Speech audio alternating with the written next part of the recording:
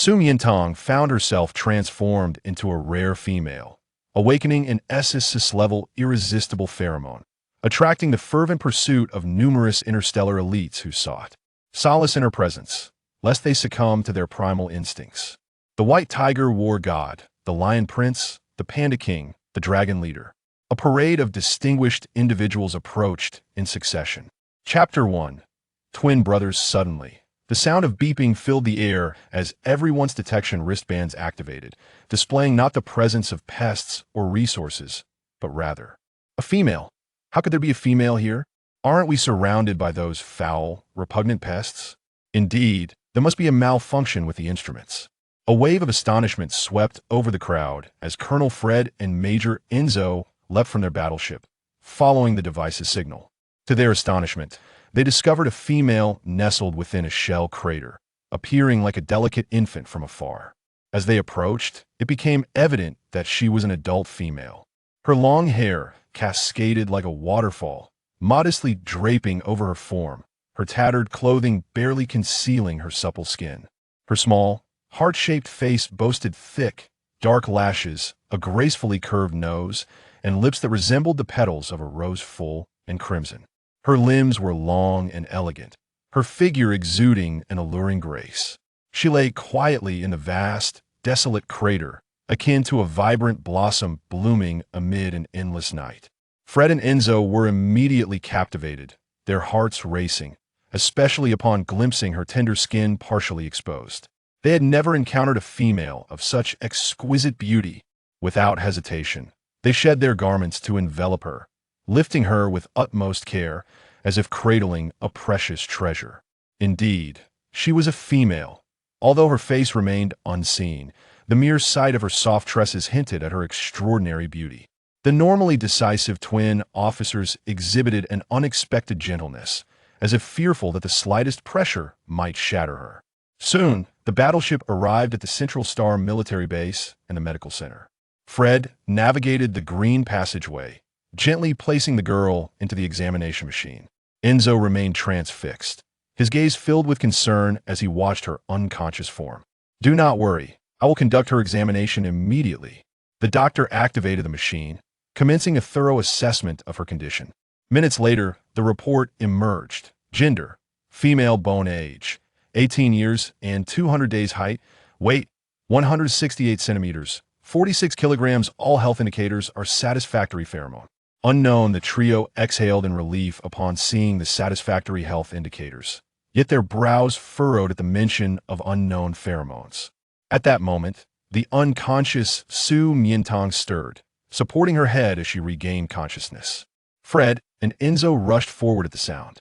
She slowly opened her eyes, revealing a shimmering amber hue, sparkling under the lights, akin to a rare gemstone, captivating both men. Upon noticing them, she was momentarily taken aback. Two remarkably similar, handsome faces loomed close, their deep features resembling Hollywood stars portraying superheroes in Western films. Had she merely conducted an experiment that exploded, flinging her abroad? She shook her head, confirming it was not an illusion. "Apologies, esteemed female, for our reckless actions that have disturbed you. May I inquire how you feel? Do you require us to vacate the medical ship to allow you to rest?" "Female? Medical ship?" Su Miantang gazed at them, her mind swirling with questions. She noted that the two men not only bore striking resemblances, but were also clad in military uniforms, their imposing figures accentuated by the sharp lines of their attire, exuding confidence and vigor. "And who might you be?" The small female spoke, her voice soft and sweet, prompting them to eagerly respond. "Esteemed female, we are twin brothers. I am the elder, Colonel Fred Perez of the Eagle Special Operations Team. I am the younger, Major Enzo O'Shea of the Wolf Anti-Terror Elite." So, they were twin brothers, which explained their likeness. Su Miantang was taken aback by their excessive politeness and formidable status. "Hello, I am Su Miantang." Su Miantang. The name sounded akin to a sweet, soft confection, a delightful treat, much like her own essence. A soft smile graced their faces. Realizing they might have misunderstood something, Su Miantang clarified, "Sleep, as in me, and peach blossom, as in Tang." Su Miantang. She indeed resembled a peach blossom in slumber, serene and enchanting. The smiles in their eyes deepened. Su Miantang was momentarily taken aback by the unprovoked affection radiating from them. Her gaze drifted past them, noticing a nearby bionic robot, holographic projection technology on the walls, and touch-sensitive screens. Through the window, she glimpsed mechs soaring through the sky, spaceships, planetary rings, and more, coming to an astonishing realization. She had not merely been flung abroad, but rather cast beyond Earth itself. Esteemed Miss Miantang, may I inquire who abandoned you on the pest planet? Females were already scarce in the imperial capital, each regarded as a treasure, let alone a peerless beauty such as her. Who possessed such audacity? Once discovered, that individual would face the most severe military repercussions. Fred's expression darkened at the thought. Under normal circumstances, anyone waking up to find themselves on an alien planet surrounded by two extraterrestrial beings would be paralyzed with fear. Yet Su Miantang, being a scientist, maintained a clear and rational mind at all times, in all places, and in all situations. I do not know. She feigned amnesia, cradling her head. It seems I cannot recall anything. The two men felt a pang of concern. Upon seeing the unknown pheromone, they feared her information network had suffered severe damage, and indeed, it seemed her memories had been compromised as well. It appeared that not only had she been abandoned, but she had also endured cruel torment prior to that. Enzo seethed with rage, his sharp fangs gritted, wishing to transform into a beast and rip apart the perpetrator. Then do not dwell on it. Fred kindly offered her a glass of water. Your body is still quite weak. It is not advisable to exert yourself. Thank you.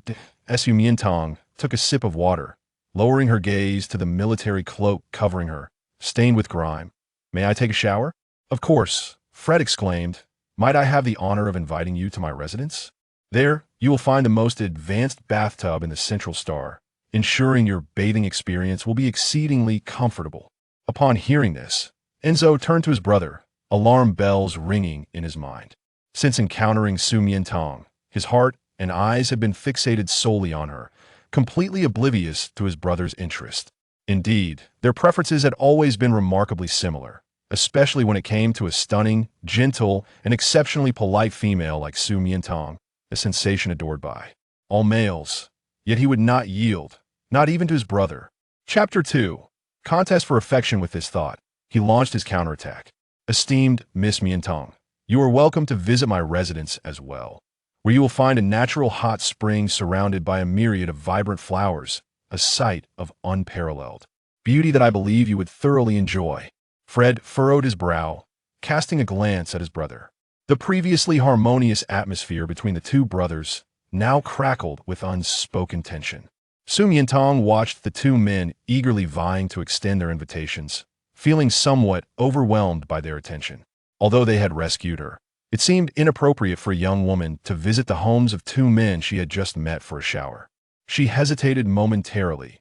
Fred, ever perceptive, sensed her discomfort and suddenly realized how presumptuous he had been, inviting a female acquaintance, whom he had barely known for a day, to bathe at his home could easily be construed as an act of lewdness under the laws of the Empire. He had always held in disdain those males who displayed sycophantic behavior before females, resembling nothing more than a servile dog. Yet, upon encountering a female he admired, he found himself exceeding even that. My apologies, I was presumptuous. I will contact the Female Protection Agency at once, he stated. All right, thank you, Su Miantang replied, nodding. However, aside from her sooty appearance, she emanated an unpleasant odor reminiscent of insect secretions, which she found utterly intolerable. I see there is a bathroom here, may I use it? She inquired. Fred and Enzo exchanged glances, then responded in unison, no. That bathroom is far too small and rudimentary to suit your esteemed status. Su Miantang was taken aback. What status do I have? It is of no concern, I am not particular. She insisted, nearly gagging from stench. In a flash, she dashed into the bathroom. Before the two could fully process her actions, she shyly poked her head out moments later. Could you kindly assist me in finding a change of clothes? Of course, the brothers exclaimed in unison. Seeing her timidly poke her head out, their hearts melted at her bashful yet earnest request. Given the scarcity of females in the Empire, Each was afforded the highest level of respect and privilege, which often bred a sense of entitlement. However, since awakening, Su Miantang had consistently addressed them with honorifics, her eyes reflecting shyness and gratitude. Each word she uttered flowed with a gentle sweetness that sent shivers down their spines. She was truly exceptional. They found themselves quite taken with her. After discovering a female on the planet Duzhongsing and bringing her to the medical center for examination, they contacted the Female Protection Agency to commence an investigation into her background. Once the formalities were concluded, their involvement should have ended, yet they were reluctant to depart, standing guard like two devoted bodyguards outside her bathroom. Upon entering the fully automated bathroom, Su Miantang noticed an automatic sensor screen on the wall. Upon gazing at it, a cartoon 3D bee emerged, flapping its wings and inquiring, "What would you like to know?" She extended her hand and selected the option for Empire Civilization. It turned out that the planet she had been blasted to was called Zhongyangxing, a centralized authoritarian realm ruled by royalty, encompassing hundreds of star systems and organizations. The technological advancements here were several years ahead of Earth, and the inhabitants bore a resemblance to evolved beasts rather than humans. Legend has it that a millennium ago, Zhongyangxing was teeming with exotic beasts that absorbed the essence of the sun and moon, gradually evolving into humanoid forms. Males developed combat capabilities and glands, while females acquired pheromones to soothe and mark males, preventing them from succumbing to madness during their mating season or heightened battle readiness. Glands and pheromones? Su Miantang found these novel terms intriguing and clicked to learn more. Glands typically reside at the nape of males, enabling females to inject pheromones and mark their partners. When marked, males experience intense pleasure, often feeling as though they might perish for bliss. These markings fall into categories: pseudo-marking, temporary marking, and lifetime marking. 1. During mild arousal or slight mental distress, a female may gently stroke a male's gland to release a small amount of pheromones, resulting in a pseudo-mark. 2. If a male is significantly aroused or in mental turmoil, a female may lick his gland to release a larger quantity of pheromones, achieving a temporary mark. 3. In the case of complete arousal or mental breakdown, a female may bite into his gland, embedding pheromones deeply within, resulting in a lifetime mark. Note: a male who is fully marked will become infatuated with that female's pheromones, pledging lifelong loyalty until death. Pheromones are unique to females, stored in a pheromone reservoir, categorized by concentration and type, ranging from grade to grade, grade, SSSS-Grade, and the historically recorded highest level, Queen Johnny's S-Grade perfume lily pheromone. Pheromones of the same grade can soothe males of equal or lower combat strength, while the highest grade can calm and mark all males. Additionally, pheromones can emit warnings, suppressive signals, or lethal concentrations, assisting females in self-defense. Note: this may be used against same-sex individuals, but due to the rarity of females in the Empire, mutual combat is strictly prohibited or one risks legal repercussions. How marvelous! Su Miantang was captivated and continued to explore further, discovering a crucial piece of information. A century ago, Zhongyangxing waged war against their arch-rival, Planet X, which shamelessly deployed prohibited toxic gas projectiles, resulting in the demise of numerous frail females. Consequently, the ratio of males to females plummeted to an alarming 1 hour 90 minutes, prompting the government to urgently enact the Female Protection Law, the 100 Articles of Female Privilege, and a polyandry marriage system to maintain societal stability. In light of this, she realized that the courteousness and concern exhibited by the esteemed Colonel Fred and Major Enzo stemmed solely from her status as a female. This brought to mind a joke she had encountered previously. A. What are you, a soldier? B. I am a master's degree holder. C. I am a doctoral candidate. D. I am a gentleman. Now, she could proudly declare, I am a lady. The distinction lay in the fact that the gentleman in the joke was a vehicle for satire, while here, it represented a genuine matriarchal society. Born as a female, she required no additional factors to command respect and receive preferential treatment from all. Merely contemplating this made Su Miantang feel elated. However, she soon awakened from her reverie. She was not included in this realm of privilege, for she was human and possessed no pheromones. Having gleaned enough information, her curiosity led her to search for the names Fred and Enzo. Their profiles unfurled before her eyes. Colonel Fred and Major Enzo are twin brothers, the youngest and most illustrious stars of the Empire's combat team, distinguished for their handsome demeanor and martial prowess. Born into a noble family with a century-long legacy, both are formidable S-Grade males and remain unmarried. S-Grade combat prowess? How impressive! Chapter 3. The Alluring Pheromones. At last, the unpleasant odor dissipated and the soot was washed away. A round, rotund robotic cart wheeled in, delivering her new attire. Su Miantang picked it up. It was a pure white dress with a square neckline, adorned with ruffles and lace detailing, exuding an ethereal and innocent charm. Fred and Enzo patiently awaited her outside. The vigor of youth. The earnest pursuit of courtship is indeed the most captivating aspect of masculinity. Before long, sounds emanated from the bathroom. The brothers lifted their gazes, and upon witnessing the petite female emerging, their eyes widened in astonishment. Amidst the steamy ambience, her lustrous black hair cascaded down her shoulders, droplets of water glistening as they rolled off her porcelain-like skin. Her eyes shimmered with a captivating glow, and her beauty was utterly enchanting, so breathtaking that they felt compelled to kneel and beseech her to be their matriarch. Even when they had first found her on Does Honksing, they had recognized her beauty, yet, having bathed, she radiated an even more resplendent allure, particularly her skin. Zhang Yangxing's proximity to the sun resulted in strong ultraviolet rays, causing most inhabitants to possess a light brown complexion. Su Miantang's fair and delicate skin was an extraordinary rarity, evoking an irresistible desire to touch and experience its velvety softness, wondering if even the gentlest pressure might leave a tender blush. The brothers felt a twinge of shame at their primal thoughts. Yet, Su Miantang smiled at them. "Thank you for the lovely dress you sent. I adore it." "You, as long as you like it." Once again met with gratitude, Fred stammered slightly, eager to do something for her. Noticing she was barefoot, he hurriedly approached her with the new shoes, kneeling on one knee.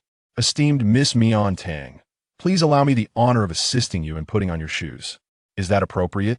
Startled by his sudden kneeling, Su Miantang was about to decline when Enzo appeared, holding a hairdryer. "Esteemed Miss Miantang, please permit me to assist you in drying your hair." Before she could finish her sentence, the two had already sprung into action. Enzo lifted her damp, flowing hair, ready to turn on the hairdryer, when a faint, ethereal fragrance of fairy wood unexpectedly wafted into his nostrils, igniting a thrill throughout his being, as if he were entranced, yearning to transform into a beast and roll in delight. When he discovered her on the poison insect star, she bore the stench of stink bugs, devoid of this enticing aroma, which resembled pheromones. However, her information sea was damaged, rendering even machines incapable of detecting it. The scent was so faint, it could not be pheromones, it must be her natural fragrance.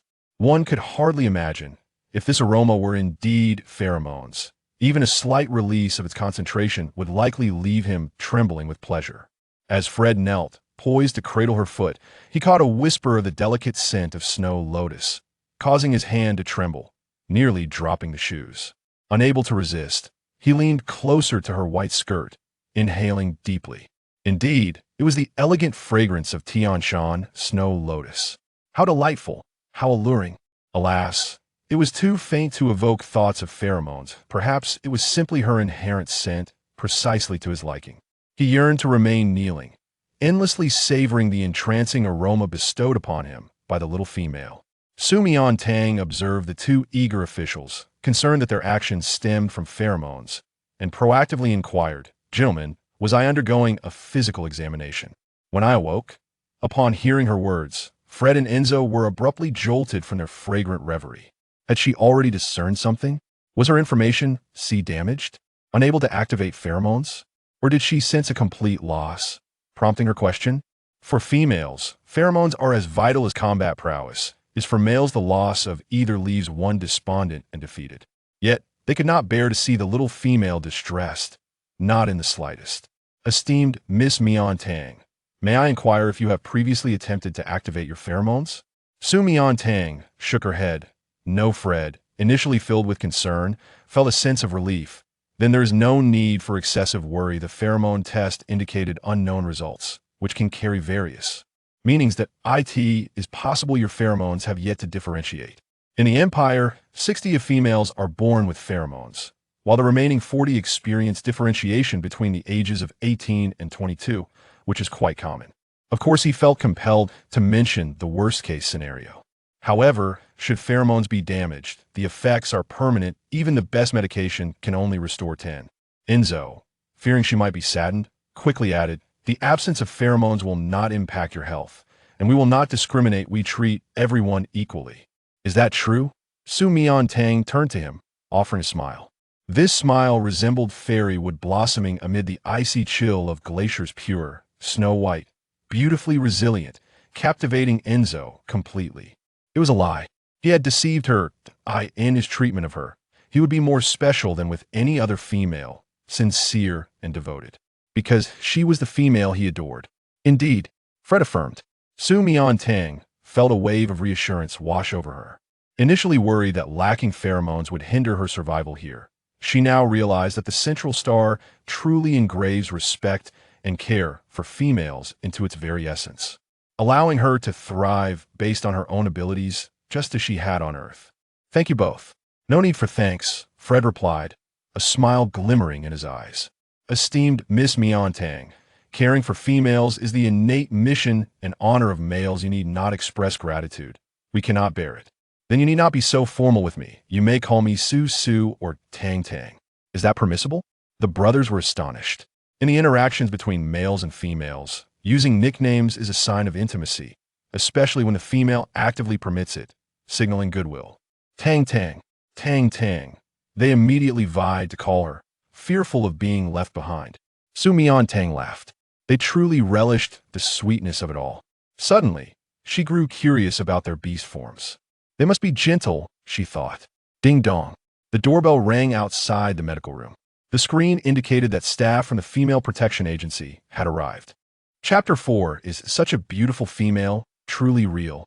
Colonel Fred reluctantly released his grip on Su Miantang's calf, while Enzo, equally enamored, tenderly caressed her wind-dried, fluffy hair that emanated a delightful fragrance, longing to bury his entire face within it and revel in its scent. Upon entering the medical room, Xiao Man, the head of the statistics department of the Female Protection Agency, was taken aback to find the Empire's most esteemed and youthful twin officers at that moment, humbly tending to a female with gentle expressions.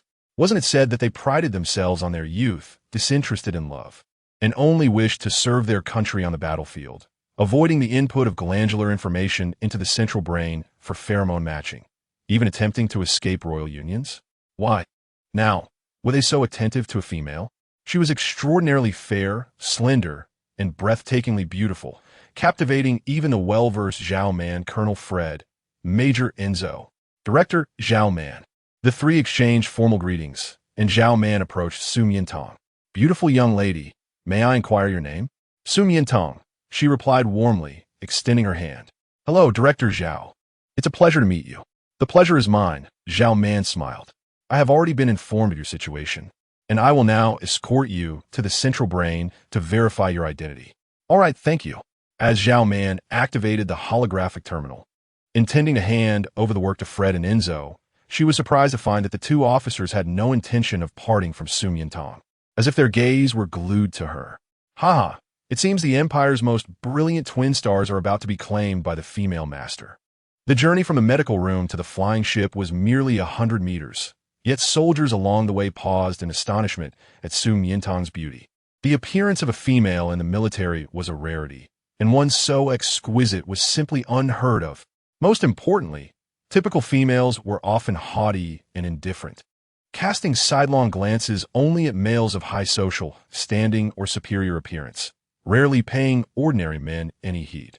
Was such a polite, gentle, and beautiful female truly real? Upon boarding the flying ship, Xiao Man engaged Su Miantang in conversation. Fred and Enzo, unable to hear, stood by the window, admiring the scenery outside. They had never realized how beautiful the central star was, the sky so blue, the clouds so white, the air so fresh, and their spirits so uplifted. All of this was due to the presence of one person. When I was drying Tongtong's hair, I caught a whiff of the fragrance of the fairy wood, my favorite scent. Enzo could not help but boast, while Fred looked somewhat astonished. Are you certain that it isn't the scent of the Tian Shan snow lotus? Of course, how could I mistake my favorite fragrance? Brother, you've forgotten that a wolf's sense of smell is the most acute. I haven't forgotten, but I also wouldn't confuse the scent of the snow lotus. It is not only fragrant, but also beautiful. The last 3 words seemed to imply something. Following his gaze, Enzo spotted the radiant Su Miantang, realizing that his brother was determined to compete for her affections. However, it mattered little. He had never lost a competition. Fred appeared to sense his emotions, giving a slight snort, tinged with disdain, as if to say, "You are still my younger brother." At the Central Brain Information Department, Xiao Man addressed Su Miantang. "Miss Su Miantang, please step forward to the detection machine. The system will scan your iris information to display your identity." Before she could finish her sentence, she gasped in shock and covered her mouth. How could this be? Fred and Enzo quickly approached to see the central brain screen boldly displaying the words, "No such person." They were simultaneously astonished and furious, while a hint of greedy desire stirred within them. It was shocking that every individual's information in the Empire was recorded in the central brain, yet hers was absent. They were enraged at the thought that this could perhaps be due to her being abandoned, abducted, or hidden and mistreated since birth. The greed stemmed from the realization that since there was no information about her, it indicated she had no family, no male companion, and now, no memory. Did this mean that they would become her closest companions from now on? Seeing their reactions, Su Miantang surmised the situation. Being a person from Earth, it was normal that there was no information about her here. Would they question her next? Could she continue to feign amnesia and evade the issue?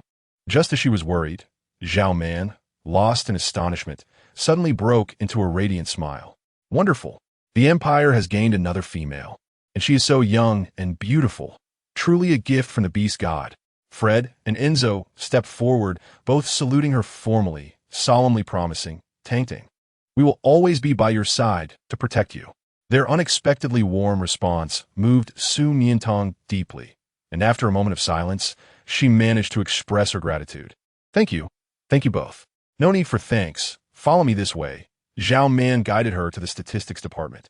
"Next, I will record your identity information, officially making you a part of the Empire. All right? All right." Su Miantang nodded, cooperating as she provided her iris, fingerprint, and other information, which was duly recorded and entered into the central brain. The Female Protection Agency also generously arranged housing, living expenses, and a brand new holographic device for her. "Do you have a health report?" "Yes." Fred handed over the freshly generated report to Xiao Man, who joyfully accepted it. Fantasizing about the noble status and fragrant pheromones such a beautiful female would possess, only to find the relevant section marked unknown, her expression freezing in disbelief. When she looked back at Su Miantang, her eyes now held a hint of pity and regret. The uncertainty surrounding her pheromones meant that the treatment she would receive in life, as well as her choices in mate selection, would be significantly inferior to those of typical females. Thus, the Female Protection Agency would need to extend even more care to her. After completing the information entry, she manually set a 3-month protection period. "All right, now I will take you to tour your new home." "There's no need to trouble Director Xiao," Fred interjected, taking the key, while Enzo picked up the items just distributed. "We will handle the rest." Xiao Man paused, nodding in acknowledgement. She hadn't anticipated their enthusiasm despite her lack of pheromones. It seemed they truly liked her. Su Miantang had assumed that the accommodation arranged by the Female Protection Agency would be a temporary shelter, yet to her astonishment, it turned out to be a charming villa. Chapter 5 Years turned red. The villa boasted 4 stories, fully equipped with intelligent home technology, voice control, automatic sensing, and advanced sensor systems, among other features. Through the central display screen, she could see the entire layout of the rooms, and a delightful little B-shaped robotic butler buzzed around the hall. The futuristic design left her utterly captivated. Yet, Enzo appeared somewhat dissatisfied, declaring the place too simplistic. Fred furrowed his brow, saying, "Taming, if you do not like this place, I can purchase you a fully equipped estate." "An estate?" She was bewildered by the world of the wealthy. No need, this place is quite good. What do you require? We can fulfill any need. Requirements? She pondered for a moment. I have amnesia and have forgotten many things. If you are willing to share the affairs and conditions of this country, I would be immensely grateful. Affairs and conditions? It was rare for a female to express interest in such topics. No male could refuse such a request, as it was precisely their area of interest and a splendid opportunity to showcase their talents. They eagerly nodded, sitting beside Su Miantang, and began to speak animatedly, sharing until nightfall, reluctant to leave. How swiftly time passed. It felt fleeting for the two brothers. Tang, we must take our leave. Good night, Colonel Fred, Major Enzo. Su Miantang mimicked their gestures, performing a graceful bow that made both men's hearts skip a beat, causing them to forget even the most basic farewell. Upon returning home, her mind was filled with the beautiful moments spent in their warm company, and a silly smile occasionally graced her lips, making it impossible for her to focus on anything else, let alone sleep. That night, as the patrol team passed near the Jiuqing Villa area, they were astonished to detect two unusually potent male pheromones emanating from a villa, with their detection equipment indicating military-grade combat capabilities. The villa was surrounded by barriers, preventing anyone from entering, who resided in that villa to warrant the personal oversight of two high-ranking military officers. The following morning, as Su Miantang opened her door, she was greeted by the long-waiting Fred and Enzo. They leaned casually against the airship, cradling large bouquets of begonia flowers. Behind them stood a group of workers, methodically unloading furniture, decorations, clothing, and other daily necessities from the ship's hold. Upon seeing her, they all bowed in unison.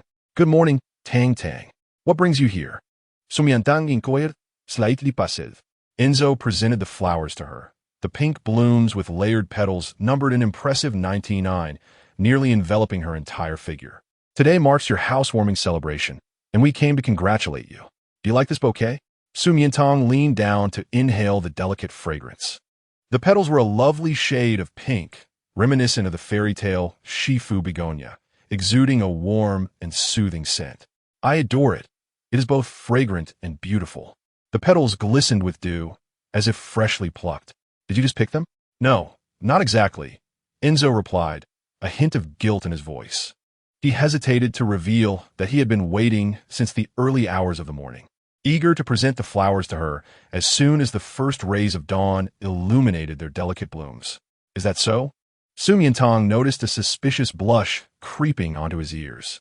She leaned closer, her warm breath cascading over his slender neck. What else with your ears?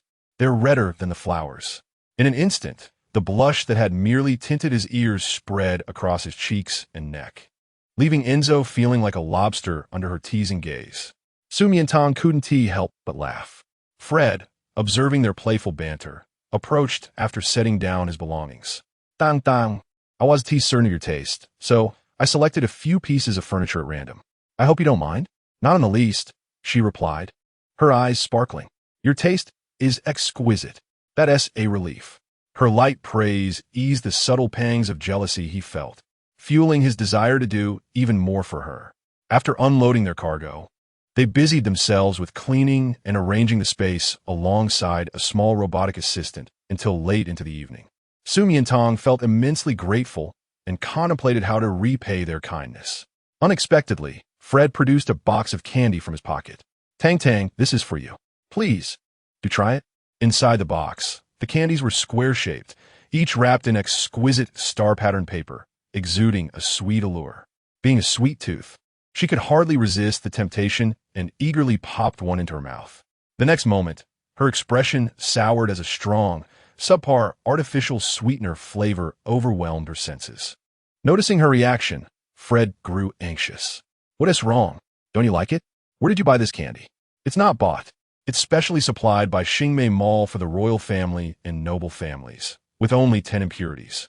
Xingmei Mall? Royal supply? Just this? She couldn't believe it. Do you have any other kinds of candy? Other kinds? Fred and Enzo exchanged puzzled glances, as if to say, candy is candy. What other varieties could there be? Su Miantang understood the situation. In the entire Central Star, there was only this type of candy differentiated solely by impurity levels. The range for commoners was between 20 to 40, while the royal court maintained a level below 20. As a person who relished sweetness, she found this entirely unacceptable.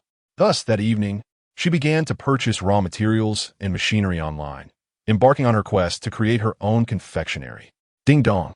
Just as dawn broke, a message arrived on her communication device from Fred and Enzo. Fred, Tang Tang, I procured a batch of flower seeds. May I plant them in your garden? Enzo, Tang Tang, I've crafted a gift by hand. May I present it to you? Of course. Coincidentally, I have a surprise for you as well. A surprise? Specifically prepared for them? The two brothers were taken aback and filled with anticipation. How could there exist a female as wonderful as her? The imperial twins were simultaneously pursuing a single female. The rumors reached the countess's ears, and she could hardly believe that her own sons were the subjects, especially since they had previously dismissed even Princess Xiao. To be cautious, she decided to inquire, only to receive a confirming answer. Chapter 6. Surprise what? Fred, Enzo, have you lost your minds? Countess Joy exclaimed in shock. You would rather pursue an ordinary female without pheromones than accept the advances of the pheromone-imbued princess? Mother, you don't understand her, Fred insisted. She is not an ordinary female. She is the most extraordinary female in the world. Enzo added, indeed, I have never encountered anyone more captivating than her. Joy retorted, what a frighteningly foolish notion. What allure can a female devoid of pheromones possess? Sons, I urge you to be rational. I've heard she is beautiful, which is undeniably alluring, but Princess Xiao is no less so, and she has repeatedly expressed her desire to have you as consorts. If you continue to resist, you risk incurring the wrath of the royal family, even the law, with dire consequences. Regarding high-ranking females, there are special provisions in marriage law due to their extreme scarcity, granting them the right to marry any male of equal or lower rank. Violating this law incurs severe penalties. Princess Xiao happens to be of such rank. However, typically no one opposes this. All males usually covet such females, except for the twins. Their disinterest stemmed not only from personal preference, but also from the fact that Princess Xiao would confine marked consorts to the harem for her amusement, forbidding them from venturing out or working. Over 100 males had already lost their jobs due to this. From the moment they entered the military, they vowed loyalty to the empire, making it impossible for them to abandon their commitment for the sake of marriage. Even if it means violating the law and facing severe consequences, I will not agree, Fred declared, his brow furrowed. Nor will I, Enzo echoed, equally indignant. You both. Joy was left breathless with frustration. True to their nature as twins, they shared remarkably similar personalities and preferences. You may disregard the law, but what are your physiological responses? How will you resist? Fred, I recall the doctor mentioning your estrus period is next month, correct? Without the pheromones of an equal-ranking female, how will you endure? The heat of a male estrus is formidable, particularly for those of higher rank. Without matching pheromones to soothe them, they can be driven to a state of torment. I can take suppressants, Fred asserted. Suppressants? You may manage to use them temporarily, but can you sustain that for a lifetime? The current market suppressants only provide fleeting relief and come with severe side effects. Each use accelerates the onset of the next estrus, and long-term use is akin to drinking poison to quench thirst.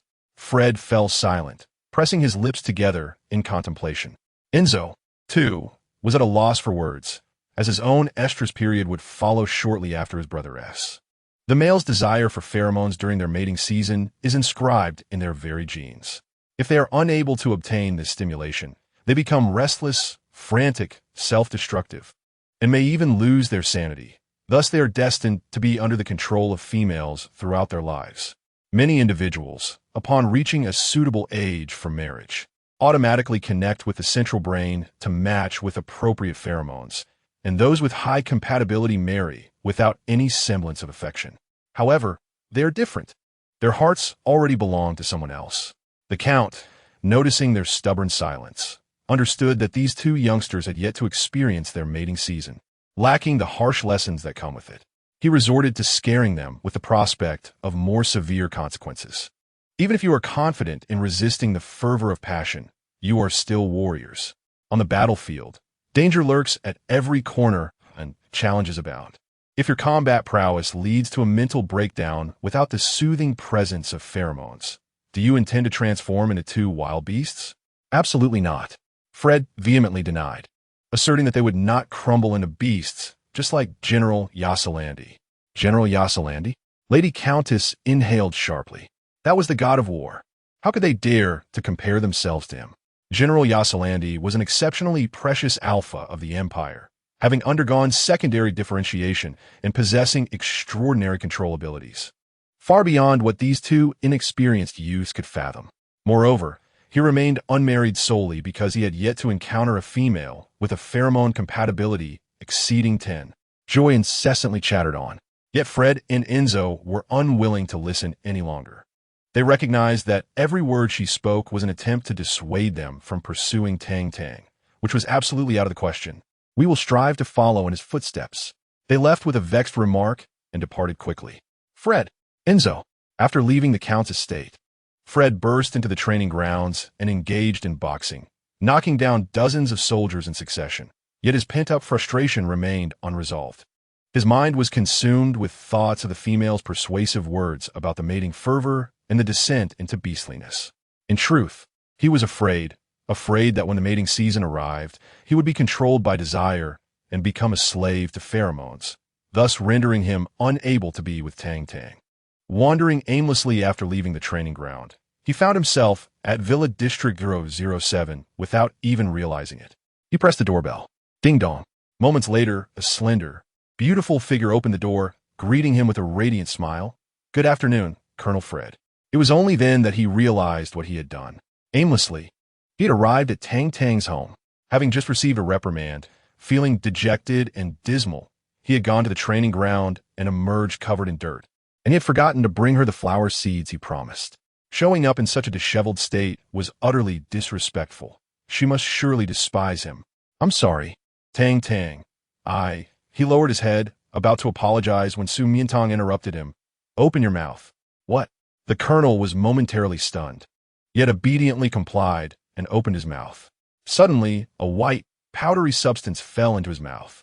Tentatively chewing, an unparalleled sweetness erupted on his taste buds, akin to 100 pieces of pure candy condensed together, yet free of any odd flavor, with a texture that was neither hard nor coarse, but soft and fluffy. Fred's lingering bitterness and melancholy were completely dissolved by this piece of candy, and even his dull eyes sparkled with light. What is this? Fred had never encountered anything like it before. What is it? It's candy that tastes like cotton. Come here. She pulled him into the kitchen, unveiling the results of her night-long experiment. On a beautiful platter lay an array of colorful candies, with flavors of apple, banana, strawberry. This is the surprise I want to give you. Do you like it? MMM. Fred nodded eagerly like a little eaglet pecking at grains. He liked it. He adored it. He never anticipated that Tang Tang would create her own candies, and their flavor surpassed the purest sweets in the universe by 1,000-fold. She was truly a treasure of a female. Tang Tang, you are amazing. Chapter 7. Transforming into Beast Form. What's so special about this? Su Miantang smiled fondly. For her, as a scientific researcher, creating little snacks and candies was merely child's play. If you like them, I'll give these to you. You can come find me whenever you want more. She handed him a beautifully packaged box of colorful candies. It was the first time Fred received a gift from a female, and it was so exquisite and precious. He cradled it as if it were a treasure, carefully placing it in the pocket closest to his heart, filled with gratitude and emotion. These candies were like boundless courage, shattering the entanglements and cowardice that surrounded his heart. He feared nothing as long as he could be with Tang Tang. Every obstacle could be overcome. Tang Tang, do you like small animals? He could hardly contain his eagerness to demonstrate his loyalty. Small animals? I do. Su Miantang was puzzled by his sudden question. That's good. The next moment, a powerful gust of wind swept through, forcing her to shut her eyes as her long, wavy hair flew wildly. Upon reopening her eyes, she was astonished to see that the handsome colonel who had stood before her moments ago had transformed into a massive golden-feathered eagle, one of the largest and most formidable birds of prey on the planet.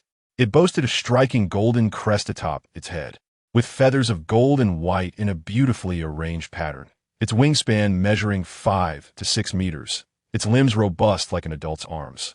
and its claws sharp and gleaming, glinting with a metallic sheen, as if it could easily crush a human skull. Su Miantang. Although she already knew that the inhabitants of this planet possessed dual forms and could transform into beasts, witnessing this scene still startled her considerably.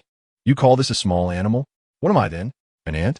The aggressive, golden-feathered eagle gently lowered its body before her, extending its wings, as if to submit to her or invite her to mount it. She doubted her understanding. How could a colonel commanding heavy troops allow her to ride on his back? Yet his demeanor suggested otherwise. Seeing her hesitate, he appeared somewhat hurt, as if doubting his worthiness. She hurriedly asked, "Are you inviting me to ride?" He nodded his golden crest. Su Miantang incredulously lifted her foot and cautiously stepped onto his wing. Tang Tang, hold on tight. Feeling the light weight of the little female on his back, Fred's eyes sparkled with satisfaction and joy, and he soared out of the villa. Her body suddenly lifted off the ground, and Su Miantang clung tightly to his neck in fright, just as she worried about falling due to the speed of flight. She caught sight of the breathtaking scenery of the planet below. Starting from Villa District 009, following the winding magnetic levitation track that spanned the planet, she beheld the majestic Super Sky Hall, the towering skyscrapers, the sparkling Tai Nung Crystal Station, the vast spaceports, the bustling aerial amusement parks, and the opulent royal palaces.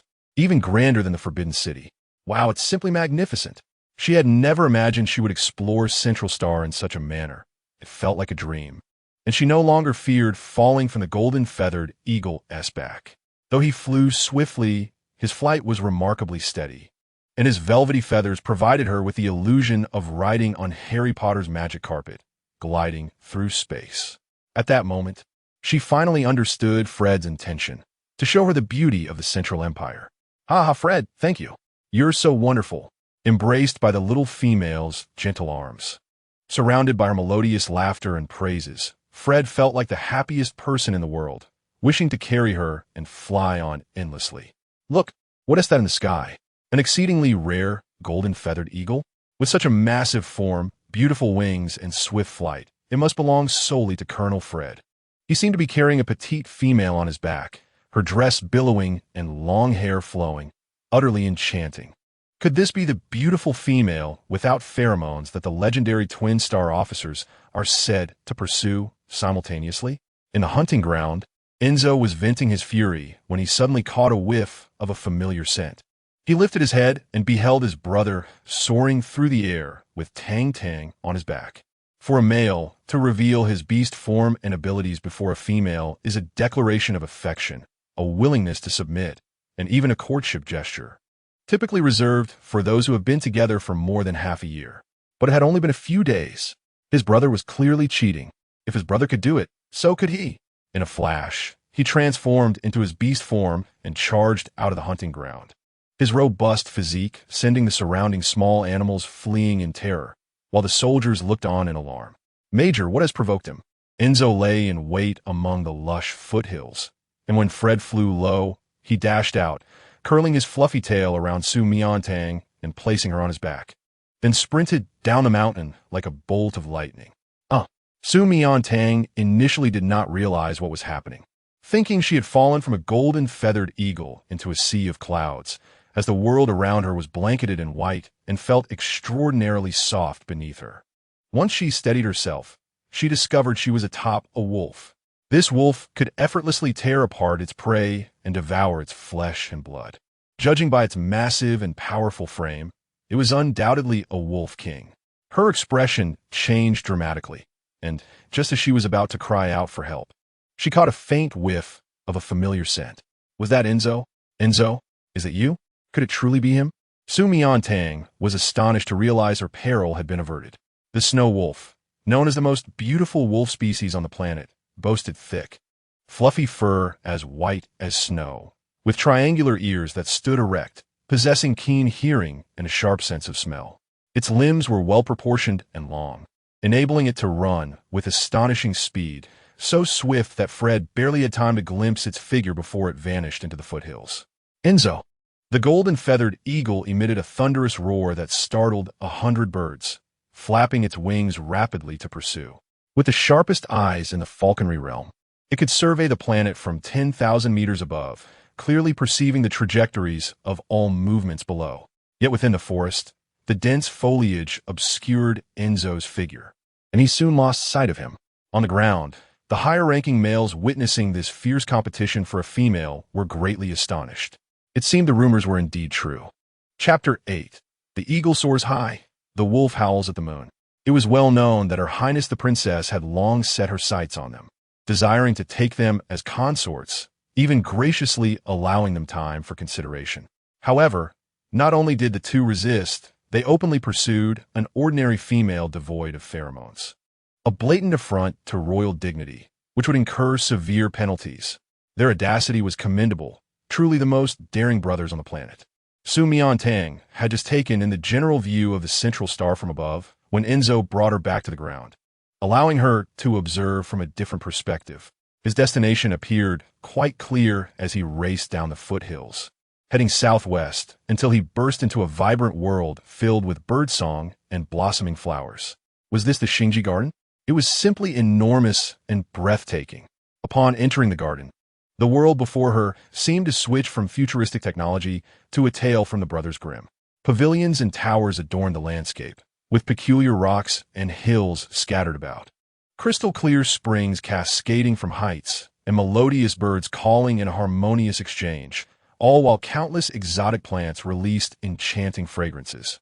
A gentle breeze stirred, sending a flurry of flower petals dancing through the air, showering them both. A person and a wolf traversed this ethereal realm. There were jade vines resembling clusters of water grapes, the hellish flower, mandrake, and the toad lily. Su Miantang, like a child brimming with curiosity, touched this flower and sniffed that plant, her excitement palpable. Enzo, aware of her delight, slowed his pace, allowing her to indulge in her exploration. For reasons unknown, despite earlier feeling vexed and irritable due to the female's remarks, his mood had transformed into one of tranquility and contentment, simply by witnessing Tang Tang's smiling face. Hearing her voice and sensing her joy, this sensation was miraculous. It felt as though pheromones were unnecessary as long as she was by his side. As they wandered through the Xingji Garden from dusk until sunset, and ultimately into the night, Enzo led her to an exquisite cliffside vantage point to gaze at the stars and the moon. Emerging from her enthusiasm for the rare flora, Su Miantang began to observe the striking snow wolf before her with newfound seriousness. The more she looked, the more she found herself enamored, unable to resist the allure of such a fluffy, snow-white creature. "May I pet you?" she asked politely. Upon hearing her request, Enzo felt an overwhelming shyness, nearly burying his head in his fur. When he and his brother had introduced her to their world, they had deliberately avoided certain basic biological knowledge regarding males and females, leading her to be unaware that only his female master could touch or play with his beast form, typically during courtship or intimate moments. Her innocent inquiry struck him profoundly. Seeing his reaction, Su Miantang assumed he was hesitant. "Do you not wish to?" No. He was eager, more than willing. From the very first moment he laid eyes on her on Poison Insect Star, he had declared her his one and only female master, though he had never experienced intimacy before. Nervously, he inched his head closer to her. Sensing the moment, she joyfully wrapped her arms around him, eagerly petting his fur, which was as thick and plush as she had imagined, with a slightly firm exterior and soft, cotton-like insides. "So comfortable and wonderful," she exclaimed, leaning in to nuzzle against him. The petite female remained blissfully unaware of how suggestive her actions were, nor did she recognize the misinterpretations her words could provoke. The snow wolf, ravaged by her playful touches, felt a delightful thrill, its heart racing. If he were to transform into his human form now, his skin would be flushed as if scorched by fire, and his body would be immobilized by physiological reactions. Her hands were so soft, her body fragrant, and her voice melodious, igniting visions of intimacy. Just as he was immersed in this bliss, eyes closed in enjoyment, Su Miantang suddenly paused. "I want to play with you for free. I will pay." Enzo, what did she think of him? He was not that kind of male. Oh no, it must have been his brother's earlier provocation that caused him to reveal his form and lead Tang Tang to misunderstand. After all, Which inexpensive male would reveal his beast form just days after meeting a female to entice her? Wasn't he that blatantly inviting her to play without consequence? What was this? His ears twitched in confusion. What is it? Try a piece, and you will know. Su Miantang produced a morsel and tossed it into the air. Enzo instantly caught it with agility, curiously biting into it, and his eyes sparkled with wonder. He let out an excited howl. It was simply too sweet, too soft, and utterly delicious. Ha ha ha. Su Miantang found his reaction amusing, laughing so hard she nearly fell to the ground. Realizing he had lost his composure, Enzo quickly covered his mouth with his paw. How embarrassing. This was not the reaction expected of a wolf. He resembled a dog rewarded by its master. Su Miantang saw through his thoughts and gently rubbed his head. It's all right. This is a surprise I prepared just for you. I'm delighted that you enjoy it so much, and I think howling is incredibly cool. Really? Truly? Did she not think it was juvenile? Yes. Can you stand on the cliff and howl at the moon like in a hologram? I have only seen such cool images in books before. I wouldn't want to miss witnessing it in person. Enzo nodded, extending his limbs as he approached the perilous edge of the towering cliff. He raised his splendid head towards the immense full moon suspended in the sky and let out a long howl. The pack of wolves stood on the rocks and in the ravines, gazing up at their king. Meanwhile, Fred, hearing his brother's call, swiftly soared over. He swept across the forest's expanse, stirring a brisk, chilling wind that startled countless weary birds returning to their nests, all flapping their wings as if faced with a formidable threat.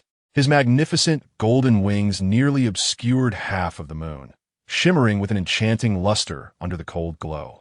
As the eagles soared high and the wolves howled at the moon, the pitch-black night enveloped the vast and majestic wilderness, resembling a breathtaking masterpiece that left one in awe.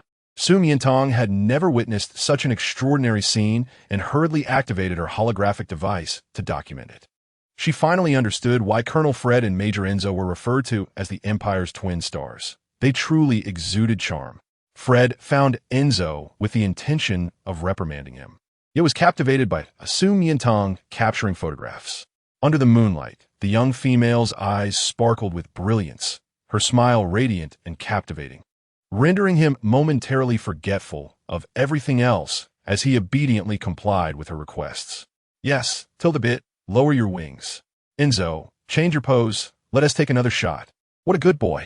Wait, I'll set up for a selfie with the three of us. Chapter 9.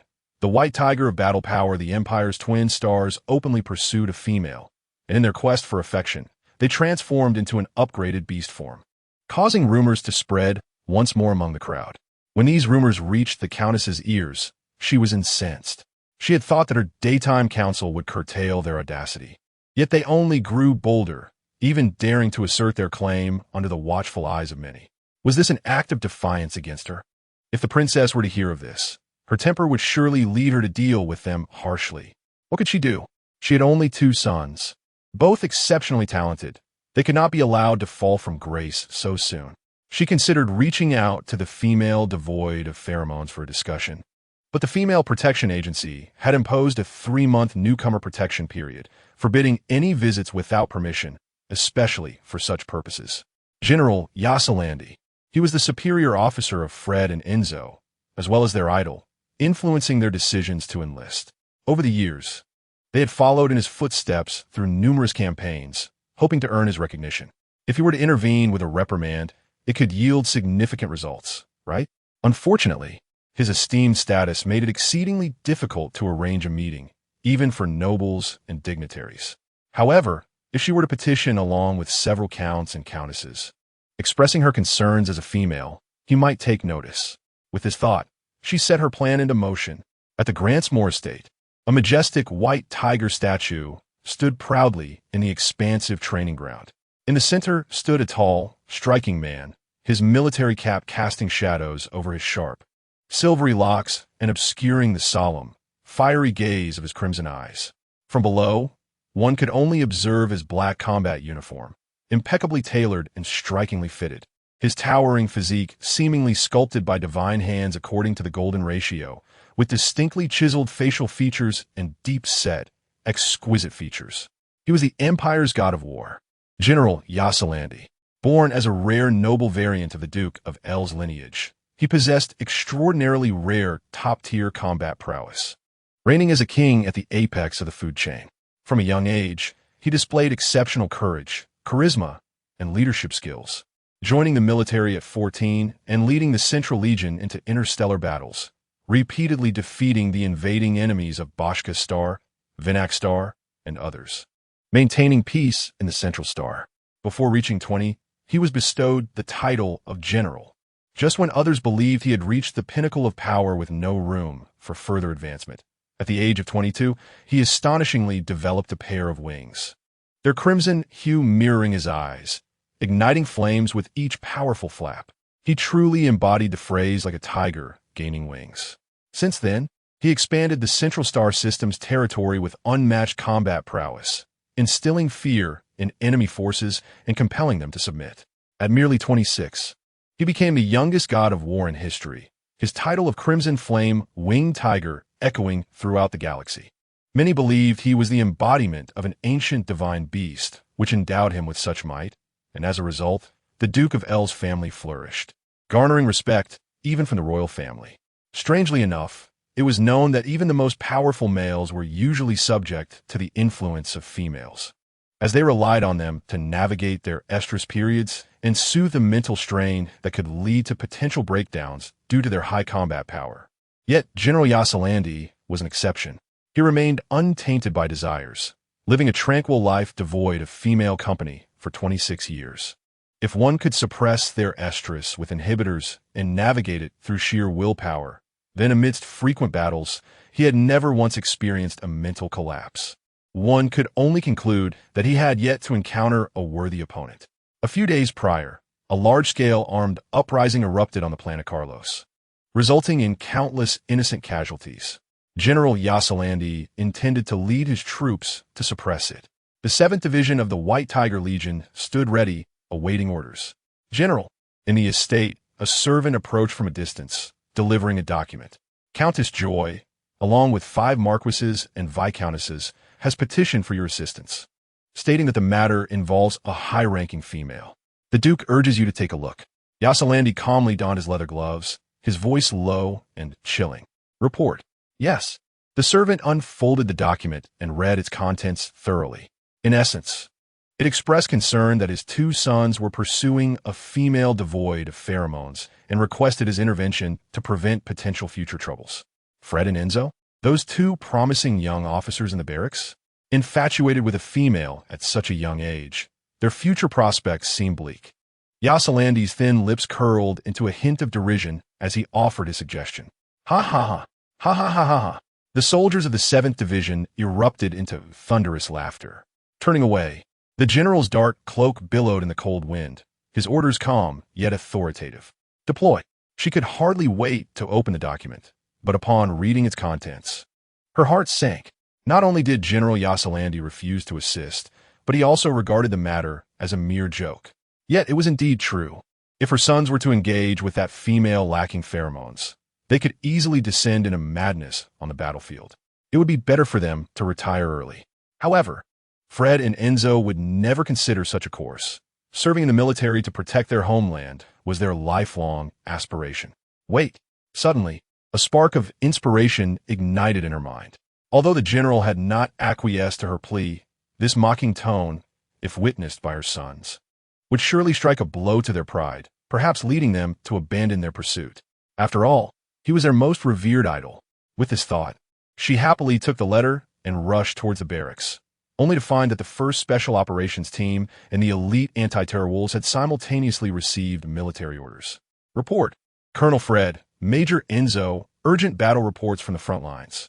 The planet is seizing upon a large-scale armed uprising on Carlos, kidnapping hundreds of thousands of citizens, coercing General Yasalandi to the desolate planet, intending to unite with the leaders of Bashka Star, Vinak Star, and other 16 planets to collectively eliminate the god of war.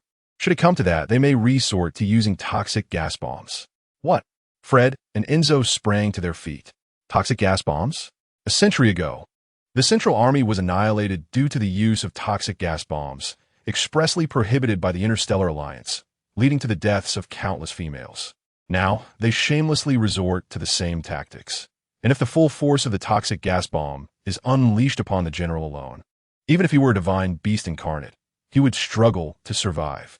Chapter 10, the Ministry of Military Affairs urgently ordered commanders to lead the 1st Special Operations Team of the Eagle Division and the Elite Anti-Terrorism Team to the battlefield at once. Upon encountering General Yassilante, they must persuade him to withdraw, for it is unwise to sacrifice one's life for the sake of a city and its inhabitants.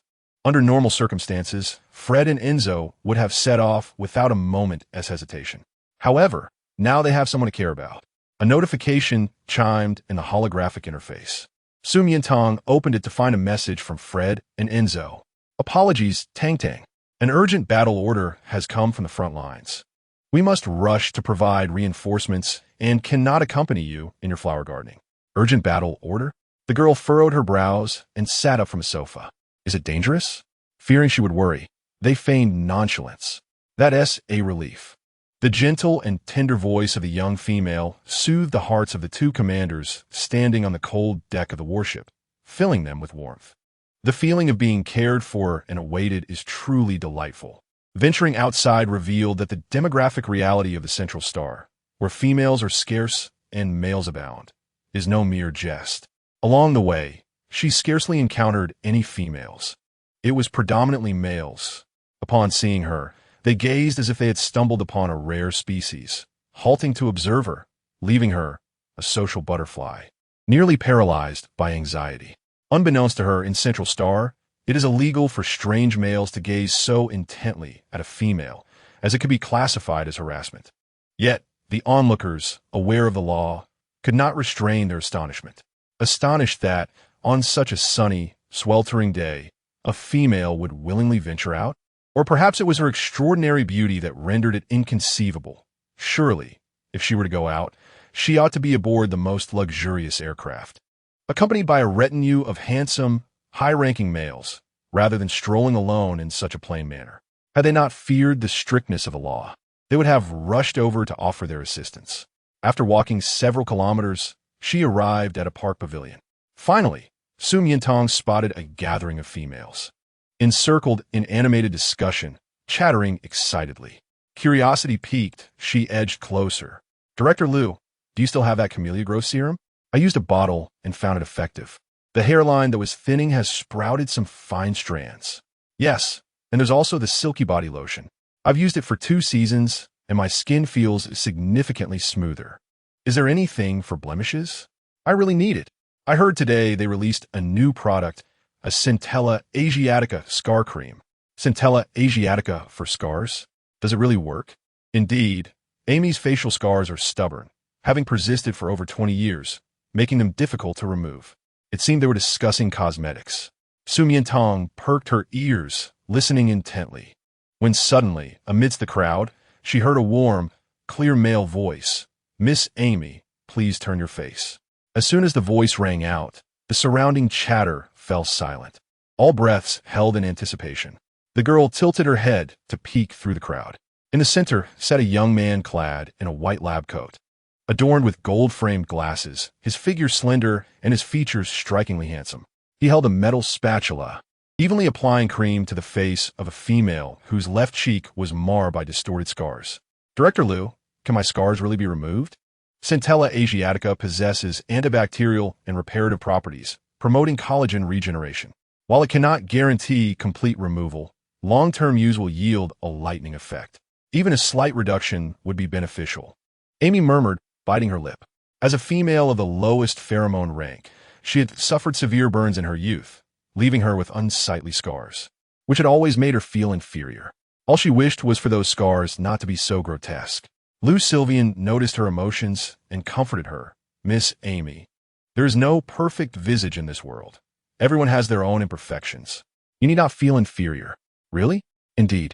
Before he could finish, Su Miantang was suddenly jostled from behind by a hurried female, causing her to lean forward and collide with the metal spatula in the young man's hand.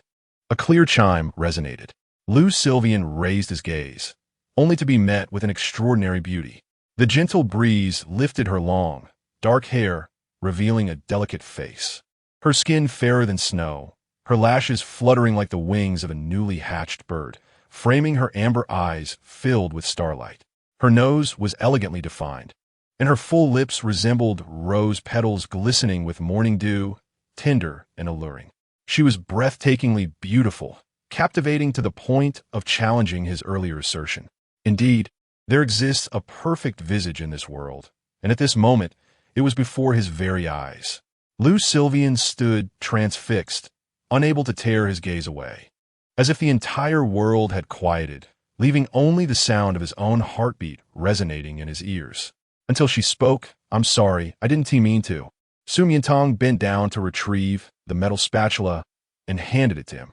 Only then did Lu Sylvian realize how he had lost composure, staring unabashedly at a stranger for over 10 seconds, an action that could warrant legal repercussions. In over 20 years, he had never acted in such a manner. "Apologies, miss. Please forgive my rudeness." He rose and solemnly offered her an apology. Su Miantang looked puzzled, unsure of how he had offended her. Yet her attention was drawn to a vibrant red phoenix tail flower, surrounded by a dazzling array of stars. The sudden commotion also caught the attention of the surrounding females. "Heavens, you are stunning. How is your skin so fair and flawless, without a single blemish, resembling the finest mutton fat jade? Your hair is so long and dark, so silky. Under the sunlight, it seems like a glowing satin. Your eyes are amber, akin to two radiant gemstones. It's exceedingly rare." Their conversation quickly shifted from cosmetics to her, a tidal wave of compliments overwhelming Su Miantang, leaving her somewhat bewildered. Chapter 11 Self-Strategy. Lu Sylvian stood at the periphery, observing her wide-eyed innocence, pure and somewhat oblivious, creating a stark contrast to her vibrant, alluring exterior, the deep violet of his pupils betraying a hint of amusement.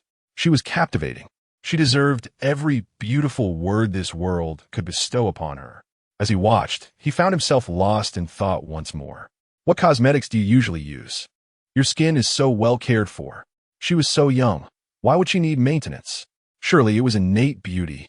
"Are you the cherished gem of some esteemed aristocrat or a powerful mogul? I've never seen you before. What does your pheromone smell like? What rank is it? It must be exquisite and noble." Faced with a barrage of inquiries, Su Miantang chose to silence them all with a single statement. "I am an orphan and possess no pheromones." As soon as the words fell, the surrounding chatter instantly ceased, leaving the females in stunned silence, jaws agape in disbelief. She appeared so noble, so beautiful, yet was an orphan without pheromones? Glancing behind her, she had no mode of transportation, let alone any males accompanying her. Surely it couldn't be true? Are you jesting? But Su Miantang remained unfazed. There were only two possibilities. One, she was a female of a higher rank. But as an exceptional female, the only higher rank was that of the Empire's precious females, each recorded, and none bore her visage. The second possibility was that she indeed had no pheromones. Only the latter remained. Su Miantang nodded. She never spoke untruths. Lacking pheromones, SL's long eyelashes drooped slightly, partially concealing the glimmering light in his eyes, while the faint smile that had just emerged gradually solidified. They inhabited different worlds. It was time for him to depart. Remaining here would make it increasingly difficult to refrain from stealing glances at her. Unexpectedly, before she could utter a word, he left, passing her by without a single glance, seemingly disinterested in conversation. "Hello," she was about to follow, but was restrained by a group of females beside her. "Enough. He is not a male you can covet. It's best to let it go." Moments ago, the females had looked at her with envy and admiration, but now their eyes were filled with pity. He was the sole heir of a prestigious family with a century-long legacy, an exceptionally rare level male within the Empire, and he approached mate selection with a rational and objective mindset. Even we would not dare to entertain thoughts of him, let alone you. Indeed, do not be deceived by his gentle demeanor and approachability, which may seem like a willingness to assist. It is merely because we are females that he extends such special consideration. Males like him, excelling in every aspect, would only pair with females of equal standing to ensure emotional stability, superior genetics, and the continuation of family lineage. It would be futile, no matter how beautiful you are. Without pheromones, he would politely decline any advances. Su Miantang felt as though they had misunderstood her intentions. She merely wished to engage him in conversation to inquire whether he was affiliated with the National Academy of Sciences, to gain insight into the scientific standards and operational methods here, and to assess her prospects for reemployment. What was his name? Was he part of the National Academy of Sciences? Was he providing experimental products for you? She posed 3 questions in quick succession, but the females present shook their heads in unison, deeming her stubborn and unworthy of further persuasion as they dispersed. Su Miantang sensed their misunderstanding had deepened and chose not to pursue the matter further. She turned to the level female with a disfigured face marked by twisted scars and asked, "Were your scars caused by burns?" Yes, indeed. It had long reached maturity, and applying topical repair ointments had become largely ineffective. Intervention through laser surgery or Botox injections was necessary. What? I looked bewildered, unable to comprehend the terminology, laser and Botox? Walking? So close. Curiosity piqued, she followed. As LSL walked, he suddenly sensed someone trailing him. Focusing his gaze, he caught a glimpse of a slender figure reflected in the glass of the opposite building. Was it her? In an instant, his previously calmed heartbeat surged uncontrollably once more. Surely she was merely passing by, not truly following him?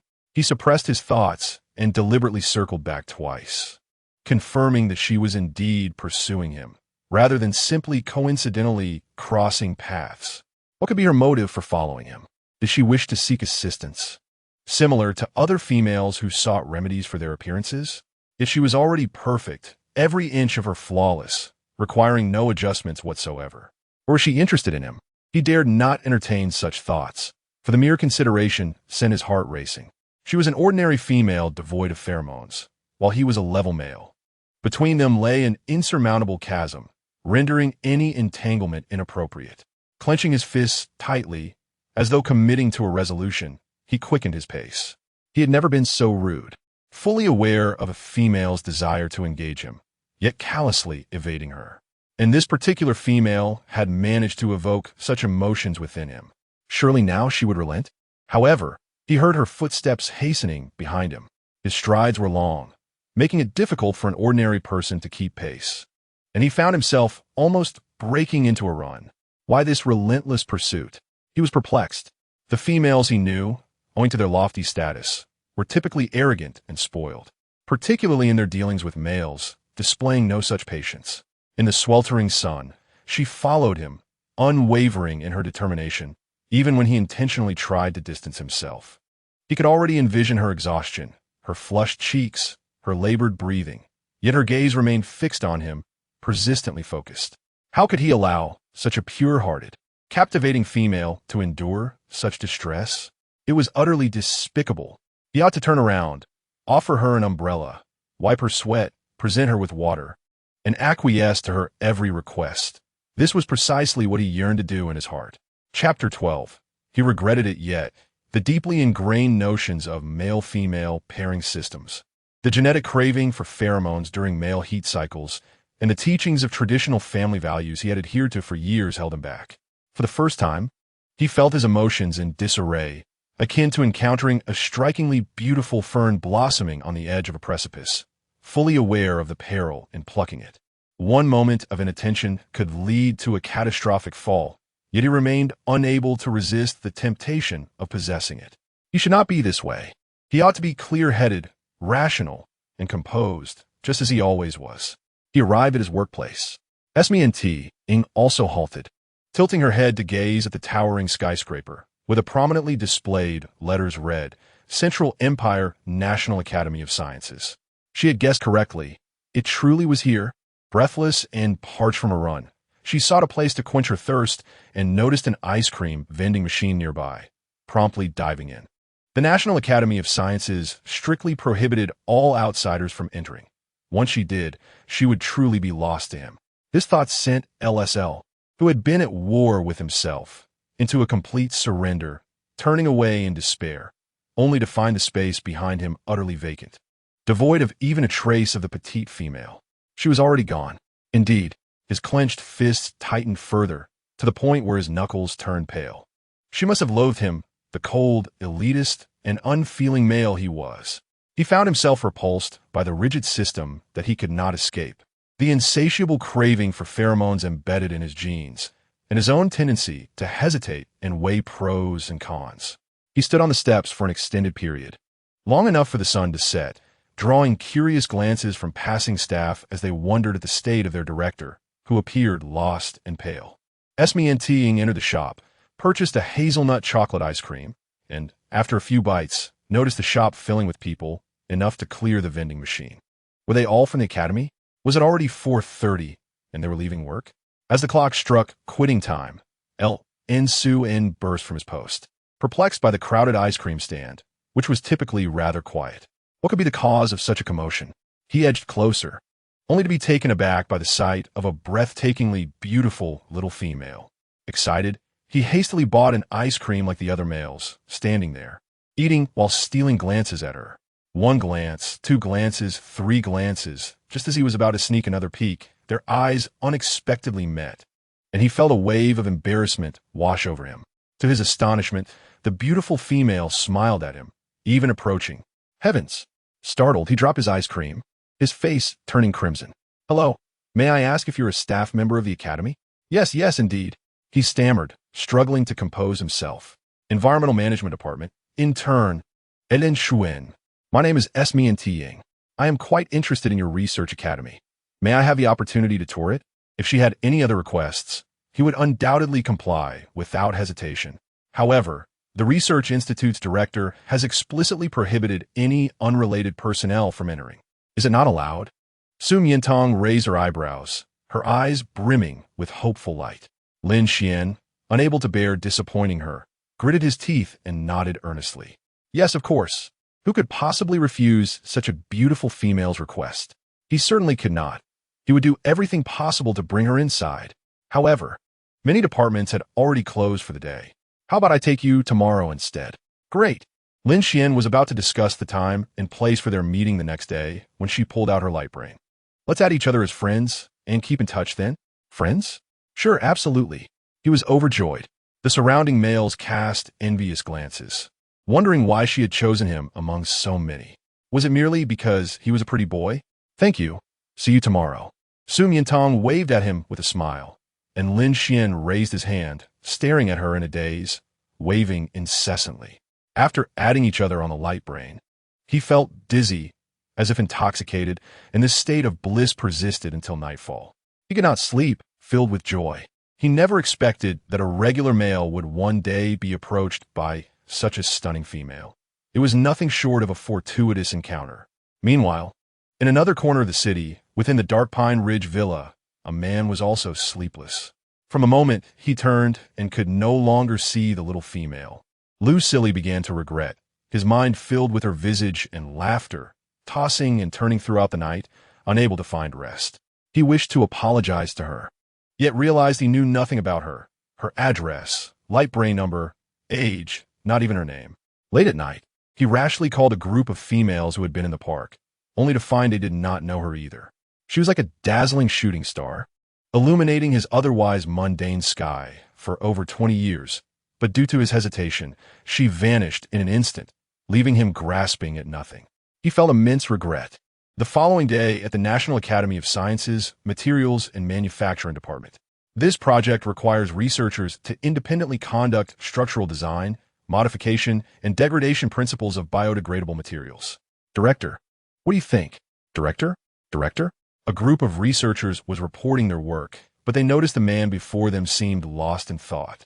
This was the third time today. They exchanged bewildered glances. The director, an esteemed male of high rank, usually exuded abundant energy and a calm demeanor, unlike now, with dark circles under his eyes and an air of agitation, as if he hadn't slept all night.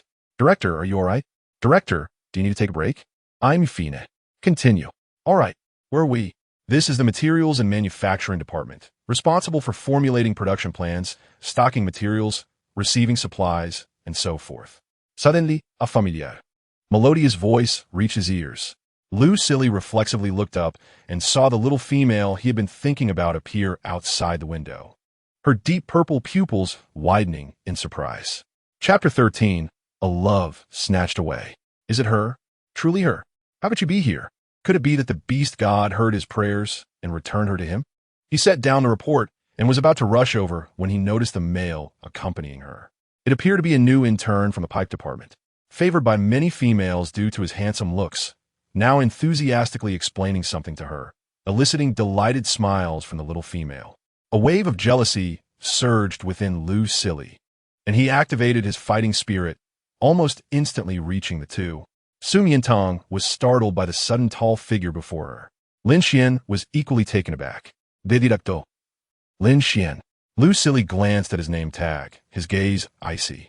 Who permitted you to bring outsiders into the research institute? Just as he feared. He encountered the director despite being extra cautious. Su Miantang focused intently. Wasn't this the man she met in the park yesterday? He seemed gentle then. Why was he so fierce now? Director, I apologize. A friend of mine is very interested in the research institute, which is why I brought her in. Director? He is actually the director of the Scientific Research Institute. Su Miantang was taken aback. Lin Xian, an employee of the Environmental Management Department, has openly violated the Institute's regulations during work hours and is now subject to disciplinary action by the supervisory team. It's over. Lin Xian lowered his head. He might be the first employee in the internship period to be personally reprimanded by the director. Not only would he lose his job, but Su Miantang, who had come to visit happily, would also be expelled. This was simply dreadful. This beautiful female. May I have the honor of inviting you to tour the Scientific Research Institute? Lin Xian quickly lifted his head. Director you? Su Miantang was equally bewildered. She knew she had implicated Lin Xian, and her mind raced to find a solution, only to find the situation taking an unexpected turn in a completely unpredictable direction. Lin Xian looked at him incredulously. Director, isn't this a bit unethical? Just as he encountered the director's warning gaze, he hurriedly fled like a rabbit. Work could be sacrificed, but his life must be preserved. Huh? Su Miantang watched his retreating figure. Director, I insisted on entering the research institute. It has nothing to do with Lin Xian. I hope you will not punish him. I take full responsibility. All right. Before she could finish her sentence, Lu Silly agreed. Su Miantang was once again astonished, slowly turning her head. Was that it? So simple? He had just appeared so furious, as if he intended to severely punish Lin Xian. Was this the differing attitudes towards the genders in a society that revered females and belittled males? Thank you, Director. No need for such formality. You may call me Lu Silly or simply Silly. Silly? That seems overly informal. Su Miantang's brow twitched slightly. Lu Silly smiled. I have yet to inquire your name. Esteemed lady. Su Miantang. Su Miantang extended her hand amicably. We met yesterday in the park west of the city. Do you remember? Lu Silly stared at her hand, momentarily taken aback, and then firmly grasped it. Of course, not only did he remember, but he had been thinking about her day and night since then. Her hand was small, soft, and warm, comfortably enveloped in his palm. This time he would hold on tightly, ensuring that the shooting star did not easily slip through his sky again. Miss Miantang is such a beauty. Your impression is quite profound. Is that so? I wanted to strike up a conversation with you yesterday, but you left too quickly. She unexpectedly brought up this matter in such a casual tone. He quickly offered a sincere apology. I apologize, Miss Miantang. I was afraid that my unsightly thoughts would be revealed and lead to disdain. Thus, I chose to lie. I had an urgent matter yesterday, and didn't he notice? No witties. Su Miantang attempted to withdraw her hand, only to find it firmly held in his palm, unable to pull away. Had this handshake lasted a bit too long? What? She was following him merely because he was from the Scientific Research Institute? Not because she was interested in him? He felt his face flush with embarrassment at his own assumptions and hastily changed the subject. Miss Miantang, are you very interested in the Research Institute? MMM. Then allow me to give you a detailed tour. Great. Su Miantang nodded happily, but her eyes were downcast, wondering if they were to continue holding hands throughout the tour. Lu Silly followed her gaze and immediately released her hand, feeling as if he had been shocked. Had he really held her hand for so long? Would he be perceived as some lecherous scoundrel? Mingming, who had been praised for her maturity and composure since childhood, became sensitive and awkward in her presence, losing all semblance of grace. Su Miantang looked at his blushing ears and couldn't help but smile. How could such a distinguished dean be shyer than an intern? Miss Miantang, please. In a conference room, a group of subordinates awaiting important reports stared in astonishment. The dean was abandoning them to take a little female around the research institute. He was known for his rigorous dedication and workaholic nature. Listening to Su Miantang's enjoyment, admiration crept into her gaze. Chapter 14. A Captivating Charm. This is a pure natural mineral water developed by our institute, Miss Miantang. Would you care to try it? Lu Silin twisted off the cap and presented it to her. Thank you. Su Miantang accepted it, taking a delicate sip, her expression one of astonishment. How sweet and refreshing. Are you certain there are no additives? Absolutely. The water source is transported directly from the pristine peak of Qingqiu Snow Mountain. Adding any impurities would be a pollution of its purity. If you enjoy it, you may leave your cognitive number and address, and we will supply it to you free of charge in the future. His words concealed ulterior motives, but Su Miantang failed to detect them. Her attention drawn to a nearby notice board. The Research Institute was hiring? How wonderful. Previously, she had heard Fred and Enzo describe the advanced transportation technology and weaponry of the Central Empire, leading her to believe that technological progress was similarly lagging. After listening to Lu Silin, she realized that while Earth and Zhongxing differed in many aspects, their advancements in biotechnology and core philosophies were quite comparable. She was more than capable of excelling here. Miss Miantang? Heading back already? So sudden? Lu Silin panicked, realizing it was already noon. I've reserved a table at the revolving restaurant in Central City. If Miss Miantang doesn't mind, would you join me for lunch? Another day. Another day? Is that a rejection? Was he too eager and frightened her away? Lu Silin felt regretful, desperately contemplating ways to retain her, only to hear her say, "We shall meet again tomorrow." Tomorrow? Really? What time? Can I pick you up? He eagerly asked, but Su Miantang, with an air of mystery, replied, "No need to find that in turn." Lu Silin was taken aback by his own generosity. "No, I will earn it through my own abilities." "Through your own abilities?" She walked away, leaving Lu Silin in a daze, not quite understanding, but soon overwhelmed by hopeful joy. Tomorrow, she would return. Perhaps it was merely an illusion, but he caught a faint whiff of the delightful fragrance of phoenix tail flowers, intoxicatingly pleasant. The next day, Lu Silin deliberately chose a white suit from his wardrobe. A pure handcrafted double-breasted style that accentuated his masculine physique while exuding a refined and mature charm. His employees, accustomed to his lab coat, were stunned by this striking appearance. The dean is exceptionally handsome. I don't know if he's charming the ladies, but he certainly looks dashing. Is there a special event today? Why is he so well-dressed? Could it be a date with that beautiful young lady from yesterday? It certainly seems so. Ever since yesterday afternoon, the dean has been smiling, completely different from his usual serious demeanor, almost as if he's in love. Like a man smitten with love, Lu Silin arrived early at the Research Institute, waiting from dawn until noon, then from noon until afternoon, until the final project of the day, recruiting new employees. His watch was nearly worn out from constant checking, and his anticipation had turned into profound disappointment. She did not come. Perhaps yesterday's promise was merely a superficial facade. She had no intention of seeing him again. In the reception room, a group of esteemed professors observed his gloomy demeanor and the traces of frustration on his brow, unable to refrain from expressing concern. "Dean, if you're tired, we could take over the upcoming interviews. There aren't many left, perhaps just one." Whom Lu Silin stood aloof. The announcement for the final interviewee rang out. Su Miantang. What? He quickly lifted his head and saw the little female he had been missing, entering with a file in hand, her eyes brightening. She came, but why for an interview? Why is it a female? Indeed, she looks quite young, barely an adult. Is she here for fun? Or perhaps to seek out the dean? A group of elder professors began to speculate. It was no wonder they were puzzled. Females were rare in the Empire, all carefully protected and provided with the most favorable conditions, rarely working.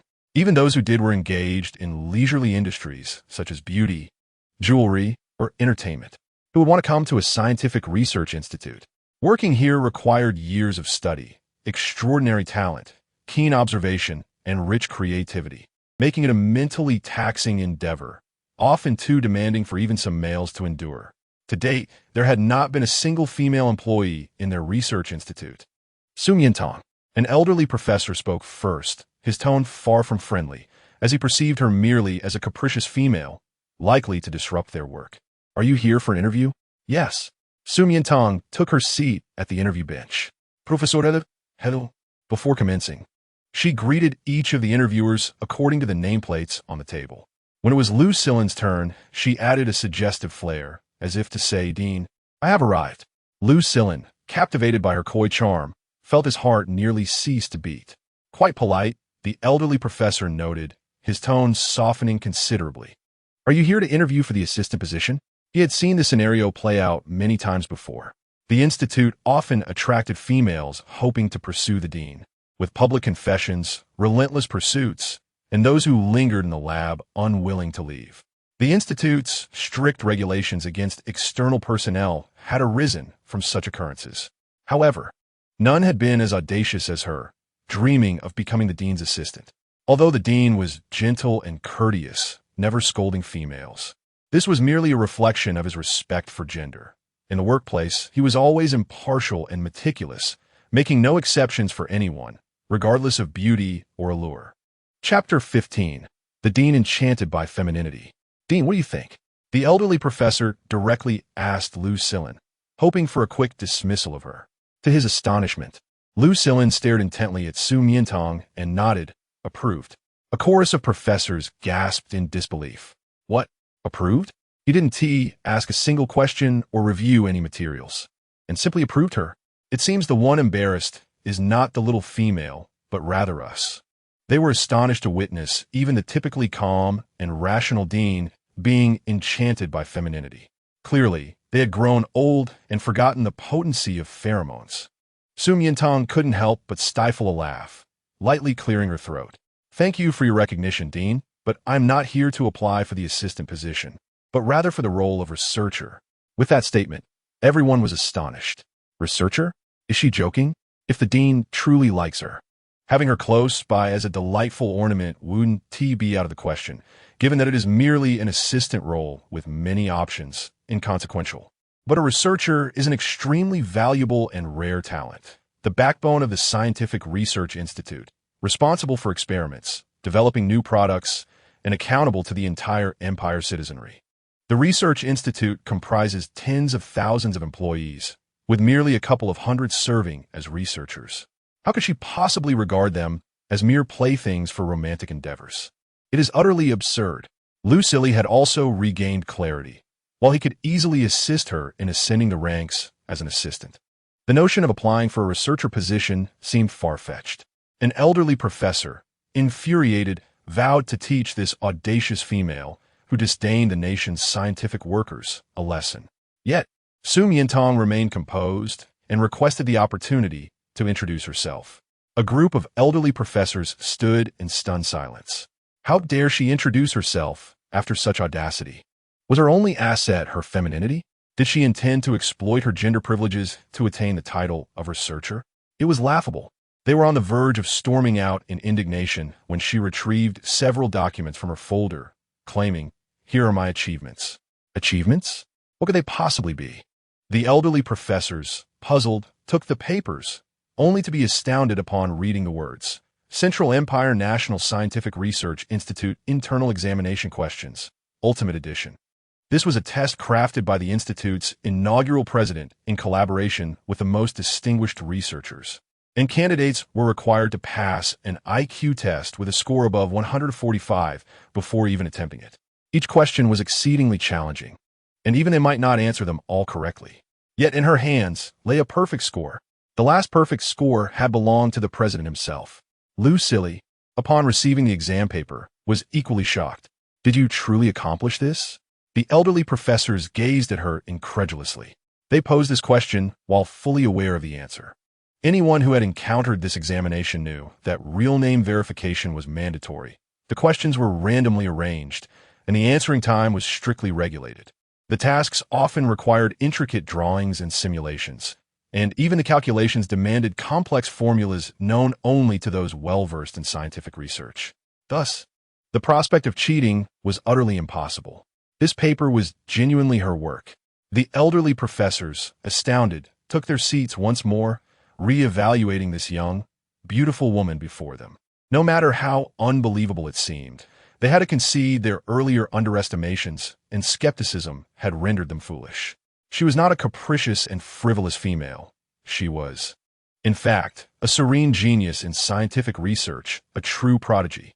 "May I inquire if the interview can commence now?" Su Miantang asked. "Of course," they replied. "Miss Su Miantang, which department of our research institute piques your interest?" "The biotechnology and drug production department." She had boldly targeted the institute's most crucial and core department. "Why is that?" "I have a keen interest in certain specialized medications and aspire to become a pharmacist." This was her area of expertise. However, while other departments might allow direct entry, the pharmaceutical department was central to the institute and required years of extensive experience or research achievements to qualify. "Do the professors still doubt my capabilities?"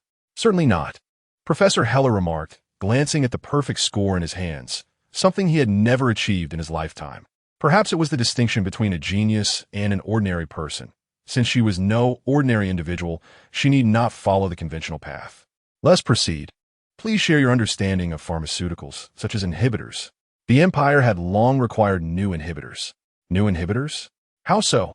The inhibitors currently circulating in the market are outdated product from 5 years ago, composed of a combination of propofol, a sedative, and lidocaine, an anesthetic. Administering a 10 milliliter injection does yield effects.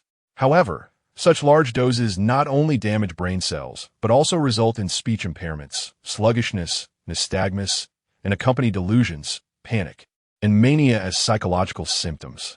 More critically, the desire is not suppressed, but rather accumulates within the body, waiting for the next estrous cycle to arrive, becoming even more intense. After repeated use, individuals either lose control of their behavior or suffer from mental instability.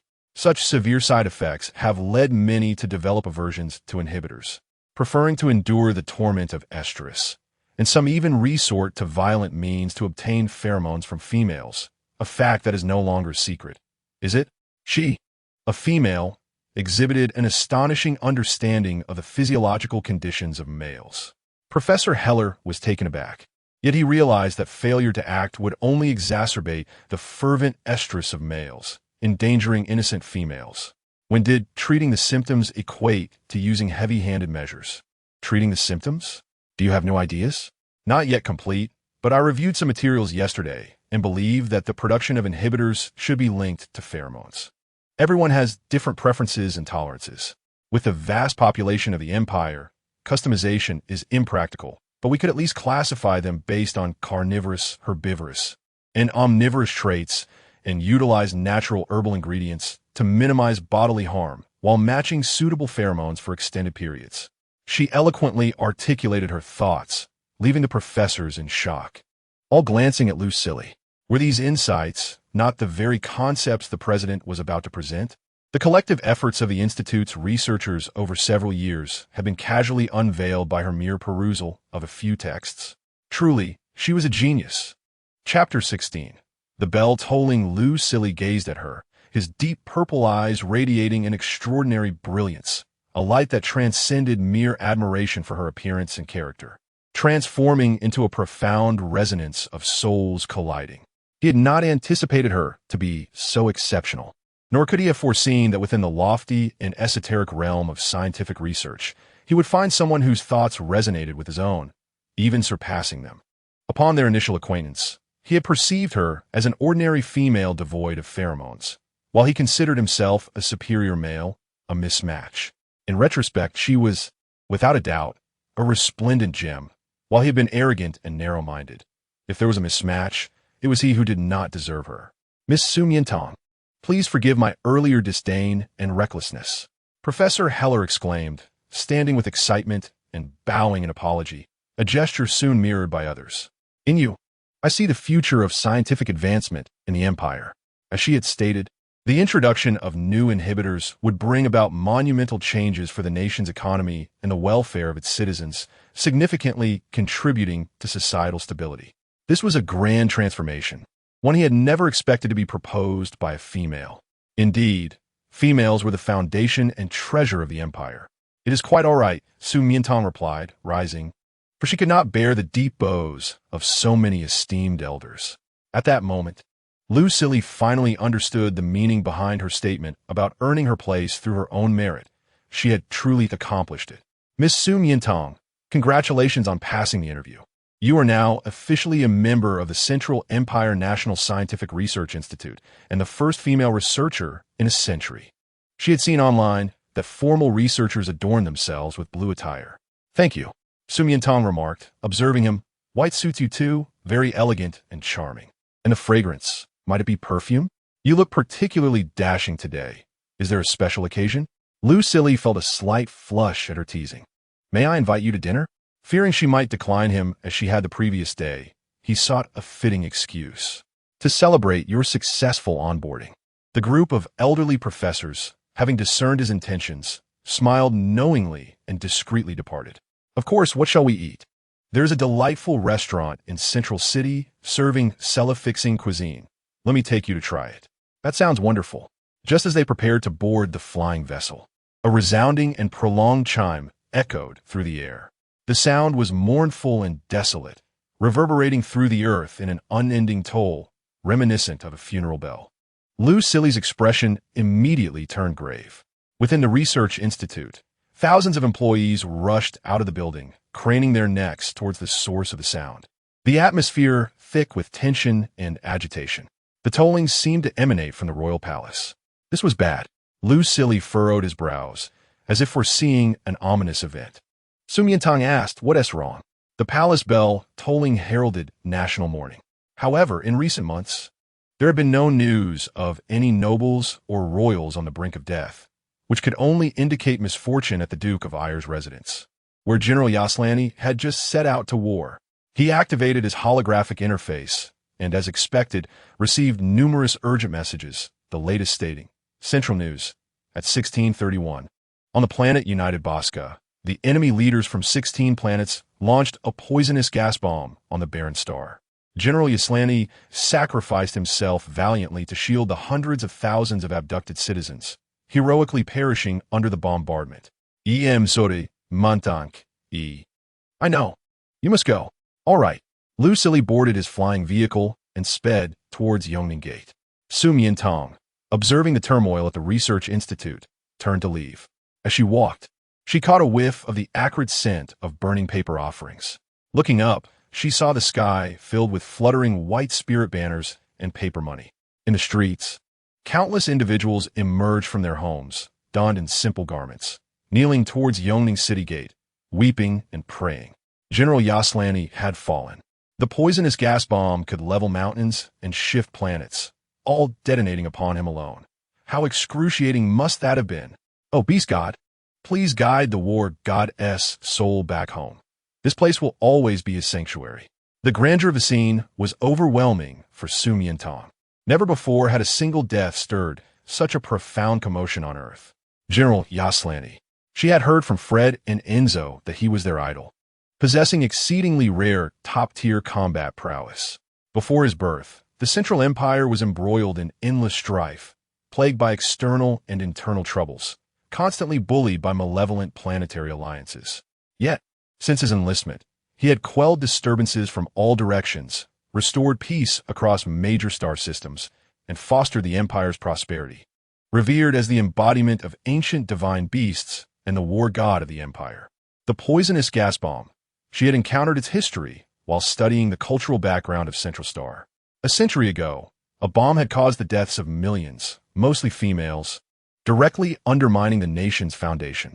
Now, General Yaslani had indeed withstood it alone, deserving the utmost reverence of national mourning. She wondered if Fred and Enzo would be saddened by this news. Were they safe now? She opened her holographic interface, but their conversation boxes still displayed no signal, indicating their mission was likely still ongoing. Wandering aimlessly, she inadvertently found herself back at the Xingji Garden, where she began to observe the peculiar flowers and seek materials to concoct potions. In the southeastern sky, a scorching meteoric object plummeted at great speed and crashed into the garden with a resounding thud, creating a massive crater and scattering countless sparks in an ephemeral display. It was over. The poisonous gas bomb was nothing more than this. A faint smile graced Yaslani's lips, his bloodied cloak billowing in the wind, smearing his ethereal visage. His body was riddled with wounds, veins severed, blood and consciousness ebbing away. Alas, his life was drawing to a close. Chapter 17. Do not fear. I will take you home. In this lifetime, he had fought valiantly across the stars, achieving numerous feats and safeguarding the Empire's peace for decades, leading a life resplendent and glorious, with no regrets, save for the fact that he had never established a family. There was no warm, loving female awaiting him at home. Yet, that was a mere luxury. Among the millions of females in the Empire, his compatibility with their pheromones was a mere 10, destined for a life of solitude and coldness. Even unto death, his mental resilience had reached its limit, gradually shedding his human form and transforming into a scarred red flame-winged tiger. His once magnificent wings, now tattered, began to fade, his colossal body shrinking until it became a mere cub, feebly lying on the ground, motionless, slowly closing its crimson eyes. He was returning to the dust. Su Miantang was absorbed in observing a spotted leaf butterfly orchid when she suddenly heard a tremendous crash behind her, startling her. Curiously, she followed the sound and discovered a small red tiger in a several-meter-wide crater. How did it end up here? Had it fallen into a hunter's trap? It appeared to be a mere cub, still weaning. Compassion stirred within her, and she jumped into the pit using the nearby vines. Crouching before it, she soon realized that this was no ordinary red tiger. It was covered in blood, a sight that was truly heart-wrenching. Poor thing, who has abused you?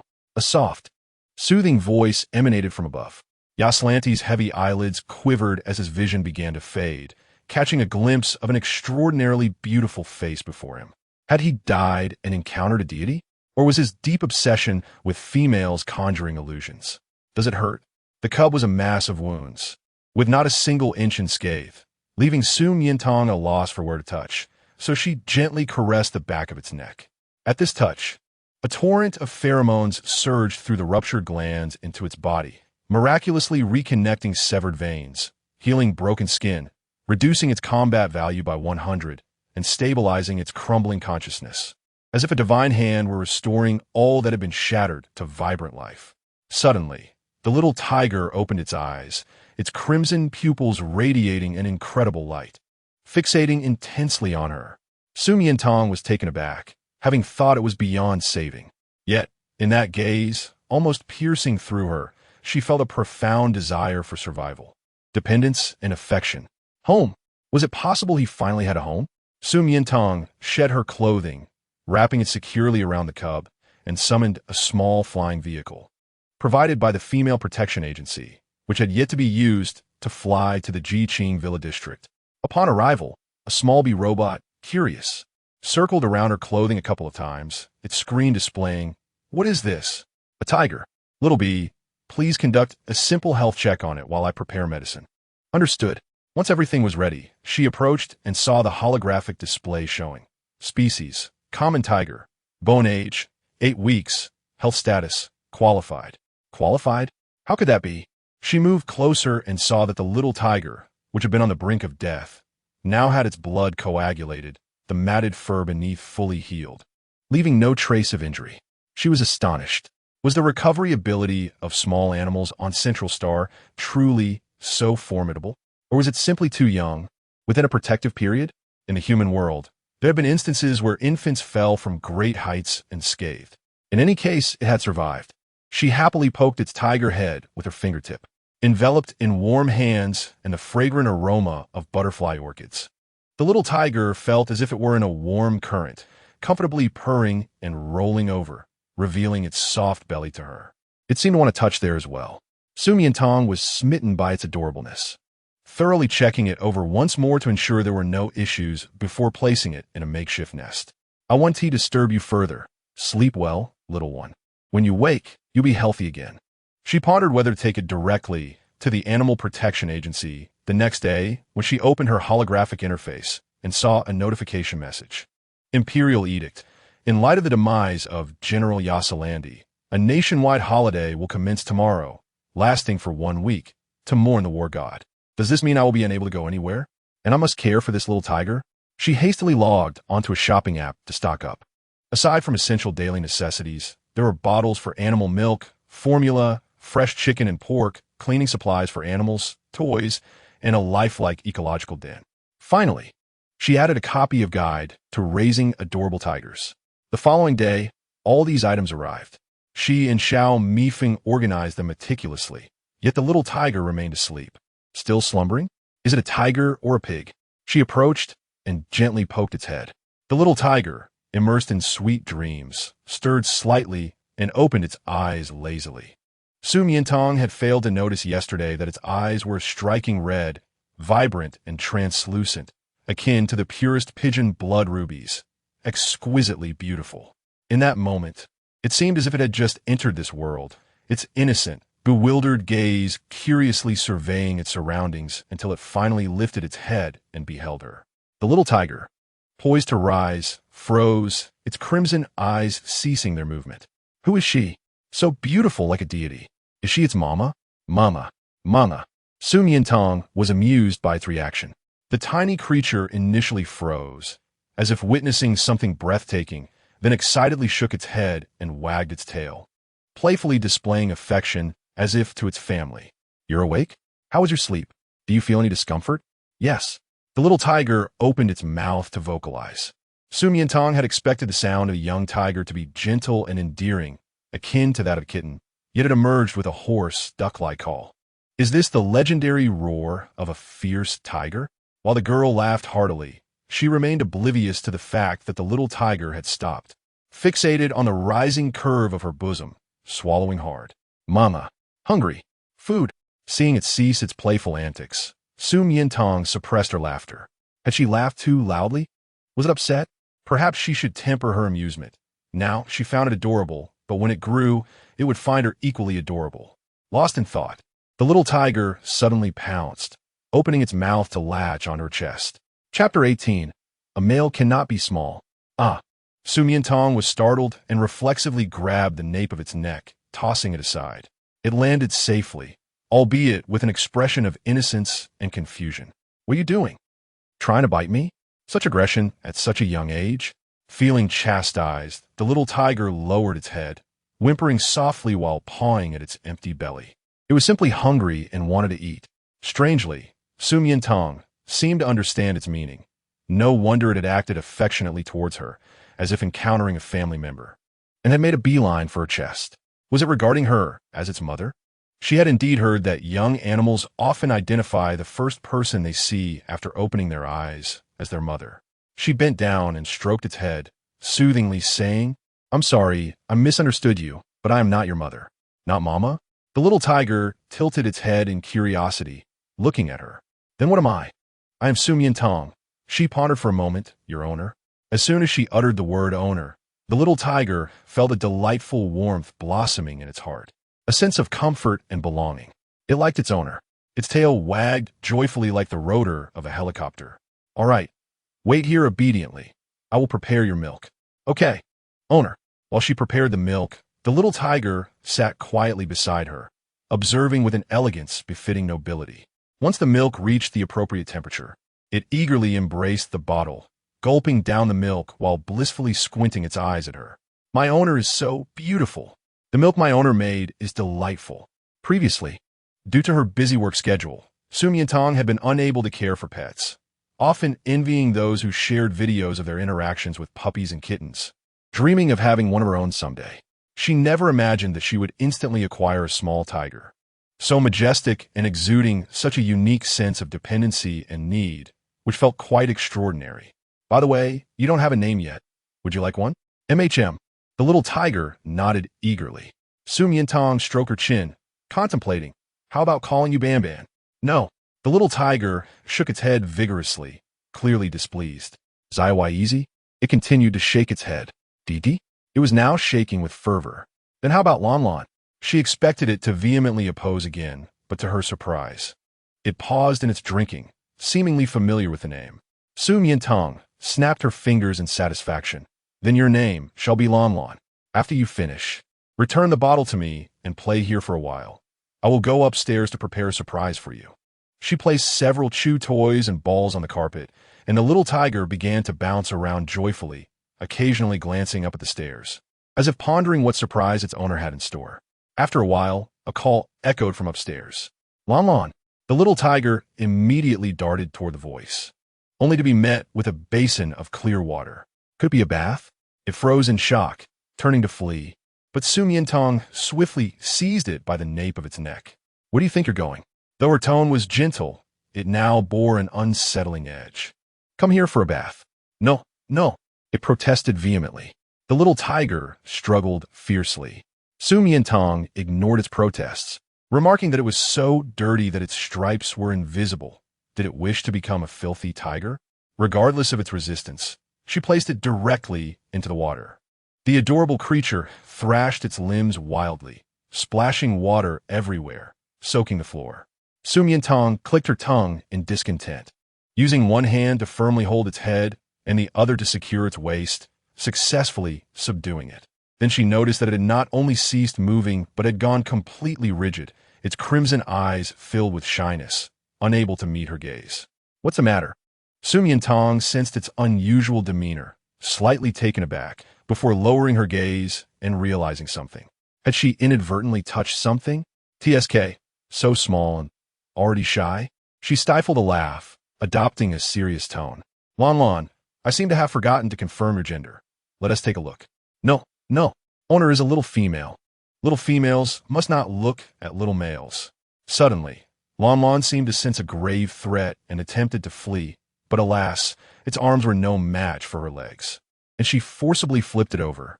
It curled its tail tightly around its body, attempting to shield its sensitive area with its last semblance of stubbornness. Su Miantang callously pushed it aside, revealing an astonished expression. Oh, the little tiger was despondent. It was done for. It had been exposed to the little female. So you're a female. Lan Lan. Owner must be mistaken. I understand now. Su Miantang nodded, expression unchanging as she flipped it back. What does she know? She knows nothing.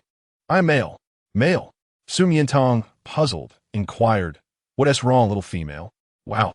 Enraged, it let out a loud cry. Little female, your voice is so adorable. As it arched its fluffy back, desperately attempting to produce a fierce roar, it still sounded more cute than intimidating, far less fearsome than an angry cat. Ha! It appears that it is not a young female, but rather a young male. My apologies, Lan Lan. I could not discern clearly earlier due to its diminutive size. The realization struck like a bolt from the blue, leaving Lan Lan momentarily frozen, its previously buoyant spirits now dashed as it sulked in the water, turning its back to me, seemingly unwilling to engage further. Are you upset? Truly upset? Su Miantang curiously leaned forward to observe its chin, prompting Lan Lan to shift slightly. I was merely teasing you. You are not small at all, truly not small. Our Lan Lan has developed splendidly. Su Miantang poked its thick paw, yet Lan Lan remained unresponsive, though the splashing of its tail betrayed its feelings. Chapter 19. Nosebleed. Oh dear, what a little male with such a petty temperament. Very well. If you do not wish to see me, I shall take my leave. She pretended to rise, causing Lan Lan to startle and leap from the water, turning to bite the corner of her garment. No, you must not leave. Su Miantang was utterly charmed, extending her hands to cradle its feline head in apology. I am sorry, Lan Lan. I should not have teased you and wounded your delicate pride. However, since your master has seen you completely, I shall certainly take responsibility for you. Really? Upon hearing this, the little tiger's eyes shimmered with joy. Will you be responsible for me for a lifetime? It gazed at her expectantly, awaiting a promise. To her surprise, she could discern from those sparkling eyes the notion of a lifetime. That would not do. Despite its current docility, once grown, it would unleash its wild nature and devour her. But first, it must obey and not defy its master's commands, obediently take a bath. Yes, Lan Lan is the most obedient. Subsequently, it complied with remarkable cooperation. Su Miantang's bathing endeavor proceeded smoothly as she meticulously washed away the dried blood and mud that had accumulated overnight using pet shampoo, grooming tools, and care solutions. After completing the task, she was astounded. Lan Lan was, in fact, a white tiger. It was simply breathtaking, especially after drying. Its snow-white fur was fluffy and dense, adorned with evenly distributed black stripes, forming a distinct character on its forehead. Its head was round with a slightly broad snout, ruby-red eyes, thick flesh pads on its paws, a robust and lengthy tail, and ears that were round and fluffy, reminiscent of dandelion seeds, evoking an irresistible urge to blow on them. This little tiger was indeed the king of beasts, perfectly shaped and exquisitely beautiful, as if favored by the creator, not to mention being a rare white tiger. As it is a first-class protected species and an endangered variety, she had never seen one on Earth, having only heard of it in mythological tales. With the azure dragon to the left and the white tiger to the right, the vermilion bird above and the black tortoise below, this was one of the four celestial spirits, a divine beast of auspiciousness. Had she stumbled upon a treasure? Su Miantang could not help but embrace it, fervently rubbing and cuddling it. Lan Lan was taken aback by this sudden royal treatment, momentarily stunned, before leaping onto her, clinging to her with its limbs, wagging its tail, and playfully seeking affection. Just as it was reveling in this intimate contact, it was lifted once more. Lan Lan, what is it? Your claws are scratching me. It insisted it had retracted them, claiming it was her tender skin that was too delicate. Tomorrow, we shall trim your nails. No, please don't. Without nails, I cannot play on the scratching board. It drooped its head. Whether you want it or not, it must be done. You shall not use your cuteness as a weapon. For some reason, its pitiful appearance always stirred Su Miantang's mischievous instincts, a penchant that met with consequences later that evening. Unexpectedly, in the dead of night, something swiftly burrowed into her bed, startling her awake. Upon lifting the covers, she found a small white tiger sprawled on its back, attempting to snuggle in a display of affection. Master, I have come. Lan Lan, the little tiger drooped its tail, looking quite displeased. Half an hour later, it repeated its antics. That nest is neither as beautiful as the master nor as comfortable as being close to her. Lan Lan wishes to sleep with the master. Observing its paws firmly gripping the sheets, it was determined to stay. Su Miantang, feeling utterly exhausted, had no choice but to hold it close and sleep. In the stillness of the night, in the pitch-black room, the little tiger's pure, bright ruby eyes fixated on the serene beauty of the sleeping girl. The master is truly beautiful, fragrant, and soft. Unable to resist, it extended its tongue, gently licking her cheek and neck. The next morning, Su Miantang jolted awake, taking a deep breath to find a torn piece of clothing and a tiger head nestled against her chest, her forehead filled with black lines. Lan Lan, I have told you. That is not allowed. It knew, but it smacked its lips, expressing its fondness. Indeed, one should not sleep with a pet. After all, it is still a wild creature without human emotions or understanding, unaware of its own absurd actions. Clenching her fists to steady her breath, she took her clothing and headed to the bathroom. Is the master angry? She did not embrace or cuddle me this morning or offer me my milk. Lan Lan, feeling uncertain, wagged its tail while listening to the sound of rushing water from the bathroom, deciding to apologize. However, as it reached the doorway, it beheld a steamy scene. The master, with skin as white as snow and flowing black hair, possessed a figure so exquisite it resembled a magazine cover, with glistening droplets of water cascading down her curves. She was undeniably beautiful, so beautiful that it felt dizzy, a torrent of heat surging within. While Su Miantang was bathing, she suddenly heard soft, feline footsteps. Turning around, she was met with the sight of Lan Lan. But why was it bleeding from its nose? What is wrong? She rushed over in concern, and the vividness of the scene overwhelmed the little tiger, causing it to faint. Su Miantang promptly conducted an emergency check, discovering it was merely overheated, with no other issues. Upon its awakening, she gave it a stern reprimand. This is what you get for your late-night antics, neglecting proper sleep and causing health issues. That is not the case.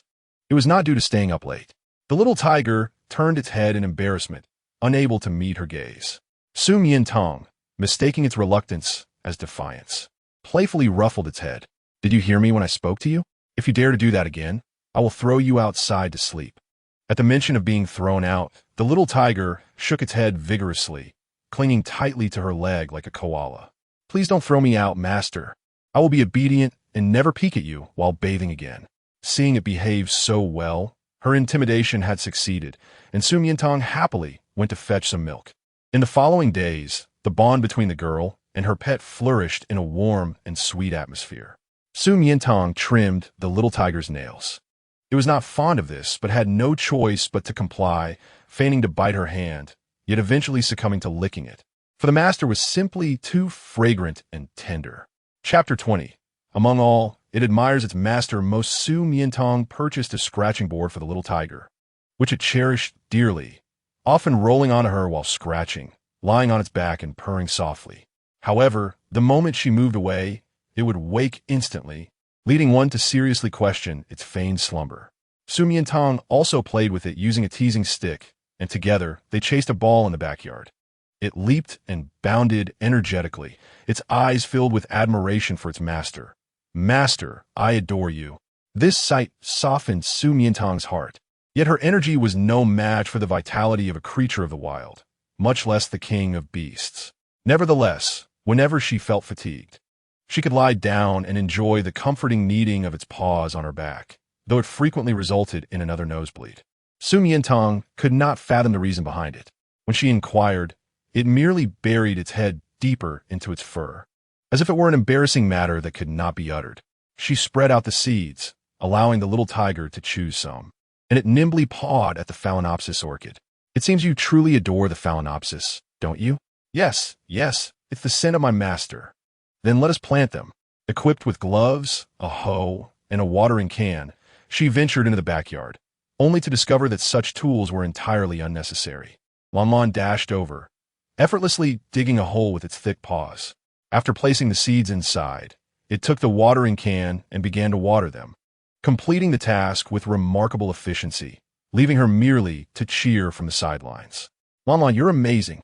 What a capable little tiger. Your strength is impressive, so handsome. We're almost done." The more she praised it, the more energetic it became. In less than half an hour, Cuckoo had scattered all the seeds, and when it proudly approached its master, raising its head for a hug, a butterfly alighted on its nose. So itchy. It rolled its eyes slightly, lifted a paw, and swatted at it. "Lanlan, no." Su Miantang's warning came too late. The butterfly that had danced gracefully moments before plummeted straight to the ground. "Just blow it away." "Why swat it?" She approached, playfully flicking its forehead as punishment, and carefully lifted the butterfly with her clean gloves. "Do you know that most butterflies only live for a week? They are precious." "Oh." The little tiger seemed to understand its mistake and followed her into the room. Su Miantang opened the medicine cabinet, contemplating what could save the butterfly, and began to rummage through it earnestly. At first, Lanlan watched patiently, but soon grew restless. Why was the master so concerned about a mere butterfly? Why observe its body so closely, neglecting its own antics, simply because it possessed a pair of colorful wings? If only it had wings too, then perhaps the master would look at it the same way. Suddenly, a spark illuminated the room. Su Miantang turned to see radiant crimson wings sprouting from Lanlan's sides. She gasped, dropping the medicine bottle, shattering it upon the floor. How could a tiger have wings? Lanlan, could it truly be a divine beast? The wings had ignited into existence, but as Lanlan attempted to flap them, it realized it could not fly. Its right wing was broken, leaving only half intact. How ugly! It felt a wave of sadness and was about to retract its wings when Su Miantang rushed over in delight. How beautiful! How marvelous! Its wings, unlike those of Fred, were not composed of soft feathers, nor did they bear the iridescent scales of a butterfly. Instead, they were pure and translucent, light and exquisite, reflecting a starlit brilliance under the lamp-esque glow. They appeared breathtaking, yet a mere touch would unleash a ferocious flame capable of incinerating all. Beautiful, yet fraught with peril. Beautiful? The little tiger slowly raised its head, gazing at the gleam of joy in its master's eyes, filled with confusion. Did she not find it ugly? It had only half a wing, a flawed creation. Su Miantang noticed its concealed right wing and did not shy away. Instead, she leaned in closer to observe. "Master, don't." "Really?"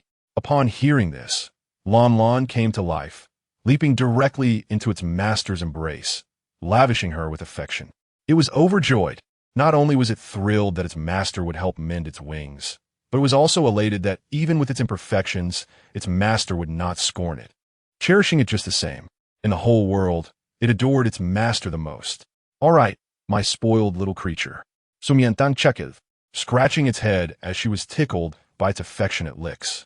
As they reveled in their mutual affection, they failed to notice the small butterfly, rejuvenated by the medicine, fluttering to life and resting briefly upon the girl's silky, dark hair, scattering a few shimmering scales before taking flight through the window. Healing Lamlin's broken wing would be a monumental task. It was no ordinary tiger, and its wings were anything but typical. Conventional methods would yield no results.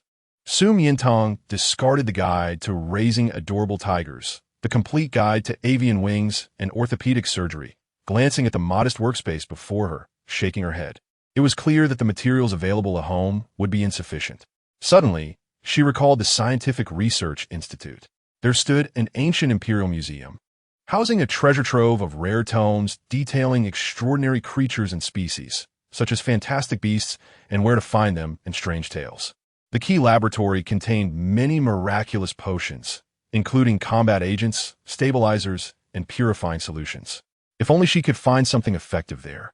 The laboratory was filled with various experimental machines and an array of auxiliary tools, and above, shelves filled with locked compartments containing potions, numbered from 0001, with thousands of entries, forming a fortress-like structure.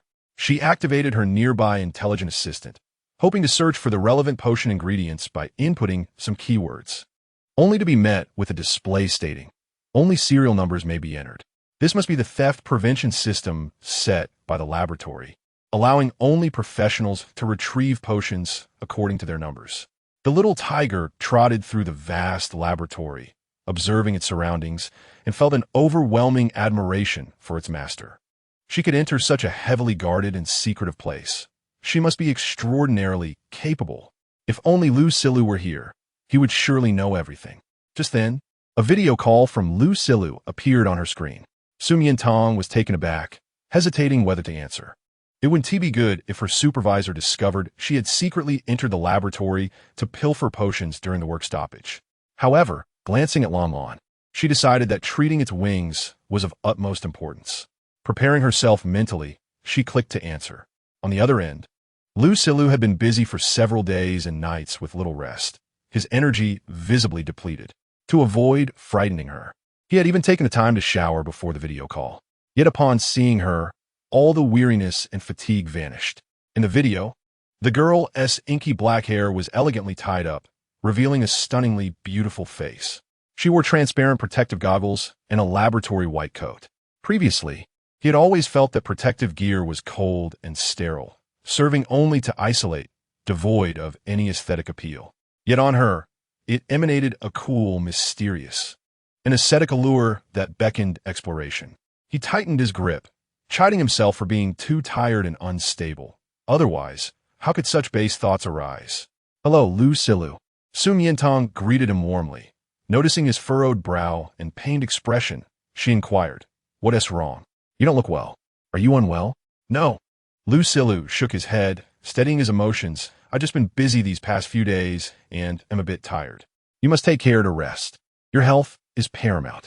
Her concern lifted his spirits considerably.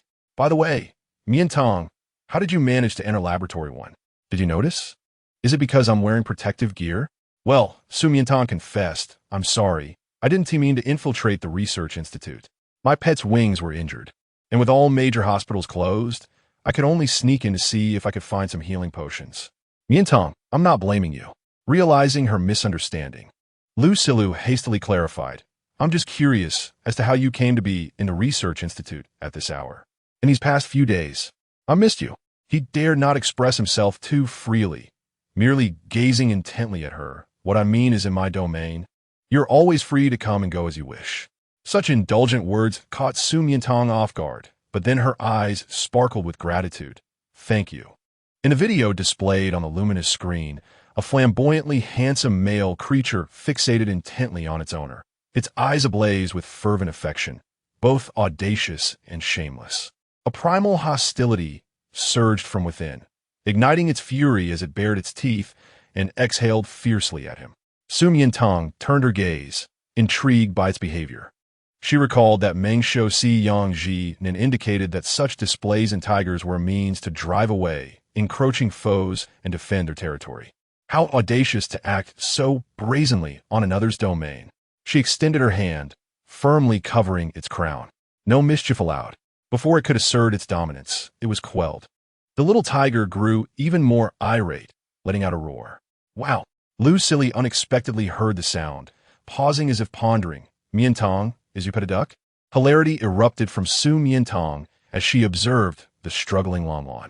Yes, indeed. Wow, wow, wow. The little tiger's cries intensified. It was the one that resembled a duck. It desired to eliminate the foolish, detestable male who dared to covet its owner.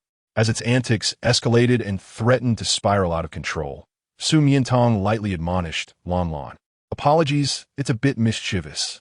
Allow me to discipline it. She turned, cradling its small head and giving a firm rub. What is this? Not behaving again? Have you forgotten what you promised me? The little tiger gazed at her, instantly subdued. Remember to obediently heed your owner. However, upon hearing her intention to discipline her pet, Lucille contemplated intervening, only to be captivated by the gentle arc of her arm as she moved. Suddenly, a pang of envy struck him. This was not discipline. It was clearly a tender coaxing, her actions intimate and her voice soft. If she were to treat him thus, he mused, would she find his beastly form appealing? What would her reaction be upon witnessing it? He could not suppress his imagination of that scene, shaking his head in disbelief at his own thoughts. How had he sunk to yearning to be a pet?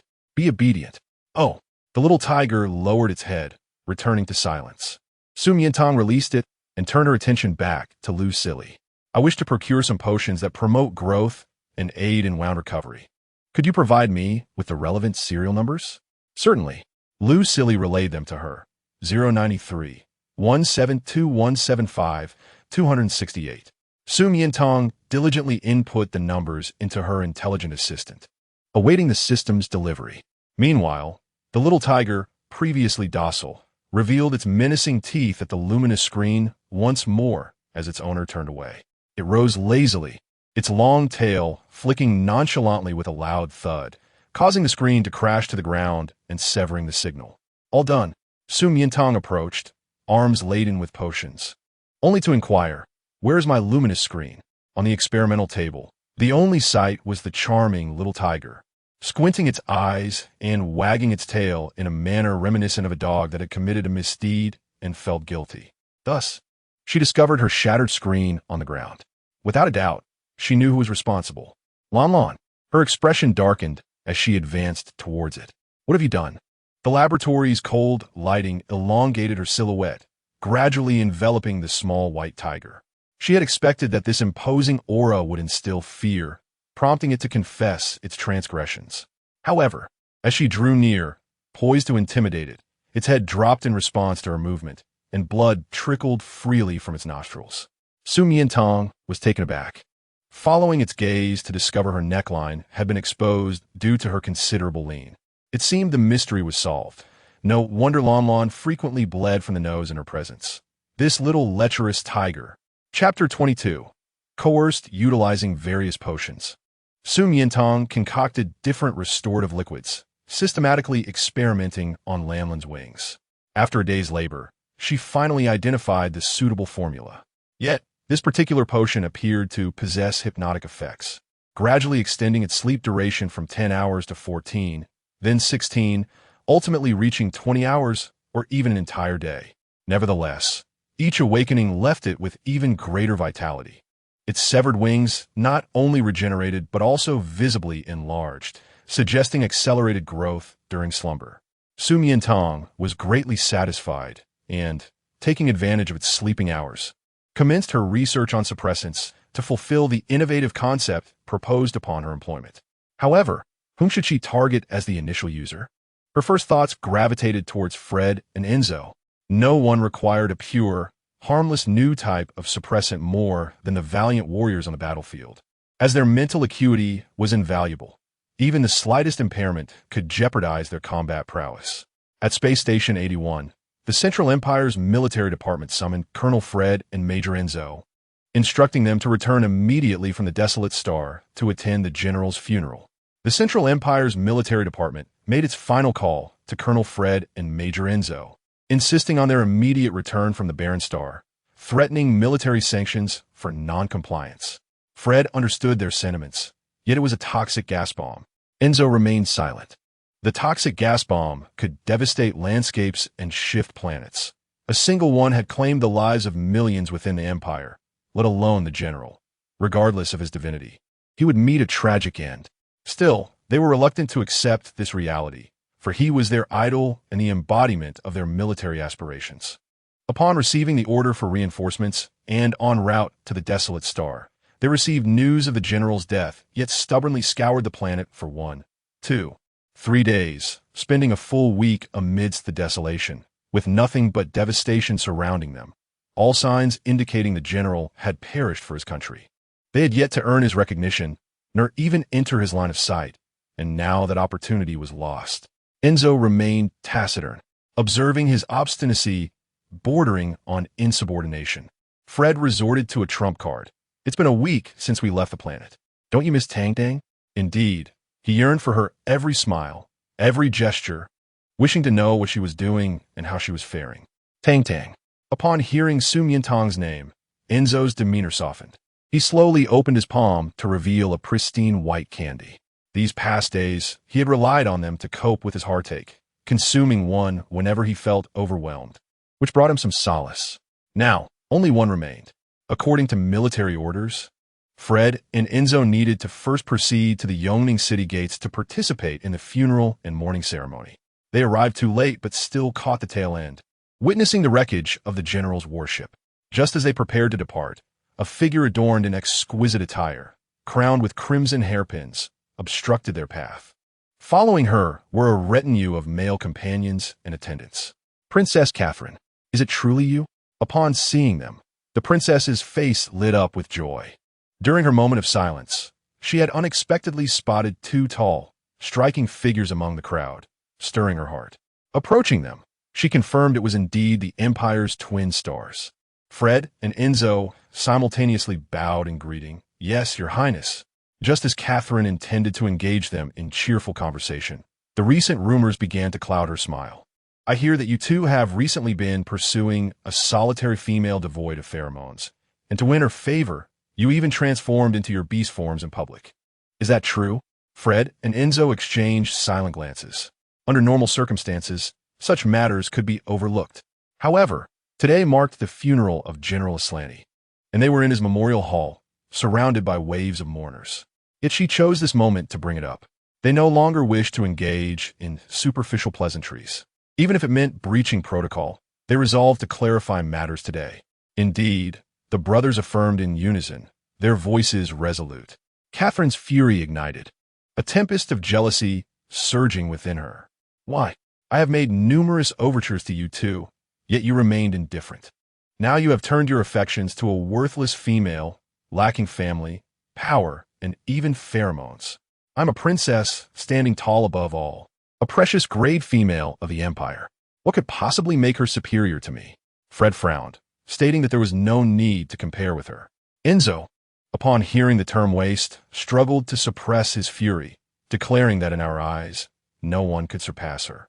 Very well. Princess Catherine was infuriated by their words. Regardless of their excellence or combat prowess, they were merely males, daring to publicly humiliate a grand princess of the realm. Such arrogance was utterly unfathomable. Surely, it was her indulgence towards them that had emboldened their insolence. Now, she would teach them the true meaning of royalty, the essence of female superiority over males, and the mastery over top-tier pheromones. You truly are stubborn, she exclaimed. Let us see how long you can maintain this defiance. With that, she began to manipulate her pheromones. The crowd gasped in shock. Before they could comprehend the situation, the imperial twins turned pale, cold sweat beading on their brows, their bodies trembling uncontrollably. Princess Catherine's pheromone level was akin to the raging sea, now exuding a potent Class 1 inducing pheromone. Any male with a combat level below this was utterly unable to resist. Before the gathered multitude, she unleashed a powerful Class 1 inducing pheromone, intending to humiliate the imperial twins. Truly, they were remarkable males, exhibiting such restraint. Any ordinary male would have lost their reason upon contact with her pheromones. rushing forward in a frenzy of desire, yet they stood resolutely. Catherine intensified the pheromones' concentration. Fred felt parched, as if flames were igniting beneath his feet, his body on the verge of combustion, sensing the emergence of platinum feathers upon his arms. Chapter 23. Beg me, and I shall grant your desires. He could not succumb to his beastly form. That would mean complete loss of control. He fought to maintain his composure, his eyes burning crimson. Enzo's sharp fangs were nearly ground to dust. The heat was unbearable, compelling him to tear himself apart, to rip open his heart. He let out a feral howl that echoed for miles, sending shivers down the spines of both the populace and creatures alike. Catherine, witnessing their plight, wore a triumphant smile. She approached the two, lifting their chins with her hand. Officers, are you uncomfortable? Do you desire something? Kneel and beg me to be your female sovereign, and I shall fulfill your wishes. Fred and Enzo raised their eyes, their gazes akin to iron brands, crimson and terrifying. Just when Catherine believed they would relent, they spoke in unison with resolute defiance. Absolutely not. Impossible. How could this be? The male desire for female pheromones was inscribed in their very genes. No matter how strong one's will, it was insurmountable. How could they resist? Catherine took a step back. Fred and Enzo feared they might be unable to withstand the pull of their instincts and lose their reason, succumbing to their primal desires to seek solace from the princess. Yet, as they exhibited signs of arousal, they realized they did not crave Catherine's pheromones. Her salty sea essence felt akin to gasoline, only stoking the flames of desire within them. What they truly longed for was a familiar, refreshing scent. What could it be? What was it? Their heads throbbed, clouded with confusion, unable to recall. They clutched their heads, their souls trembling, unaware that their cracked lips repeatedly murmured a name. Tang Tang, Tang Tang. The challenge to her dignity and the denial of her pheromones incited greater panic and rage within Catherine. She summoned all her strength, releasing her pheromones in full force. Fred, in sheer agony, began to pull out his own feathers, seeking the pain to maintain his sanity. Enzo transformed into a half-beast form, curled up, his combat strength nearing its limit, as if he would crumble at any moment. Thousands surrounded them, including aristocrats, prominent figures, and citizens come to pay their respects, all witnessing the torment of their beloved imperial twins, their hearts aching with sympathy. Yet, none dared to intervene. The Central Star upheld an imperial autocracy. The dignity of the royal family was sacrosanct, especially as she was a high-grade female. Only two individuals held authority over her. One was Queen Janie, the mother of the realm, a top-tier female. Regrettably, she had only Catherine as a daughter, whom she indulged without reservation, permitting all her whims, let alone such trivial matters as taking a mail. The other was General Aslanti, known for his unparalleled combat prowess, standing at the pinnacle of power. Alas, he had already fallen. Eventually, a marquis, an ally of Lady Joy, could no longer bear the sight and approached with trembling knees, pleading, "Princess, I beseech you to cease." The empire had just lost a key general. The enemy was poised to strike, and the citizens were on edge. Further action against these two exceptional officers could incite public outrage. However, it was not the Marquis's advice that swayed Catherine, but rather her own exhaustion. Her fingertips trembled as she gazed upon the imperial twins. Her earlier triumph replaced by profound fear. They had managed to resist the pull of pheromones. Such an anomaly was beyond human comprehension, beyond the realm of beasts. They have entered a state of arousal, and without pheromones, they are bound to suffer dire consequences. She declared fiercely, departing hastily with a throng of males. In the Jiqing Villa area, Su Miantang exerted tremendous effort to repair the damaged light brain. Upon opening it, the first message she received was from Fred and Enzo. "You have returned?" she exclaimed joyfully. Yet in the next moment, an urgent trending topic flashed across the planet's newsfeed. Princess's romantic advances thwarted, publicly unleashes pheromones, driving the imperial twins to forced arousal. Their mental state on the brink of collapse. She clicked on the news, and upon seeing Fred bloodied and Enzo nearly deranged, her expression turned to one of shock. Without a moment to spare, she grabbed suppressants and rushed out in a flying vehicle. According to the Light Brain's real-time tracking, they were currently at Earl Guan Shan Yu's estate. Oh, my poor sons, what shall I do? She cried out. Oh, divine beast, I implore you, save them. Female sovereign, you must take care of yourself. Take care. If Fred and Enzo become beasts, I shall have no reason to live. Within the estate, Lady Joy wept bitterly, tears streaming down her face, prostrate on the ground, while the Earl wore a troubled expression, sighing repeatedly, unsure of how to proceed.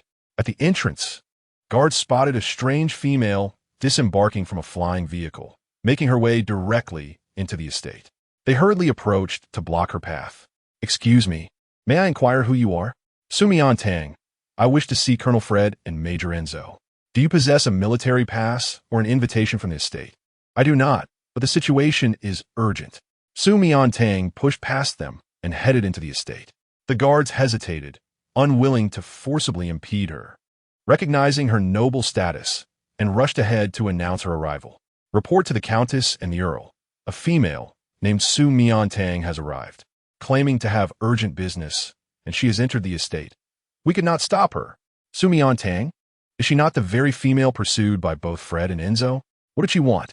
It was all her fault. It was she who caused their predicament. How dare she show her face? Lady Joy was instantly consumed by rage, trembling as she clenched her teeth, rising from the ground, wishing to tear the intruder apart. Yet, when Su Miantang entered, she was momentarily taken aback by the stunning beauty before her. Countess, Earl, Su Miantang greeted them hastily, then cut to the chase. May I inquire where Colonel Fred and Major Enzo are? Upon mentioning her sons, Lady Joy snapped back to reality. It was indeed her enchanting visage that had wrought such calamity. What do you want with them? They have angered the princess because of you, driven by pheromones. Forced in a heat, and now their minds are in disarray, resorting to self-harm. Those proud and spirited sons, once full of vigor, are now tormented beyond recognition. What purpose does your arrival serve now? Without pheromones, do you intend to soothe them with mere warmth and gentle words? It is utterly ludicrous. Chapter 24, Touch me, and I shall give my life for you. I possess a suppressant. Su Miantang opened the medical box. Mrs. Xiao, upon seeing this, became even more enraged. Who is unaware that suppressants have severe side effects and can only be used a week prior to the heat cycle? Are you mocking me? If the suppressant were effective, she would have used it long ago. This is a new type of suppressant, specifically developed for their constitution, usable even during the heat period, with all natural, harmless ingredients. A new type of suppressant? Mrs. Xiao, was momentarily taken aback. Where does this new suppressant originate? How come I am unaware? I have just developed it. Countess, I am a researcher from the Imperial National Academy of Sciences. This is my latest research achievement, supported by safety certifications. The situation is urgent. Every second of delay increases the peril for Colonel Fred and Major Enzo. Please allow me to proceed and test it. A researcher from the Imperial National Academy of Sciences? Mrs. Xiao laughed bitterly, her anger flaring. Does she truly believe I am oblivious to the world outside? Such a prestigious institution, renowned for its high standards and demanding nature, has never produced a female, let alone a researcher. Get out. Do not cause a ruckus here. Unable to tolerate her any longer, she opened her palm and activated the warning pheromones to expel her. As a high-level female, dealing with this low-level female devoid of pheromones was as simple as crushing an ant. With that strike, even if she did not suffer serious injury, she would surely spit blood. However, to her utmost surprise, please do not obstruct me. What is happening? Mrs. Xiao clutched her chest, gazing at her in terror. She does not possess pheromones, does she? Even if she did, she could not withstand a high-level female in all the land. The only one capable of suppressing her is Queen Jenny. Could it be that she carries some weapon? Take me to Colonel Fred and Major Enzo, she commanded. The immense pressure dissipated instantly. All right, there was no opportunity for further contemplation. Upon hearing this, Mrs. Xiao felt compelled to comply, submitting, even kneeling in obedience. My lady, please follow me this way. Su Miantang followed her, and soon they arrived at the rear mountain. There stood a towering structure made of steel, completely enclosed. What is this? This is a temporary detention point established by the military, typically housing dangerous prisoners. Now, Fred and Enzo have confined themselves within. Mrs. Xiao wiped her tears and activated the visual screen at the entrance, revealing a shocking scene. Inside the cage, the brothers had transformed entirely into beast forms, frenziedly crashing against the walls, staining them with blood. Fred's claws were blurred, while Enzo's green eyes revealed an unparalleled ferocity, as though all reason had abandoned him. Su Miantang, open the door, let me in. Yes. The girl pried open the ampoule with her bare hands, inhaling the suppressant, and stepped into the pitch-black cell. In the narrow, stifling space, permeated by the overwhelming scent of blood, a familiar, cooling fragrance suddenly intruded. Fred and Enzo froze in place. Moments ago, they were in pain, agitated, and mad, even resorting to self-harm. Yet their reason remained intact, fully aware of their forced heat, cognizant of their struggle against the pheromones. Success would mean liberation from the princess's control. But upon catching that scent, the taut string in their minds snapped, leaving them devoid of rational thought. Every organ and cell within them screaming, desire her, yearn for her, desperately crave her, even if it meant kneeling, begging, or sacrificing their lives. As long as she was willing to offer them a mere fraction. They were not combating their thirst for pheromones. Rather, the desired pheromones had yet to arrive. Once they did, even the tiniest amount would be enough to drive one to madness. Su Miantang had initially planned for a swift resolution. Upon entering, she intended to administer a dose to Fred and Enzo, considering they were now beasts in heat, uncertain whether they would recognize her, and the situation was exceedingly perilous.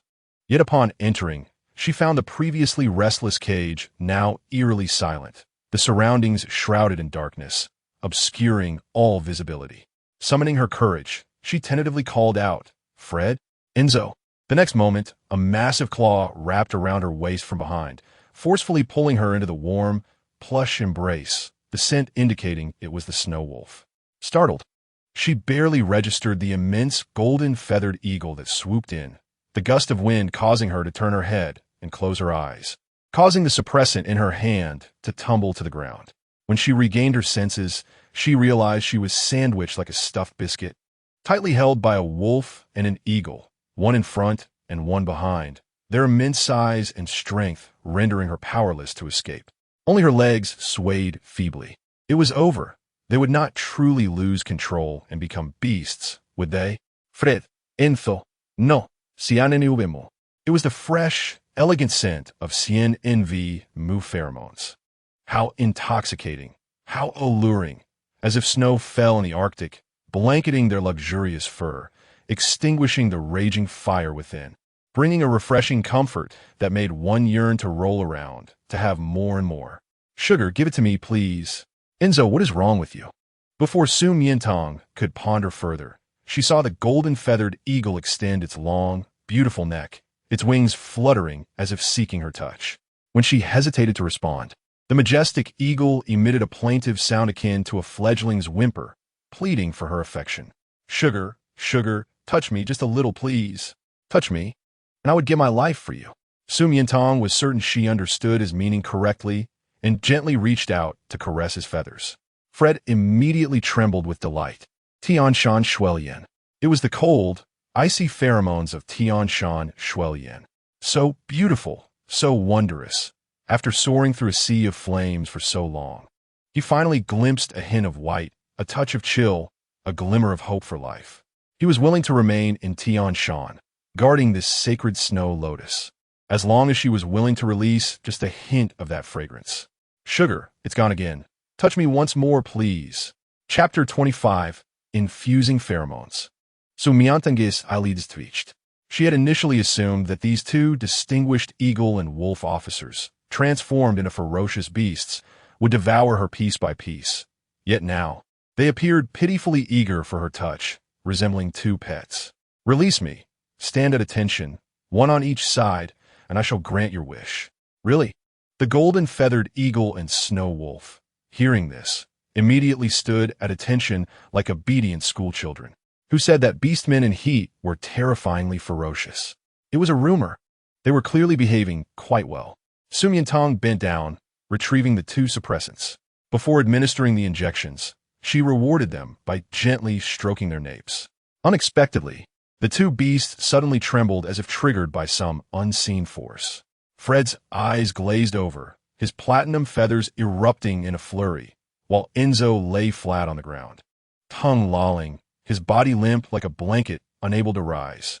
Unbeknownst to her, in their struggle against the princess's pheromones, they had inadvertently shed the protective layer at the back of their necks. Injecting a significant amount of pheromones was akin to a false marking. The pleasure was overwhelming. A hawk and a wolf swayed freely in the sky, and the gentle breeze, devoid of semblance and thought. Upon observing their complete loss of aggression, Su Miantang picked up a syringe and administered a new type of suppressant to each of them. Just as they were basking in delight, an unexpected prick startled them. Suddenly, they felt an overwhelming drowsiness. In the hall, Madame Xiao jolted awake as if freed from some magical control. What had she just done? She had led Su Miantang into the prison. Fred and Enzo had transformed into wild beasts, capable of tearing her apart. Earlier, consumed by anger, she had rashly attacked Su Miantang with pheromones, a clear violation of the law. If she were to cause the demise of such a precious female, their entire clan would suffer the consequences. In a state of panic, she rushed to the back mountain, fearing a gruesome sight of blood and carnage. Yet, what she found was Fred and Enzo in the prison, snuggling closely beside Su Miantang, like obedient little birds and affectionate puppies, yearning for touches and cuddles, even more attached than they had been in childhood. Stunned, she rubbed her eyes several times to confirm it was not a mirage. Madame Xiao, Su Miantang stored the suppressant and retrieved 2 detection bracelets, placing them on Fred and Enzo. The readings displayed a mental collapse value of 10 and 11. 10 and 11? Those were alarmingly low values, typically seen only when her sons were in infancy. Madame Xiao's jaw nearly dropped in astonishment. How did you accomplish this? I have mentioned that I am a researcher at the Imperial National Academy of Sciences. This is my latest developed suppressant, and it appears to be effective. In an instant, tears of joy, gratitude, and profound guilt welled up in Madame Xiao's eyes. Just half an hour ago, she had insulted and attacked Su Miantang in a frenzy. Forgive me. I understand now. You too are a mother who cares deeply. She eagerly attempted to embrace her sons, who had endured considerable torment, only to be pecked by Fred and kicked by Enzo, as if to say, do not think of separating me from Tang Tang. Ah, you little rascals. Have you forgotten your mother now that you have a wife? Su Miantang chuckled. They had absorbed the suppressant and were in a state of confusion. Madame Xiao, please wait outside. I will soothe them to sleep before joining you. Very well. Thank you for your efforts. It's nothing. Madame Xiao quietly exited the prison, gazing through the monitor at the warm, harmonious scene within. She finally understood why her sons adored Su Miantang so. Beauty was merely a superficial trait. Her tenderness, intelligence, composure, and loving nature were her true essence, qualities that no one could resist. After 4 exhausting hours of coaxing them to sleep, Su Miantang emerged, greeted by Madame Xiao, who had prepared water and food for her. Thank you. Not at all. Compared to what you have done for Fred and Enzo, this is nothing. By the way, Miss Su Miantang, I do not mean to offend, but may I inquire if you truly possess no pheromones? Not at all. Su Miantang replied with a shake of her head. That is peculiar, Madame Xiao murmured in confusion. Why then did I take you to the prison? At that moment, she had felt as if bewitched, losing all autonomous thought and action. Reflecting upon it now seemed surreal. Could it not be due to your overwhelming concern for them? In times of crisis, one clings to the final thread of hope, treating a dead horse as if it were alive.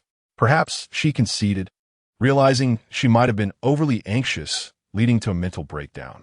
Even if Su Miantang possessed pheromones, she would not be able to suppress her unless her rank equaled that of Queen Janie, which was absurd. At that moment, a guard rushed in with a letter. Madame, what is it? I just received 2 court summons, addressed to Colonel Fred and Major Enzo. Court summons? Madame Xiao rose abruptly. I have not heard of any disputes involving Fred and Enzo. Could it be she hastily tore open the envelope, and upon reading, her body went limp, the summons slipping from her hands? Of course, what she feared had come to pass. Were her sons destined to face this calamity? What is it? Su Miantang picked up the fallen summons. The princess has filed a lawsuit against them.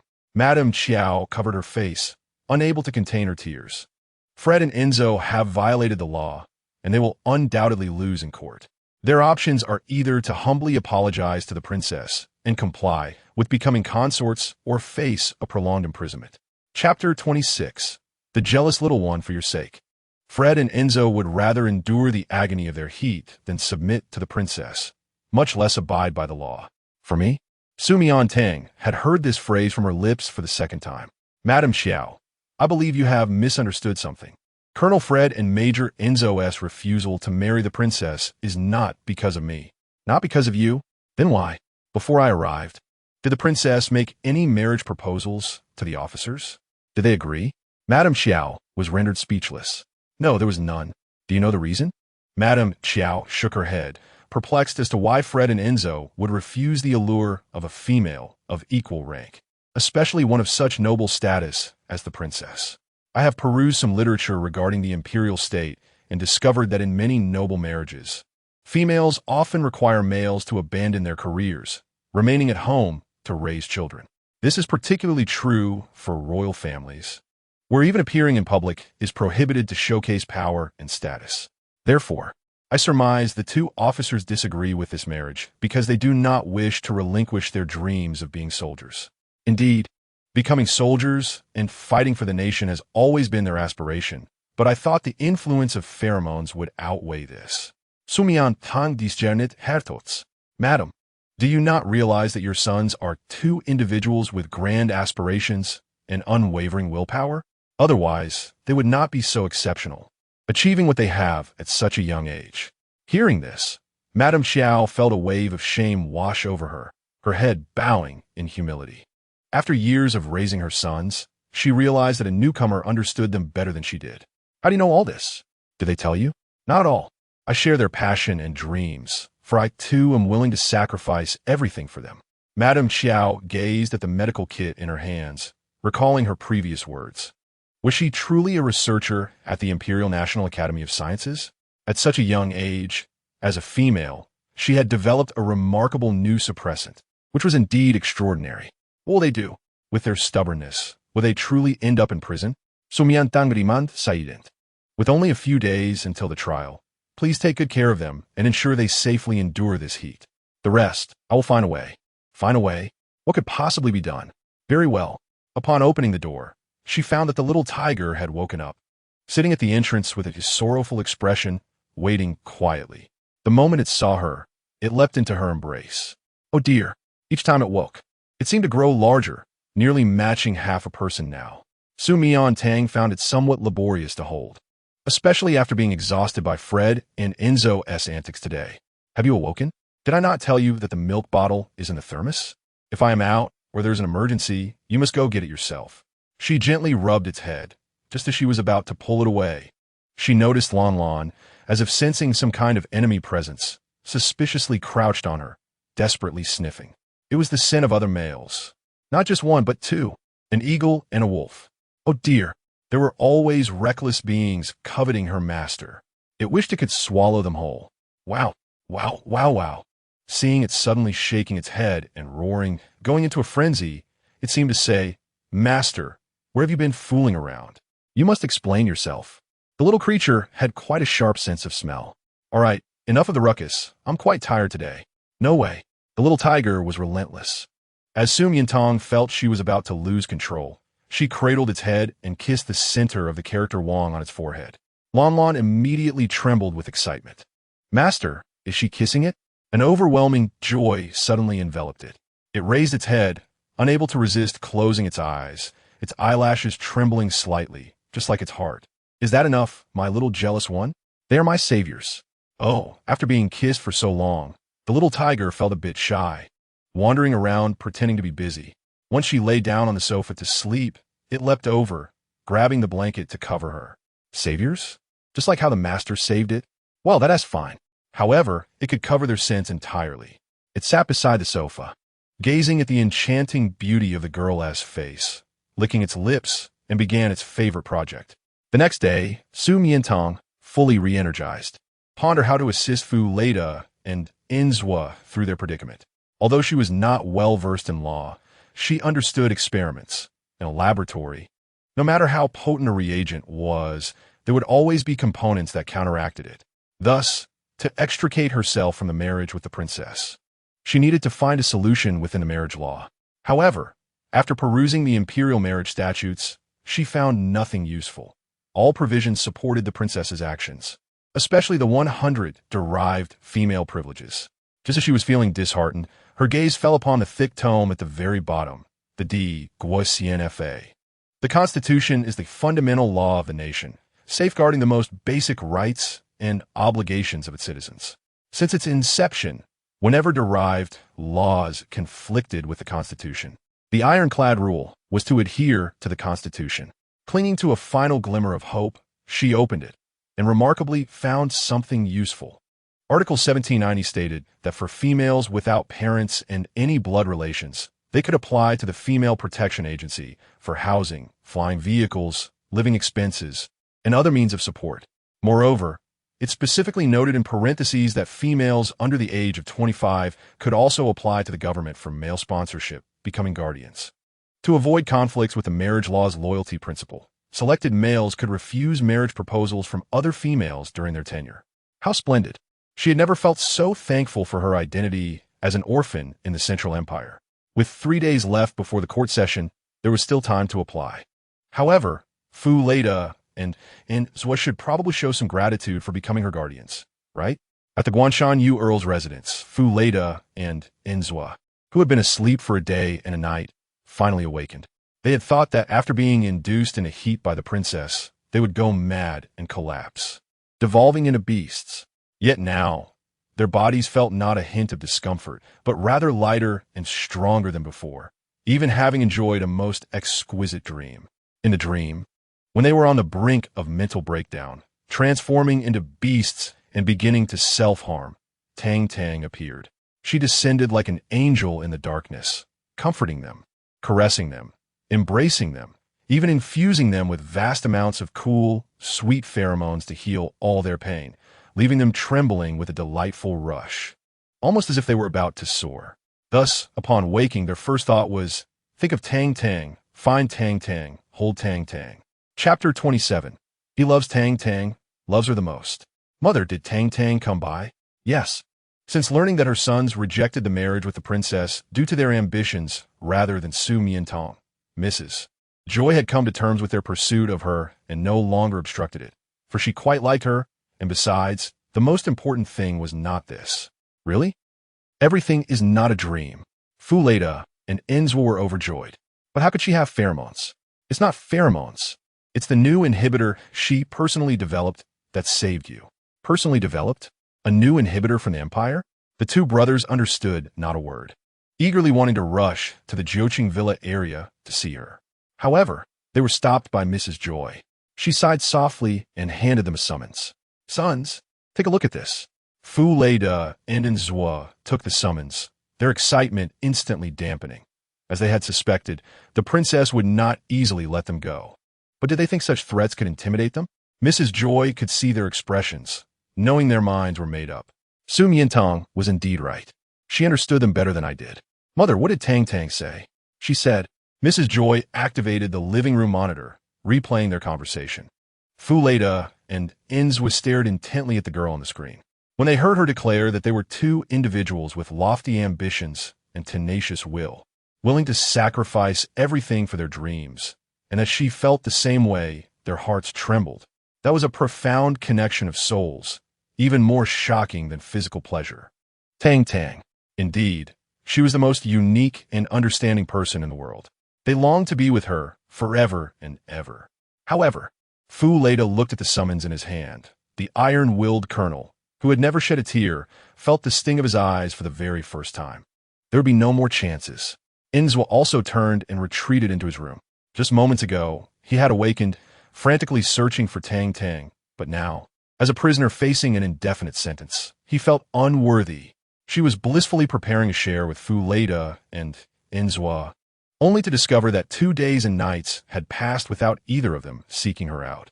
They had clearly awakened long ago. Those ungrateful eagle and wolf. She decided to take the initiative to reach out, just as she was about to dial their number. she received a call from Mrs. Joy. "Miss Su Miantang, please come to the residence quickly. Fu Leda and Inzwa are about to torment themselves to death." "What?" Su Miantang's expression tightened. Was there a problem with the inhibitor? Any side effects? What happened to them? "They have locked themselves in their room for 2 days and nights without a morsel of food, continuously drowning their sorrows in alcohol. If this continues, they might not even make it to the court date. So, they were just throwing a tantrum." Su Miantang sighed in relief. "It's all right, let me handle it." In the pitch-black room, Fu Leda and Inzwa sat slumped in a corner, intoxicated and despondent, surrounded by crumpled cans. They repeatedly picked them up, incessantly drinking, mumbling mindlessly, "Tang tang, tang tang." Ding! A special alert tone rang out, and as if under a spell, both of them jolted. Tang tang. Although they missed Su Miantang every moment, when they saw her contact number, they felt timid and retreated. They were about to become prisoners. They should not have any further contact with her. Su Miantang dialed twice with no answer, just as she prepared to call again. Contemplating going directly to the Earl's residence if there was still no reply, the line connected. It was Fu Leda. "Hello." Just that one word revealed his despondency, melancholy, and a hint of feigned indifference. "You're awake?" "Yes, is there something?" "No." Listening to his deliberately aloof tone, Su Miantang couldn't help but smile. "Colonel, if your acting skills are lacking, there's no need to put on a brave face. It has come to my attention that you have received a court summons and are now facing a life sentence. Given that we are acquainted, would you care to meet for a final farewell?" The phrase "final farewell" struck a deep chord within Fred, causing him considerable emotional turmoil. Indeed, this would be the last time he would see Tang Tang. Thereafter, he would be imprisoned and unable to behold her beauty again. He could no longer maintain his composure and, in a hoarse voice, agreed, "All right." Perhaps this meeting would provide him with the strength to endure the interminable days of incarceration that lay ahead. But what of Enzo? Although he often felt jealousy towards his younger brother, this final meeting was significant not only for Fred, but for Enzo as well. "Enzo," Su Miantang nonchalantly remarked, "forget him. I've tried calling him several times with no response. It seems he has no affection left for me, so it's best not to meet." Next door, Enzo, with his keen senses, suddenly sprang up from his seat. He cared deeply for Tang Tang. She was his utmost love. Without hesitation, he dialed Su Miantang's number, exclaiming, "Tang Tang, I want to see you too." Su Miantang covered her mouth in laughter. "All right, let us set a meeting place, and I'll send you the location." After hanging up, Fred and Enzo sprang into action, showering, shaving, tidying their hair, and changing clothes in a seamless flurry. In the hallway, Mrs. Joy, frantic and unsure of what to do, was taken aback when she saw her 2 sons, who had been moping in their rooms, now appearing well-groomed and strikingly handsome. Despite her earnest pleas over the past 2 days, they seemed oblivious to her concerns and dashed out the moment Su Miantang made a call. What a misfortune it was to have birthed 2 such love-struck fools.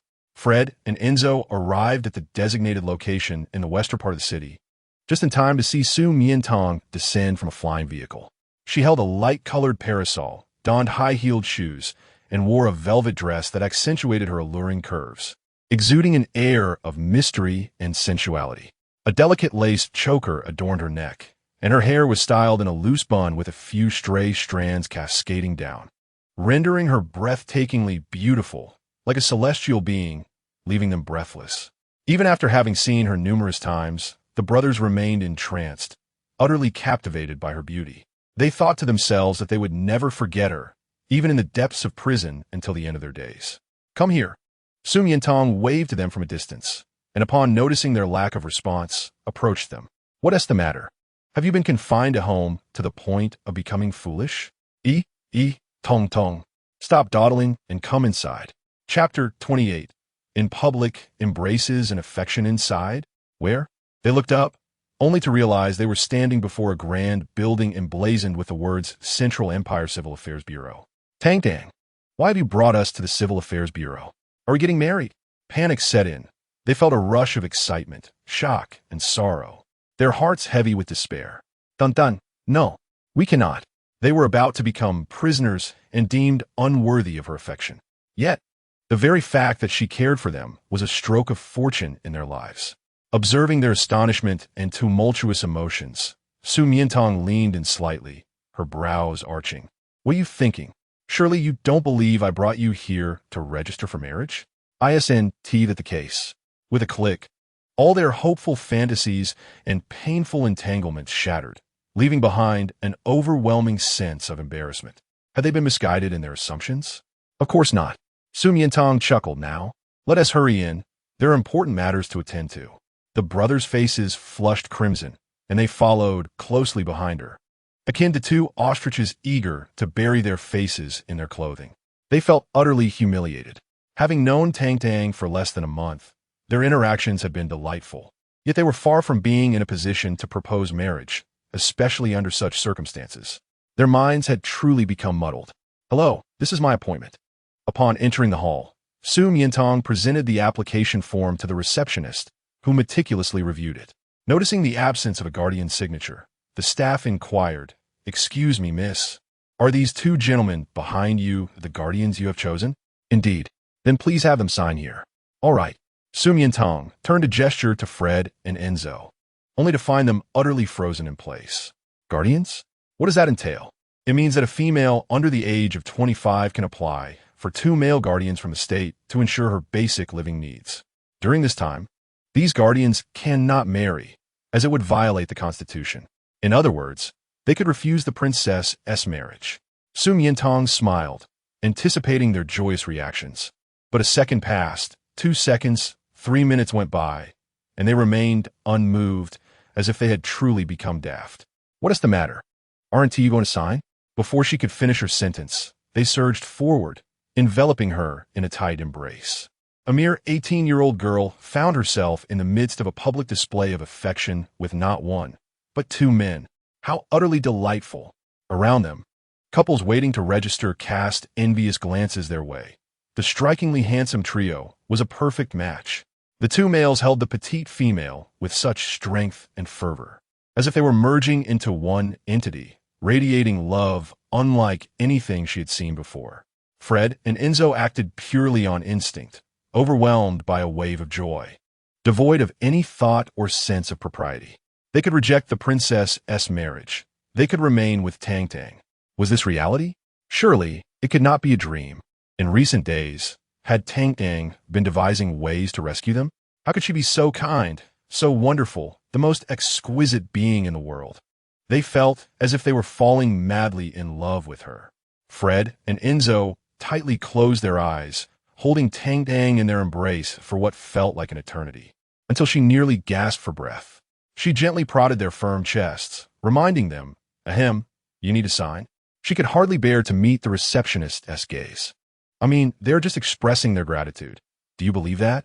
Su Miantang, too, found herself swept up in their happiness. She beckoned them onto the flying vehicle, mysteriously closing the door behind them, and requested, "Can you transform into your beast forms?" Transform into beast forms.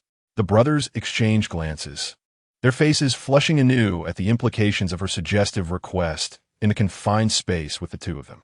"Taming, are you planning to play with us here? ISNT it too cramped? What if we make too much noise and someone outside hears?" Despite their concerns, they eagerly anticipated transforming into their beast forms, ready to present their most graceful and charismatic postures, awaiting her approval. However, in their moment of shyness, Su Miantang produced 2 gift boxes from behind her. "Tada, this is my gift to you, thanking you for becoming my guardians starting today. I hope you will look after me in the days ahead." Gifts? As realization dawned, a flicker of disappointment crossed their eyes, but they were prepared to refuse, feeling that since she had saved them, it was their duty to present her with gifts in return. "Don't move." Su Miantang retrieved a bracelet from the first box and placed it on Fred's wrist. Originally intended as a gift, it now seemed more akin to an anklet. Fred lowered his gaze, fixated on the white chain entwined around his sharp claws. Fashioned in the likeness of 5-petaled Tian Shan snow lotus flowers, imbued with her delicate fragrance, alluring and captivating. It felt as though his heart had been ensnared as well. Subsequently, she retrieved a silver collar from second gift box, intricately carved with the exquisite scenery of the Arctic and the patterns of fairywood, adorning Enzo with it. Enzo squinted joyfully, his tail wagging as if it might soar to the heavens, his expression seemingly proclaiming, with Tang Tang's collar donned. I shall henceforth be Tang Tang's loyal canine. How splendid. Su Miantang couldn't resist stroking his head. He resembled a great dog. Do you like this gift? Indeed. The two brothers transformed into their human forms, kneeling on one knee, taking her hands in theirs, and bestowing a kiss upon her knuckles. As if branding a mark of loyalty, their expressions solemn and reverent. We pledge, as guardians, to forever care for and cherish Tang Tang, ensuring that she becomes the happiest female in the world. This vow unwavering, steadfast until death. In the Imperial Palace, Fengyang Pavilion. What news? Princess Catherine languidly reclined atop a massive black panther, extending her exquisitely manicured nails to pluck crystal grapes peeled by a nearby servant, popping them into her mouth. Had the court summons reached the Earl's residence? What was the reaction of the Gemini? Chapter 29. Sweet offerings fear not the pheromones. One should at least fear death, no? In the prison of Central Star, the torturous implements of punishment were many, and few emerged alive from their grasp, especially those who had been particularly singled out. The summons. It has arrived. The servants quivered as they reported it had been delivered 3 days prior. But what? Stammering, if you can't articulate properly. Perhaps you should sever your tongue. Spare me, your highness. The servants, fearing repercussions, collapsed to the ground, weeping profusely. What?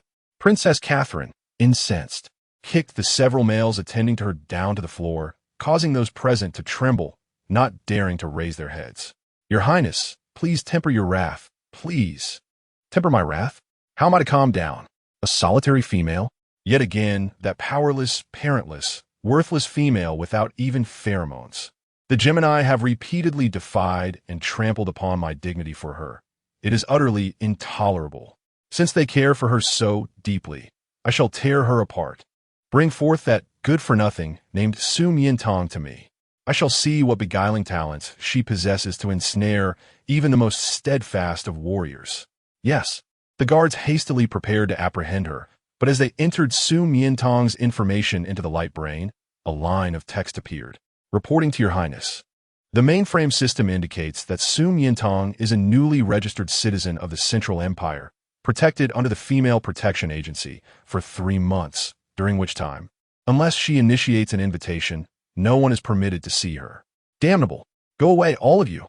Catherine shattered her beloved crystal cup, her silver teeth grinding in frustration. Unseen, she refuses to believe that there exists anyone in this world whom a princess cannot meet. The week-long mourning period for the Central Star has officially concluded, and various sectors have resumed operations. On Monday, the Imperial National Academy of Sciences issued an announcement on the electronic bulletin. Henceforth, the Academy will welcome its first female employee in a century, a researcher in the Biotechnology and Pharmacology Department, Su Miantang. A female? A researcher in the most core department? Surely this is a jest? Upon the release of the announcement, thousands of employees were left astounded, gathering in front of the building to witness the singular female researcher. However, many suspected it might merely be a prank. When Su Miantang arrived at the academy aboard a small flying craft, she was taken aback by the throngs of people gathered at the entrance. Why so many? Is there an event? As she curiously descended, she realized that the event seemed to revolve around her. My goodness, she is extraordinarily beautiful. Such a stunning female. Is she truly an employee of our research institute? Do not deceive me. I shall have motivation to rise early for work now. She appeared quite young and remarkably lovely. Surely she did not gain entrance through some form of nepotism? Speaking such words, are you not afraid of being apprehended? Do not be jealous. She has legitimately passed the 5 elders examination and even submitted a perfect internal test paper. The last person to do so was the director, if I recall correctly. Our institute has produced such a brilliant and beautiful female genius. It is akin to an ancient iron tree blooming, a divine gift from the beast god. Look at the Mechanical Institute next door. How will they compete with us now? I, too, have never seen anyone wear a work uniform so beautifully, so captivating that one cannot look away. I wonder if she has a mate? If she does, would she be willing to accept another? I would gladly wait with a love number, even if I were the 10,000th in line. Welcome to the Academy of Sciences. As they spoke, they even erupted into applause. the thunderous sound making Su Miantang's feet tingle. Such enthusiasm. Fortunately, she had the habit of bringing gifts for her colleagues on her first day, sparing her from standing there awkwardly, though it seemed a bit insufficient. Thank you. Thank you, everyone. I have prepared a little gift for all of you. These are candies I made with my own hands. She produced several bags from her purse. Upon seeing this, the crowd surged forward, clamoring for a piece. Once they tasted it, their faces lit up with overwhelming admiration. How could it be so fragrant, soft, and sweet? Those who had previously harbored doubts about her capabilities were now utterly conquered. Anyone who could craft confections 1,000 times more delectable than those from Xingmei Mall must be a genius. Lu Sili stood at the edge of the crowd, observing Su Miantang's popularity, a trace of pride flickering in his eyes. Like the other employees, he felt compelled to draw nearer, longing to taste the sweets she had made with her own hands. However, when Su Miantang reached out to him, she intentionally passed him by. His outstretched hand froze. Miantang, why not offer me some? In the next moment, a bag fell upon him, accompanied by her slightly inclined figure. Director, would you kindly help distribute these? I will have a special one, just for you later. Special? His heart skipped a beat, pausing for several seconds. In her eyes, was he truly someone unique? Why did he feel that the director and Miantang seemed so well-matched standing together? A pair of talented individuals. Indeed, distributing candies together, they resembled a newlywed couple. As Lu Sili absorbed this remark amidst the cacophony, his face flushed, and he turned to hand out another candy. The recipient was taken aback, not due to the candy itself, but because he had witnessed the usually unflappable director blushing. The crowd gradually dispersed, and Su Miantang gathered her packing materials, approaching the man beside her, astonished by the warmth of her colleagues at the research institute. That warmth was reserved solely for you. Others do not receive such treatment. Lu Sili gazed down at her. Miantang, on your first day, shall I take you to my laboratory to familiarize you with some ongoing projects and specialized equipment? The laboratory? The one for the pharmaceutical department? No, it is my private laboratory. The director's private laboratory? She was aware that it was a restricted area. One even the 5 elders of the institute were forbidden to enter, and yet he intended to take her there on her first day. Is this privilege exclusive to me? Something others do not enjoy? Lu Sili's ears turned slightly warm as he turned away. Merely jesting. Su Miantang hurriedly pursued him. Chapter 30. The enchantment of the fox tribe. Lu Sili did not mind her jesting. Rather, he feared that if he lingered any longer, she would glimpse his flushed face and his inability to control his emotions, much like an inexperienced youth. As Su Miantang entered the private laboratory, the sense of awe she felt was no less than that day when she stealthily infiltrated laboratory number 1. The space was replete with machines, potions, auxiliary tools, and a variety of models. She bent down to examine the labels of the experimental samples from the past week on the table. Whitening lotion, freckle cream, and moisturizing cream, all intended for women. Lu Sili, having changed out of his work attire, emerged to find the young woman intently inspecting a bottle of hair growth serum, which bore the name of a female, Lisha. He hurried over to clarify, fearing that a moment's delay might lead to misunderstanding. Miantang, these products are a collaboration between our institution and the Female Protection Agency. Due to the existence of beauty defects and psychological anxieties among some females in the empire, they are often misled by unscrupulous organizations peddling harmful products. Thus, the official decision was made to launch skincare and therapeutic products.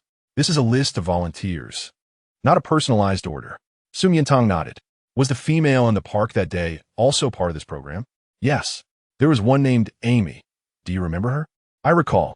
The left side of her face was scarred in a childhood accident, which made her feel inferior and even contemplate ending her life. However, the scar is extensive, and now that she has reached maturity, current medical aesthetic techniques offer little hope for removal. I can only create some restorative ointment to comfort her. Lu Sili seemed regretful for his inability to assist her. Su Miantang raised an eyebrow. I can help. Really? His surprise was palpable. If anyone else had said this, he would have remained skeptical, but her, he believed, it would be tremendous news for her. Yes, but I will need your assistance, as well as access to your restricted laboratory. How honored I am. What must I do? Please, before that, I have a small gift for you. From behind her, Su Miantang produced a square gift box. Here, a candy I promised to give you. Thank you, Miantang. Lucille took it with utmost care and opened the lid, revealing a layer of shiny aluminum foil delicately wrapping round candies, showcasing the thoughtfulness of the giver. However, upon unwrapping, he found the candy to be brown and rather hard, unlike the soft and fluffy white ones given to others earlier. What is this? This is a new flavor I developed. Would you like to try it? Sure. Lucille, unsuspecting, took a bite, only to furrow his brow at the bitterness. Just as he suspected it was a prank, he caught the hopeful gleam in her eyes. Perhaps it was merely a failed experiment. How does it taste? Very sweet. Just as he was about to feign praise, a rich aroma enveloped him, and the smooth texture combined with a hint of sweetness burst forth on his palate, filling his eyes with astonishment. What kind of candy is this? How can it be so extraordinary? It's called chocolate, made from cocoa paste and cocoa butter. It harmonizes bitterness, saltiness, fragrance, and sweetness to create such a unique delicacy, achievable only by someone as remarkable as you. Having consumed only one piece, Lucille carefully tucked the rest away. What is wrong? Don't you like it? No. Let us proceed with the experiment. This candy was handcrafted for him, and he wished to savor it slowly. All right. Su Miantang proceeded to share her treatment philosophy for Amy's scars, along with the necessary processes for drug formulation. Since she was not well acquainted with the experimental apparatus, she articulated the entire process, allowing Lucille to execute it. The next step was purification to obtain crystalline botulinum toxin. As Su Miantang lifted her gaze from the book, she noticed Lucille, engrossed in his work, beads of sweat forming on his forehead, threatening to cascade down. She quickly pulled out a handkerchief and tiptoed to gently wipe it away. In that brief moment, Lucille's test tube slipped from his grasp, but fortunately, Su Miantang's quick reflexes saved it. She exhaled a sigh of relief. This substance was toxic. I'm sorry. Lucille appeared somewhat dazed. Her gentle gesture of wiping his sweat, her fingertips grazing his skin through the delicate silk cloth, sent electric shivers down his spine, stirring feelings he had never anticipated. That's fine, continue. Okay. Lucille adjusted himself and resumed his work, yet his focus was entirely altered, especially as she stood beside him for safety, their bodies nearly brushing against each other. In the stillness, he could hear the subtle sound of fabric rubbing, feel her every breath, and catch a hint of a faint floral fragrance. It dawned on him that the sweet fragrance he had detected while showing her around the research institute was not a mere illusion. It was soft, sweet, and reminiscent of pheromones, enticing him to inhale more deeply. He faltered in his operations again. I apologize. Excuse me. After several blunders, Su Miantang looked at him in surprise. What's going on? You were fine just a moment ago. Lucille removed his gloves, realizing he could no longer continue. The usually composed and rational director was succumbing to an unusual distraction.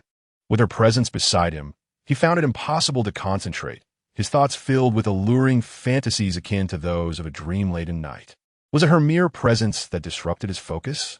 Or perhaps the intimate gesture of her wiping his sweat made him overly conscious? After all, he was accustomed to having assistants help him when he was unable to wipe away sweat during experiments. Yet here, the boundary between male and female felt much more pronounced. As Su Miantang contemplated retreating, her wrist was suddenly grasped firmly by him. Perhaps, in the presence of one's beloved, there was no need for excessive restraint. A little indulgence was permissible. Lucille drew her closer, almost enveloping her in his embrace, his gaze gently lowering.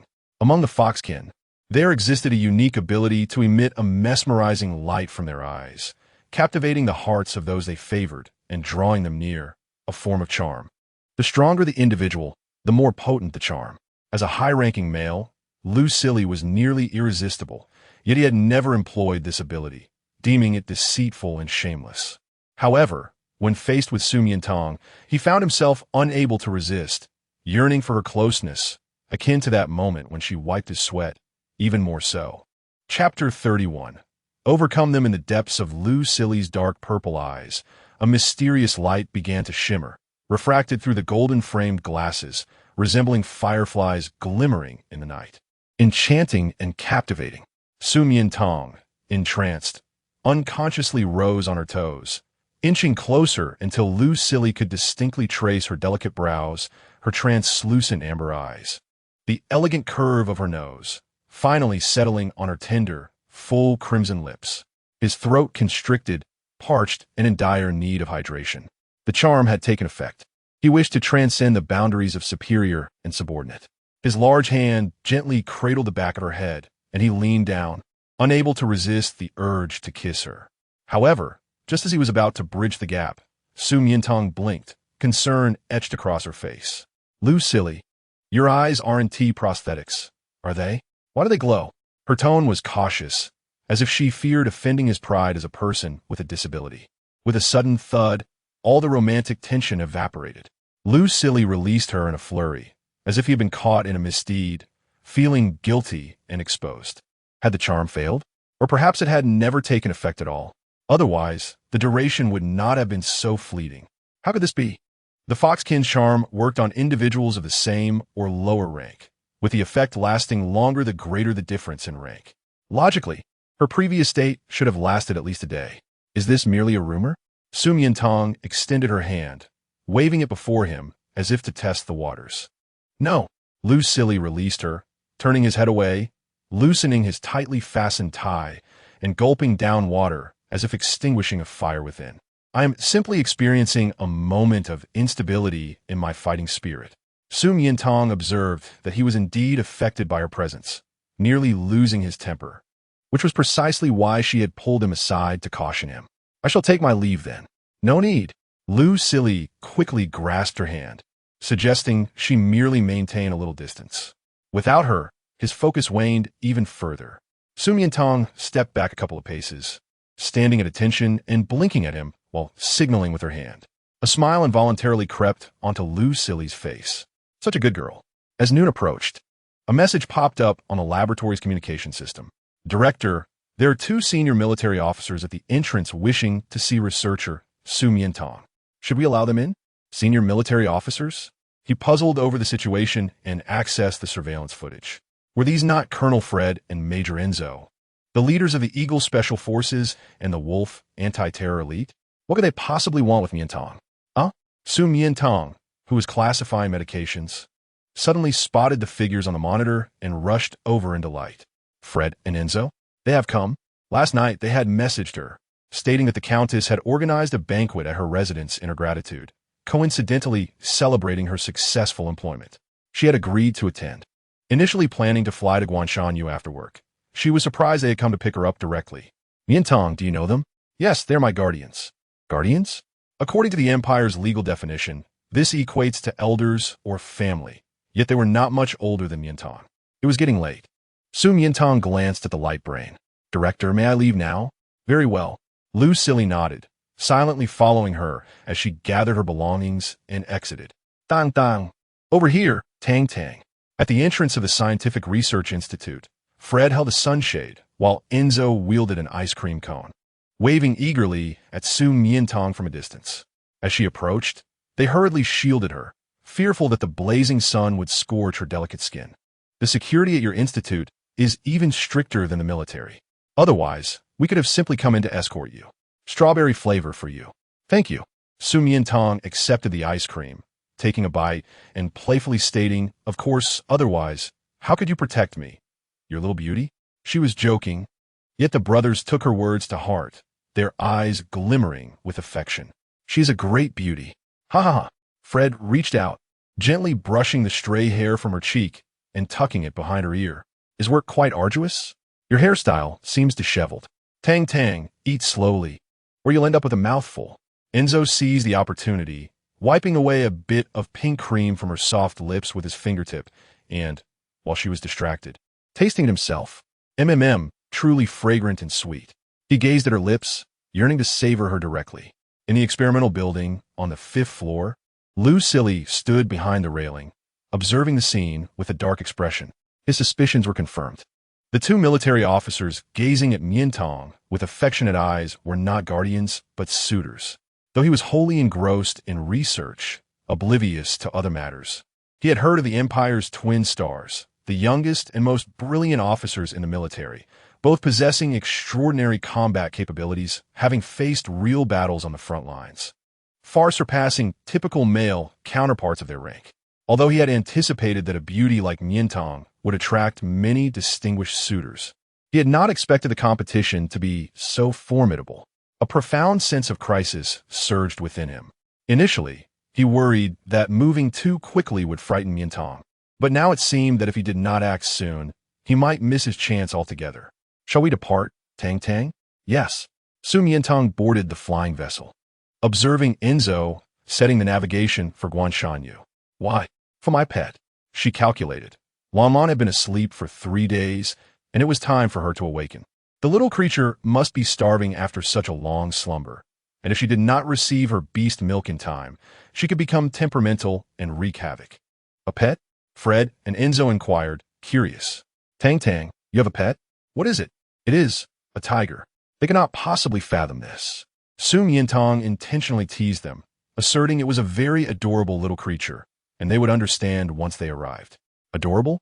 Fred and Enzo envisioned kittens, bunnies, and puppies, never imagining that upon opening the door, a substantial white figure accompanied by a ferocious roar would pounce toward them.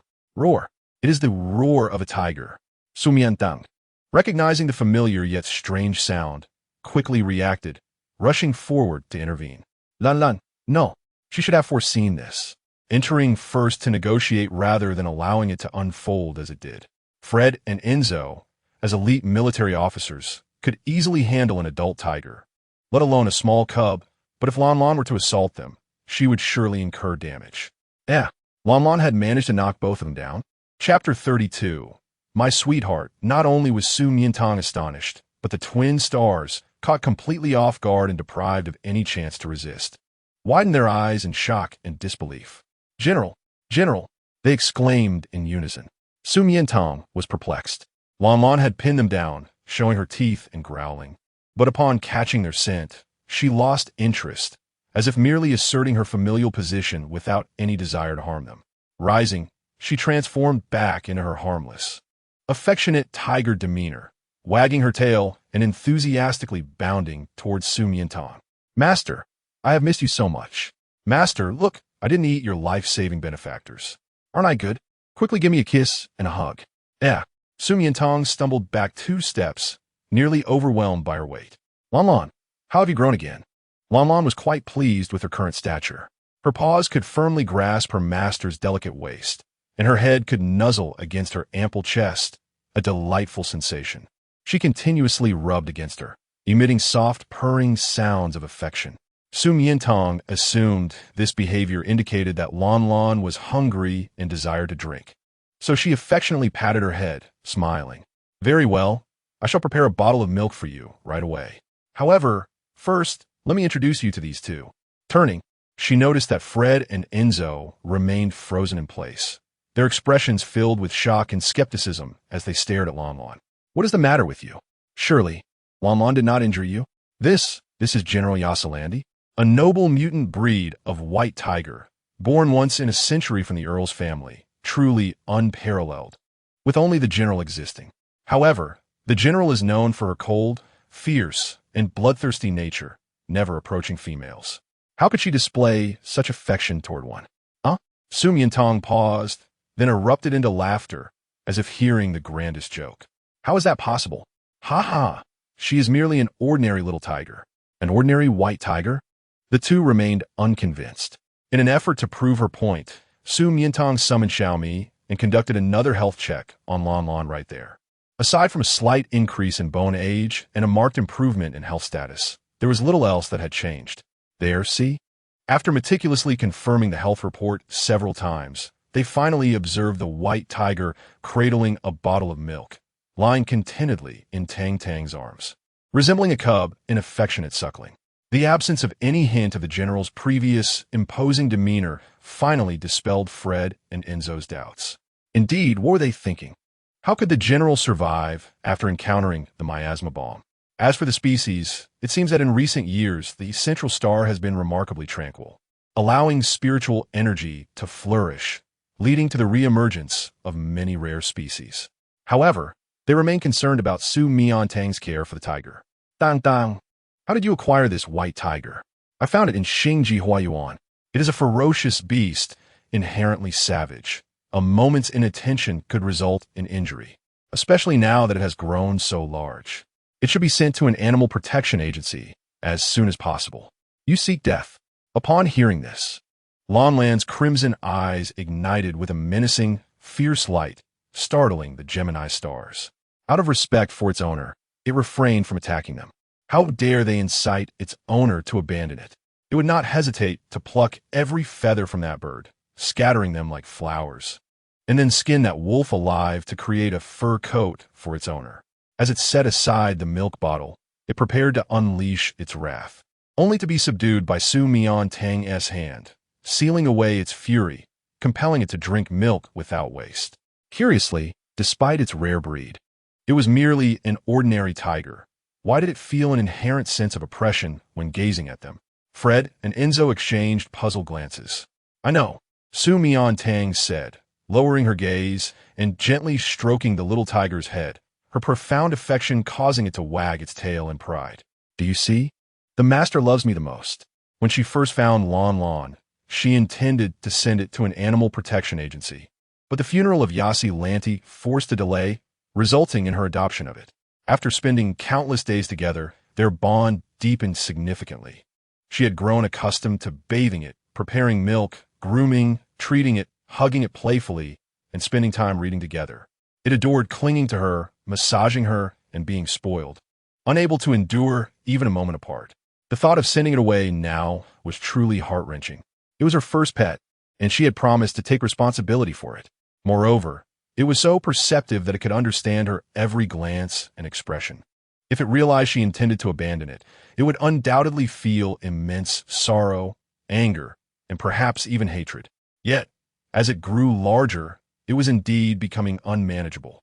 Furthermore, privately raising protected animals was illegal in the Empire. Just a little longer, Su Miantang thought, wishing to say that its wings had not yet healed. But realizing that Lan seemed to feel self-conscious about its broken wings, only revealing them during treatment. She altered her words, its injury has not yet healed. Once it is better, I will personally see it off. You all sit and enjoy a cup of tea. I will tidy up its belongings. Tang, let me help you. No need. Don't disturb it and its master's time together. The little tiger proudly carried the milk bottle and followed the young girl upstairs.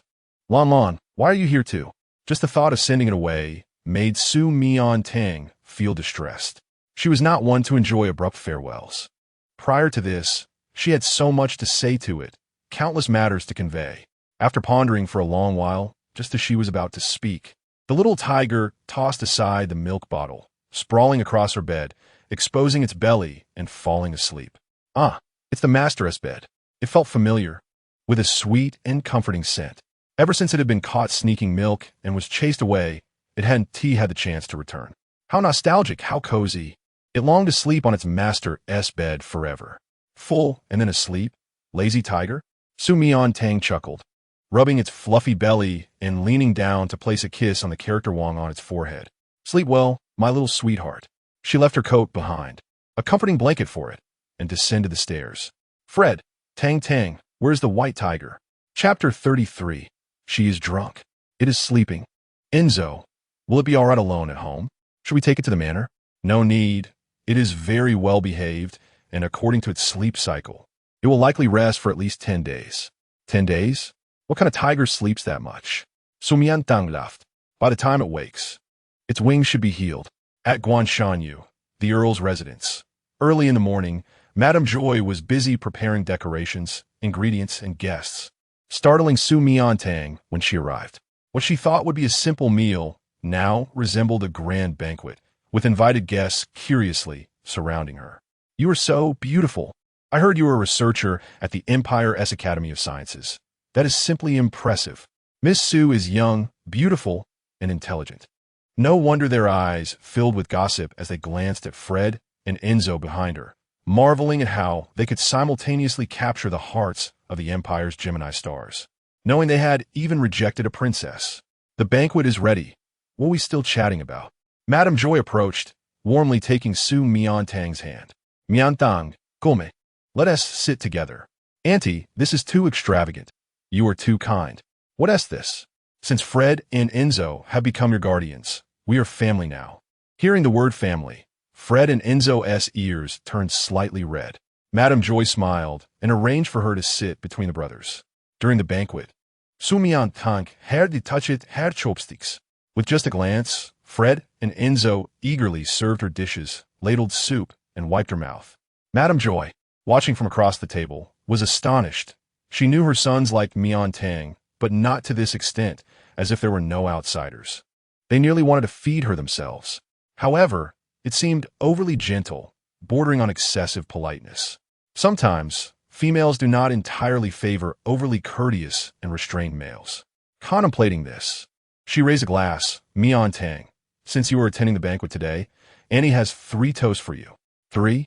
Fred immediately tried to stop her, but Madame Joy silenced him with a glance. Enzo looked puzzled. What does Mother intend to do? Most males cannot handle 3 of these small glasses. Tang will surely become intoxicated. Mother, it's all right, Enzo. When elders toast, how can one refuse? Su Miantang believed her alcohol tolerance was quite good. Having previously outdrunk many colleagues, 3 glasses were nothing. This first glass is to congratulate you on successfully entering the National Academy of Sciences and becoming a researcher, bringing honor to us females. Thank you, Annie. Su Miantang downed it in one go, finding the taste pleasant. This second glass is to thank you for bringing the inhibitor, saving my 2 sons from peril. It was the least I could do. They have saved me too. Su Miantang finished the second glass. As Madame Joy prepared to toast the third glass, Fred could no longer hold back and grasped her hand. Tang tang. That's enough. Don't drink anymore. You'll get drunk. It's fine. There's only 1 glass left. Exactly, Fred. You're not as considerate as Tang. This third glass is to toast my 2 sons, fortunate to become your guardians. May you find happiness and peace under their care throughout your life. Since it is a toast to us, let us drink it on her behalf. Fred seized the wine glass, and Enzo poured another, both drinking it down for her. Su Miantang found it amusing, shaking her head, thinking they underestimated her. What was 2 glasses of wine? However, she soon realized the wine was too strong. Suddenly, a wave of dizziness washed over her. The wine glass slipped from her hand, and her seated body swayed slightly. Tang, what is wrong? Enzo quickly steadied her. Fred rushed over to check, and, as expected, she was indeed intoxicated. Mother, what are you calling Mother for? Can't you see Miantang is drunk? Hurry and take her upstairs to attend to her. Take her upstairs to attend to her? Fred and Enzo were momentarily stunned. No way. They are still pursuing Teeing, yet have not confessed their feelings, nor have they sought to court her. It is imperative to maintain a certain distance, especially at this moment. Taking advantage of her vulnerability would only lead to her resentment upon waking. What are they still dawdling for? Do they not feel distressed by her absence? These 2 foolish boys, do they truly intend to be her guardians for a lifetime? Flid lowered his gaze. Noticing the young girl slumped over the table, her eyes slightly closed, emitting low groans of discomfort. It was evident that she was unwell. He leaned down and scooped her up in a princess carry. Brother, you. Enzo was immediately incensed. How dare he take advantage of Teeing while she was intoxicated?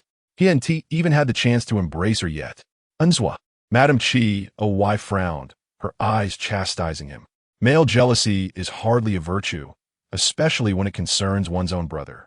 The 2 of them should look after me in Teeing together, as is proper. Enzo understood and quickly followed suit. The alcohol rapidly dulled the brain, eroding memories. In her hazy state, Su Miantang believed she was at home. Yet, why was it so warm around her? It felt as though someone was holding her closely. Was it Ellen? This bold little creature dared to sneak into bed with her while she slept. She would show it how to behave. She opened her mouth and bit down on its ear. Flid, hurrying upstairs, froze in place. His body trembled slightly. His face flushed uncontrollably, and his arms tightened around her, as if trying to meld her into himself. He felt an overwhelming reaction coursing through him. Yet Su Miantang seemed displeased with the taste. Ellen, why are your ears so hard? Not tasty. She shook her head, rubbing against his chest, her soft murmurs laced with the light breath of intoxication.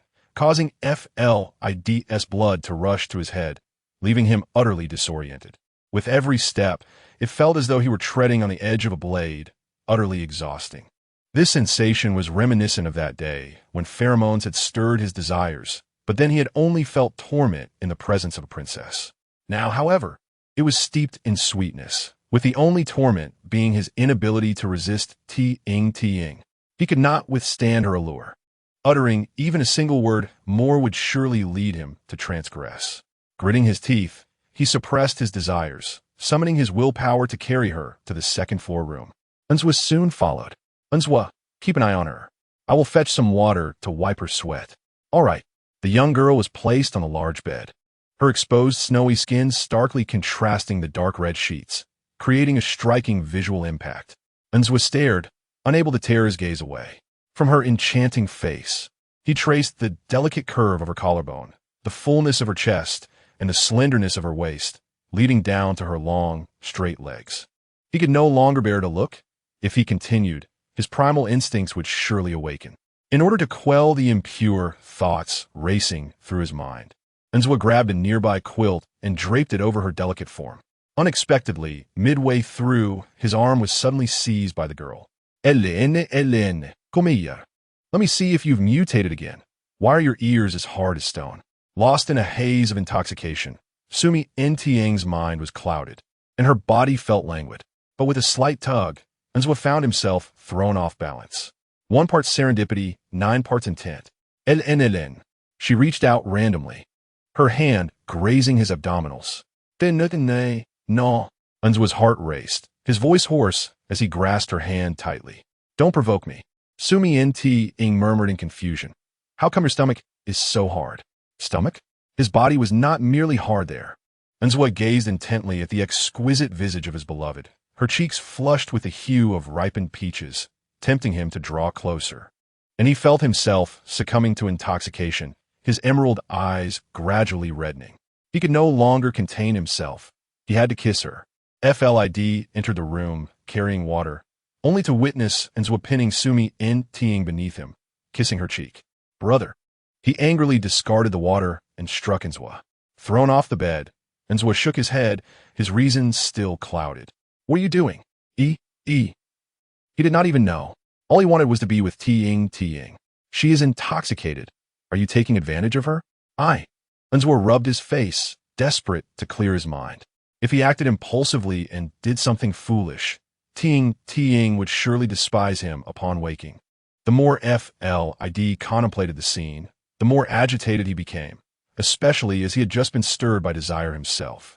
Witnessing Su Miantang teetering on the edge of the bed, he hurried to support her, repositioning her back in the center. A minute later, she rolled off again. 2 minutes later, the cycle repeated. 3 minutes later, in her dream, she was engaged in a playful chase with LN Master. Come catch me. If you do, I'll show you. So mischievous. She taunted. Watch me catch you and see how I'll punish you. Such a captivating creature. Rolling about on the bed, seemed to beckon them, saying, Come here. FLID and Unswa blushed crimson, barely managing to keep their composure.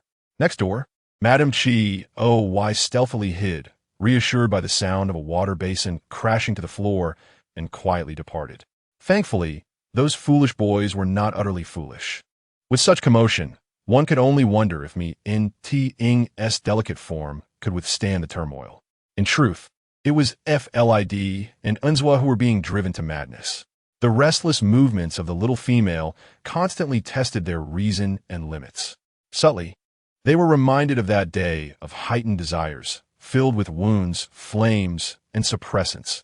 The circumstances now were strikingly similar, yet devoid of any suppressants. As they pondered this, they soon caught a whiff of pheromones. How fragrant, how sweet!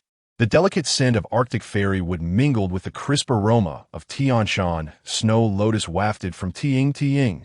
They hurried over to confirm. Indeed, it was her. Chapter 35.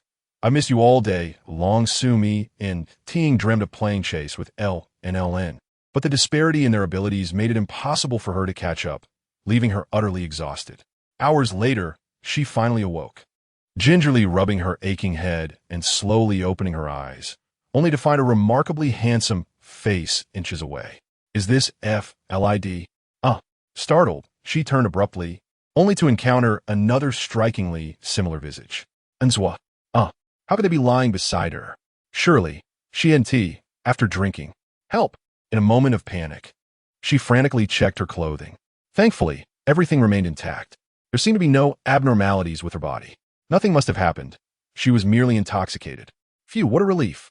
With a sigh of relief, she felt somewhat relaxed and stealthily climbed out of bed, careful not to awaken them, then swiftly darted out like a thief. After having gone to great lengths to rescue them from the brink of marriage, to think she could turn around and sleep with them would be utterly sinful. She would surely be loathed. Moments later, FLID and Unzwa opened their bloodshot eyes, watching the little female hastily retreat, both enchanted by her. Previously, they had wished for her to be by their side at all times, yet now, they were immensely grateful she had finally left. If she lingered any longer, they would truly be driven to madness. The two brothers exchanged a knowing glance and silently made their way to separate bathrooms to address their physiological needs. Was the alluring scent emanating from Tang, a pheromone? Previously, they had assumed it was merely a natural fragrance due to its subtlety. However, a natural scent could not satiate their desires, ease their emotions, nor captivate them to the point of addiction. Could it be that her severely damaged information sea had been restored, or had she undergone a secondary differentiation? Contemplating this, their excitement surged, indicating a need to take her for another pheromone test. At the Imperial National Academy of Sciences, in the Department of Biotechnology and Pharmaceutical Production, Su Miantang officially reported for duty, introducing herself to her new colleagues and beginning to engage with new projects under the guidance of the director. Miss Su, you are the only female in the institute. Do not hesitate to ask for assistance from everyone if needed. Okay, thank you, Director. Just as she was preparing to get hands-on, a familiar voice called from outside the laboratory. Su Miantang, come to my private lab. Director? This was the second time the director had summoned Su Miantang to the private lab. My goodness, I have worked here for over a decade and have never seen such a precedent, especially for a new researcher. Indeed, that place is off-limits even to the 5 Great Elders. Su Miantang felt a tinge of confusion. Another trip to the Forbidden Zone? I've already been there on the first day, and now the way my colleagues are looking at me is quite different. Director, is there something you need in the private lab? Su Miantang hurried out. Henti, they already completed the botulinum toxin extraction experiment yesterday. However, I still don't know how to use it.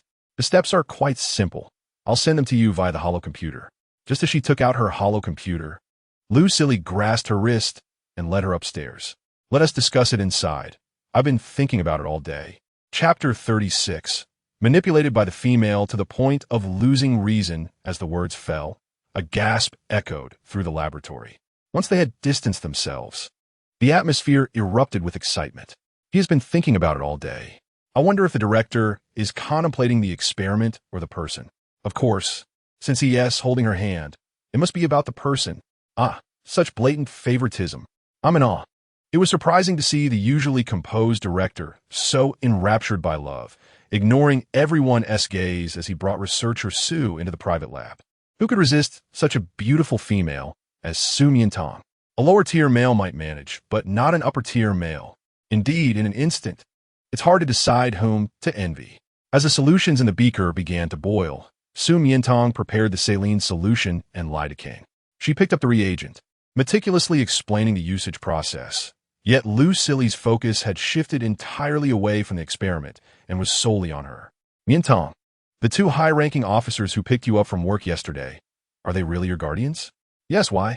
Oh, just that through them, I learned about your background. I apologize for not knowing earlier. It's fine. Su Miantang was aware of what he was implying. She was not a true orphan.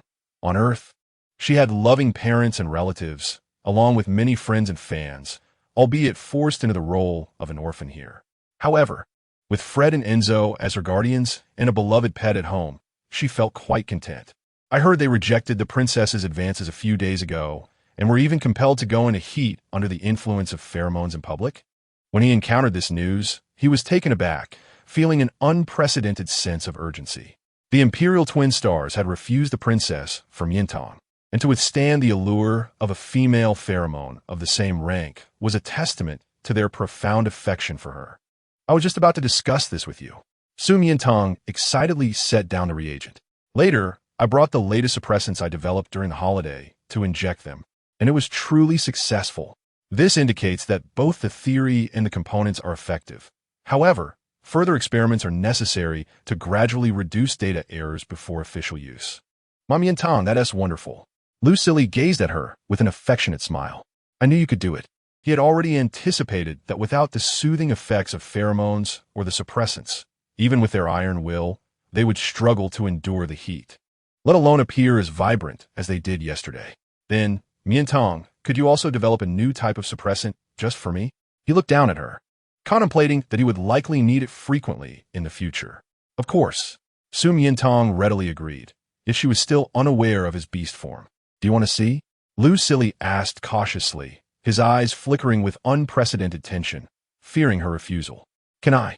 Su Miantang's eyes sparkled as she eagerly nodded. Yes, yes, yes. She had been curious for a long time. Had she really agreed so easily? Did she not understand that revealing one's beast form in front of female was a courtship gesture? Regardless, he could hardly contain his excitement and transformed right there. Su Miantang had often pondered what his beast form might be, but she never anticipated it would be such a stunning red fox, seemingly emerging from a mystical realm. Its fur was delicate and lustrous, adorned with only two colors, a brilliant crimson above the pointed snout and tail, and a pristine white below and on its belly. The tail's tip also tinged with white, reminiscent of a breathtaking sunset mingling with pure snow. Its eyes were elongated and enchanting, with deep violet pupils that exuded a starry allure. Most astonishing was a fiery red phoenix tail flower mark blooming on its forehead, giving it an ethereal appearance. No wonder that, throughout history, foxes have symbolized intelligence, agility, and beauty bordering on the supernatural. Su Miantang was mesmerized, feeling akin to the king Xiao, who first encountered the nine-tailed fox, captivated and yearning to touch and embrace it. Yet, reality struck. He was her superior, the highest authority in the Scientific Research Institute. How could she, a mere employee, dare to offend him by reaching out? Unless she wished to resign. She stared at him for a moment, 3 seconds, still frozen in place. The red fox's pointed ears twitched slightly, turning its head away in apparent embarrassment. Miantang, why are you not reacting? Do you dislike my beast form? Perhaps. Given the Imperial Twin Star's renowned reputation, his beast form was indeed magnificent and captivating, and it was perfectly natural for her not to find him appealing. Seeing him turn away, Su Miantang inexplicably felt a wave of despondency wash over her. Had she inadvertently hurt the lovely fox? Was it because she had not expressed her feelings? Unsure if her assumptions were correct, she tentatively asked, Lu Silly, your beast form is so beautiful. May I touch it? Touch. The red fox trembled slightly. He never expected her first words to be this. Females only touch their partner's beast form, symbolizing affection, possession, and the assertion of dominance. It seemed her earlier request to see his beast form was not without understanding. He nodded repeatedly, unable to contain his excitement. Miantang, you can do anything you wish with him. Really? Su Miantang exclaimed with delight, removing her gloves. The first thing she did was reach out to gently touch the phoenix tail flower mark on its forehead, curious to see if it was real and whether it would glow. Then, she caressed its cheek, feeling the soft, pointed ears, and after a moment of playfulness, she was met with a vibrant cascade of crimson fur, the texture as smooth and soft as the finest silk, leaving her unable to stop touching it, wanting more. As her delicate fingers glided over its face, the red fox squinted in satisfaction, its long eyelashes fluttering, savoring her every gentle caress. Miantang, do you like its face? My ears are somewhat sensitive. Miantang, please release me. Have you truly let go? Why do I still desire a bit more? With both hands, I began to explore his body, so soft, so slow, and so tantalizingly ticklish. Why does every minute and every second feel so excruciatingly drawn out, desiring to escape, yet yearning even more for her to remain? I even contemplate reclining and exposing my belly for her gentle caress. No, this is utterly inappropriate. Lucillin, you are the esteemed dean. It is not a male driven to madness by the whims of a female. The red fox fervently suppressed its thoughts, yet its body betrayed its true feelings. Every inch that the petite female touched blushed a deep crimson, trembling uncontrollably, struggling to stifle a muffled groan. Moments latte. Su Miantang's hand reached its lower back. Would it finally come to an end? Lu Silly exhaled with a sense of relief, yet he felt an overwhelming sense of reluctance. Unbeknownst to him, Su Miantang had only just begun to delve into the main topic. What a magnificent, plush, and vibrant foxtail it was. If one could embrace and slumber in such a manner every day, it would undoubtedly be exceedingly comfortable. She excitedly lifted him up and held him tightly in her arms. In that instant, Lu Silly felt as though struck by lightning. Wei Tao, this is not permissible. The fox's tail should not be touched. He believed she was aware of this. Yet not only did she touch it, she embraced it tightly within her arms. Chapter 37. Miantang, do not approach. The red fox instantly trembled like a leaf in the wind, unable to endure the overwhelming sensation, and abruptly transformed into human form, his face flushed with embarrassment. He did not utter a single word to her. Moreover, how could the fox's tail be like this? It was simply too peculiar, especially when she was just in my arms, nuzzling with an expression of infatuation. Reflecting on it now, it feels utterly shameful. I could just die from embarrassment, truly. She turned her face, intending to flee through the door of the private laboratory, only to discover that Lu Li's demeanor was somewhat peculiar, indeed alarmingly so. His face was flushed, beads of sweat trickled down, and his heavy breathing was labored. His pale hand gripped the laboratory table, veins prominently visible, as if he could scarcely support his own body and was on the verge of collapsing. Are you all right? Su Miantang approached with concern. Lu Silly felt her breath, and his entire body trembled suddenly. Miantang, do not come any closer. What is the matter? Su Miantang had never heard him command her in such a fierce tone. Could it be that her earlier display of lasciviousness had frightened him? I seem to be engulfed in desire. My mind is in disarray, reason begins to blur, and my entire being is aflame with an unbearable heat. My focus hones in on the nape of my neck. I fervently yearn for the essence of pheromones. These are all signs of arousal. If he does not receive the soothing of pheromones, he may succumb to madness, frenzy, and even lose control, transforming into a beast and causing her harm. Just moments ago, he displayed his most gentle side before her. However, once unleashed, the formidable male with unparalleled combat prowess could effortlessly eviscerate a person with a single claw. She must depart immediately. Hurry, quickly. Is he in heat? Su Miantang was taken aback. A person so meticulous and rational would undoubtedly estimate his own date with remarkable precision. Could it be that she had inadvertently touched upon the matter? She found herself engulfed in profound guilt, her mind racing swiftly. All right, just wait here and don't wander off. I will prepare some new type of inhibitor for you. The fox and the wolf both belong to the Canady family, and as formidable male fighters using the same inhibitor, it should prove effective. However, unexpectedly, at the moment she turned around, LSL caught a strong whiff of the alluring fragrance of the phoenix tail flower.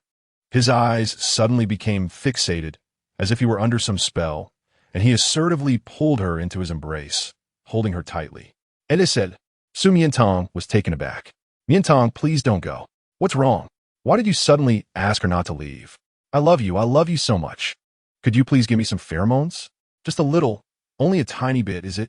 The young girl gazed into his deep, violet-hued eyes, which glimmered with a frenzied and fervent light, clearly a manifestation of desire holding sway over his mind, causing him to utter nonsensical words. She attempted to push him away, yet found him as immovable as an iron fortress. Lu Silly, regain your senses. Allow me to retrieve the inhibitor first. I do not want the inhibitor. He suddenly lost control, clasping her hips as he seated himself upon the laboratory table, forcefully pinning her struggling hands against the cold marble wall behind her. I only want you, he articulated deliberately, removing his golden-rimmed spectacles. In that moment, Su Miantang felt as though he had torn away his usual facade of gentle refinement, revealing a genuinely ferocious and ruthless countenance. Yet I possess no pheromones. You do. Please, can you give it to me? He leaned in, intent on kissing her. Beside them, the beaker was boiling, beginning to release steam. It was toxic. Oh, Estelle, let me go. Even if you refuse to let me go, allow me to extinguish the flames first. Otherwise, the noxious fumes will escape, and we shall both perish. Lucille? Dean? Dean. She endeavored to rouse his sense of responsibility and reason by calling out his title. Yet the man appeared to be utterly consumed by desire, devoid of consciousness. His powerful arms encircled her tightly as he lavished chaotic kisses upon her, traversing from her ear to her cheek and then to her neck. There was no recourse left. In a moment of life and death, in order to avoid perishing once more within the confines of the laboratory, Su Miantang extended her trembling fingertips, striving with all her might to reach the alarm bell affixed to the wall, ultimately managing to sound it. The piercing resonance of the alarm abruptly filled the air, prompting the 5 esteemed elders tasked with safeguarding the private laboratory to immediately check their luminous devices upon hearing the alert. They were met with a harrowing scene within the laboratory. The tall and handsome director had gone mad, forcefully subduing the helpless female staff member beneath him. She cried out, "Director, please let me go. Director, regain your senses. I implore you." Yet, the powerful Alpha remained indifferent, treating her soft pleas as mere embellishments, escalating his actions to such an extent that even the nearby experimental potions trembled in response. It was utterly appalling. The 5 esteemed elders were utterly astonished, standing in stunned silence as they realized that the dean was committing an act of transgression. During the previous interview, it became apparent that the dean had a fondness for Su Miantang. However, it was initially presumed that their feelings were mutual, only to later reveal that the dean's affections were unilaterally enforced through the abuse of power and coercion. With a sharp rip, Lucille tore apart Su Miantang's clothing, forcibly shredding the collar of her circular work uniform, revealing a tantalizing glimpse of the alluring curve beneath. Chapter 38. Youngsters, Truly Adventurous. His crimson gaze fixated upon her as he leaned down, intent on indulging, but the girl, startled, pushed him away with great urgency, exclaiming, "Director, no. The alarm is already sounded. If this continues, we shall surely be discovered." Unexpectedly, her hasty shove inadvertently dislodged the protective membrane at the nape of his neck. In an instant, waves of potent Fenguewa pheromones surged within him like tumultuous ocean tides. Lucille could not suppress a guttural roar, his body trembling uncontrollably, rendered motionless by the overwhelming influx of pheromones, so many that he felt as if he were on the brink of ecstasy. Observing that he had finally released her, Su Miantang leapt from the experimental platform, extinguished the roaring flames beneath the beaker, and gathered the toxic fumes that had been produced. That was perilously close. In her previous life, she had met her demise in the laboratory explosion. In this lifetime, she had narrowly escaped poisoning within the very same confines. What a fate this was! With the soothing effect of the pheromones, within mere seconds, Lucille regained his composure. He shook his head and cast a glance at Su Miantang, whose long hair was disheveled, clothes tattered, and neck marked with numerous imprints, clearly indicating that she had been subjected to considerable distress. The memory of his recent uncontrollable lust, during which he had attempted to violate her, filled him with profound regret. Such despicable, shameless, and lascivious behavior. She must loathe him, harboring intense hatred towards him. However, what prompted LSL to suddenly release her? Su Miantang turned her face in confusion, only to witness the man suddenly kneeling on one knee with a thud, presenting her with a knife clasped tightly in his hands. "Miantang, I am deeply sorry, truly sorry. I understand that no amount of apologies can mend the wounds I have inflicted upon you. Take it. You may do with it as you wish, even if it means taking his life." Su Miantang was startled upon seeing the knife. This was a diamond blade, the hardest substance on Earth, used for cutting glass in laboratories. Was it truly madness to wield it against her? No, there was no need for such extremes. She carefully picked up the knife and secured it back into the storage compartment. It was not entirely her fault. Her hasty actions had provoked an unexpected response from him. Besides, she had not sustained any substantial harm, so they might as well pretend as if nothing had transpired. At worst, she had only received a few kisses. Yet, who had warned her that being marked with love bites could be so painful. She inhaled sharply, her fingertips brushing against the kiss marks on her collarbone. To Lucille, that gesture was nothing short of tantalizing, filled with allure and passion, stirring desires within him. He pinched himself harshly. Lucille, are you truly losing your mind? Get up quickly. How could a dignified dean kneel before a mere subordinate? She hurried over to assist him, but as she leaned down, the deep neckline of her torn garment suddenly revealed a glimpse of her skin, causing the man to swallow hard. She quickly straightened up, covering herself, momentarily forgetting the incident. Lucille's arm bore several fresh bruises. He removed his jacket and offered it to her. Su Miantang hastily donned it. Both of them were blushing profusely, ensnared in an unspoken awkwardness when suddenly, urgent shouts erupted from outside. Dean! Dean! Open the door, quickly! Forcing an Omega is a grave offense. You must reconsider, even for the future of the Academy. Su Miantang jolted. The alarm had been triggered. Had someone arrived? Stay here, do not move. I will handle this. She pressed Lucille down and dashed outside.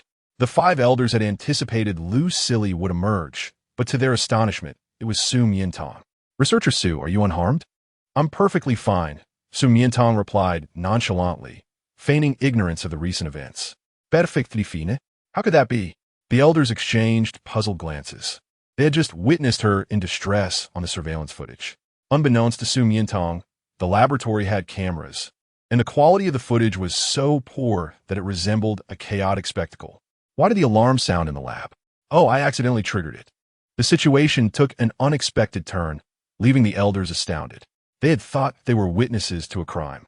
Yet it turned out to be a mere misunderstanding of a couple's private affair.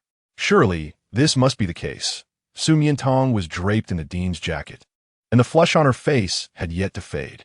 Such a scandal. They pondered whether the laboratory was too perilous, as one might inadvertently encounter hazardous substances, leading to an explosion. The youngsters were indeed audacious. The elders began to cough awkwardly. Su Miantang, oblivious to their assumptions, looked at them in confusion. What was happening? Let us disperse, everyone. She felt utterly bemused. Why did Professor Highly seem to possess an understanding of everything while simultaneously being oblivious? As she returned to the laboratory, she found Lucille still on his knees. Dean, why haven't you stood up? I have already forgiven you. He remained kneeling, precisely because she had forgiven him. Consumed by jealousy of the Gemini, he had intended to allure her in his beast form today, hoping to see himself reflected in her eyes. Yet he never anticipated the events would unfold as they did. And now, Miantang suggested that they dismiss the incident entirely. How could they pretend as if nothing had occurred? He had acted inappropriately towards her and must take responsibility. Or perhaps she did not desire him to take responsibility at all. His heart ached with turmoil. Suddenly, Su Miantang recalled, didn't Tu just experience a heightened state of arousal? Why did you not administer an inhibitor and instead regained your composure? Because you provided me with your pheromones. He lifted his head, his amethyst eyes sparkling with reverence as he gazed at her, as if she were a divine being, using honorifics in his address. Me? Su Miantang was incredulous. That is impossible. I do not possess pheromones. You do. Lucille spoke with conviction. Just moments ago, the overwhelming tide of sensations, the exquisite experience, and the complete surrender of his being could only be attributed to pheromones, without a doubt. Moreover, she had managed to soothe him in mere seconds, maintaining his mental stability below 15, which was ample proof that her pheromones were of a high caliber, perhaps even beyond. This realization brought him immense joy, yet simultaneously a deep sense of loss. Miantang, did you previously claim to lack pheromones purposefully, fearing I might become too attached? Of course not. Su Miantang struggled to explain. She was acutely aware of her lack of pheromones, being human, possessing only a faint body scent. They had mentioned that her pheromone reservoir might have been severely damaged, rendering her unable to produce pheromones, or perhaps it had yet to differentiate, or she was simply born without them. She thought that such an explanation would suffice. To her surprise, Lucille's eyes brightened with understanding. Then your pheromone reservoir must have recovered or begun to differentiate. Miantang, would you be willing to undergo another pheromone test? To dissuade him from further speculation, Su Miantang nodded. reasoning that it was merely a scan, painless and harmless. Yet, she soon regretted her decision. Previously, while in the military, her tests had been rudimentary due to her frail state. The comprehensive procedure entailed entering a sealed space, extending her hands, and engaging in a 30-minute meditation guided by voice prompts to stimulate the test. Following this, samples of her iris, hair, and blood would be collected. That was manageable, but the thought of blood draw terrified her. Sitting there, watching the long, sharp needle approach, she instinctively recoiled. Miantang, Lu Silly noticed her distress and immediately embraced her to comfort her. "What's wrong? Are you frightened?" He realized his breach of etiquette and released her moments later. Ever since she had marked him, he had become acutely sensitive to her emotions, unable to bear seeing her disheartened or anxious. Even a slight furrow of her brow pained him, let alone genuine fear.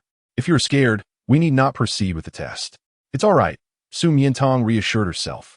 She was already there. Moreover, with the precise instruments from the academy, no one would question her pheromone status again, alleviating much hassle. Half an hour later, the test results finally emerged.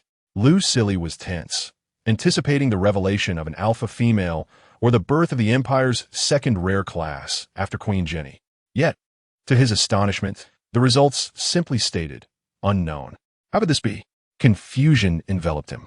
Su Miantang, however, remained unfazed.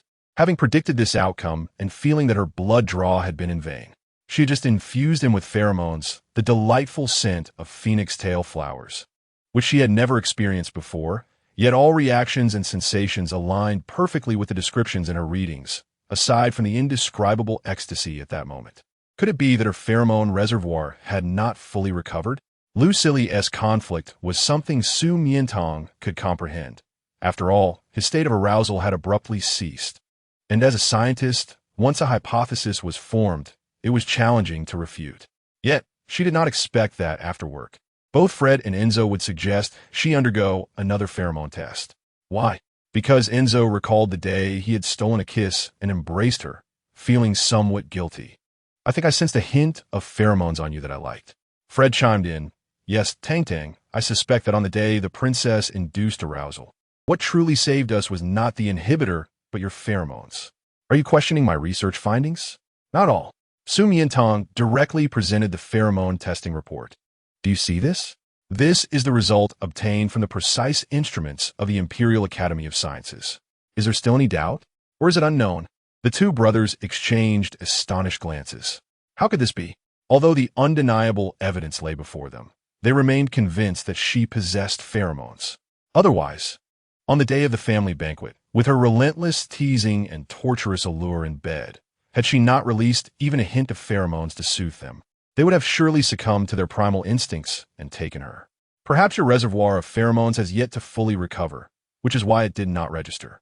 "Yes, I just thought of a place that might help accelerate the recovery of your pheromone reservoir."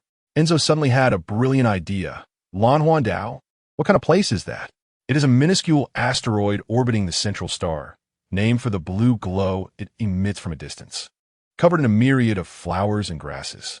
It has been discovered that it remarkably nurtures the female pheromone reservoir, enhancing the concentration of pheromones.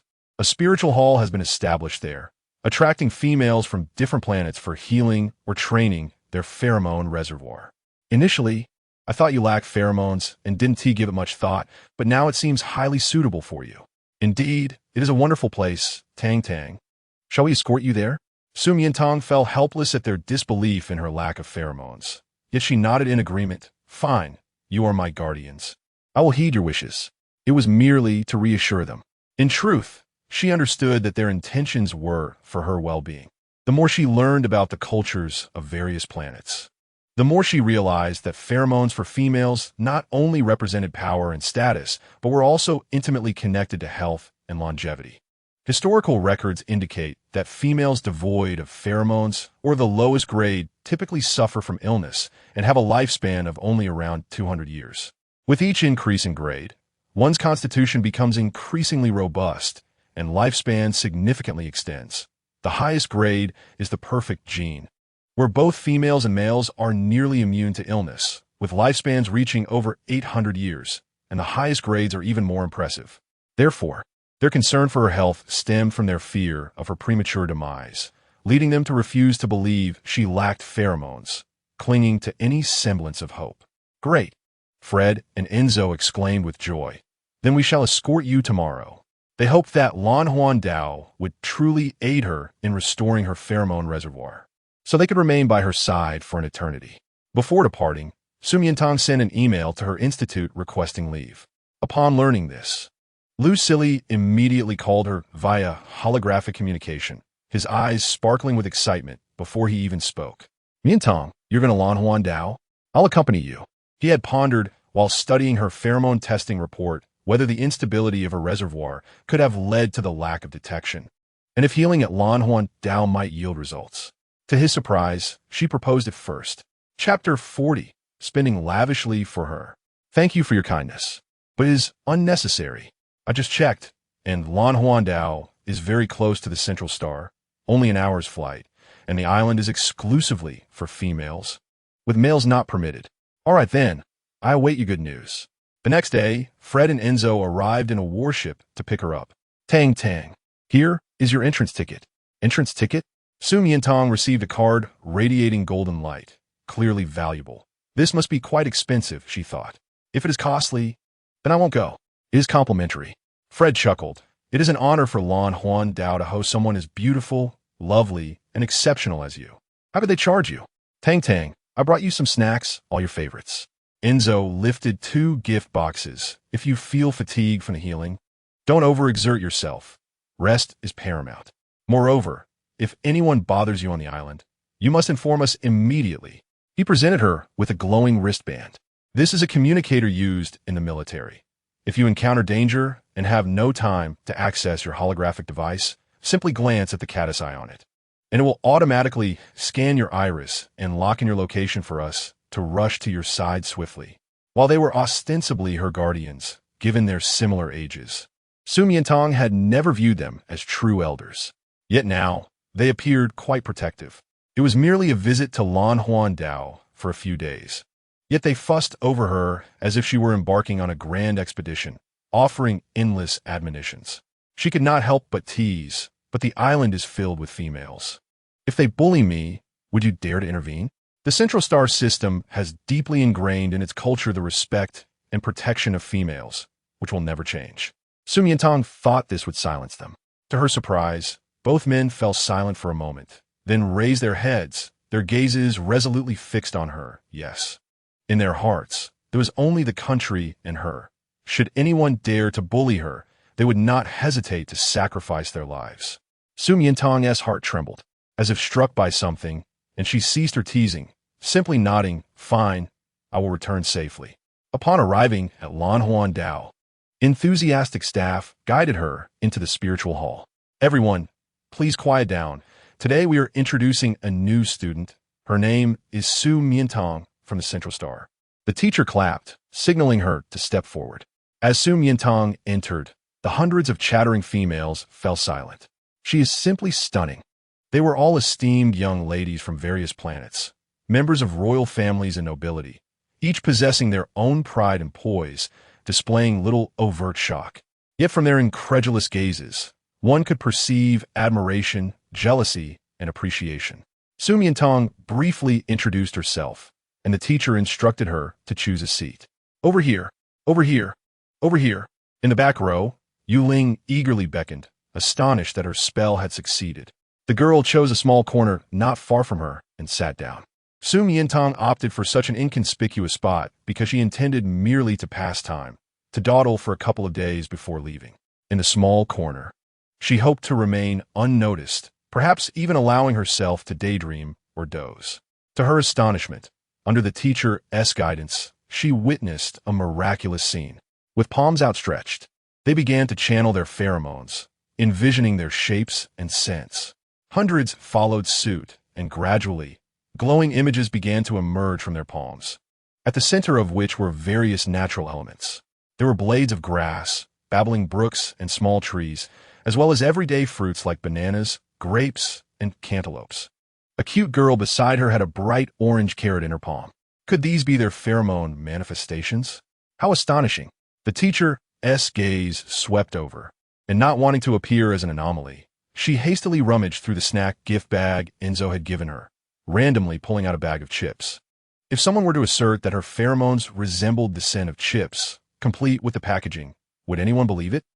Beside her, Yuling could not help but laugh upon seeing her pull out a bag of chips, especially as the teacher encouraged everyone to bond and interact with their pheromone manifestations. They gradually integrated them into their minds or hearts. Su Miantang simply tore open the bag and began to eat the chips. Initially, she assumed that someone so exquisitely beautiful would be an aloof and noble goddess, yet she was surprised by her amusing personality, feeling a sudden closeness. Gathering her courage, she leaned closer. Hi, hello, I'm Yuling from Yu Hui Xing, a grade female, and my pheromone is carrot-flavored. In the front row, two females who had been watching Su Miantang quietly for some time turned upon hearing someone greet her, introducing themselves as well. Greetings, I am Adina, hailing from a 79th planet, a female of the highest rank, my pheromone reminiscent of ginkgo leaves. Hello, I am Bai Weiwei, also from the Central Star, a female of the highest rank, my pheromone akin to the sweetness of apples. You are truly stunning. How have I not encountered you before? The warmth of their welcome took Su Miantang by surprise, entirely contrary to what Fried and Enzo had described, suggesting that high-ranking females were akin to ravenous predators, ready to devour her whole, when in fact they appeared exceedingly charming. I have only recently arrived at the Central Star, lacking both rank and pheromone. What? The three were astonished. You possess no pheromone? Indeed. My goodness, with such beauty, how can that be wasted? Without pheromone, what brings you to the Lingxi Hall? Yuling inquired. Su Miantang recounted her predicament once more. Upon hearing this, Yuling remarked, How fortunate your guardian must be to lavish such resources on your entertainment. What? Su Miantang was confused. What do you mean by lavish resources? Yuling produced an entry ticket, a golden card identical to her own. It cost a staggering 10 million star coins.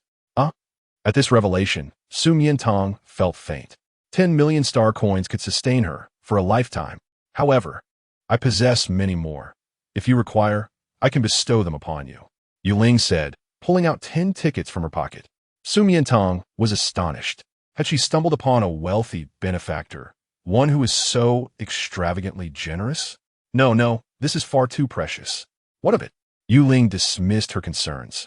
4-star coins were mere trifles to her, her family possessing an abundance that could not be exhausted even by burning. She was more interested in friendships. Having visited Lanhuan Island numerous times without encountering a kindred spirit, until today, when she finally met someone who resonated with her.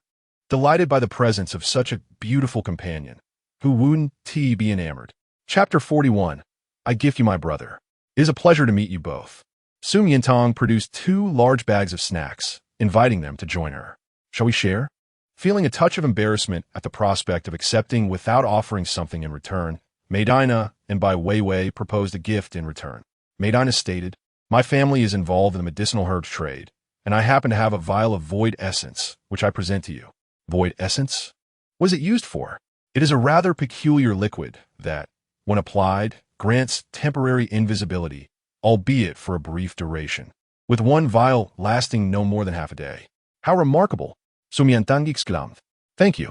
Bai Weiwei added, The Central Star boasts the most advanced military. As you may know, my family is also engaged in the weapon trade, and I possess a laser gun designed for self-defense against wolves. It is powered by a miniature reactor, utilizing focused laser beams as its means of attack, capable of infinite firing. I offer it to you. Self-defense against wolves? Thank you. Yuling, in a rush this morning, brought nothing with her, but recalled a treasured item after much contemplation. I shall gift you my brother, Su Miantang. No, I'm in an introduction. My brother is quite remarkable. Very well. The 4 proceeded to their respective pursuits, while Yuling continued to send her notes. After class, shall we play in the meadow? I have so much to discuss with you. You are truly beautiful, surpassing even my idol. Su Miantang, who is your idol?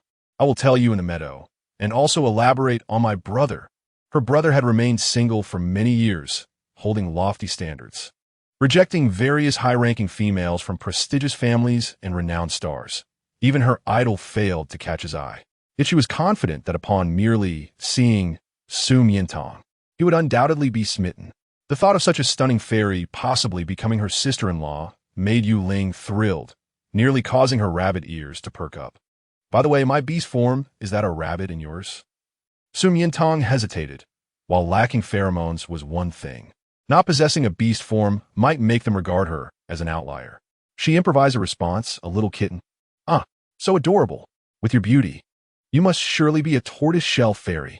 In the royal palace, Fengyang Pavilion, 2 guards clad in black rushed into the grand hall. Within the crimson silk drapes, Princess Catherine was engaged in an indulgent dalliance with several males. Disturbed mid-pleasure, she threw 2 pillows in annoyance. Leave. Do you not see that I am enjoying myself? Who dares to intrude upon my affairs? Your Highness, we bring news concerning Su Miantang. Upon hearing her name, Catherine abruptly regained her composure, directing her ire toward the men on the bed. Speak clearly. Your Highness, we have just received word from the port that Su Miantang has traveled to Lanhuan Island, escorted personally by the Imperial Twin Stars. Lanhuan Island? What business does she have there? It is a sanctuary for healing pheromones, a place to train and enhance pheromone density. Surely, one cannot expect a worthless individual devoid of pheromones to miraculously acquire them there. Ha ha ha. Such delusions. Catherine laughed mockingly, her mirth swiftly transforming into a grimace. The entry ticket to Lanhuan Island is worth 10 million coins. Those who travel there are either royal kin or daughters of noble families. The twin stars must be quite extravagant to spend such a fortune on this worthless girl. However, this is fortuitous, as the seemingly impenetrable protection she has received from the Female Protective Agency has now delivered her right into my hands. Once outside the Central Star, the laws do not apply. Let's go. I shall personally confront her. She cast aside her sheer veil, a glint of malice flashing in her brown eyes. Twin stars, since you are so enamored with her, I shall take great pleasure in ruining her. At the Lingxi Hall, Su Miantang and Yu Ling were engrossed in a game of passing notes. Suddenly, a group of mechanical soldiers armed with pulse guns barged in, demanding everyone to clear the way. You, who are you? Are you unaware that military weapons are prohibited at Lanhuan Island? Seeking death. Raise your hands. Devoid of thought and emotion, the mechanical soldiers failed to comprehend the value of the females. They raised their weapons to fire, causing teachers and students alike to scream in panic, raising their hands in surrender. Amidst the chaos, a lavishly dressed woman appeared, casually playing with her nails, casually inquiring, "Where's Su Miantang?" She lifted her gaze and, amidst the crowd of hundreds, spotted the petite female in the far corner. With a visage that could only be described as breathtaking, her bright eyes and pearly white teeth, skin fairer than snow, a gentle breeze ruffled her hair, which shimmered like silk, embodying an ethereal beauty that seemed to have strayed into the mortal realm. A chill ran down her spine, a foreboding sense enveloping her. This girl is undoubtedly Su Miantang, for only such unparalleled beauty could effortlessly overshadow her own identity, status, and rank, captivating even the proud and resolute twin stars, compelling them to submit willingly. As she pondered, the petite female stood, inquiring, "Are you looking for me?" "Yes, indeed." The woman's casual demeanor tightened, her nails digging into her palm, and her resentment was no longer solely due to the loss of her desired male, but now intertwined with jealousy, feeling inadequate in comparison. "Seize her. By what authority do you apprehend her?" Medina and Bai Weiwei immediately rose to shield Su Miantang. "By my authority as the eldest princess of the Central Empire. Have you lost your senses to dare obstruct me?" The mechanical soldiers aimed their weapons at them. Medina and Bai Weiwei fell silent, recognizing the high status of the princess, understanding the gravity of defying royal authority. "Ah, who might this be?" Yu Ling stood, crossing her arms, surprised to see the infamous eldest princess of the Central Star. Impressive. Indeed, even a female whom the nation treasures as a jewel dares to hold a gun against her. How imposing. Chapter 42. To bully her is to bully me. However, I have heard that the royal family has not produced a capable individual in recent years, relying solely on the might of General Yasalandi to barely survive. This is outrageous. Princess Catherine has never been so provoked, her anger causing her pheromones to activate.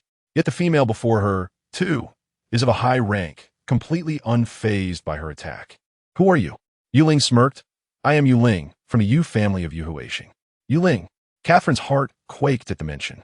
She is the eldest daughter of the Yu family, which nearly dominates the entire Yuhuashing system. Her family is a force to be reckoned with across the stars, especially her brother. How could Su Miantang, having just arrived at Lan Huan Island for merely a few hours, know such an impressive figure, and even have her stand up for her? My matters with Su Miantang are of no concern to you. I advise you not to meddle. How can it be of no concern to me? Yuling pulled Su Miantang into her embrace, a protective stance. Miantang is my good friend. Anyone who dares to bully her is bullying me. In the future, she might even be a good sister-in-law. Of course, we must protect her. When did this happen? Just now.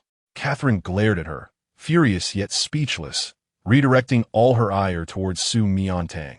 Wishing she could strip her of her skin. Born with an enchanting appearance, she could charm not only males but also females. Miantang, do not fear. She cannot harm us. If she dares to lay a finger on you, I will have my brother raise her entire royal city. Yuling leaned close to her ear, offering comfort, but unexpectedly catching a hint of a delicate fragrance. Miantang, you smell wonderful, like flowers and herbs, far more pleasant than the scent of carrots. Su Miantang lowered her gaze, her long lashes casting a shadow. Is she not the imperial princess who forced Fred and Enzo to mate publicly, making them suffer? You have only just met. You do not even know how vile and lewd she truly is, relying on her bewitching looks to seduce my king. It seems she is quite concerned about her appearance. Since entering the room, she has been scrutinizing her, and now her verbal attacks are pointed. Not at all. Su Miantang replied. Stop trying to argue. Catherine exclaimed. Just when everyone thought she was about to explain, unexpectedly, she blurted out, How can I seduce your king when I am not as beautiful as you? The room fell into a sudden silence. Everyone looked at her with skepticism, especially Yuling.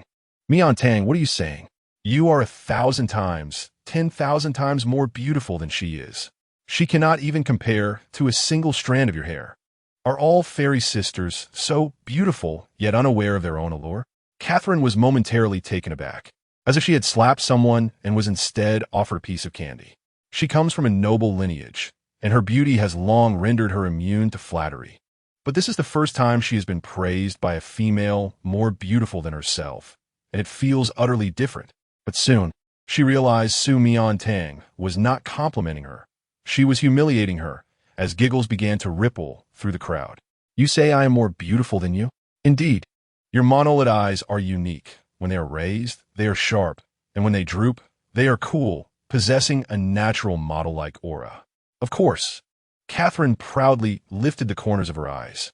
Your aquiline nose is perfectly shaped. Ordinary faces cannot carry such prominent contours, but you have no such worries. This is a gift passed down from the Queen Mother. Naturally, you are blessed, but what I admire most is your skin. A light brown tone that exudes a healthy and wild beauty. Ha ha ha. At this remark, everyone burst into laughter, and Catherine instantly became furious. She was indeed being humiliated. Su Miantang, you wretched girl, how dare you insult me just because you are fair-skinned?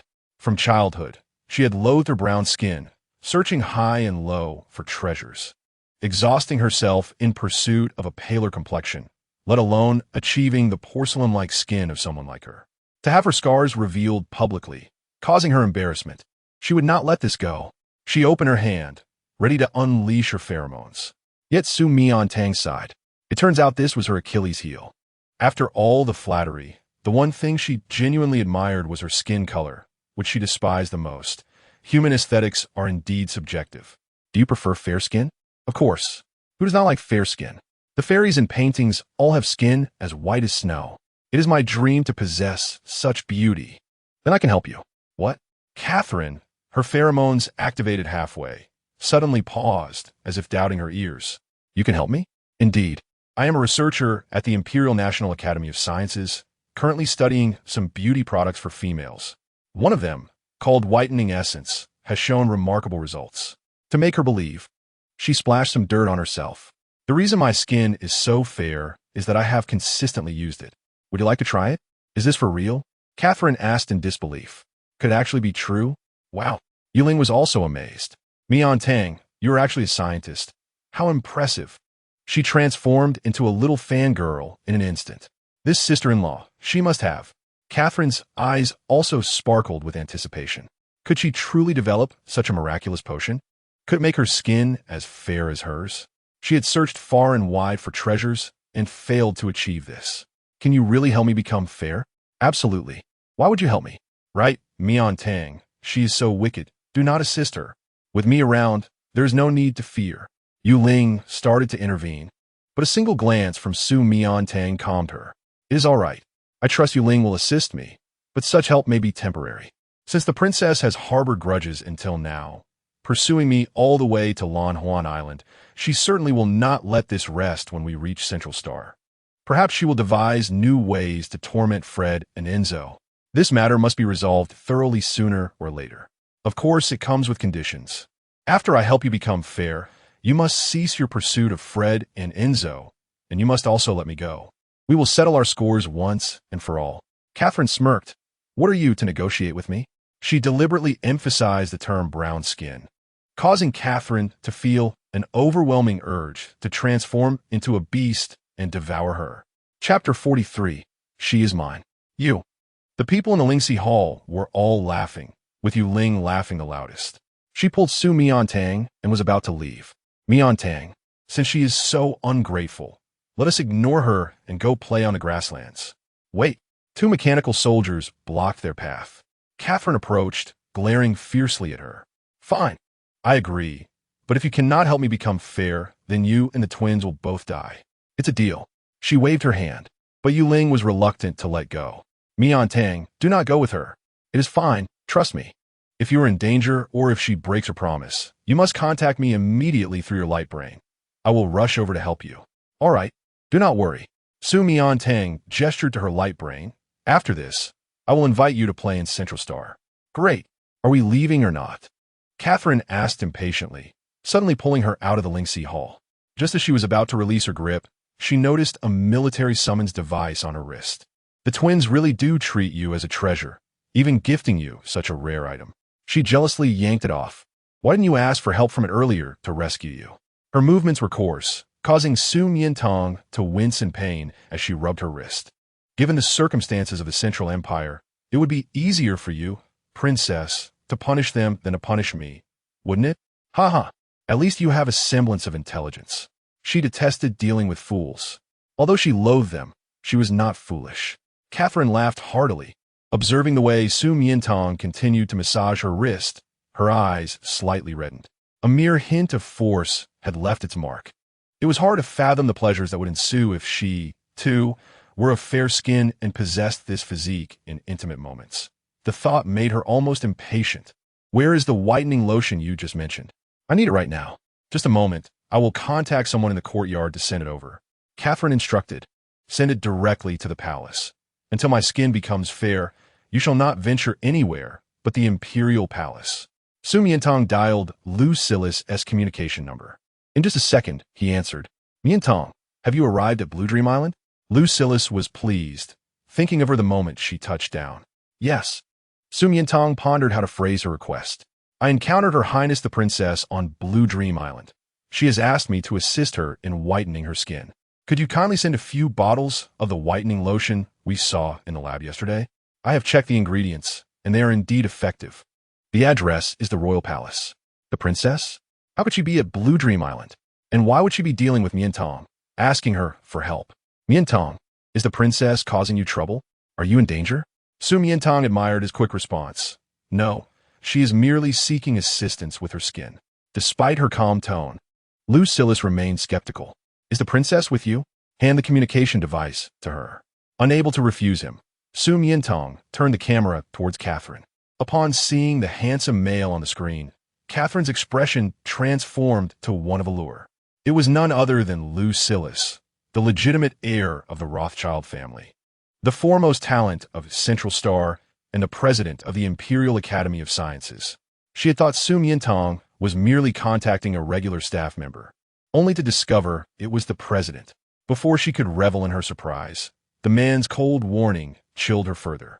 Your Highness, Miantang is a member of our academy, which makes her my subordinate. If you dare to harm her, I will hold the royal family accountable at any cost. Fine, fine, fine. Catherine gritted her teeth in frustration. As the esteemed first princess, she had recently been provoked time and again. First, it was the Imperial Gemini, then the young lady of the Yu clan, and now Lucillus, all because of Su Miantang. Each of them had grown audacious, daring to offend the royal family without fear. She wanted to explode in anger, but he held the technological lifeblood of the entire empire in his hands. The Rothschild family wielded substantial power, so she had to concede some respect. President Liu, what do you take me for? As long as Su Miantang cooperates with me, I have no intention of making things difficult for her. Very well. Lucillus was unwilling to utter another word to her, and turned his gaze back to Su Miantang. Miantang, aside from the whitening lotion, what else do you need? Hearing his frigid tone, Catherine immediately softened her demeanor, seething to the point of wanting to smash the communication device. I also require. Su Miantang glanced at the irritable Catherine and mentioned several complex chemical terms that Catherine could not comprehend. Lucillus paused, curious about her request for such highly reactive acidic substances. But then he smiled slightly, realizing that this seemingly innocent angel could also harbor mischievous intentions. All right, I will have everything sent to you. After Su Miantang ended the call, Catherine had already assumed a mocking posture. She scoffed lightly, applauding, well done, well done. An utterly useless female without pheromones has not only captivated the Imperial Gemini, but also ensnared the renowned highbrow of the Academy. A remarkable feat indeed. The Fox lineage places great emphasis on the distinction between legitimate and illegitimate offspring, with the pure-blooded legitimate line typically possessing remarkable appearances, while the illegitimate children fall drastically short. Lucillus was the sole heir of his family's century-old lineage, his genes and looks deemed exceptional. She had long coveted his esteemed reputation, hoping to include him in her harem. Unfortunately, his aloof demeanor and sharp intellect, having become the president of the Imperial Academy of Sciences at a young age, were beyond her reach. Thus, she settled for a side branch, a gray fox, as a substitute, a creature capable of captivating on the bed. But if a mere side branch possessed such prowess, one could only imagine the allure of the true Lucillus. Suddenly intrigued, she mused, Su Miantang, you must be lingering around the Imperial Academy of Sciences for him, attempting to win his favor and elicit his sympathy. Su Miantang rolled her eyes at her. Congratulations. You have succeeded. So, have you tasted his charms? Is he skilled in bed? How do you handle it? Can your petite frame withstand it? Chapter 44. The giant panda Catherine's words jolted Su Miantang's memory of the absurd scene she had witnessed at the Countess' banquet. Although she was certain that nothing had transpired, she had found herself enveloped in the familiar scent of the eagle wolf during her shower. It was overwhelmingly potent, reminiscent of their intimate encounters during her heat. Catherine suddenly leaned closer, startling Su Miantang. I have fantasized about it for ages. He is a military hero. One can only imagine the strength he possesses and the pleasures he brings. Su Miantang promptly donned her headphones and closed her eyes, reclining in the massage chair, tuning out Catherine's crude words. The royal airship was indeed luxurious, far more comfortable than her ordinary model. Don't pretend to be asleep. Get up. You've consumed all the good meat, and yet you refuse to permit me a few complaints. Where in the world can one find such good fortune? Just as Catherine was about to yank her up, Su Miantang said calmly, I am tired. If I do not rest well, it could harm my brain, and I might forget the widening formula. Is she threatening me? Catherine thought about scratching that enchanting face, but she held back for the sake of her own fairness. Upon awakening, Su Miantang found herself at the palace. Following the mechanical soldiers, she descended from the airship, beholding the majestic and sprawling royal palace with its circular dome. Marble columns, beastly totems, and lion-headed turrets, all exuding opulence. Even the cobblestones beneath her feet seemed to glimmer with golden light. Earlier, she had gazed at this magnificent scene from Fred's vantage point. Now, being immersed in it was an entirely different experience. Catherine, noticing the awe in her eyes, felt a surge of satisfaction in her previously bruised ego.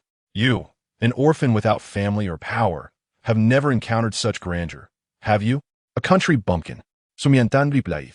I have seen the White House. Just take a look. Do not let it dazzle your eyes. You will never have the chance to reside here unless a certain prince takes a liking to you. Regrettably, even the most humble and lowly prince would not look upon a female without pheromones. Don't harbor such delusions. You are only fit to be my foot servant.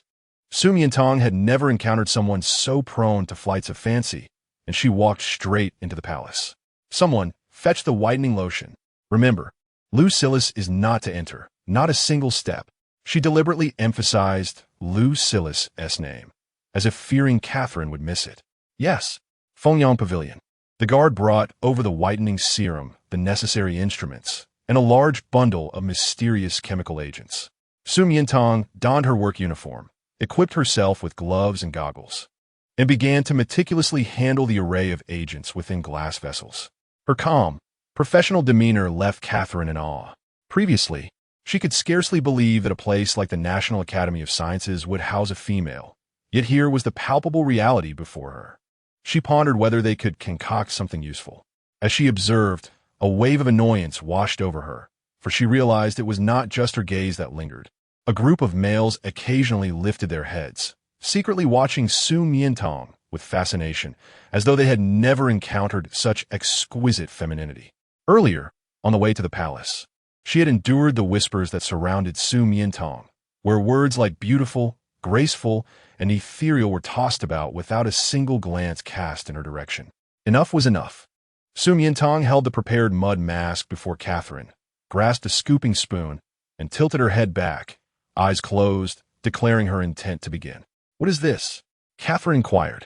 "A facial mask," Su Miantang replied, surprised by the ignorance regarding such a commonplace item in the Central Star's medical beauty sector. "I've added whitening serum for enhanced lightning effects. Quickly apply it." Catherine eagerly tilted her head back, unable to contain her anticipation. Su Miantang delicately spread the mask across Catherine's face. However, mid-application, her patience snapped once more as she noticed the lingering stares. "If you dare to peek again, I shall pluck your eyes out and soak them in wine," she threatened, startled by the sudden intensity of her own words. Realizing she was reprimanding the onlooking males instead, she felt relieved that Fred and Enzo were not among them. Otherwise, their fiery tempers would surely lead to chaos. Just as these thoughts crossed her mind, Catherine seized her wrist. "You relish the attention, don't you? Flaunting yourself before my males." Amidst her labor, Su Miantang found herself bewildered by Catherine's logic. Shouldn't she be the one to expel those who were peeking? Nevertheless, she welcomed a respite and, removing her gloves, stepped out of Fengyang Pavilion. Seizing the rare opportunity to explore the royal palace, she delighted in the beauty surrounding her. Catherine called her a vixen, then pointed at a nearby gray fox, commanding, "You come here and apply my mask."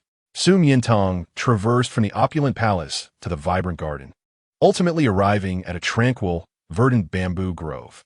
She spread her arms wide, inhaling the fresh air, and as she walked, she caught a fleeting glimpse of a black and white figure. Could it be a giant panda? She halted in her tracks, excitement coursing through her. Pandas were her favorite. Back on Earth, she had frequently visited various zoos, memorizing their names, characteristics, and habits. To encounter such a rare creature here was astonishing, and the extravagance of the royal household to keep a national treasure as a pet was beyond her expectations. Suppressing her exhilaration, she cautiously approached, confirming her suspicion. It truly was a panda. Its ears twitched, its back turned to her, the fluffy fur a perfect blend of black and white, resembling a soft, triangular rice ball or a black sesame-filled dumpling. It was irresistibly adorable, making her yearn to embrace and touch it, to see if its fur was as soft as it appeared. Contemplating this, her mischievous thoughts ignited. On Earth, no matter how much she adored them, she could only observe from behind glass, but here, in the depths of the bamboo, there were no barriers to confine her. The serene bamboo forest, devoid of onlookers or restrictions, made the panda appear small and juvenile. If she were to secretly cradle it for a moment, surely no one would notice? Thus, she tiptoed stealthily towards the panda, suddenly bending down and, as if launching a surprise attack, scooped it into her arms. Huaron was quietly honing his combat skills atop a bamboo peak when he was abruptly lifted. Who was it? He opened his eyes, ready to struggle. only to hear a melodious voice above. Wow, this feels so comfortable and soft. It was a female. As he turned, his gaze locked onto her, not just any female, but one of unparalleled beauty, as if she had stepped out of a painting. He had never encountered anyone like her before. Yet, was she not overly audacious? In the bamboo grove, she had boldly embraced an unfamiliar male beast and was casually caressing him, uttering flirtatious remarks that made one blush. But he had never seen such a stunningly brazen individual. Was she intoxicated? He detected no scent of alcohol, only the faint aroma of bamboo leaves, reminiscent of fresh spring shoots, making his mouth water. It was delightful, intoxicating. As Su Miantang reveled in her affectionate strokes, she suddenly noticed him turning his face towards her, his dark, round eyes fixed on her, clear and shy, even displaying a hint of bashfulness, which ignited her wild instincts. You're so adorable. Not only was it cute, but its appearance was extraordinary.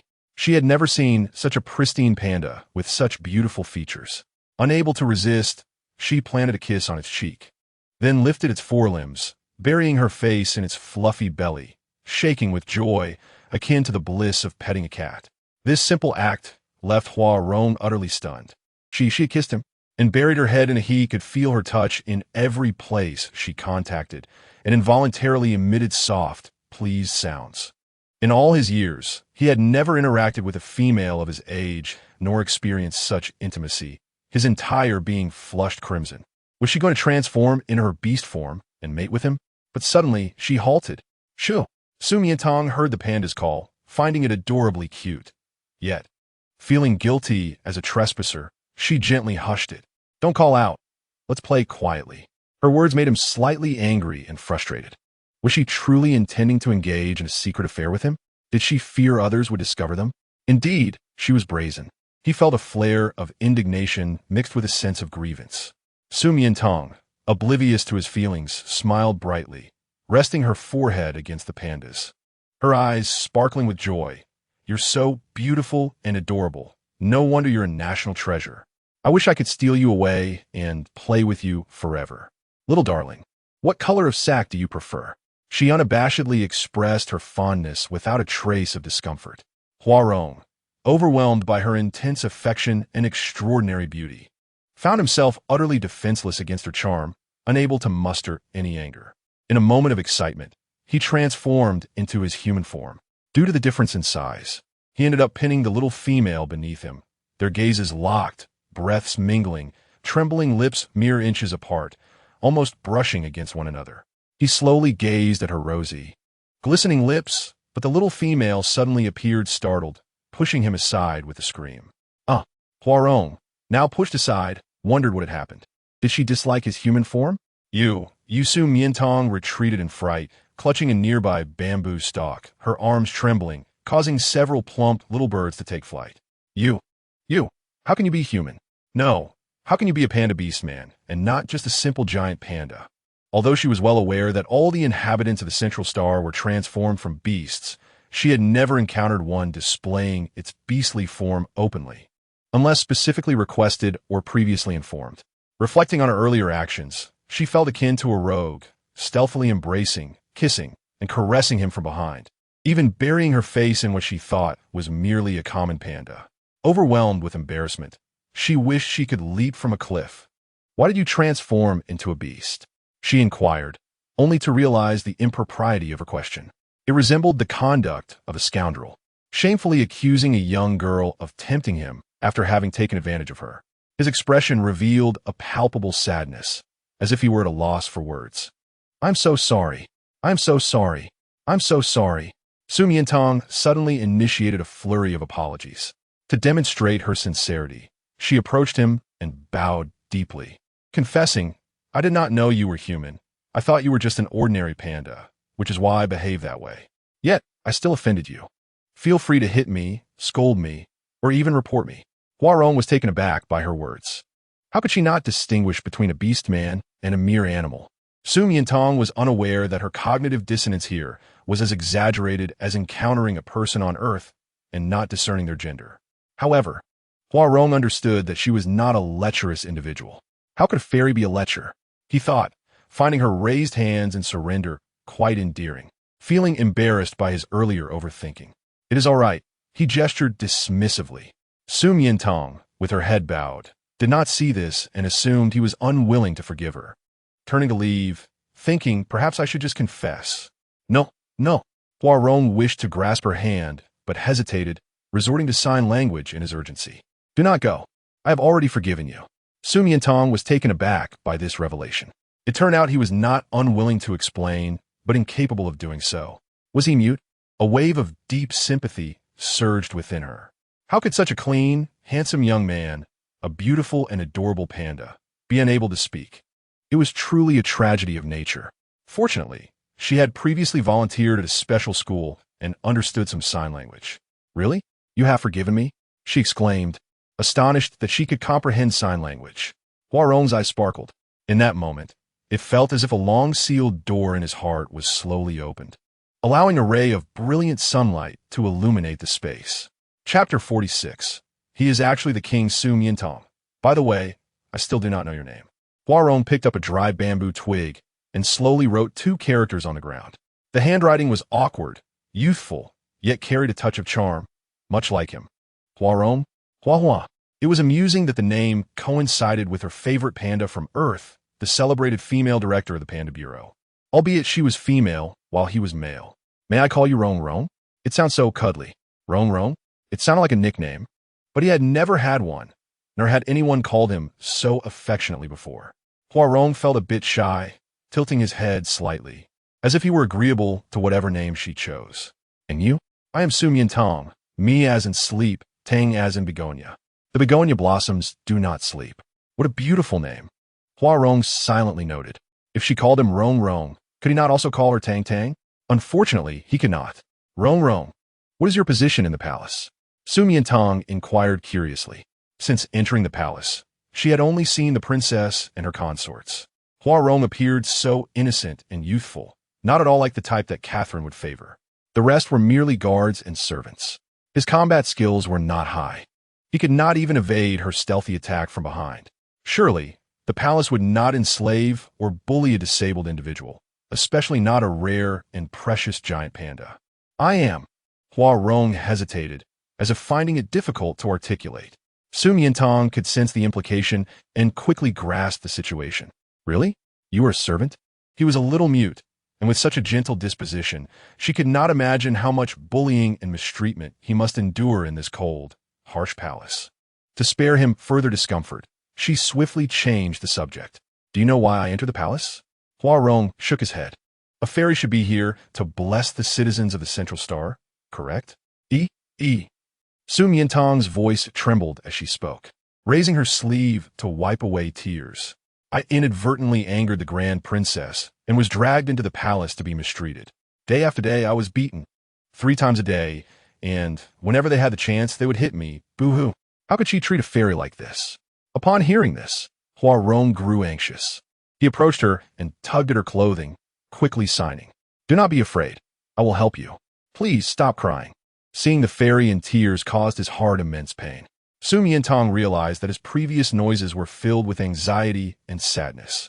Realizing she had gone too far, she quickly released her grip and made a silly face at him, laughing, "Just kidding." She merely wanted to exaggerate her plight to ease his discomfort in comparison.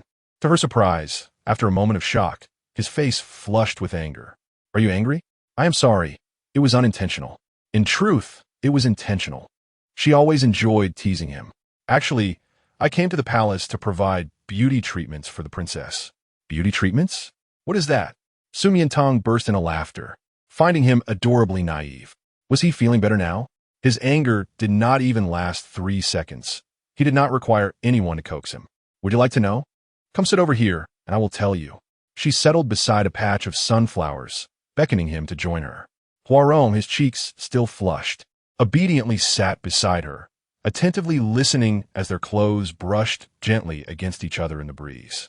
As Su Miantang spoke about beauty treatments, the Academy of Sciences, her background, interests, and amusing anecdotes about the Central Star, she felt increasingly that he was pure-hearted, kind, and easily trusting. It seemed that if she asked him to transform into a panda for her amusement, he would readily comply. National treasures are inherently adorable, even when human. As they conversed and shared delightful moments, calamity struck in Fengyang Pavilion, where a group of male consorts lay sprawled on the ground, kneeling in disarray. Get out! Get out! Get out! Each one clumsily failed to perform even the simplest task, causing her immense frustration. Catherine's face bore uneven patches of dryness and moisture, her skin reddening under the strain, and her temper flared. After berating the male consorts, she began applying the treatment herself, only to find it even more painful, causing her eyes to redden. How could this happen? Su Miantang experienced no discomfort while applying it. Was her technique truly exceptional? Go! Fetch Su Miantang for me. Quickly. Yes, Your Highness, the guards acknowledged, promptly searching for Su Miantang. Yet, 5 minutes, 15 minutes, and half an hour passed with no sign of her. Catherine could no longer wait. You useless lot. You cannot even find a female without pheromones. What good are you? Activating her pheromones, she detected 2 figures at the bamboo peak in the back mountain. What would they be doing there? Are you fond of fresh bamboo leaves? Or perhaps the newly sprouted bamboo shoots? Su Miantang asked, holding a bamboo leaf in one hand and a bamboo shoot in the other, directing her question at Huarong. Huarong glanced at both. I like both, but I prefer bamboo shoots, especially since I just dug them up myself. Then I shall give you bamboo shoots. Su Miantang excitedly handed it over. Oh my, she actually fed the giant panda. How wonderful it would be if he could transform back to his original form to eat. Perhaps the glimmer of anticipation in her eyes was too evident, as Huarong sensed it. Do you wish for me to assume my beastly form? Is that permissible? Su Miantang exclaimed in delight. Huarong averted his gaze, nodding bashfully. Just as he was about to transform, someone suddenly yanked Su Miantang's hand from behind. Let us go. Turning in confusion, she was met by a woman with a face modeled in black, brown, and red, advancing aggressively, resembling a zombie emerging from a mud pit. Grabbing her, she startled Su Miantang. What is the matter? Have you seen a ghost? Su Miantang de Blade. Yes. Huarong was also startled by her appearance, only recognizing her upon hearing her voice. Elder sister? Catherine casually glanced at him. Your Majesty. What? Su Miantang was taken aback. Your Majesty? Huarong turned out to be her younger brother, the King of Central Star. She had thought he was merely a mute servant, oppressed and sold into the palace, concocting a tragic narrative in her mind. Why in tea he informed her. What are you still dawdling for? Hurry up and leave. Don't you see my face is turning into a calico cat? Catherine urged impatiently. Huarong also wished to follow, but was met with her glare. What are you following for? Stay here and train your useless combat skills. Let us see if you can reach level A in this lifetime. Huarong halted.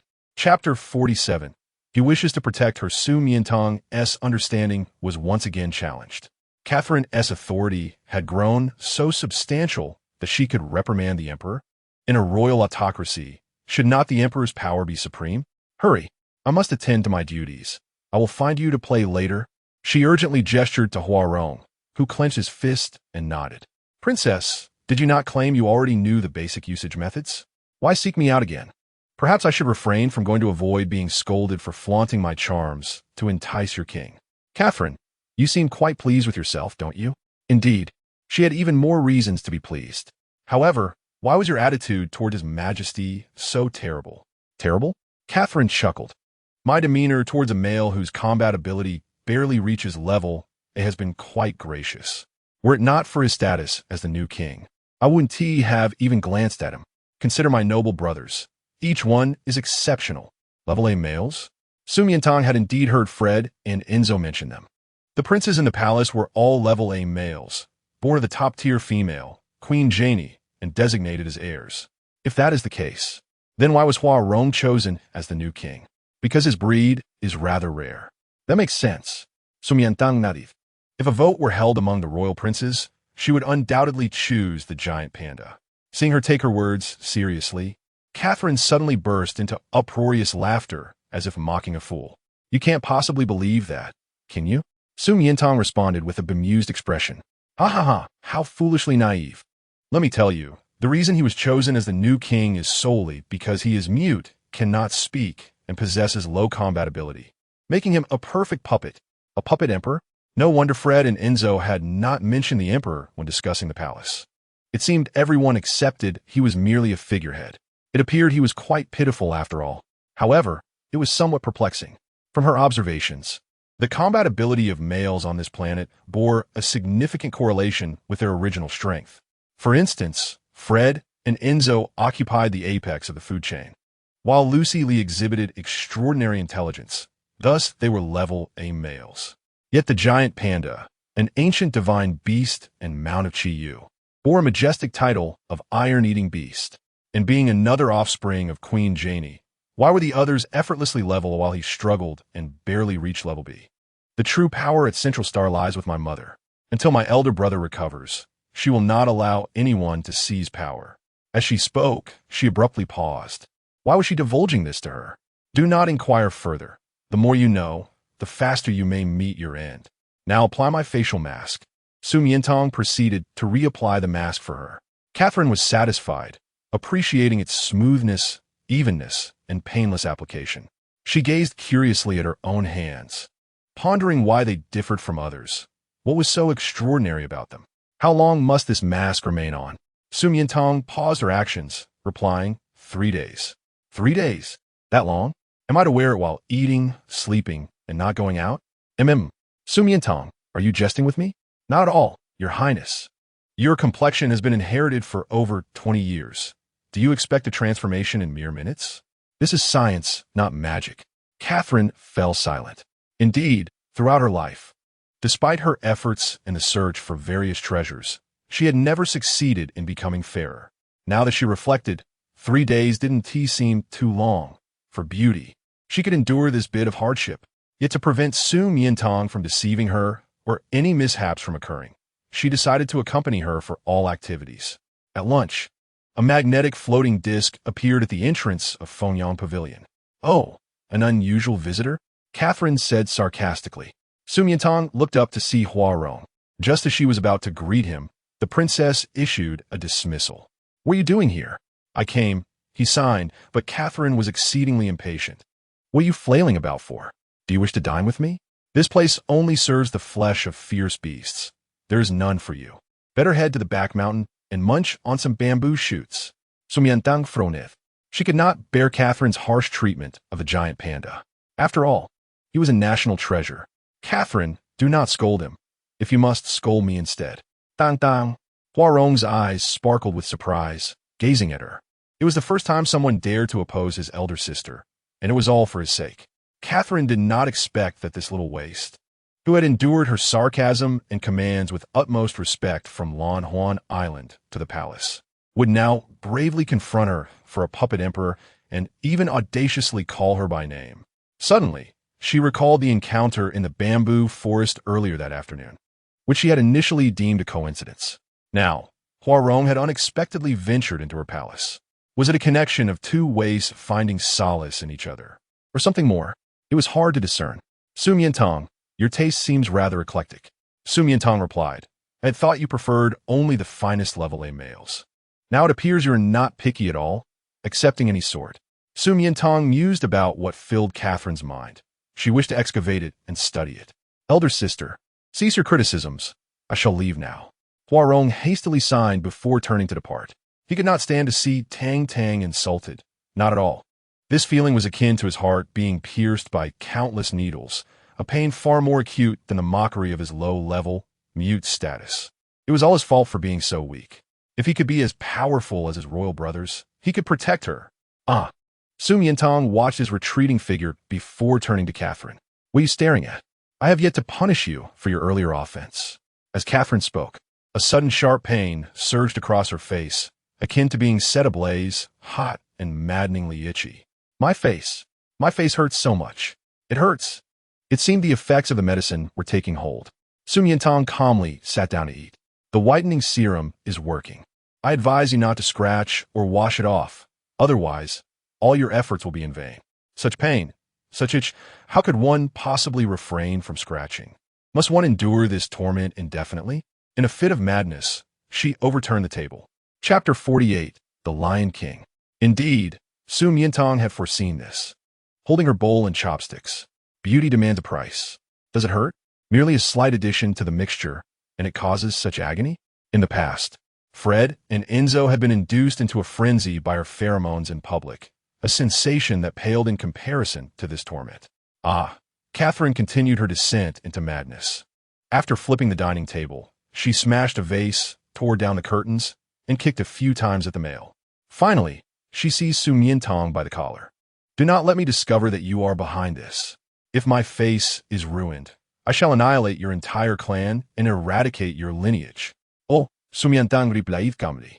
In truth, she wished to say that her entire clan and lineage consisted solely of herself. Catherine's face was contorted in pain, as if being devoured by ants. She could not sit still for even a moment, and soon ran out screaming. Seeing this, Su Miantang set down her bowl and sought out Huarong. After circling the palace without finding him, she headed towards the bamboo peak of the back mountain, where she indeed discovered him. He sat cross-legged deep within the bamboo grove, seemingly in meditation. "Huarong," she called out from a distance. He did not respond at first, but after a while, his body suddenly convulsed, and he wiped his mouth with his sleeve. Su Miantang rushed over, only to find that he had coughed up blood. "Huarong, what has happened to you? Why are you spitting blood?" Upon seeing her, Huarong was filled with joy. "It's nothing, just a normal part of cultivation. Eldest sister, she hasn't troubled you, has she? It's my fault. I should have sought you out." She had no time to discuss these matters with him. Instead, she frowned and gently wiped the blood from the corner of his mouth with a handkerchief. "What is normal about this? Does he think her foolish? Normal cultivation should strengthen the body, not cause one to cough up blood. I suspect you have gone astray in your practices. Why push yourself so hard?" As far as she knew, the gender rankings on Central Star were predetermined at birth, with only a small portion of individuals between the ages of 18 to 22 experiencing secondary differentiation, were those like General Aslan who possessed extraordinary talent and exhibited miraculous changes. Otherwise, no transformation would occur. Even with further cultivation, it would merely serve to enhance one's physique. Is it because he was scolded by Catherine earlier, feeling weak, that he is now in such distress? Huarong, some people harbor unreasonable dislike towards themselves. You need not concern yourself with them, for there are others more deserving of your care. More deserving? Those who like you and whom you like. Those who you like? Huarong's gaze averted suddenly. Flustered and unsure where to place his eyes, his face slightly flushed. However, without strength, one cannot protect those one cherishes. The foundation for protecting others is to first ensure one's own safety. Su Miantang sat beside him and added, "Moreover, those who love you shall not alter their affection based on your strength or weakness. Their feelings remain pure and unwavering." As she searched her belongings, she finally found a piece of candy. "Here, take this. After eating it, you must not feel sad anymore." "What is this?" "I made it myself. Just one piece." Initially, Su Miantang thought he was dissatisfied with the quantity, but upon reflection, she realized he meant that if he ate it, she would have none left. Such a simple, kind-hearted panda, always considering others. Who could possibly dislike him? Only Catherine, that spoiled princess, but she too was not faring well. "I have already eaten plenty. This one is for you to taste." Huarong unwrapped the candy, and upon tasting it, his eyes momentarily widened, soon clouded by a gentle mist. Throughout his life, no one had ever spoken to him so much, comforted him, encouraged him to take care of himself, and told him he need not become so strong, even reserving the last piece of candy for him. Those who like him, he had never understood the meaning of liking before, but now it seemed clearer. His heart swelled, filled entirely with thoughts of Tang Tang. Yet it was not burdensome, sweet, and delightful like the candy in his mouth. He liked Tang Tang. What is wrong? Is it not tasty? Su Miantang asked, puzzled. She had given it to many others, and their feedback had been excellent, yet his expression appeared on the verge of tears. Huarong said nothing, transforming directly into his beast form. The male revealing his beast form before the female is an expression of affection, a courtship, a declaration of lifelong devotion to her. In his world, there was no room for anyone else. Yet Huarong moved closer to her. What does this mean? Is he inviting her to play? The girl was filled with delight. That evening, after a day spent fondling the national treasure, Su Miantang was thoroughly satisfied and prepared to report her progress to Lu Silly via her light brain before retiring for the night. Unexpectedly, a rustling sound suddenly emerged from outside the gauze curtain. What is that noise? She perked up her ears, alert. Could it be some wild beast? Is the palace's security so lax? As she pondered, the gauze curtain was ripped apart with a loud tear, and through the bright moonlight, she saw a disheveled woman with a wine bottle in hand, her face smudged with dirt. She seemed intoxicated, stumbling as she walked. Su Miantang, you worthless fool. Do you particularly look down upon me?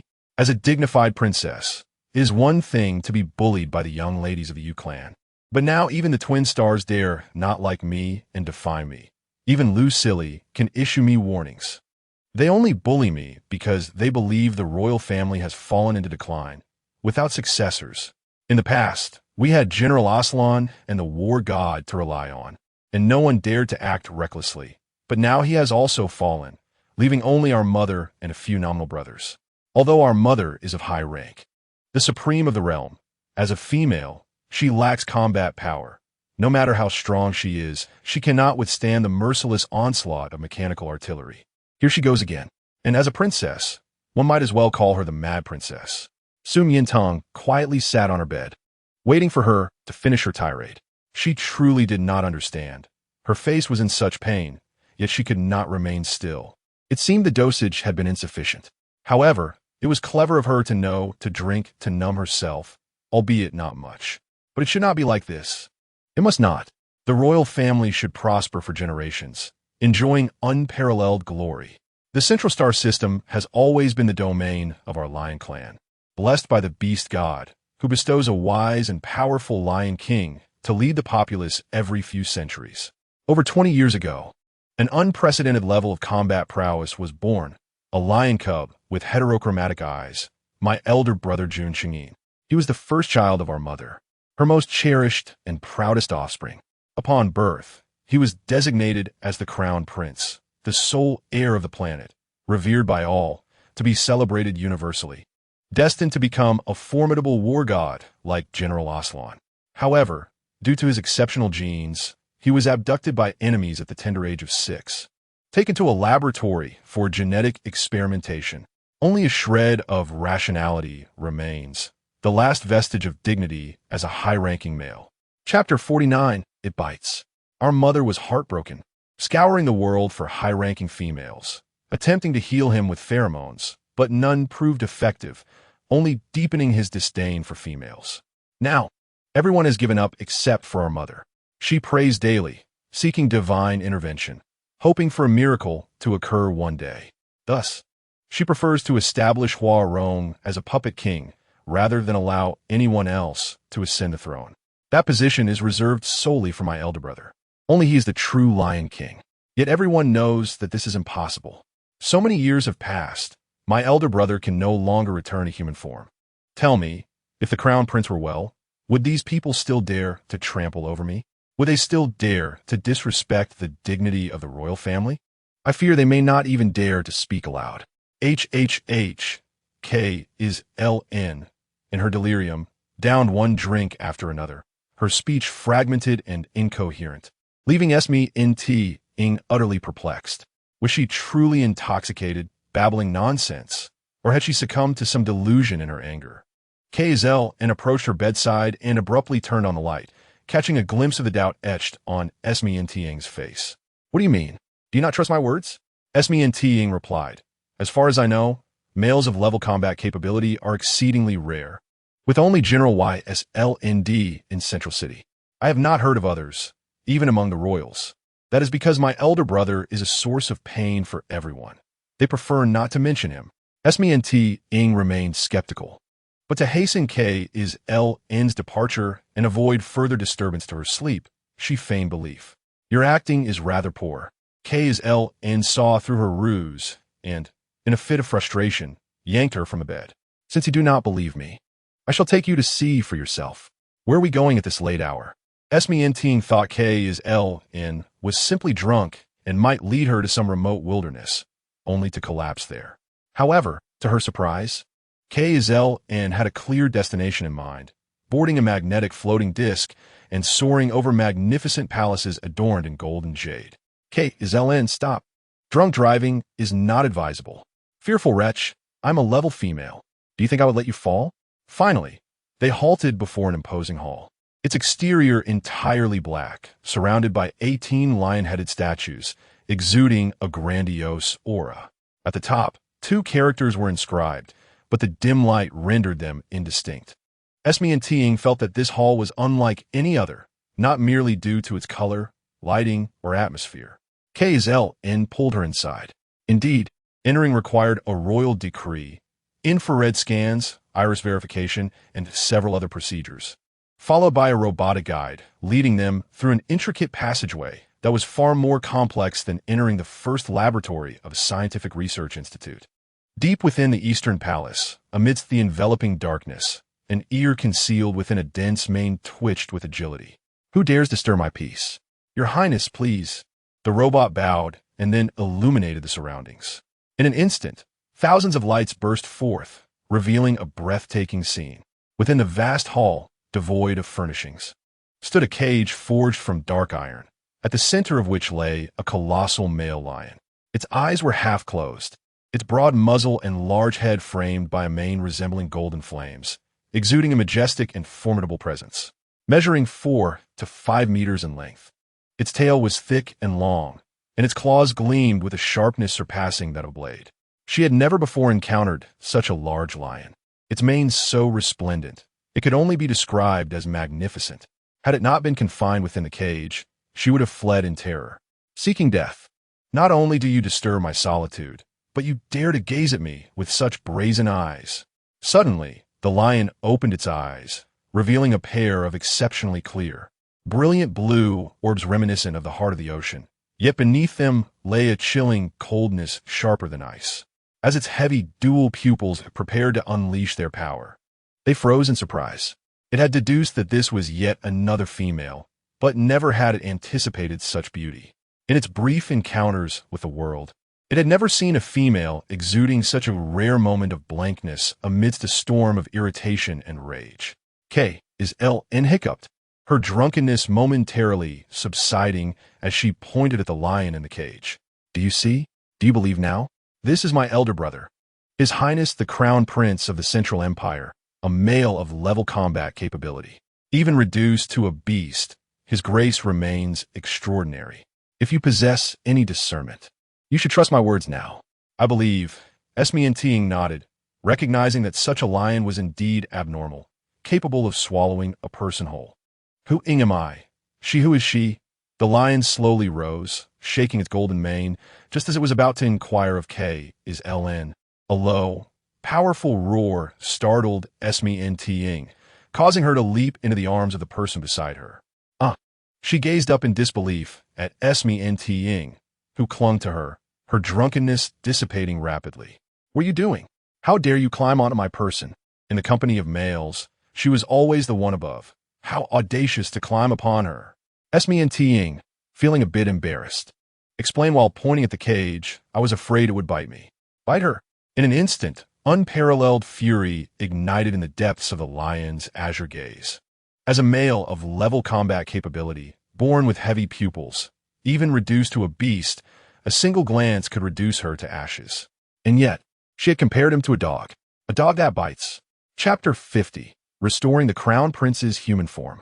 The lion let out a resounding roar that echoed, with such might it sent shivers through those present, as if they might be devoured whole, prompting Su Miantang to flee in terror. KZLN, now fully awake from the shock of the lion's roar, realized the gravity of her actions. They had trespassed into the royal palace's forbidden grounds. Elder brother, I am sorry. We shall leave at once. Get out. The lion glared fiercely at Su Miantang's fleeing silhouette, roaring several times in frustration. Females are indeed greedy, foolish, and arrogantly proud.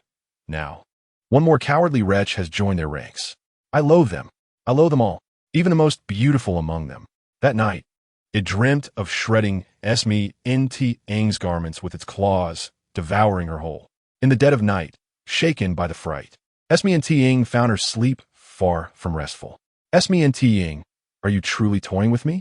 This dark mask is nearly dried onto my face, clinging to me like a wretched frog. It's utterly revolting. KZLN was far too loud. Su Miantang could no longer restrain herself and forcefully peeled away the mask from her chin. What are you doing? Go look in a mirror. A mirror? K is L.N., half convinced, approached a bronze mirror, lifted her chin, and was astonished to see her skin had indeed lightened. It's white. It's really white. The fair complexion she had long sought, after years of striving, had finally materialized, though it still paled in comparison to Su Miantang's luminous skin. It was a significant improvement over her previous brown skin. The hardships of the past few days had not been in vain. Su Miantang cast a sidelong glance, genuinely believing that a lighter brown skin suited her bold and wild appearance better. Now, she had lost her unique charm. Su Miantang, K is L.N. exclaimed in ecstatic delight, only to find her already fast asleep. Remarkably, she did not rush over to seize her, but instead stood quietly by the bedside, contemplating a new scheme. Unexpectedly, this little waste had some merit. No longer did she desire the twin stars of the Empire. She wanted her. Throughout her life, her greatest concern had been her appearance. The mere existence of males was trivial compared to that, and Su Miantang possessed the extraordinary ability to transform appearances. If she could help her brown skin become fair, surely she could rectify other flaws as well. If only she could keep her confined within the palace, serving as her personal beautician. Although the Central Star strictly prohibited females from being enslaved, she believed that with sufficient allure, Su Miantang would willingly remain. Su Miantang awoke to the midday sun, her stomach grumbling with hunger. Just as she prepared to rise and seek sustenance, an alluring aroma wafted through the air, tantalizing her senses. Following the scent, she entered the grand hall to find Catherine seated at a table laden with a sumptuous array of dishes. Upon noticing her arrival, Catherine greeted her with a gentle wave. Su Miantang, you are awake. After such a long slumber, you must be famished. Come, join me for a meal. It was utterly perplexing that this carnivorous lioness had prepared both rice and vegetables, her tone imbued with such tenderness. A proverb flickered through Su Miantang's mind. The weasel pays a New Year's visit to the hen. What was the intent behind this? These are all prepared for you, as a token of gratitude for your efforts in whitening my complexion. That is unnecessary. All I ask is that you uphold your promises. Of course, Catherine replied, a soft smile gracing her lips. From now on, I shall no longer pester the Gemini. But let us set that aside for the moment. You have assisted me, and I must reward you. Speak, what is it that you desire? Gold and jewels? Su Miantang shook her head. The monthly allowance from the Empire's Female Protection Agency was more than sufficient for her needs. She had no lack of funds. Exotic treasures? She ventured again, but she shook her head once more. Though she had once held an interest in them, her experiences at the Scientific Research Institute revealed an abundance of rare specimens and miraculous potions to occupy a lifetime of study. Seeing that material possessions held no allure for her, Catherine glanced at the nearby males, gritting her teeth as she resolved to make a sacrifice. Among my harem, choose anyone you fancy, and I shall gift him to you. Su Miantang nearly sputtered her drink in shock. No, is one not enough? Catherine continued, her determination unwavering. Select several. I shall have them all sent to your chambers tonight to serve you. Do not accuse me of being stingy. Each has been meticulously trained to ensure you experience unparalleled delight. It was not a matter of stinginess. It was a matter of excess. Su Miantang waved her hand dismissively. No, I do not have such tastes. Such tastes? Is this truly considered excessive? This is merely the norm. Catherine was convinced that Su Miantang was feigning innocence, believing that she had grown disinterested in her harem due to the superior male she had previously encountered. If you find them dull, I can offer you a more thrilling experience. Have them transform into their beast forms, and then, however, she cautioned, given your delicate constitution, you should select those of a gentler temperament. Otherwise, you risk being harmed. After all, when ferocious beasts become enamored, they are merciless and utterly reckless. Su Miantang's lips twitched in disbelief at the absurdity of it all. She felt as though she might as well sever her ears. I often feel out of place among you all due to my lack of perversion. Catherine, growing impatient, retorted, you, who shuns gold, treasures, and even my handsome males. Do you wish for me to resort to pheromones to compel you? She had no desire to damage her own mind, as she still needed it for her beauty regimen. What is it that you truly desire? Upon finishing her meal, Su Miantang elegantly wiped her hands with a napkin. Now, if you would kindly let me leave, I must attend to my work. Leave? Not a chance. Catherine was determined to find something that could hold her in place. Suddenly, a guard rushed in and whispered urgently to her. Upon hearing the news, Catherine erupted into triumphant laughter. Huh, Su Miantang, you may go, but the Gemini shall remain. What do you mean? Su Miantang's expression hardened. Catherine, you promised me that once the task was accomplished, you would not trouble them again. Are you going back on your word? Do not accuse me unjustly. See for yourself. She activated her holographic device and tossed it to Su Miantang. On the screen, an imperial edict proclaimed that Fred Pyers and Enzo O'Sullivan had forcibly entered the palace, injuring hundreds of the royal guards, thereby issuing an emergency arrest warrant. How could this happen? Did they know I was taken by the princess? She quickly pulled out her holographic device, only to find dozens of missed calls. This was entirely her fault for oversleeping. How could they know I was here? Was it you? What do you take me for? I will fulfill my promises. It is said that Lady Joy visited Lon Juan Island to deliver something to you, and she learned of it from the staff.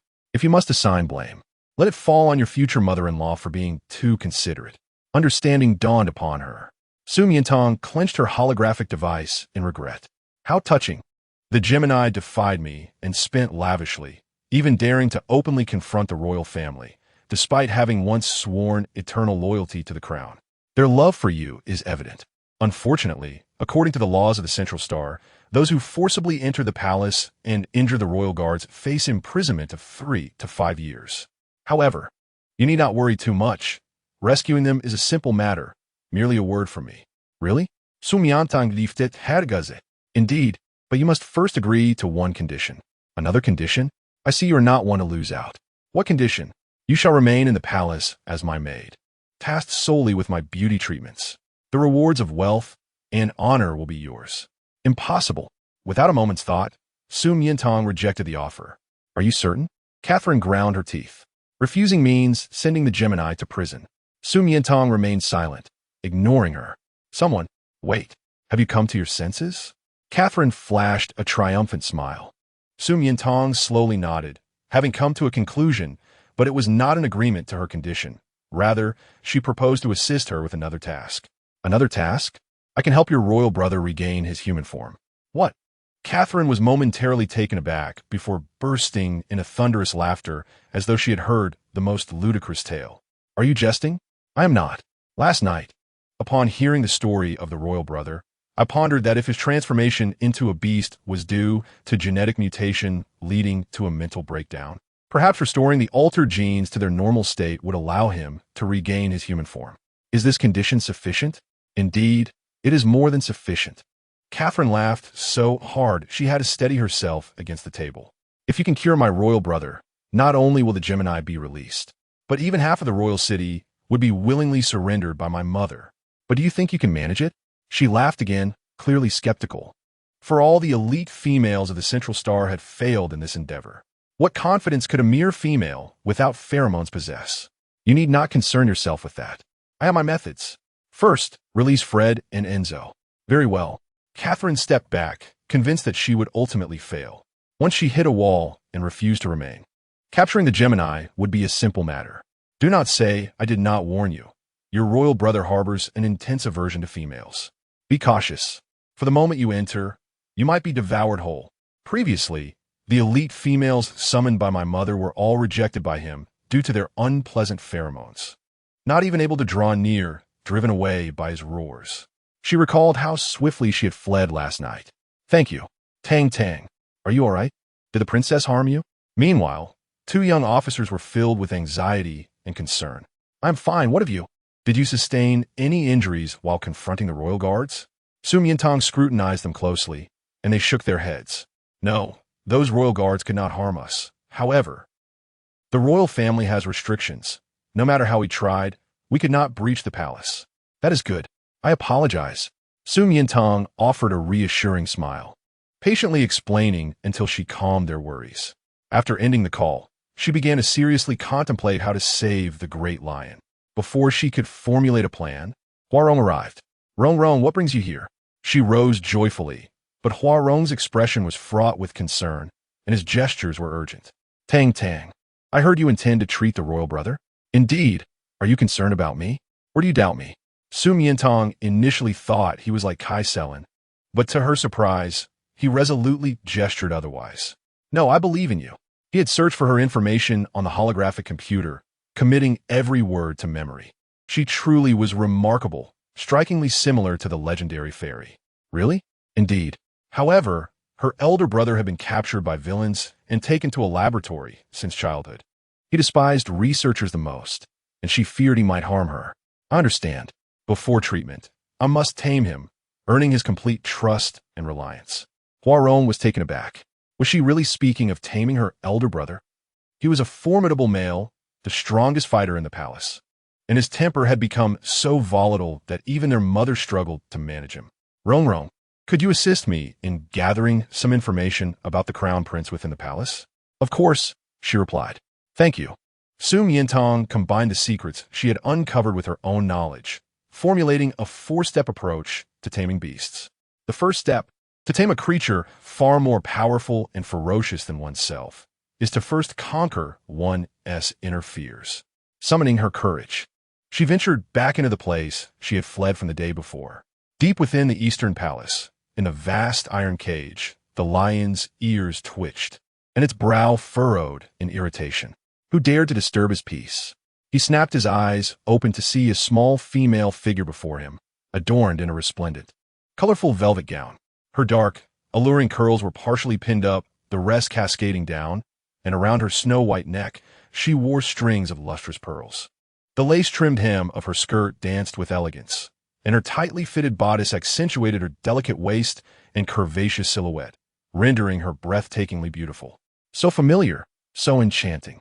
She recalled her childhood when a renowned painter presented several works to the palace, and their mother summoned her brothers to choose. Everyone coveted a particular piece titled Fairy Portrait, but their mother exclusively bequeathed it to him. The fairy depicted in the painting bore an uncanny resemblance to the enchanting young woman before him. Yet this one appeared even more captivating. Chapter 51. Do not fear. I am here to rescue you. But was she not the timid female who had insulted him yesterday? How dare she return, thinking that a change of attire would render her unrecognizable? How audacious to impersonate his beloved fairy. With a furious roar, he expressed his wrath. Su Miantang trembled slightly at the thunderous sound, yet she continually encouraged herself within. Do not falter. Do not falter. To waver is to fail. Although he appeared as a colossal, fierce lion, remnants of human rationality lingered within. He would not easily attack. The second step in taming was for him to recognize and familiarize himself with her, beginning with sight and scent. As for the scent, she cautiously approached the iron cage, extending her hand inside, akin to testing a ferocious stray cat or dog. Hey, come closer. Do not fear. I am not here to harm you. I am here to save you. The lion had anticipated that a single roar would frighten her away, just as it had the day before. To his astonishment, she not only remained but boldly approached, extending her hand into the cage. Was she intending to feed him with her body? He slowly rose, his eyes fierce as he moved closer, preparing to rip her arm apart. Yet, an unexpected fragrance of peonies wafted into his nostrils. The aroma was delicate, gentle, and intoxicating, possessing a remarkable, soothing quality. In the endless darkness of the laboratory, confronted daily with cold syringes, instruments, and merciless foes, his only solace had been the beautiful peony bushes he had planted in the palace's rear garden. Each summer, they blossomed vibrantly, their enchanting fragrance igniting his hope for life. Could it truly work? Seeing him pause, devoid of any intent to attack, Su Miantang felt a surge of joy and unlocked the cage. You seek death. Do not think I am unaware of your intentions. You are my favorite fairy's attire and have doused yourself in my beloved fragrance to tempt me. Beneath that dress, you conceal a laser gun meant to subdue me, aiming to lower my guard before striking me down and whisking me away. She was no different from those cruel enemies. His previously calmed emotions flared up once more, and he lunged at her with ferocity. Su Miantang understood that rashly entering a lion's territory was perilous. Yet she had not anticipated such an intense reaction. He attacked without granting her a moment's respite. She barely had time to draw her laser gun, instinctively pushing him away as he tackled her. Suddenly, A tingling sensation surged through her, akin to an electric shock. The lion trembled, retreating several meters, an unusual hint of embarrassment flickering in his fiery gaze. She, this audacious little female, had dared to caress the back of his neck. Su Miantang feared she had sealed her fate. Realizing her blunder, she stammered, As expected, the lion roared at her once again, his indignant voice seeming to question her actions. What do you mean? Am I the one enticing you? Do not misunderstand. Su Miantang quickly scrambled to her feet, sincerely apologizing. I mean no harm. I simply wish to befriend you, truly. No sooner had she spoken than a clatter echoed as her laser gun fell to the ground. The lion glanced down, and she followed suit. The air fell into an eerie silence. After a moment, her stammering laughter broke the stillness. If I said this is to protect you, would you believe me? Saying that, she had unwittingly provoked him yet again.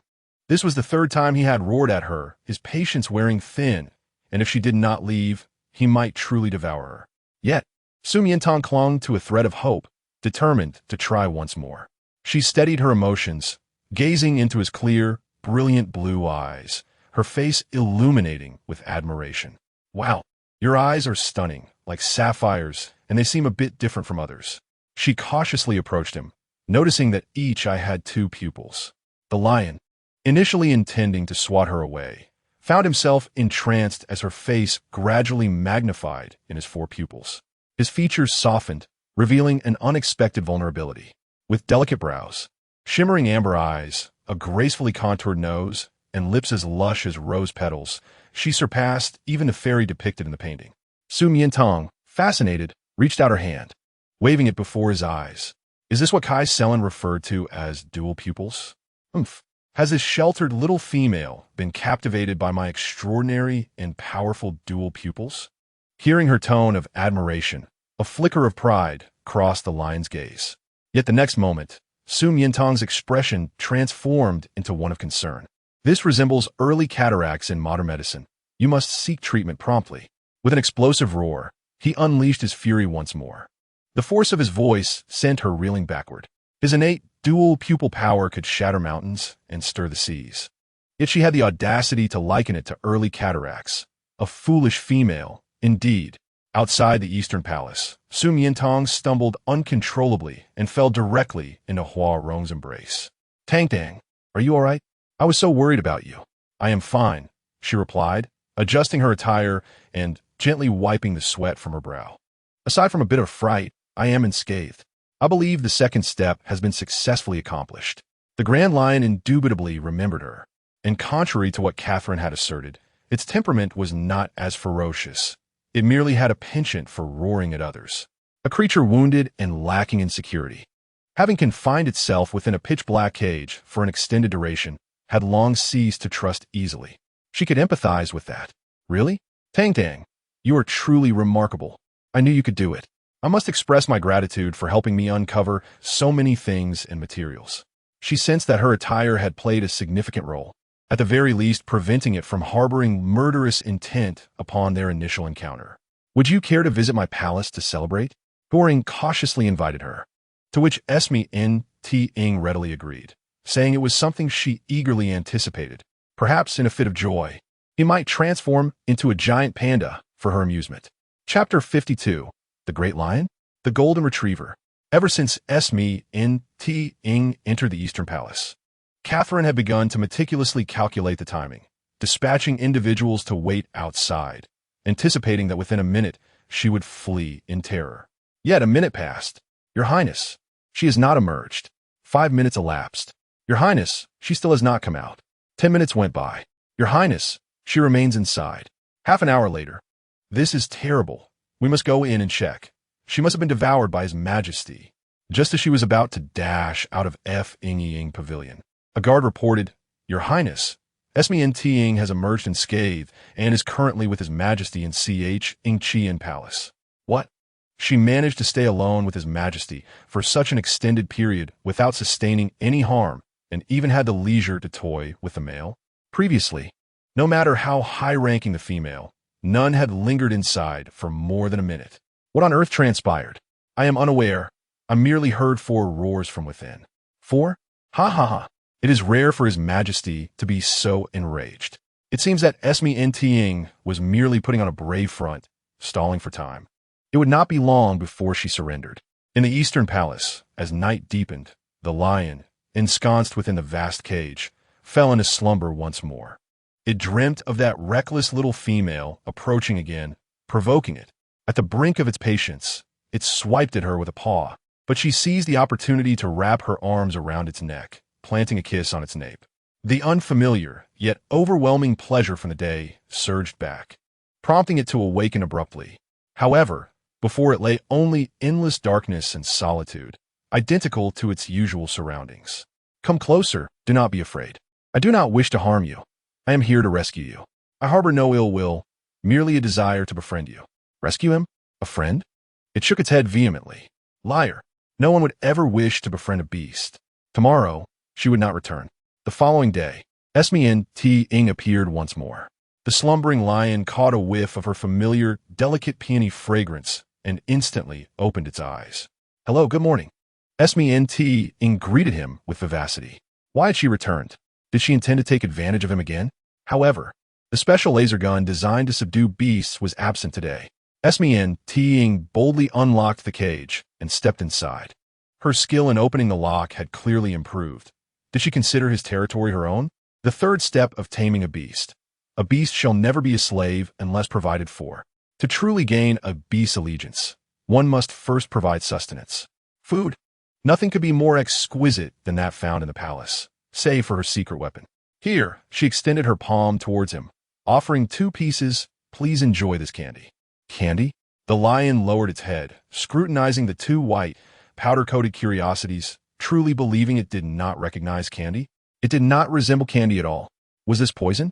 It dawned on him that she had not brought the laser gun, but rather had substituted it with poison. Su Miantang, noticing the skepticism and ferocity in its eyes, helplessly unwrapped 1 piece and took a bite, to prevent it from thinking 1 piece was poison while the other was not. She promptly shoved the remaining half into its mouth. You. The lion was suddenly startled by her action, its face turning slightly crimson. Its mouth filled with half a piece of candy, rendering it unable to swallow or spit it out.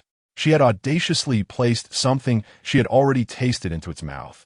Such intimate gestures were reserved for partners. Indeed, how could this candy be so soft, so sweet? It surpassed any it had ever tasted by 100-fold. Unconsciously, it began to chew. Su Miantang found the sight endearing and seized the opportunity to draw closer, introducing herself, having eaten my candy. You are now my good friend. The lion tilted its head slightly at her words. I am Su Miantang. What is your name? Oh, I forgot you cannot speak, so I shall call you little golden retriever. What? The lion swiftly lifted its head, glaring at her with azure eyes filled with fury. Su Miantang stifled a laugh. Then it shall be big golden retriever. It cannot be changed. Impudent. Does it think it is a dog? It was the king of beasts, the lion. Just as it was about to roar, Su Miantang unwrapped another piece and blocked its mouth. All right, that is all. I must take my leave. What? She is leaving already? The lion had yet to express its anger when it saw her turning to exit the cage. Momentarily stunned. Yesterday, had she not sought to engage him in conversation, only to depart after being roared at 4 times? Today, he had not roared at her and had even agreed to befriend her. Why then? It lowered its massive head in confusion, as if unsure of its misstep. The piece of candy in its mouth inexplicably lost its flavor. Fortunately, in the afternoon, the little female returned. Do not be afraid.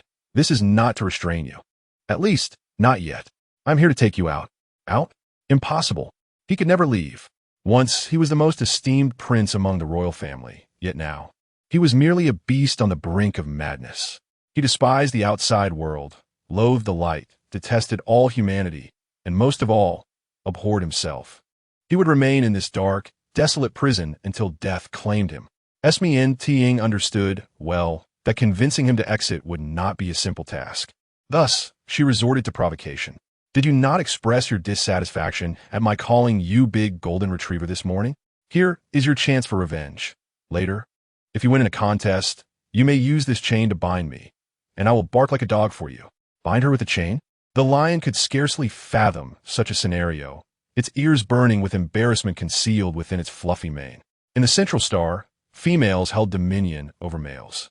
Only females toyed with males. Was she engaging in some peculiar form of amusement? If you lose, you must obediently return inside and bark for me. Indeed, but how could he possibly lose to a mere frail female? Seeing its disdain, Su Miantang leaned closer. Then let us go out and compete. Reluctant to fall into her trap, the lion turned its head to the left. Su Miantang followed suit. What? Are you afraid? It then turned its head to the right, and Su Miantang mirrored the movement. Are you afraid of losing and barking like a dog? Such cowardice for a lion king. I see you are merely a timid golden retriever. Hey, are you capable or not? Suddenly, Su Miantang tightly embraced its fluffy head, her gaze resolute and sincere. Jun Xingyin, trust me, I will lead you out of here, and you will never be harmed again. Chapter 53. In the entire world, only she loves him in that instant. Jun Xingyin's heart trembled violently. Trust me, I will take you away. You will no longer be harmed by anyone. No one had ever spoken such words to him. In the blood-soaked, merciless laboratory, amidst the endless darkness and desolation, it seemed even the divine could not save him. Yet now, a small female had uttered them to him. She appeared so delicate and diminutive, yet her gaze was resolute, as if imbued with immense power capable of steering his entire existence. Driven by an inexplicable force, he slowly rose to his feet. Su Miantang noticed his wavering resolve and promptly laid the chain she held upon the ground. Come here, the little female beckoned. Using the very chains that once bound him to forge a path, a route from darkness to light, with her at the forefront, radiating a gentle and brilliant smile. It seemed as though the entire world might betray and hurt him, but she alone would not. Tentatively, he extended his broad paw and stepped onto the lengthy iron chain, each step appearing to trample upon the pain he had endured in the past. One step after another, his mind was singularly focused, hearing only the soft and melodious encouragement of the little female. Big golden retriever, splendid. Keep going, I believe you can do it. We are almost there. At long last, after more than a decade, he stepped out of the Eastern Palace for the first time. Outside, a group of guards stood dumbfounded. Your Highness, the Crown Prince. He actually came out? How could this be? Is it an illusion? He was utterly stunned. Turning his gaze, he fixated on her, repeating her name in disbelief. Su Miantang. Miantang Tang Tang Tang. Huarong, witnessing this scene, rushed over with excitement. Tang Tang has succeeded. She truly has. In just 2 days, she led the Crown Prince, who had not taken a single step out of the Eastern Palace for years outside. She must be a fairy, possessing the ability to save every soul, just as described in paintings. General Yasalandi had just fallen, and the enemy forces could not wait to invade the planet, with conflicts and disturbances brewing, as if war could erupt at any moment, threatening to consume the central star. At this moment, if the Crown Prince were to regain his normalcy, there would once again be a male of formidable combat prowess on the planet, capable of sustaining peace. She was rescuing not just her brother, but countless trillions of citizens on the central star. Paul Huerong saluted Yun Xingying. Yet the latter showed no reaction, his gaze solely fixated on the little female beside him, his heart consumed by her. Don't rush, Su Miantang winked at him. Let's stick to the plan. The third step of taming beasts, the victor reigns supreme. To truly subdue a wild beast, one must first provide it with sustenance, and secondly, demonstrate overwhelming strength, compelling it to willingly recognize you as its king. The golden retriever's most prized possession was undoubtedly its pair of unique eyes. Thus, that would be their starting point.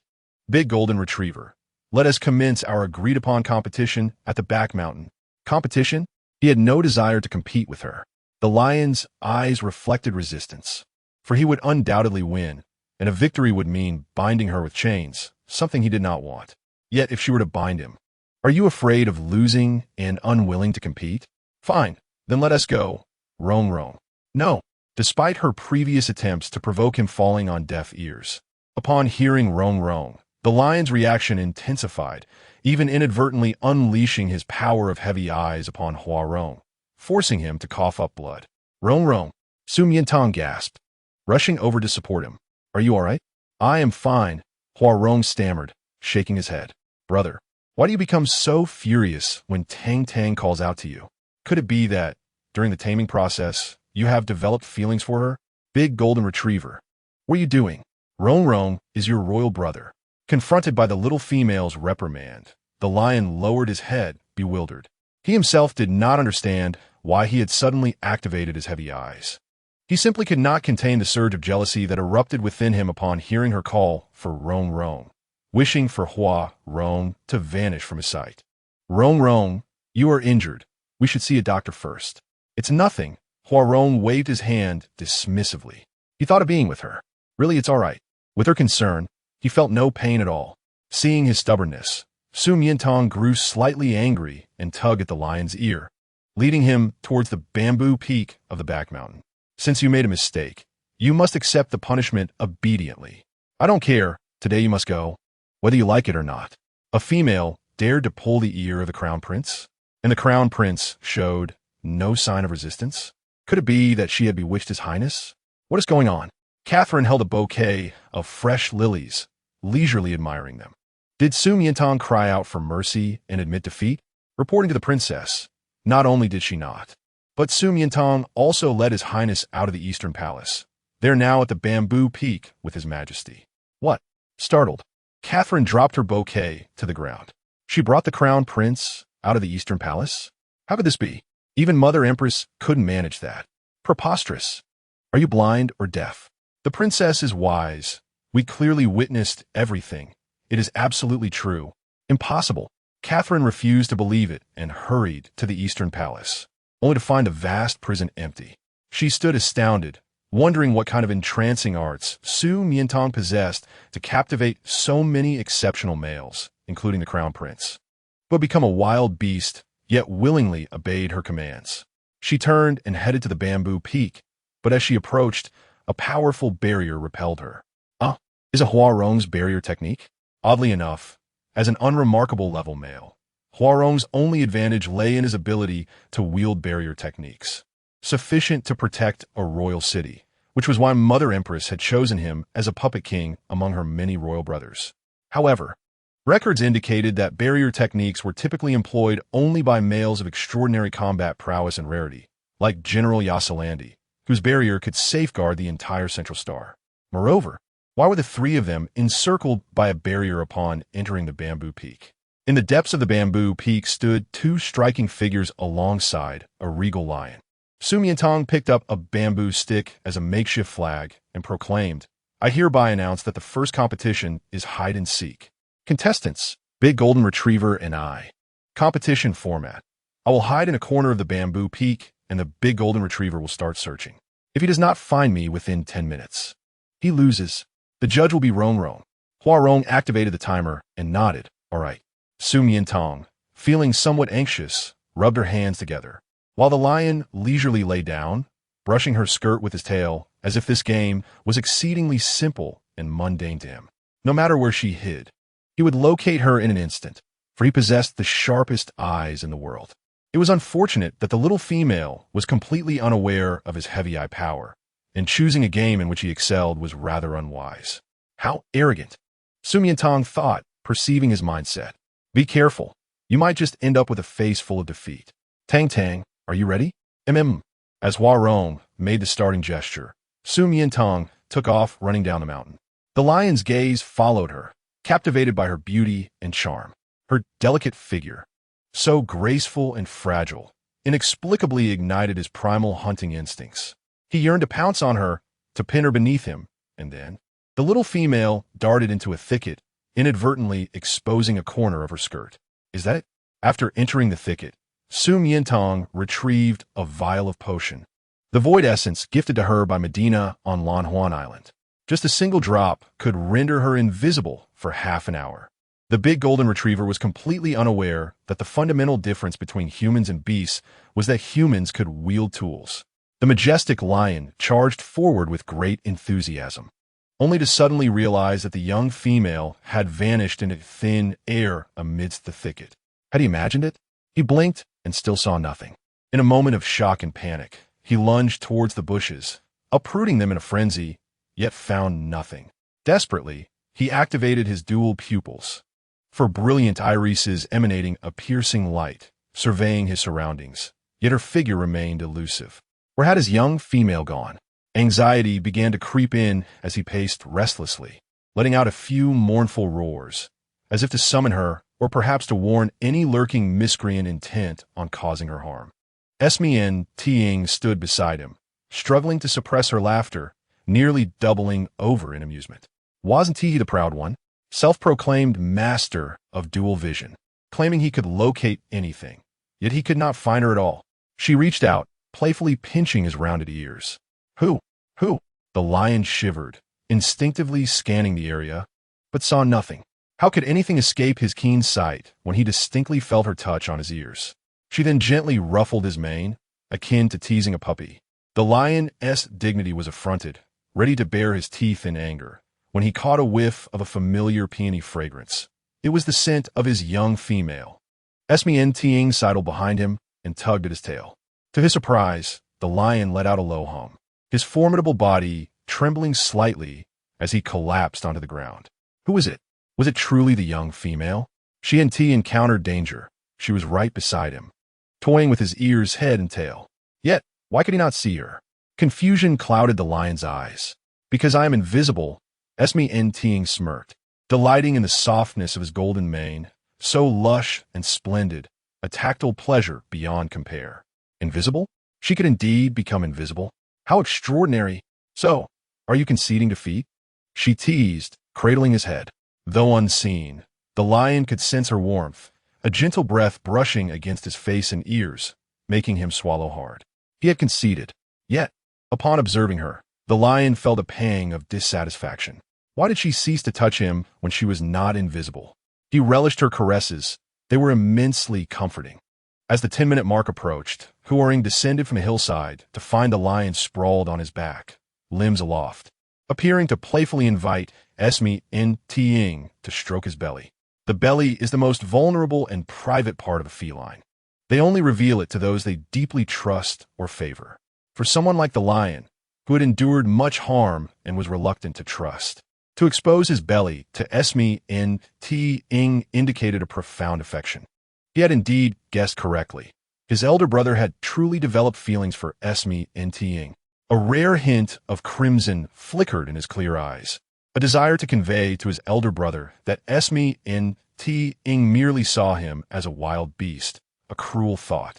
The lion rolled about, inviting her affection, which Su Miantang interpreted as an inability to bear defeat.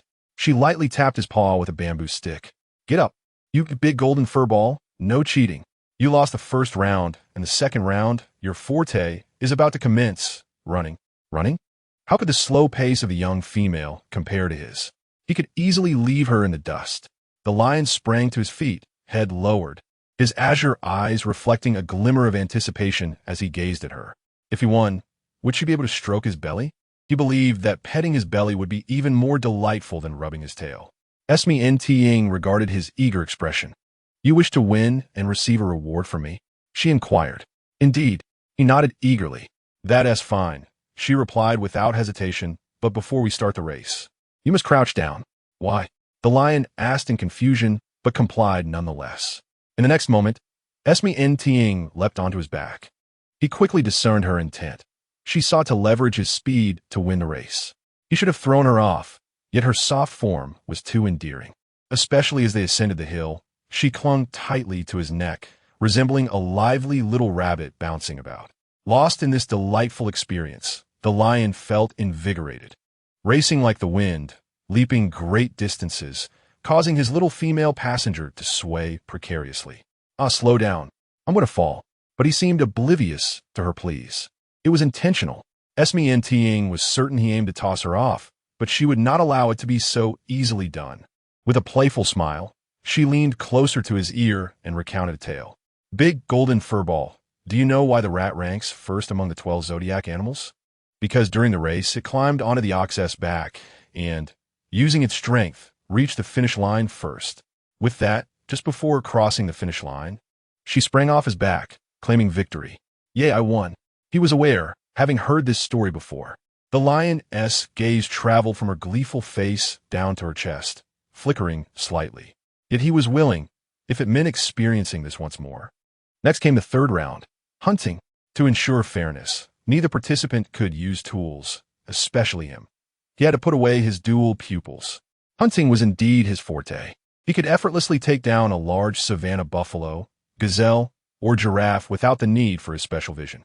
Just then, Su Miantang interjected. The prey is a small bird. The lion was taken aback. As a terrestrial creature, devoid of wings and unable to employ his dual pupils, how could he possibly catch a bird? Observing his bewildered expression, Su Miantang smirked mischievously. I won't intervene. Use that clever head of yours. Or you can surrender now. No way. Having lost the first 2 rounds was one thing, but hunting was an instinctive trait of a beast, fundamental for survival. If he couldn't even find prey, the young female would look down on him. He dashed towards a mountain peak. From a distance, Su Miantang watched him stretch out his forelimbs, flailing about in an attempt to catch a bird, gazing intently at the high nest with a comical expression, causing her to laugh uncontrollably. Oh, big golden furball, you're so silly for accepting such an unreasonable challenge. Suddenly, a rustling sound erupted from the grass. She turned to see Su Miantang, having transformed into his beast form, rolling towards her like a fluffy rice dumpling from 100 meters away, utterly adorable. She quickly crouched down in excitement. Arring, why have you turned into a panda? Wasn't he always shy, only willing to transform in their private moments? Why was he so eager this time?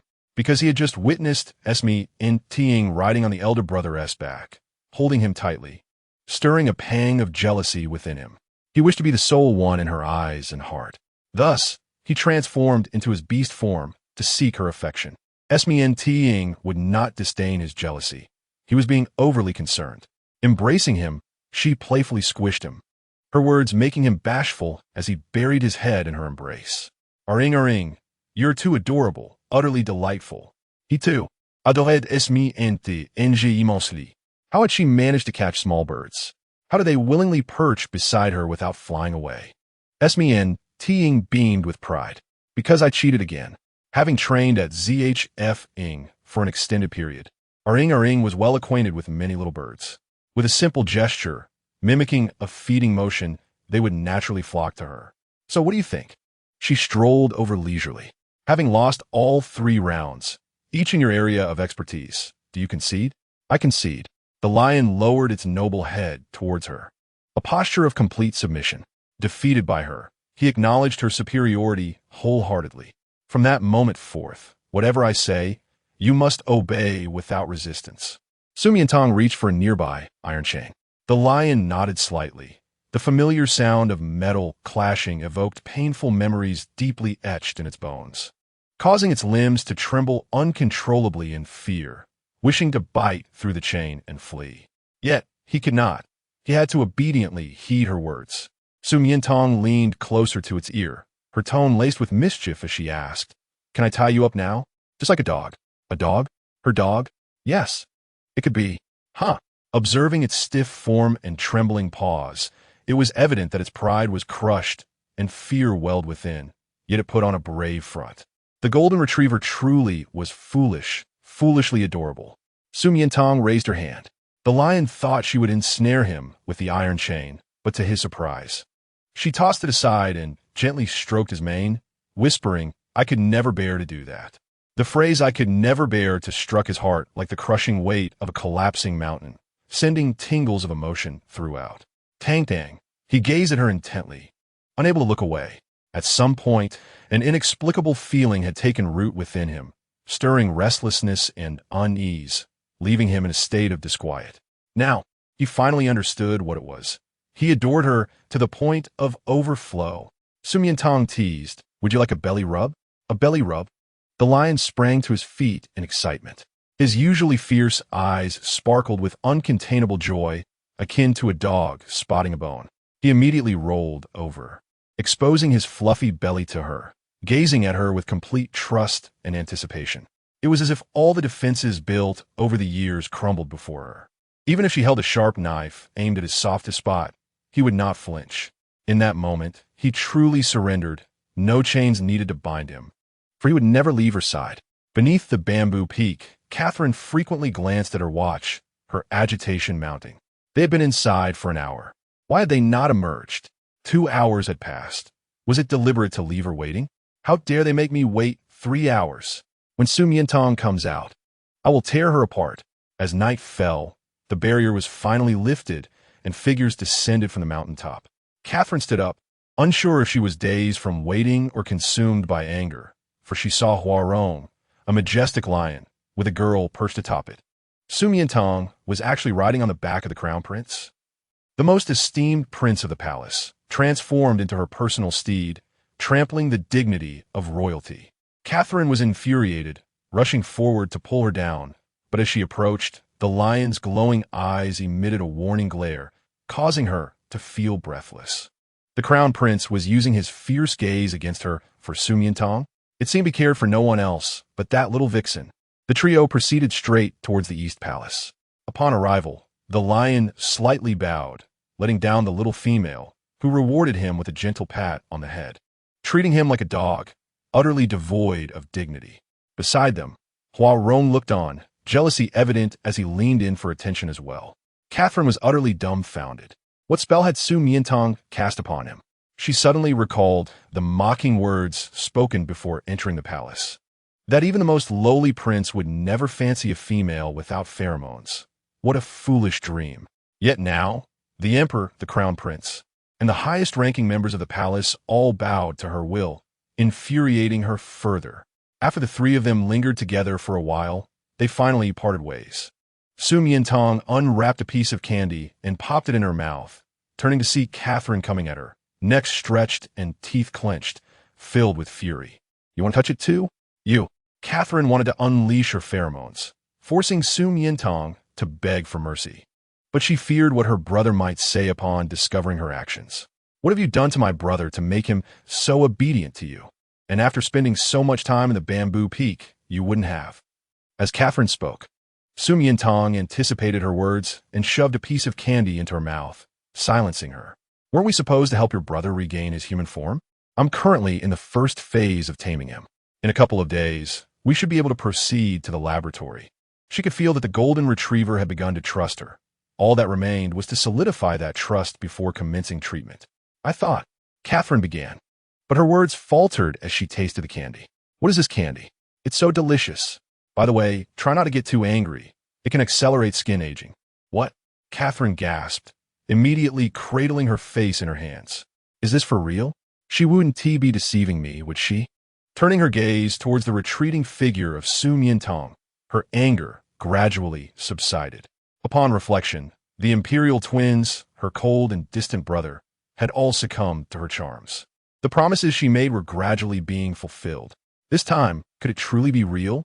She dared not imagine the joy her mother would feel if her brother regained his human form, nor the prosperity that would follow for the royal family. Princess, a nearby guard knelt, concerned. Should we inform the queen about the crown prince's departure from the East Palace? No need, she replied after a moment's thought, shaking her head. Let us observe a bit longer. If everything is merely an illusion, it would only lead to unnecessary disappointment for the queen. The final step of taming a beast is to avoid hastily asserting dominance after it has submitted to you. Instead, engage in play, bring it joy. Cultivate a bond of trust, and a loyal servant will soon be yours. Su Miantang closed her book, preparing to spend the following days delighting the golden retriever. She crafted candies, toys, and took him to the bamboo peak to fly kites, hunt, and play games.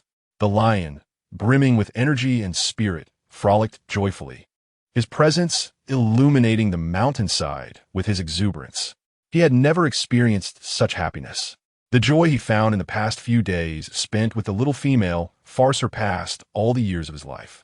By day, while practicing his fierce gaze, he discovered a new ability, X-ray vision. His first target for experimentation was the little female. Casually glancing her way, he caught sight of her perfectly sculpted figure and flustered. He quickly turned his head, but unable to resist the allure, he shamelessly turned back. Then, he found himself bleeding from his nose. Su Miantang bent down to retrieve the kite, only to witness this embarrassing scene. You're bleeding from your nose? This sight struck a familiar chord. The last person to bleed for her was Lan Lan, after catching sight of her, but in broad daylight, and she was fully dressed. How could this happen? Wait. Su Miantang keenly observed his furtive behavior, hiding and stealing glances at her, fixating on specific areas, his eyes gleaming with mischief. She bent down again, slowly picking up a sturdy bamboo pole. Then, with a swift and furious charge, she confronted the lion, golden retriever. If your eyes dare to wander again, I will gouge them out. The lion was startled, turning to flee. He had been discovered. He hadn't meant to. She was simply too beautiful to resist. His transgressions soon met with punishment. Su Miantang seized it and delivered a severe reprimand, subsequently compelling it to engage in a card game. Having never played before, it lost almost every round, its face adorned with numerous sticky notes while its head was flicked countless times, much to the delight of the small female. However, possessing an innate cleverness, it soon learned the game and triumphantly secured its first victory. This unexpected turn left Su Miantang somewhat reluctant as she tossed aside the cards, closed her eyes, and leaned her petite face closer to it. Flick away, but be gentle. Your claws are rather large.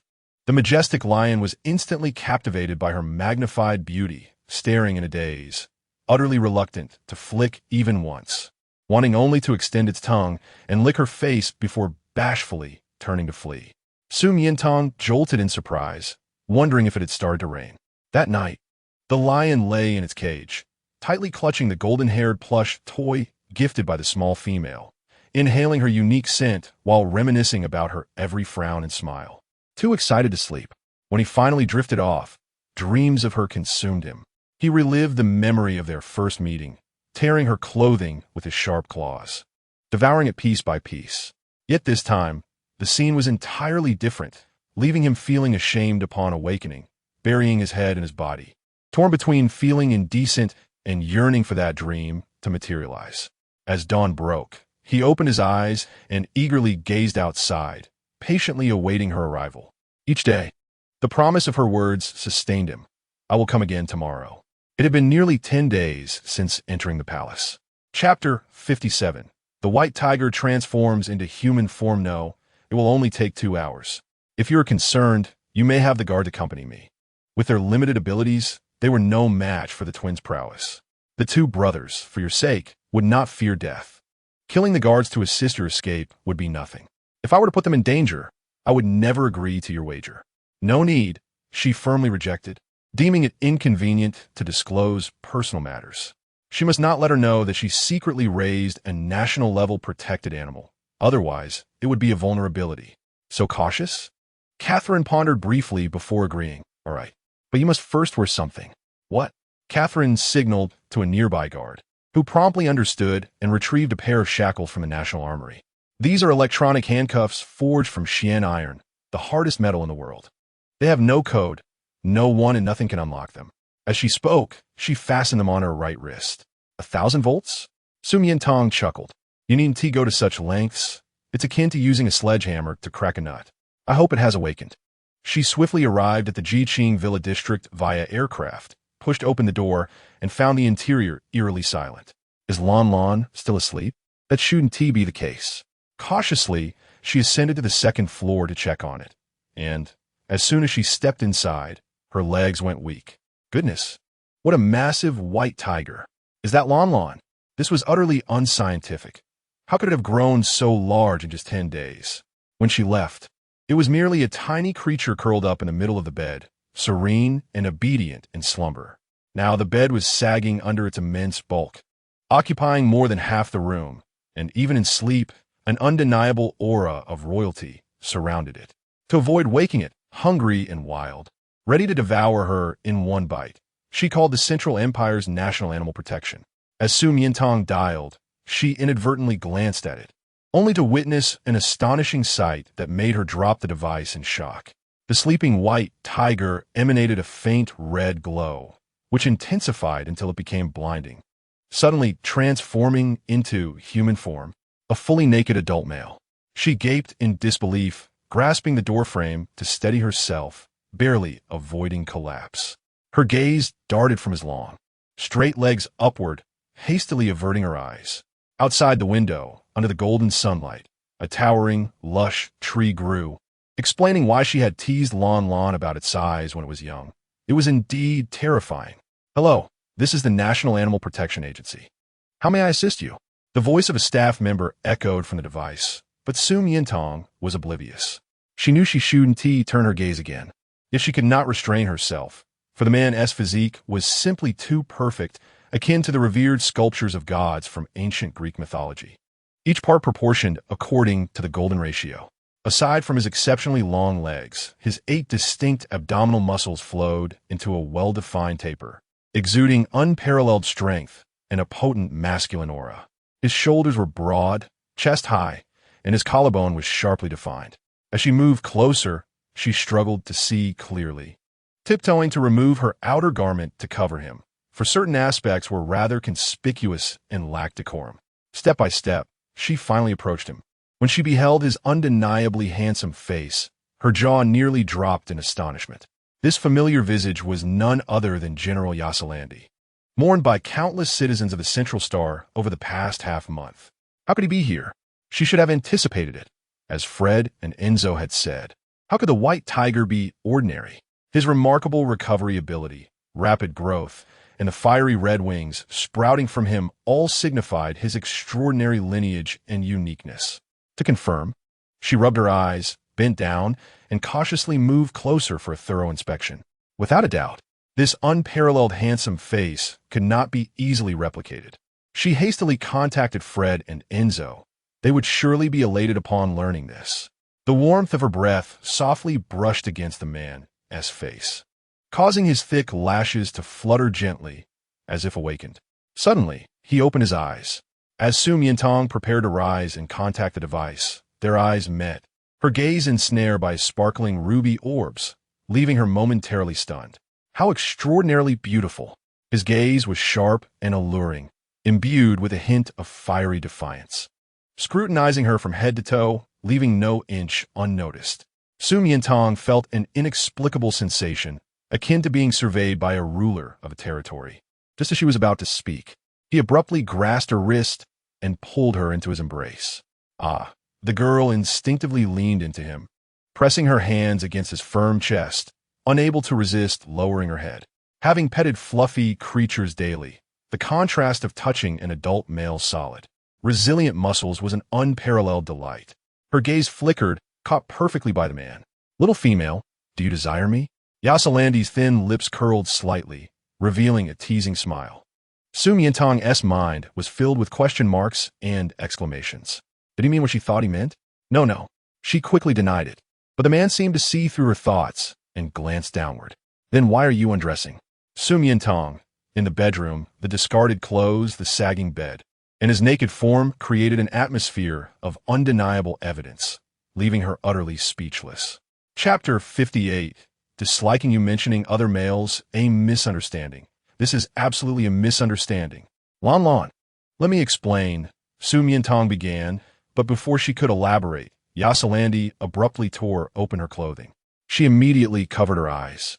I am General Yasalandi, from the esteemed Duke family of the Central Empire. You may address me as General, or perhaps as War God Brother, or any other appellation you prefer. War God Brother? Su Miantang's lips twitched. Lan, I did not expect you to be so arrogant. No, wait, did he just refer to her as a lustful little female? Hold on. She suddenly revealed an eye from her fingertip, casting a dubious glance at the man. Lan, no, General, have you lost your memory? Of course not. That is reassuring. Su Miantang exhaled deeply, for otherwise, she would undoubtedly bear the blame. So what do you remember? Upon finishing his sentence, he cast a glance at the collapsed bed beside them, as if recalling some exquisite and intoxicating scene, a hint of unintentional pride flickering in his fiery gaze. Indeed, my combat prowess needs a sturdier bed next time. Su Miantang felt a wave of frustration. What? Did he just mention 20 days of what? He has not lost his memory. Rather, it has been directly altered. She stealthily approached the light brain to contact Fu, Lida, and Enzo. But in the next moment, the man seized it and hurled it downstairs. With a crash, Su Miantang felt as if she could hear its shattering sound, her heart aching unbearably as she gritted her teeth and murmured, Lan, this is the second time you have broken my light brain. The man appeared oblivious, striding toward her. Who are you trying to contact? No one. Under his piercing gaze, she confessed, "Fine, it's just your two little admirers. They would be overjoyed to know you are alive." In truth, she wished to send a warning. It seemed she had been set up. Upon hearing little admirers, you see Lan Di's eyes darkened ominously as he advanced, cornering her step by step. "No, wait, what are you doing? At least put on some clothes before speaking." As he drew nearer, Su Miantang turned to flee, but in the next instant, he firmly grasped her wrist, pinning her against the wall, their legs entangled, feet touching, rendering her utterly immobile. Being cornered by a naked, beautiful man was exhilarating, causing her cheeks to flush involuntarily, admiring his calm demeanor. "Lustful little female. I dislike you mentioning other males in my presence." "Very well, but I prefer not to be called a lustful little female. My name is Su Miantang," with Mian meaning sleep and Tang meaning begonia. Su. After her introduction, he directly repeated her surname, leaving Su Miantang somewhat astonished. "Typically, people would call her Tang Tang. I also dislike you calling me General. Wasn't that your suggestion? Yet you chose the one I dislike the most." "Dislike? Should I call you War, Godbrother, instead?" Su Miantang's brow twitched. "That seemed rather excessive. I wish you to use the third option." "Ah." Su Miantang was puzzled. "Didn't you only provide two options?" "There is another." You see Lan Di suddenly leaned down, whispering in her ear, his voice rich and magnetic, as though he were affectionately nibbling on her earlobe. Xiong Su Miantang's eyes widened instantly. That was inappropriate, wasn't it? Xiong sounded like a term for a partner. Su has been with me for so long and has even marked me. Do you not wish to take responsibility? You see Lan Di's dark lashes lowered slightly, revealing a hint of his canines as he bit her ear. Su Miantang trembled at the warm, wet sensation, especially as he leisurely teased her with his sharp fangs, akin to flirting or savoring his prey. "I mentioned, there is a misunderstanding between us. What is this?" You see Lan Di, still tightly gripping her delicate hand, suddenly came into contact with something cold and jarring, furrowing his brow in displeasure. Su Miantang looked over. It was an electronic shackle, quite formidable, made entirely of xiantai. Before she could finish her sentence, the man disdainfully pinched it as if it were an inconvenience, and the electronic shackle shattered. Shattered. Su Miantang was stunned, rendered speechless by shock. The so-called central star weapon, the hardest substance in the world, capable of releasing 1,000 volts instantly, with no password, unopenable by anyone, was reduced to ash at Lan's fingertips, effortlessly flicked away. Is this the immense power of a mutated battle-class male, the war god of the galaxy? What misunderstanding? You see Lan Di continued to lean in, pressing her for answers. Su Miantang's mindset shifted abruptly. She was certain that his ear-biting moments were not mere flirtation. If she dared to refuse, she would be devoured. There is no misunderstanding. As partners, it is essential to have more than just a physical relationship, but also a spiritual connection. Otherwise, it would be too hasty. Would you not agree? Those who recognize the situation are wise. She swallowed her pride and accepted the blame for ruining his purity. If he could crush xiantai in an instant, the speed at which he could sever her head would be even swifter.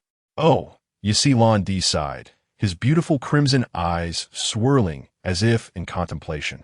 Indeed, he had been too impatient. With that thought, he released her. Su Miantang instinctively reached to rub her wrist, only to find it unhurt. The areas previously chafed by the electronic shackle bore no red marks, but rather felt a touch of comfort. Had he inadvertently healed her while crushing the shackles with his combat power? Her eyes brightened momentarily, as she felt that the man before her was still that affectionate little tiger, albeit one who had lost his memory and whose personality had shifted slightly. So small? You see Lan Di surveyed the surroundings, inquiring if she resided in this birdcage. Chapter 59. Should I? Birdcage? This was quite harmful and highly insulting. Su Miantang did not understand why everyone who entered her home had to criticize its size. Please, this was a 4-story large villa, worth at least several tens of millions on Earth, and these interstellar beasts were exceedingly extravagant. However, given his noble status, it was only natural for him to express disdain. It is somewhat small, but calling it a birdcage is excessive. You have been living here pleasantly with me for nearly a month. Indeed, it has been quite enjoyable. The bed has collapsed. Su Miantang retorted, The bed collapsed because of your weight. I know, it is still not as sturdy as you. It collapsed. And yet you see Lon D smirked, looking at her suggestively, causing Su Miantang's temples to throb. Stop. How can I convince him that they truly had no relations? Would you like to see my residence? Su Miantang hesitated, sensing he was intentionally showing off. After all, rumors suggested that the Glancemore Moke Manor was more luxurious than the palace. That sounds fine, but are you certain you want to go like this? Without wearing any clothes? If this conversation continued in such a bare manner, she would genuinely believe she had taken his purity. Su, help me order some clothes. The person who felt scorned did not feel ashamed. Instead, he opened his arms, showcasing his robust physique and terrifying curves. Su Miantang quickly covered her eyes. You know my measurement's best. He emphasized the last few words, his tone laced with an alluring undertone. Su Miantang felt utterly speechless. She had not. She knew nothing. Please do not wrongfully accuse her. With her light brain destroyed, she could only summon Xiao to order men's clothing. Relying on her impression from stealthy glances throughout the day, selecting sizes akin to top European and American male models. Before the delivery arrived, she hastily wrapped him in her bedsheet. Otherwise, if she continued to gaze, she could not guarantee she would not react like before with a nosebleed. The bedsheet was a soft pink, and she had expected him to resist. To her surprise, he remained completely still, watching her without blinking, as if he relished her care, reminiscent of when he was a well-behaved little tiger. Instinctively, she asked, "You have slept for so long. Are you hungry? Shall I get you something to eat?" As she spoke of food, Yasalandi's gaze instinctively darted towards the distant baby bottle. This subtle expression did not escape Su Miantang's keen observation. Did remnants of fragmented memories still linger in his mind? Or was it merely a conditioned reflex? If she performed some actions from the past, or showed him familiar items, could it aid in rekindling his memory? Do you wish to drink from the bottle? I can prepare it for you. Do you take me for a 3-year-old infant? Yasalandi raised an eyebrow, his gaze wickedly shifting from the bottle to her enticing bosom. I have no desire for that milk. Yours, however, is quite appealing. Su Miantang checketh. Ah, the innocent little tiger has long since vanished. What remains is a man shrouded in dark thoughts. No, the former little tiger could not be described as innocent and naive. He had always been a rather mischievous creature. Would you like to play with some toys? She waved 3 cat teasers in her hand, and Yasalandi squinted his elongated eyes. Do you see me as a sickly cat? TSK, once upon a time, a certain tiger found immense joy in playing, always tugging at my clothes for companionship. She inadvertently vocalized her musings, prompting Yasalandi to feign a move to toss aside the bedsheet and rise. Do you require this king to reveal his true form? No, that won't be necessary. She hastily waved her hand and picked up a scratching post. What about this? A scratching post to help you sharpen your claws? In the past, he had relished this activity immensely. A scratching post? Would you like it? Upon seeing a flicker of interest in his eyes, Su Miantang's hope ignited. If you desire it, I shall provide it for you. Her voice was irresistibly tempting, causing the man to puncture the bedsheet with excitement. He indeed enjoyed it. Memories and forms may shift, yet one's true nature remains unchanged. Have you recalled anything through this scratching post? Su Miantang's lips curled with satisfaction as she prepared to approach him, only to witness him slowly release the bedsheet. His tone was calm, yet mischievous. Su, with so many baby items purchased, are you preparing to raise our child? Su Miantang froze in place, regretting her earlier actions. You are overthinking it. She was about to close the door when Yasalandi instantly appeared, keenly grasping the vibrant red bow tie. What is this? It is a gift I prepared for you. Since you adore orchids, I handmade a bow tie resembling the flower.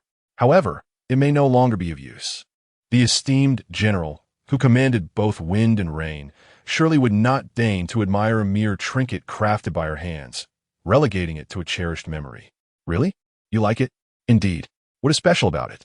She gazed at him with anticipation, only for Yasalandi to muse, it is particularly ugly. You, unable to restrain herself. Su Miantang playfully scratched him. This was a creation she had meticulously crafted amidst her busy schedule, each stitch a labor of love. Having discarded several failed attempts and pricked her fingers before achieving perfection. How could he deem it ugly? If her little sweetheart received it, he would surely be overjoyed. Turning away, she decided to ignore him. After a while, she belatedly realized she had scratched the Imperial War God, and as he prepared to retaliate, she intended to apologize. Just then, she turned to find him bringing the red bow tie to his nose, eyes slightly closed, as he deeply inhaled its scent. His expression was oddly reminiscent of a pervert. "What are you doing?" Yasalandi opened his eyes slightly, as if caught in the act, his gaze hazy yet entranced. "This king smells something. It seems a bit musty. Has it been stored too long?" Su Miantang ground her teeth, her urge to scratch him resurfacing. It was he who had become musty. The doorbell rang, indicating the arrival of a delivery, and she hurried to intercept it, leaving him behind. Yasalandi watched her retreating figure, a charming smile gracing his lips as he brought the bow tie closer to his nose. So fragrant, so delightful. The alluring scent of femininity enveloped him, nearly compelling him to rise. Chapter 60. Do you acknowledge yourself as my mate? The clothes had arrived. After signing for the package, Su Miantang opened it to reveal a stylish white shirt, black trousers, a dark vest paired with a plaid tie, and some exquisite accessories, topped with a moon-white tailcoat that complemented his hair color splendidly. Yasalandi cast a fleeting glance, appreciating the taste. Of course, this outfit cost me a month's salary at the Academy of Sciences.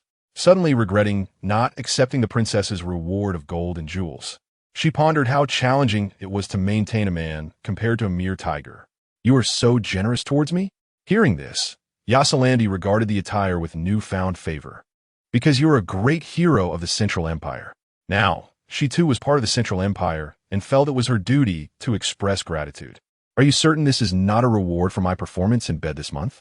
Put on your clothes." "No, Susu, you help me." He nonchalantly spread his hands, and she turned her back on him. "You have 5 minutes." Yasalandi chuckled, leisurely donning each piece of clothing.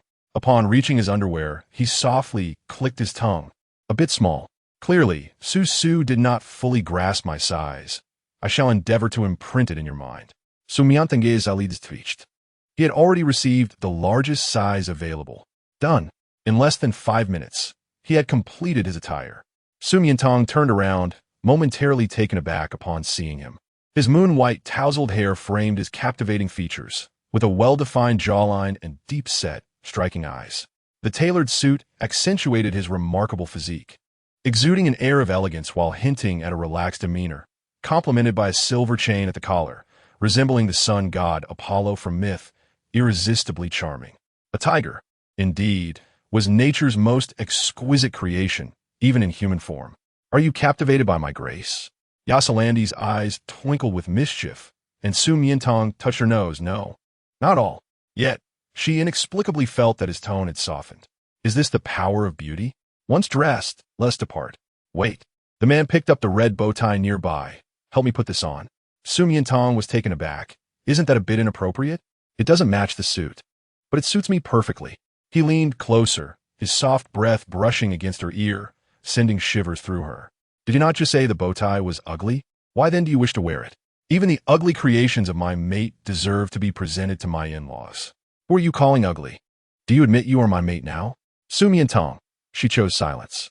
As she approached to help him with the bow tie, Yasalandi seized the moment to lean down, inhaling deeply the scent of her hair, each strand permeated with the rich fragrance of orchids, intoxicating him to the point of wanting to devour her.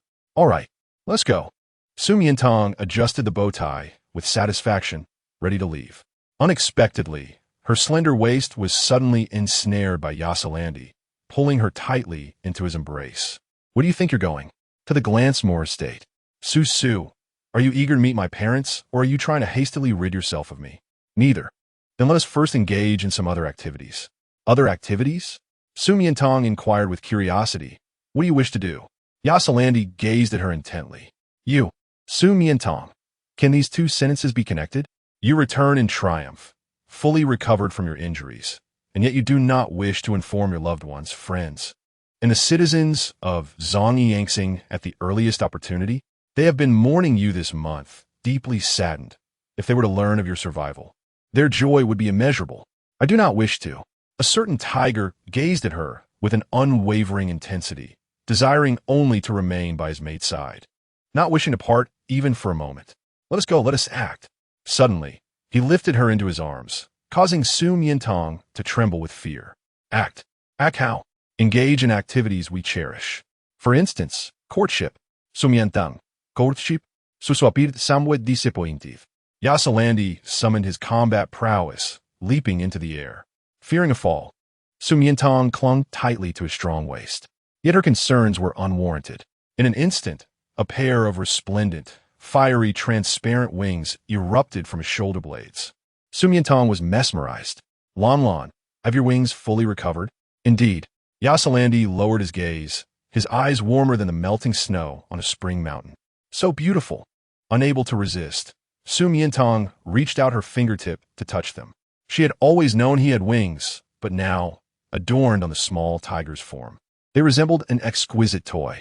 Yet now, their wingspan extended several dozen meters, broader than Fred's, surrounded by brilliant flames akin to stars, dazzling and majestic, rendering her unable to look away.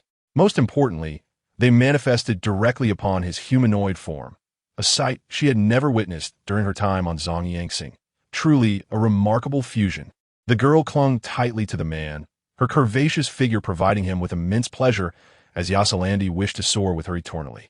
However, exposed to the air at such speed, he feared she might not withstand it, so he summoned a warship. I will take you to see the stars. See the stars? What stars do we see during the day? Su Miantang, but I have something important to do. Are you certain anything is more important than me? Yasalandi gently pinched her before her, and Su Miantang immediately recalled the tragic fate of the electronic shackles, falling silent at once. Observe the stars. Su Miantang initially believed the stars he referred to were a romantic metaphor. However, upon entering the luxurious military vessel equipped with cutting-edge technology, she was astonished to see a projection of actual stars on the vast holographic screen. There lay a complete distribution map of the celestial bodies within the Zhongyang star system, marked by various unique symbols, with red indicating the achievements of the White Tiger Legion led by General Yasalandi. Encompassing over 100 planets and occupying approximately 60 of the Zhongyang star system. Chapter 61. This king will conquer the lands for you. She could not help but gasp. Half of the Zhongyang star system must have been conquered by you, right? No wonder everyone asserts that within Zhongyang, the status of the Earl family surpasses even that of the royal family. During the years of the royal family's decline and silence, the true ruler of the star system has been you, hasn't it? Indeed. Yasalandi extended his arms, enveloping her petite frame entirely, slightly turning his face to nuzzle against her. Do you like it, Su? If not, which one do you prefer? This king shall conquer it for you. Su Miantang experienced a moment of illusion, envisioning an emperor holding his beloved concubine atop a city tower, proclaiming, "Behold, this is the kingdom I have conquered for you. If you do not like it, continue to conquer. That may not be necessary. The planets of the Zhongyang star system are already quite beautiful." Very well.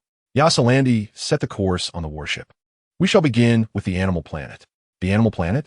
A world teeming with various creatures? Is he truly taking her down to see it, rather than merely viewing a distribution map aboard the warship? Su Miantang excitedly clicked on the planet's introduction, watching with keen interest. Yasalandi retrieved a high-altitude combat suit, a pair of gloves, and a pair of binoculars from his private armory, dressing her in them. Are you ready? We are about to depart. Yes.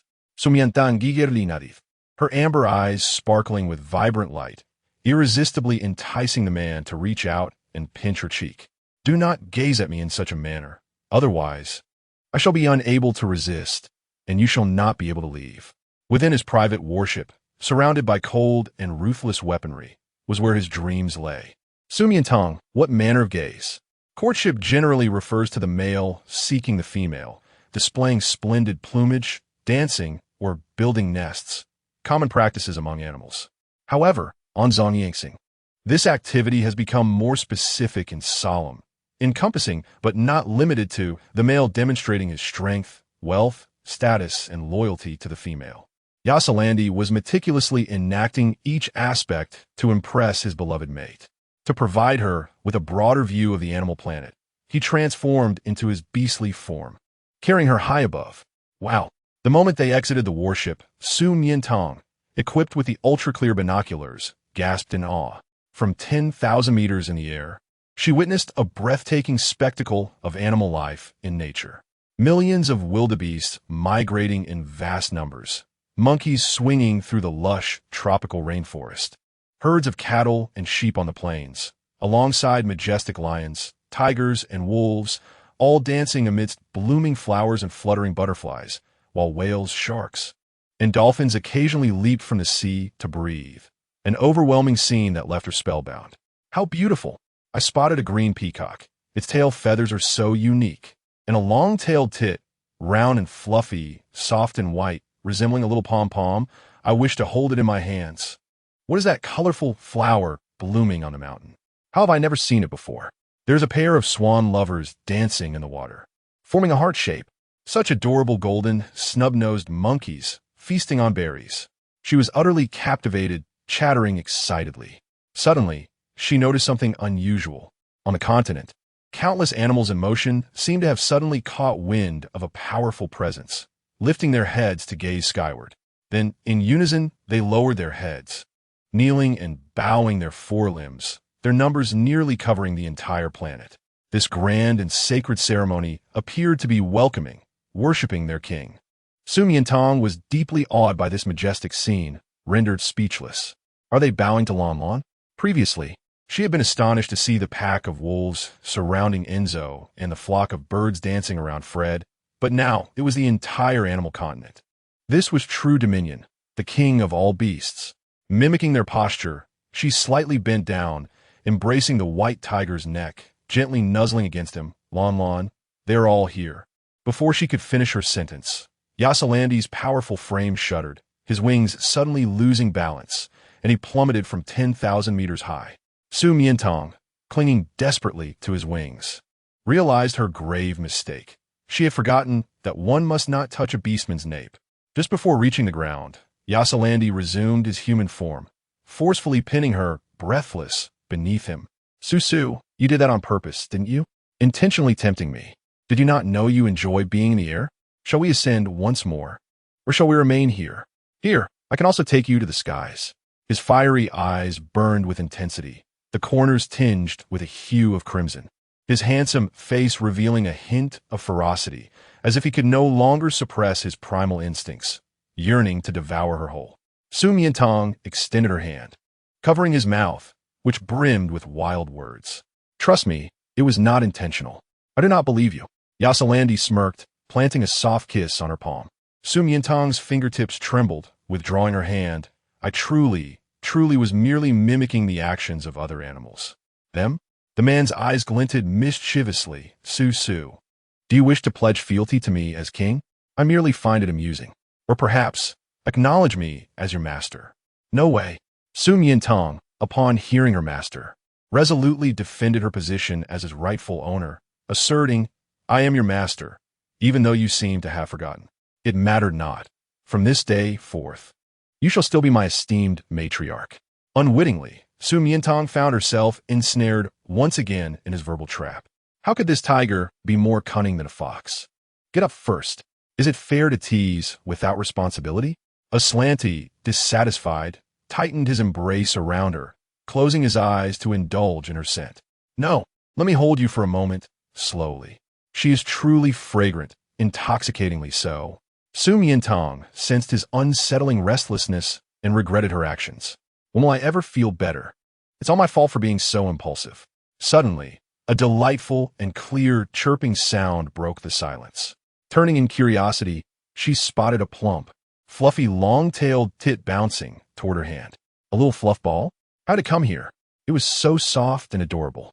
Unable to resist, she reached out her finger and playfully poked its round belly. Aslanti abruptly opened his eyes. Chapter 62. Still her sweetheart, there was more than just the tit.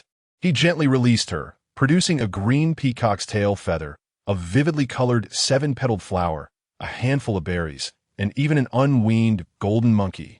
Chirp, chirp, chirp. Were these not all the things she had just seen in the sky and expressed her fondness for? He had gathered them all. Initially, she had thought that his transformation into a beast form meant no one would discuss matters with her, diminishing her enjoyment. To her surprise, he had meticulously remembered every word she had spoken. An inexplicable sense of happiness washed over her. Reminiscent of the time at the villa when she had been spoiled and cajoled, her heart filled with affection for her little sweetheart. Irrespective of his fearsome reputation as a war god, he remained her little darling. Su Miantang's eyes sparkled with delight as she reached out to stroke his head. But upon remembering his youthful vigor and the potential for his desires to ignite, she restrained herself. You brought the little golden monkey, but what about its mother? Aslanti raised an eyebrow. Shall I bring its mother as well? Su Miantang playfully nudged him, but he seized her hand. Do you like it? Indeed, though it feels a tad mischievous. She picked up the beautiful tail feather, already envisioning a green peacock frantically covering its rear while fleeing. Aslanti remarked, it could serve as a bookmark for your books. Just as she had imagined, the size was perfect. Wait. Su Miantang paused, looking at him suspiciously. How do you know I enjoy reading? Aslanti seemed momentarily taken aback. Is there not a row of bookshelves in your birdcage? It's 4 levels, a supersized villa. Very well.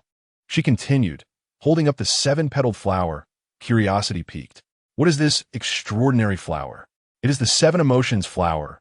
Aslanti gazed intently at her. According to legend, only lovers may pluck this flower for their beloved. Su Miantang nodded, understanding that those with overwhelming strength could also obtain it. A sly smile crept into Aslanti's eyes as he tightened his grip on her hand. She would eventually come to trust him. Chirp, chirp, chirp. The adorable little fluff ball hopped onto her shoulder and sang, while the golden monkey nuzzled her fingers. Su Miantang was enchanted, petting one while discovering they were trembling. It seemed they were quite frightened. Why did they not flee? Did you use your strength? No. She presented the little fluff ball to him, and it terrified, dove into her collar, revealing only its quivering rear. Haha, I think I understand why they remain still. They are frightened stiff by a certain predatory white tiger. With a flick of his fingers, Aslanti made the 2 adorable creatures vanish, replaced by elegant swans gracefully gliding toward the riverbank. Swan dance? She exclaimed in delight, rushing over. It's the same 2 we just saw. They continued their dance, stretching their necks and spreading their wings, forming exquisite shapes. Just then, Aslanti approached her. Susu, since I've been so good, will you reward me? What kind of reward? A kiss like theirs mouth to mouth. Su Miantang retorted, isn't that merely kissing? Dressed up in flowery language? He said nothing, interpreting her silence as consent. He domineeringly pulled her closer, but just as he leaned down, an embarrassing gurgling sound erupted from her stomach. Ah, Su Miantang bullshit, rubink herbedi. Really? Aslanti's eyes sparkled, the overwhelming desire within him momentarily subdued. Then let me take you to eat. Eat? How do we do that here? She wondered if he intended to catch a wild chicken, fish, or board a roast. Next stop, the food planet. What? Another planet? Yet, she remembered that she had yet to complete the training with the golden retriever. Would canceling on it cause the trust it had painstakingly built with her to crumble? Tentatively, she glanced at the man. Lan Lang. What would you do if I mentioned other males at this moment? No sooner had the words left her mouth than the previously tender gaze of the man turned icy. His tone calm, yet menacing as if he could kill without bloodshed. I would bring you to the skies here, and he leaned closer, earnestly threatening her. The heavens would not answer your call, nor would the earth heed your cries. You could only remain beneath me, day and night, unceasing. Su Miantang siverith. He was just a beast. Then I shall become a beast too. Her trembling intensified as she interrupted him. Let us go to the food planet. Aslanti chuckled. You should have been obedient earlier. The food planet lived up to its name, boasting an array of delicacies from various planets in the central star system. The mere names of the restaurants dazzled Su Miantang. How about this one? Huashi Pan, it sounds delightful. All right. Aslanti, glancing at the name, smiled. It was a couple's restaurant. Su, you are indeed trying to entice me at every turn. Caught off guard, Su Miantang flipped through the screen, wanted to select another restaurant. But the man restrained her. Just this one. Huashi Pan was located in the center of a vast aerial garden.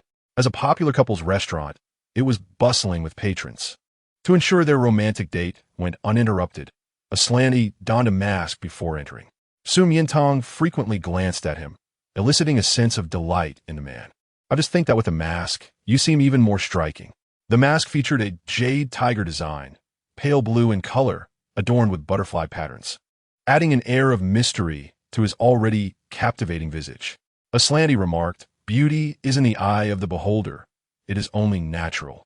Su Miantang shot him a sideways glance, turning to head toward the restroom. "I'll wash my face. Wait for me here." Very well. As she had predicted, the man's allure only intensified with the mask. No sooner had he seated himself than he attracted the attention of all the females in the restaurant.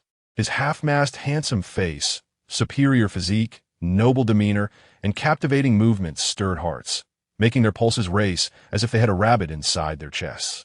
Is he not extraordinarily handsome? It was evident he was not from the Central Star System. His presence differed from the compliant males here, exuding an air of dominance and sexual tension that suggested he could effortlessly command one's body and soul. In an instant, all the females in the restaurant were captivated, unable to tear their gazes away, even disregarding the males in their company. Finally, after 2 minutes, a strikingly beautiful female in a red dress boldly approached him, holding a glass of red wine. Chapter 63, I love her, deeply and profoundly in the Central Star. Being approached by a noble female is an immense honor, and no one would dare to disregard it. "Good day, sir." The female in the crimson dress smiled brightly as she walked up to the man, glancing at the empty chair. "Is this seat taken?" "Yes." Just as she was about to take a seat, her actions were halted by the man's words. "Oh, so there is someone here. After all, this is a couple's restaurant." However, in Central Star, the essence of a couple hinges on the compatibility of pheromones and compatibility, rather than emotional ties, time spent together, or experience. Observing the man's evident high rank, she thought they should indeed be a good match. "Is it yours, my lady?" "Oh, I see. May I ask, what is her pheromone level?" "Pheromone level? I do not know." He only perceived that her pheromones were so abundant they were nearly spilling over, requiring no conscious release. Just a gentle whiff from afar was enough to leave him entranced and frantic. He could hardly fathom the intensity if she were to provide it directly. The little tiger would surely swell to the point of explosion. The female in red, seeing his silence, assumed it was due to the lady's low pheromone level, a proud glint flickering in her eyes. "My pheromone level is exceptional. May I sit down now?" Su Miantang emerged from the restroom, having washed her face, and was taken aback to find her little sweetheart had grown up, now attracting attention from admirers. Aslanti, lacking patience, initially intended to send her away, but his sharp gaze suddenly landed on the girl behind. Rather than displaying any hint of anxiety, she curiously leaned forward to observe the commotion like everyone else. A tickle of irritation crept into his heart. "I fear that might not be feasible." As he spoke, he navigated through the throng toward the girl, prompting the crowd to follow his gaze towards Su Miantang. Suddenly the focal point of attention, the girl pointed at herself. "Me? I can't even fathom such perverse words. How can she treat males with such disdain? She must be taught a lesson to understand that male lives are not to be trifled with. Perhaps the nearby males will take notice and be moved." With that thought, she angrily turned around, only to find Su Miantang momentarily stunned. No wonder her temperament was so poor. It was because she was strikingly beautiful. Yet, she was not among those who fawned over her. She would show no mercy. Just as she was about to act, the man beside her suddenly stood up and walked straight toward the girl. "Because I love her deeply and profoundly, willingly enduring her torment." Aslanti took her hand and pressed a deep kiss into her palm, a heartfelt declaration that stirred admiration from the onlookers. The female in red turned pale, standing awkwardly for a while before slinking away in embarrassment. Truly, the males of Central Star are loyal. No amount of beating could drive them away. Indeed, he appeared exceptionally handsome and charismatic, more than capable of entering the royal family. How could he willingly suffer under this little female? Perhaps it was because she was simply too beautiful.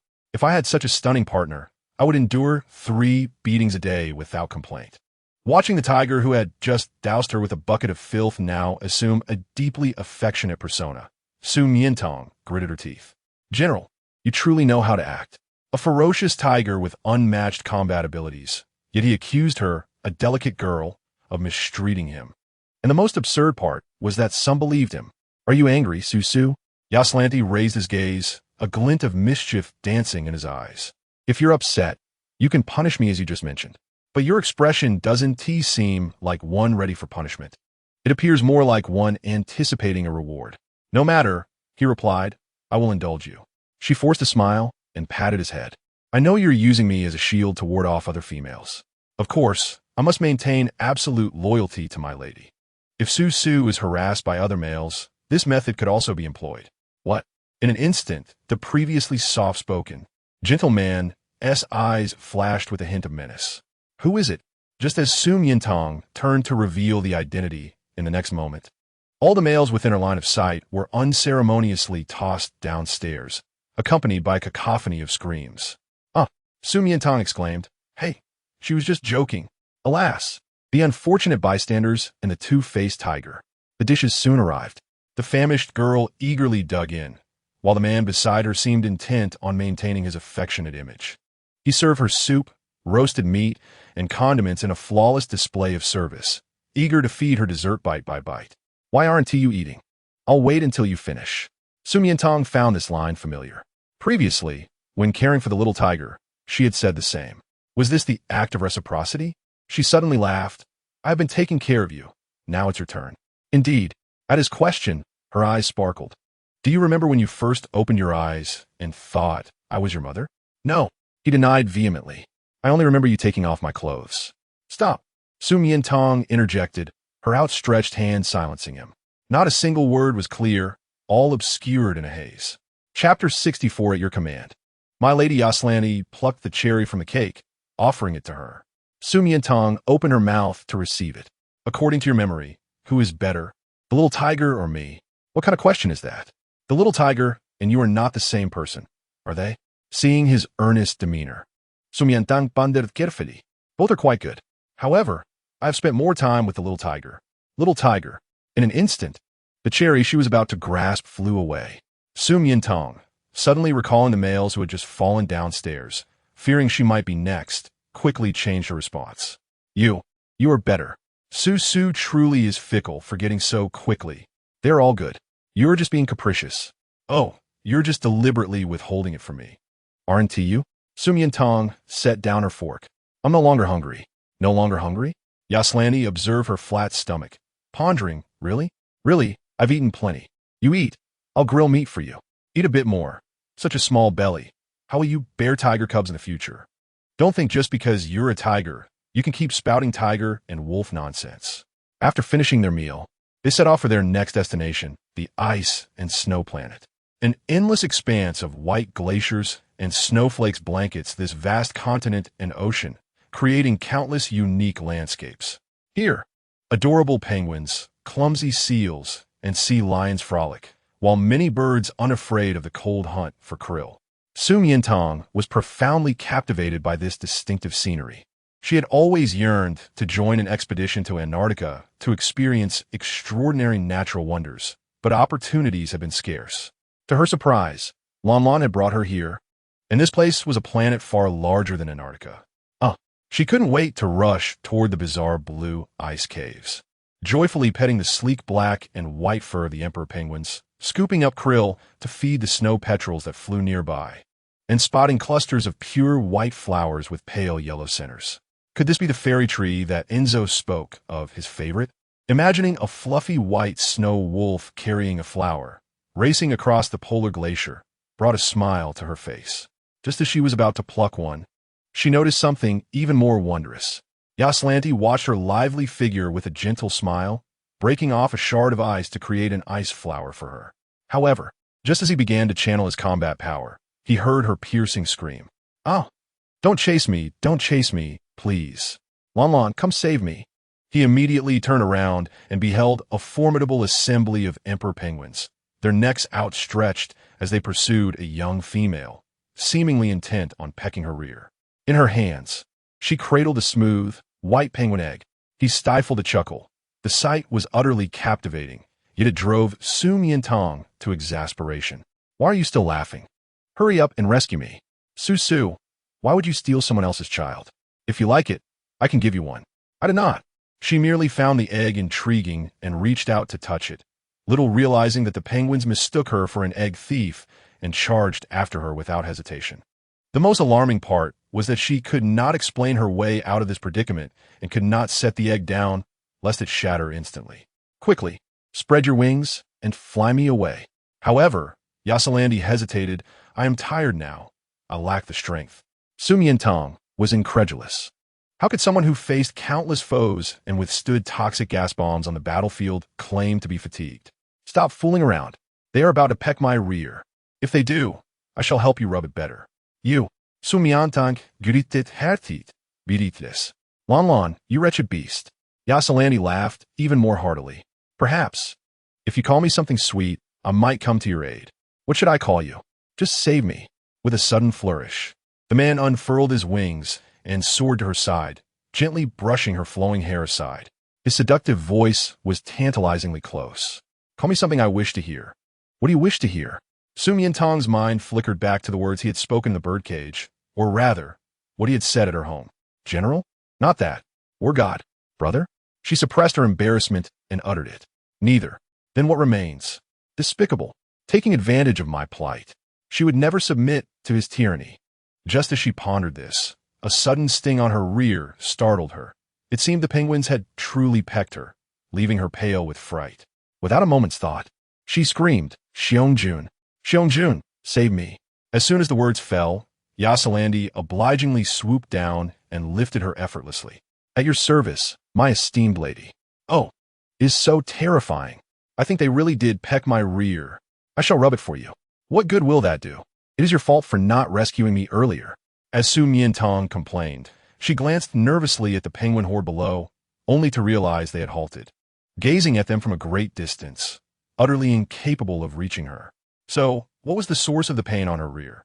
She slowly turned to the fiery tip of a certain tiger's wing, suddenly enlightened, and rained down a flurry of punches upon his chest.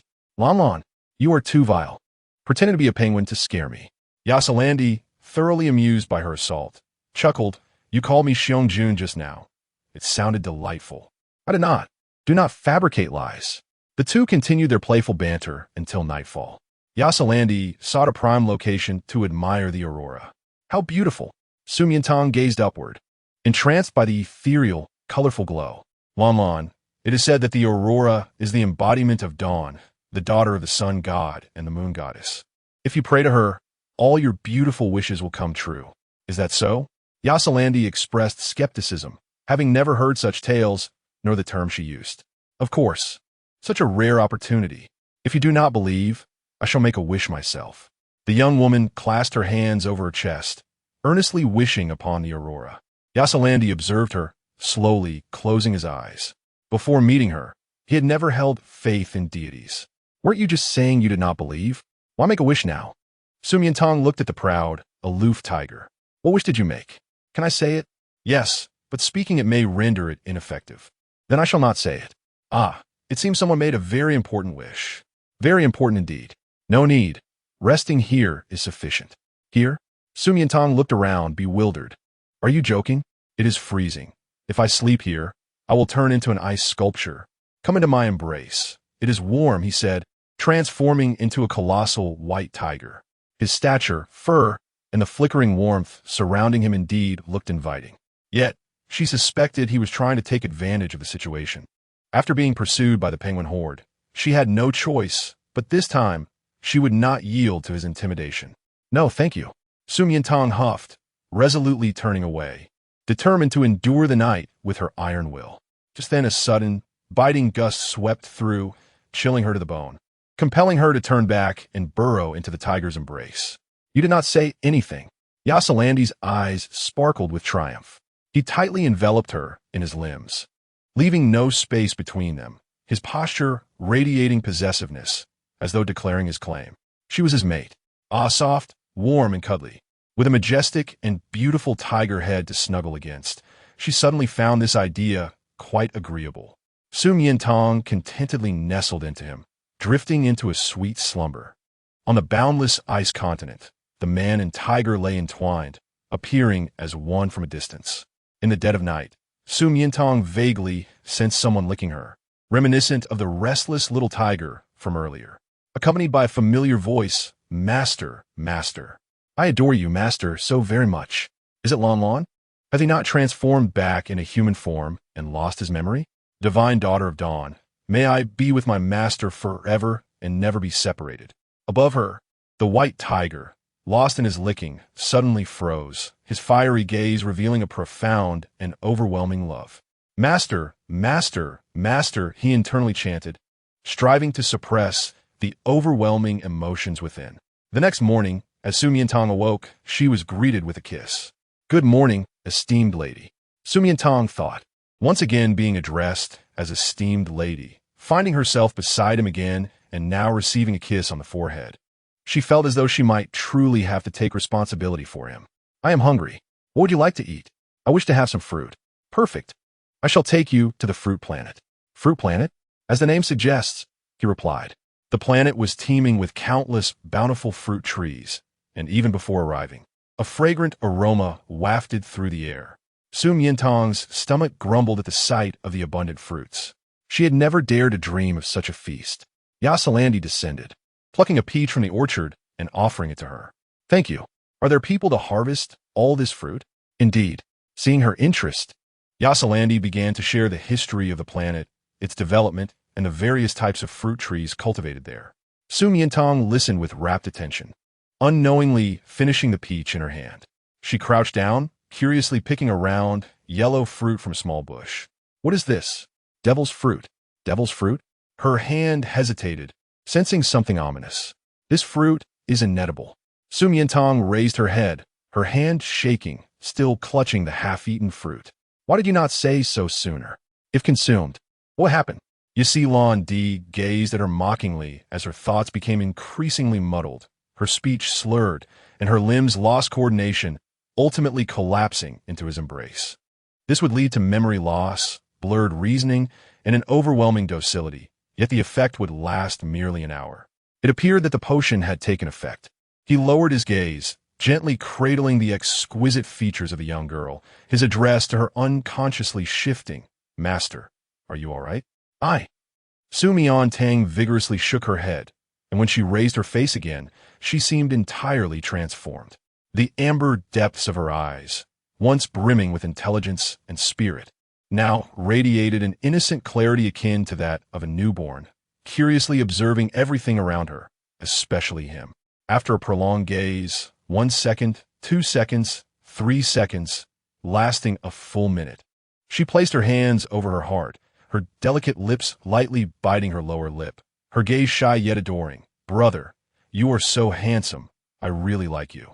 The simple words, I like you, pierced Yasalandi's heart like a venomous stinger, stirring emotions within him that he could not contain, compelling him to embrace her tightly. Really? He asked. Really, she affirmed. He had assumed that after consuming the demon fruit, she would not recognize him, perhaps even fear him. Instead, she was here to torment him, particularly now, gazing at him with admiration, her eyes sparkling, her cheeks flushed, her luscious lips glistening with remnants of peach juice, rendering him utterly defenseless. I really like you. Call me Xiong-jun, she whimpered, but before she could finish her thought, the ravenous male descended upon her, capturing her lips with a fierce urgency, claiming her sweetness in a torrential kiss. The ferocity of his desire was overwhelming, far beyond what the gentle lamb could endure, especially since he was the apex predator of the food chain, the king of beasts. Su Miantang, initially startled, whimpered before unleashing a flurry of soft punches against his chest, her body growing weak and limp, ultimately collapsing into his arms. Just as her mind began to fade from lack of oxygen, he finally released her. But within a minute, the tiger pounced again. He, having tasted the thrill of the chase, became uncontrollably addicted, kissing her once, twice, thrice, countless times, until, as the effects of the demon fruit began to wane, he heartlessly fed her another.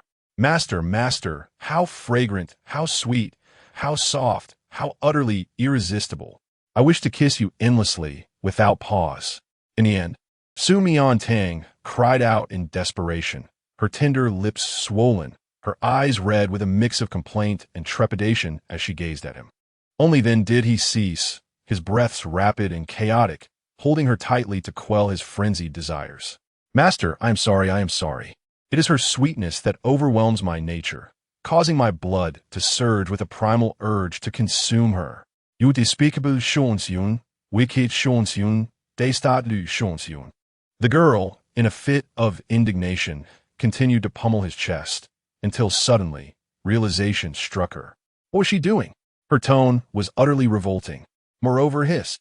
The man, feeling guilty, averted his gaze. No, it is merely the influence of the demon fruit. Huh? Is that true? Su Miantang pushed him away and rushed to the bank of a crystal-clear river, gazing into the mirror. It really is.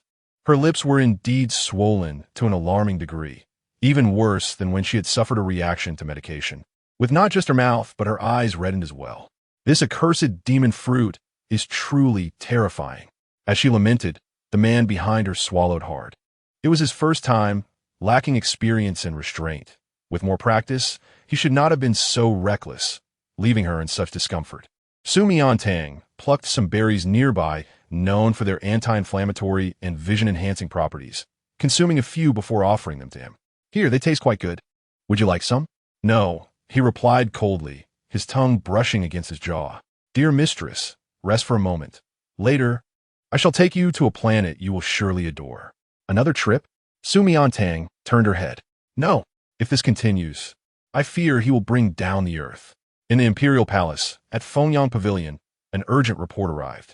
Your Highness, we were instructed to follow Miss Su, but she vanished as soon as she entered the Jiuqing Villa District. Vanished? Catherine, lounging on the sofa, idly played with a male hyena she had just acquired. Impossible. She wears a mysterious iron electronic shackles. Once the time is up, it releases thousands of volts. Where could she possibly escape to? Unless she wished for death. Absolutely true. Her residence is protected. We cannot enter without the owner's permission, but the villa management has confirmed she is no longer inside. Impossible. This cannot be. Catherine frowned, dismissing the holographic projection before checking the tracking device within the electronic shackles, only to see 4 red words. No signal available. How could this be? She stood in disbelief, suspecting an error with the holographic display. Those shackles were the most secure in the Central Star Treasury. Without a password, they were utterly impenetrable. Not even by a military force like the Twin Stars. Unless it was a top-tier combat force. But that is simply impossible.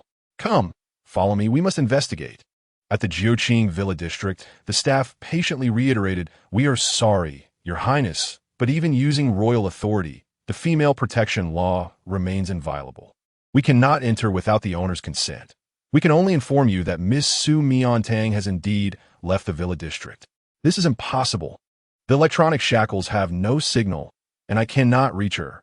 Catherine finally realized, in horror, that she may have truly escaped. How did she manage that?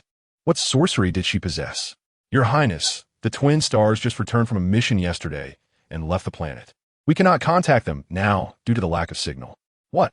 Catherine's face changed dramatically, erupting in rage, convinced that this was her scheme.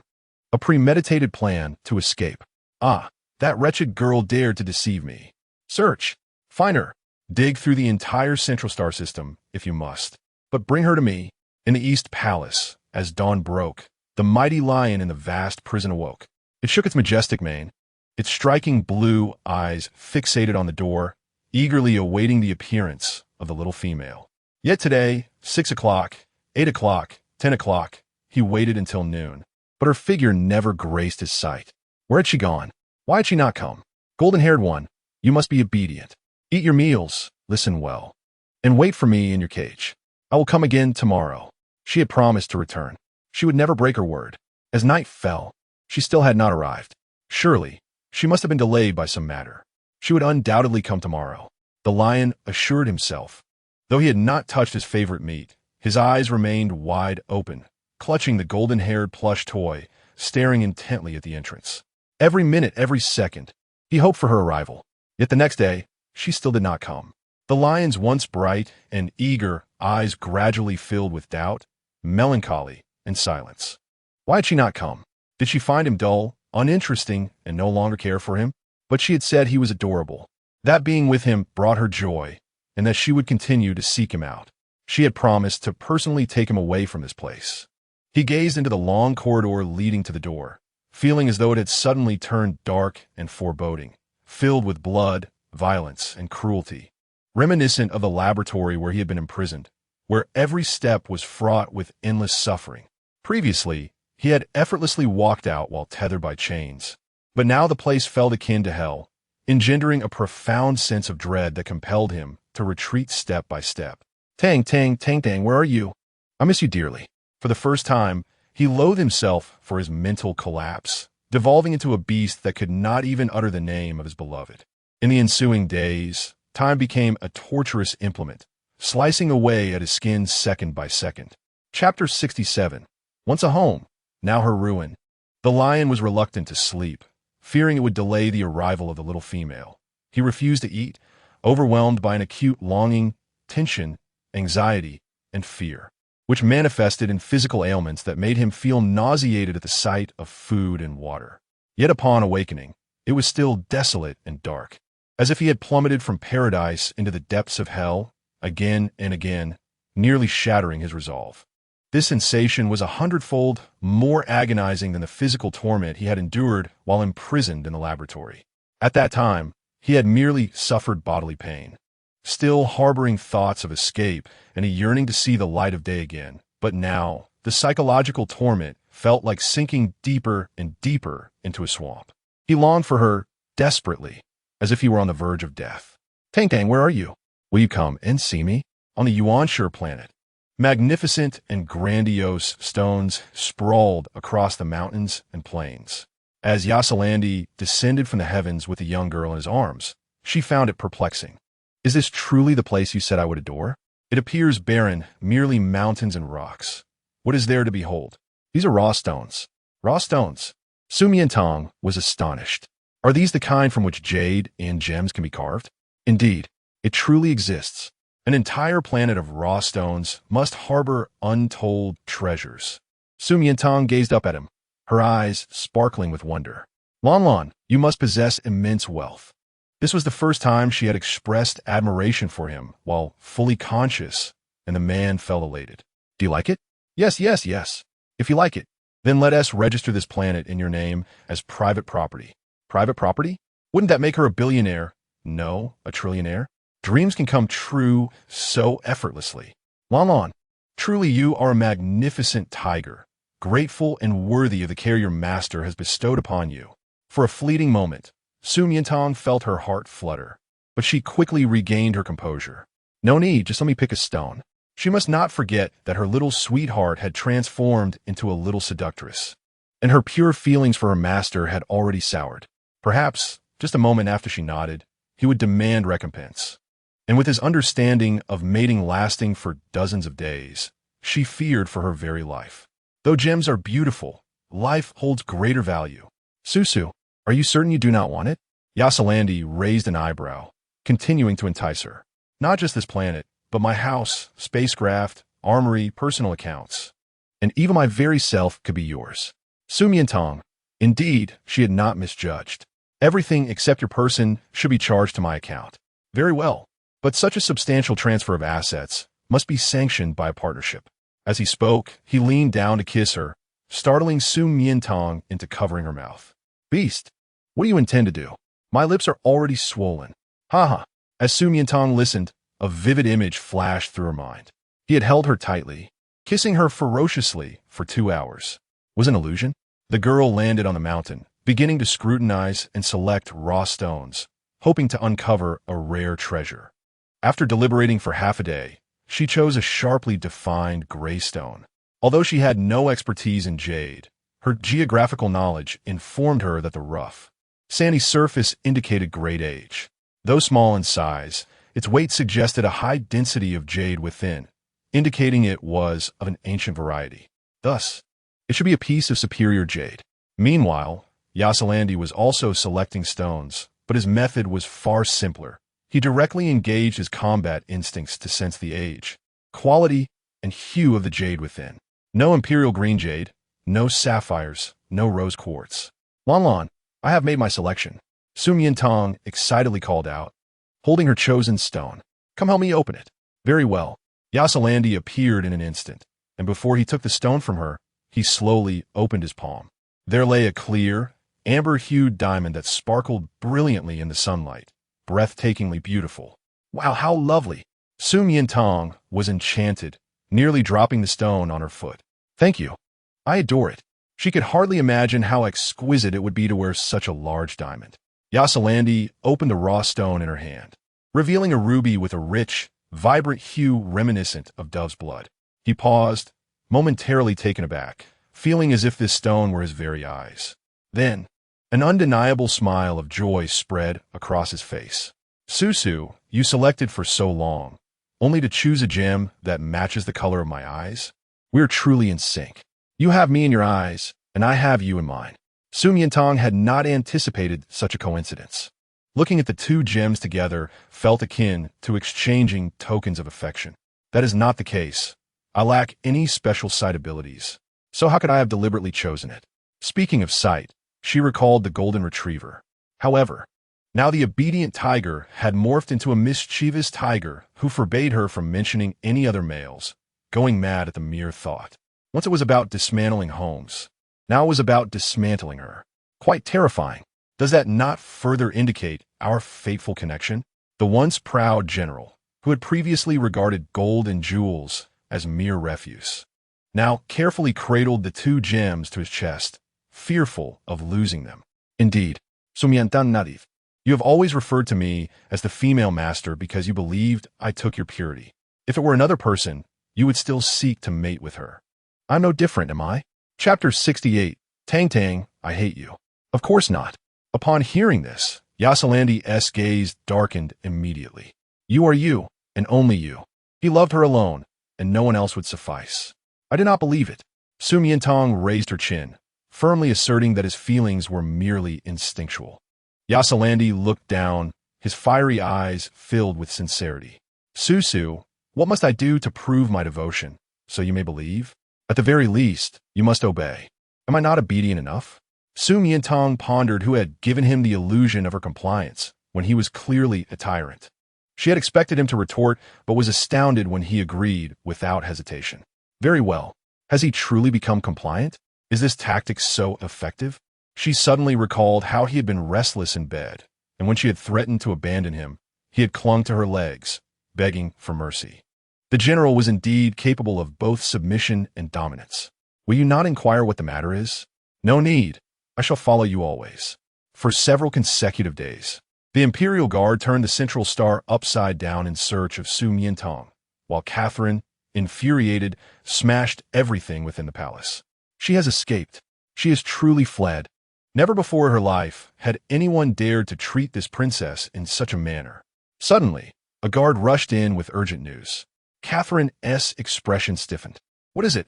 Have they found Su Miantang? No. It concerns His Highness the Crown Prince. He has been on a hunger strike for several days. His subordinates are concerned that if this continues, his health will be at risk. Her brother? Catherine was perplexed. Why would he starve himself? But upon reflection, it had to be because of Su Miantang.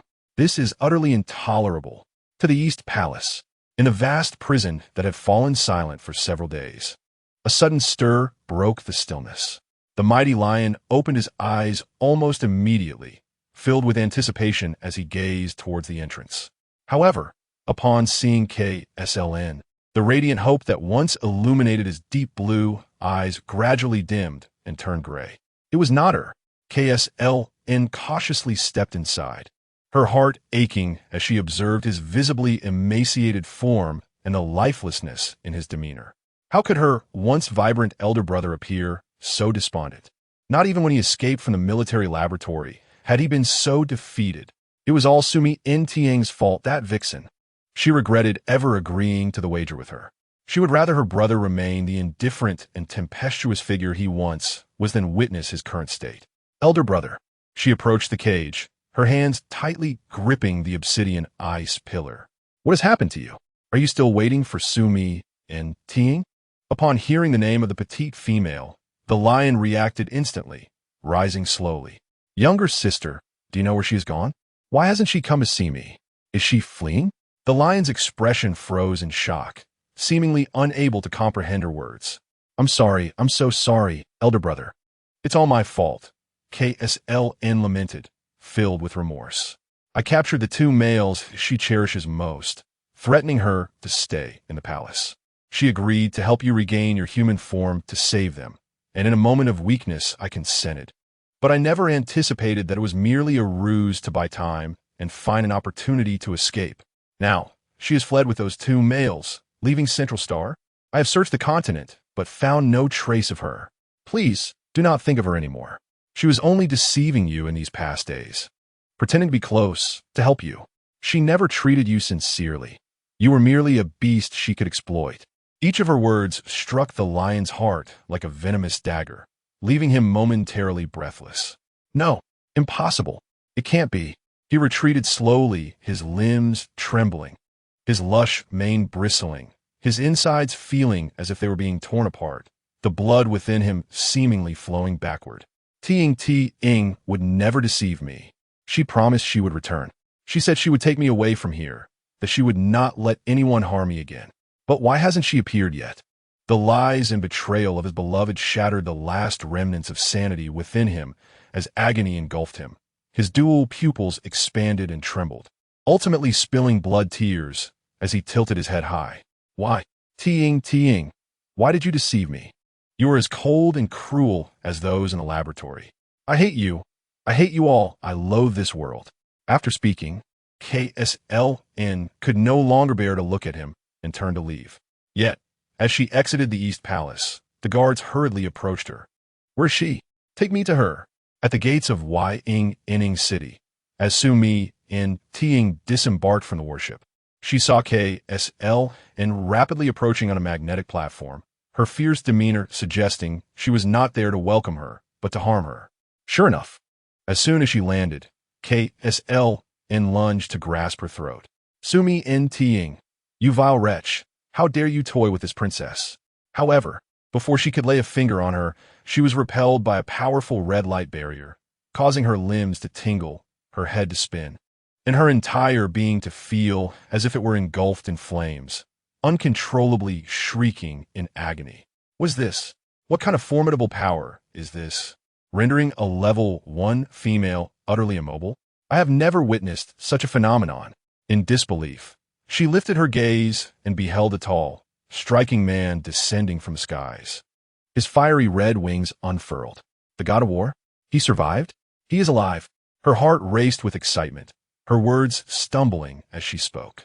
Chapter 69. The Golden Lion's madness. It was not just her. Surely it was the beast god's protection that had enabled such a miracle. As KSLN attempted to rise, she witnessed YSLND land gracefully, folding his wings before tightly embracing Su Miantang's slender waist. The overwhelming possessiveness of his embrace left her utterly astonished. How could this be? How is it possible? This enchantress, Su Miantang, could never have ensnared the god of war. He is the guardian of the empire, a top-tier combat male from the mutated M-H family of Dukar. How could she possibly be worthy? She felt herself collapse to the ground, utterly crushed by the sight. Your Highness? ESLN disrudi lifted his lips. A hint of wickedness lacing his icy tone, sending shivers down KSLN's spine. Had he witnessed her just moments ago, berating Su Miantang and attempting to strike her? Given their closeness, she hastily crawled forward, her voice trembling as she admitted her fault. War God. You may call me Xiao. Su Miantang's brow twitched. I'm sorry for what I said earlier. Unfortunately, she had no chance to finish. YSLND, lacking patience for her excuses, waved his hand, and she vanished like a shooting star, swiftly disappearing into the horizon. Su Miantang finally understood why LN had previously questioned her. Was he not obedient enough? Now it appeared he was exceedingly compliant. In Central Star, where royal authority reigns supreme and the dignity of the royal family is inviolable, KSLN, as the eldest princess, had always been arrogant and domineering. Anyone who dared to provoke her even slightly would face harsh punishment or death, with no possibility of resistance. Yet, just moments ago, she had knelt in fear, and now she had fled. Such behavior was far beyond mere arrogance. Where has she gone? What is her fate? YSLND might have gone to the Serpent Cave, the Ant Nest, or the marsh gas fields. Serpent cave, ant nest, or a dung pit? Su Miantang shivered, uncertain which option to choose for her. However, witnessing the once domineering KSLN tremble in fear, launching herself into the sky like a firework brought her a sense of satisfaction. Thank you, LNLN, she smiled, reaching up to gently ruffle his moonlight-colored hair. YSLND was taken aback by the unexpected reward and her evident joy, which likely indicated she had suffered torment within the palace. Was the electronic shackles she wore also imposed by them? What has the royal family done to you? He asked, his deep-set eyes narrowing, a barely perceptible murderous intent lurking beneath. Just as Su Miantang was about to respond, she noticed a ball of blazing flames gathering in his left palm. Lon LN, what are you planning to do? If they dare to harm you, I will bathe the palace in blood. Bathe in blood? It seemed there was nothing he could not achieve. No. No one has harmed me.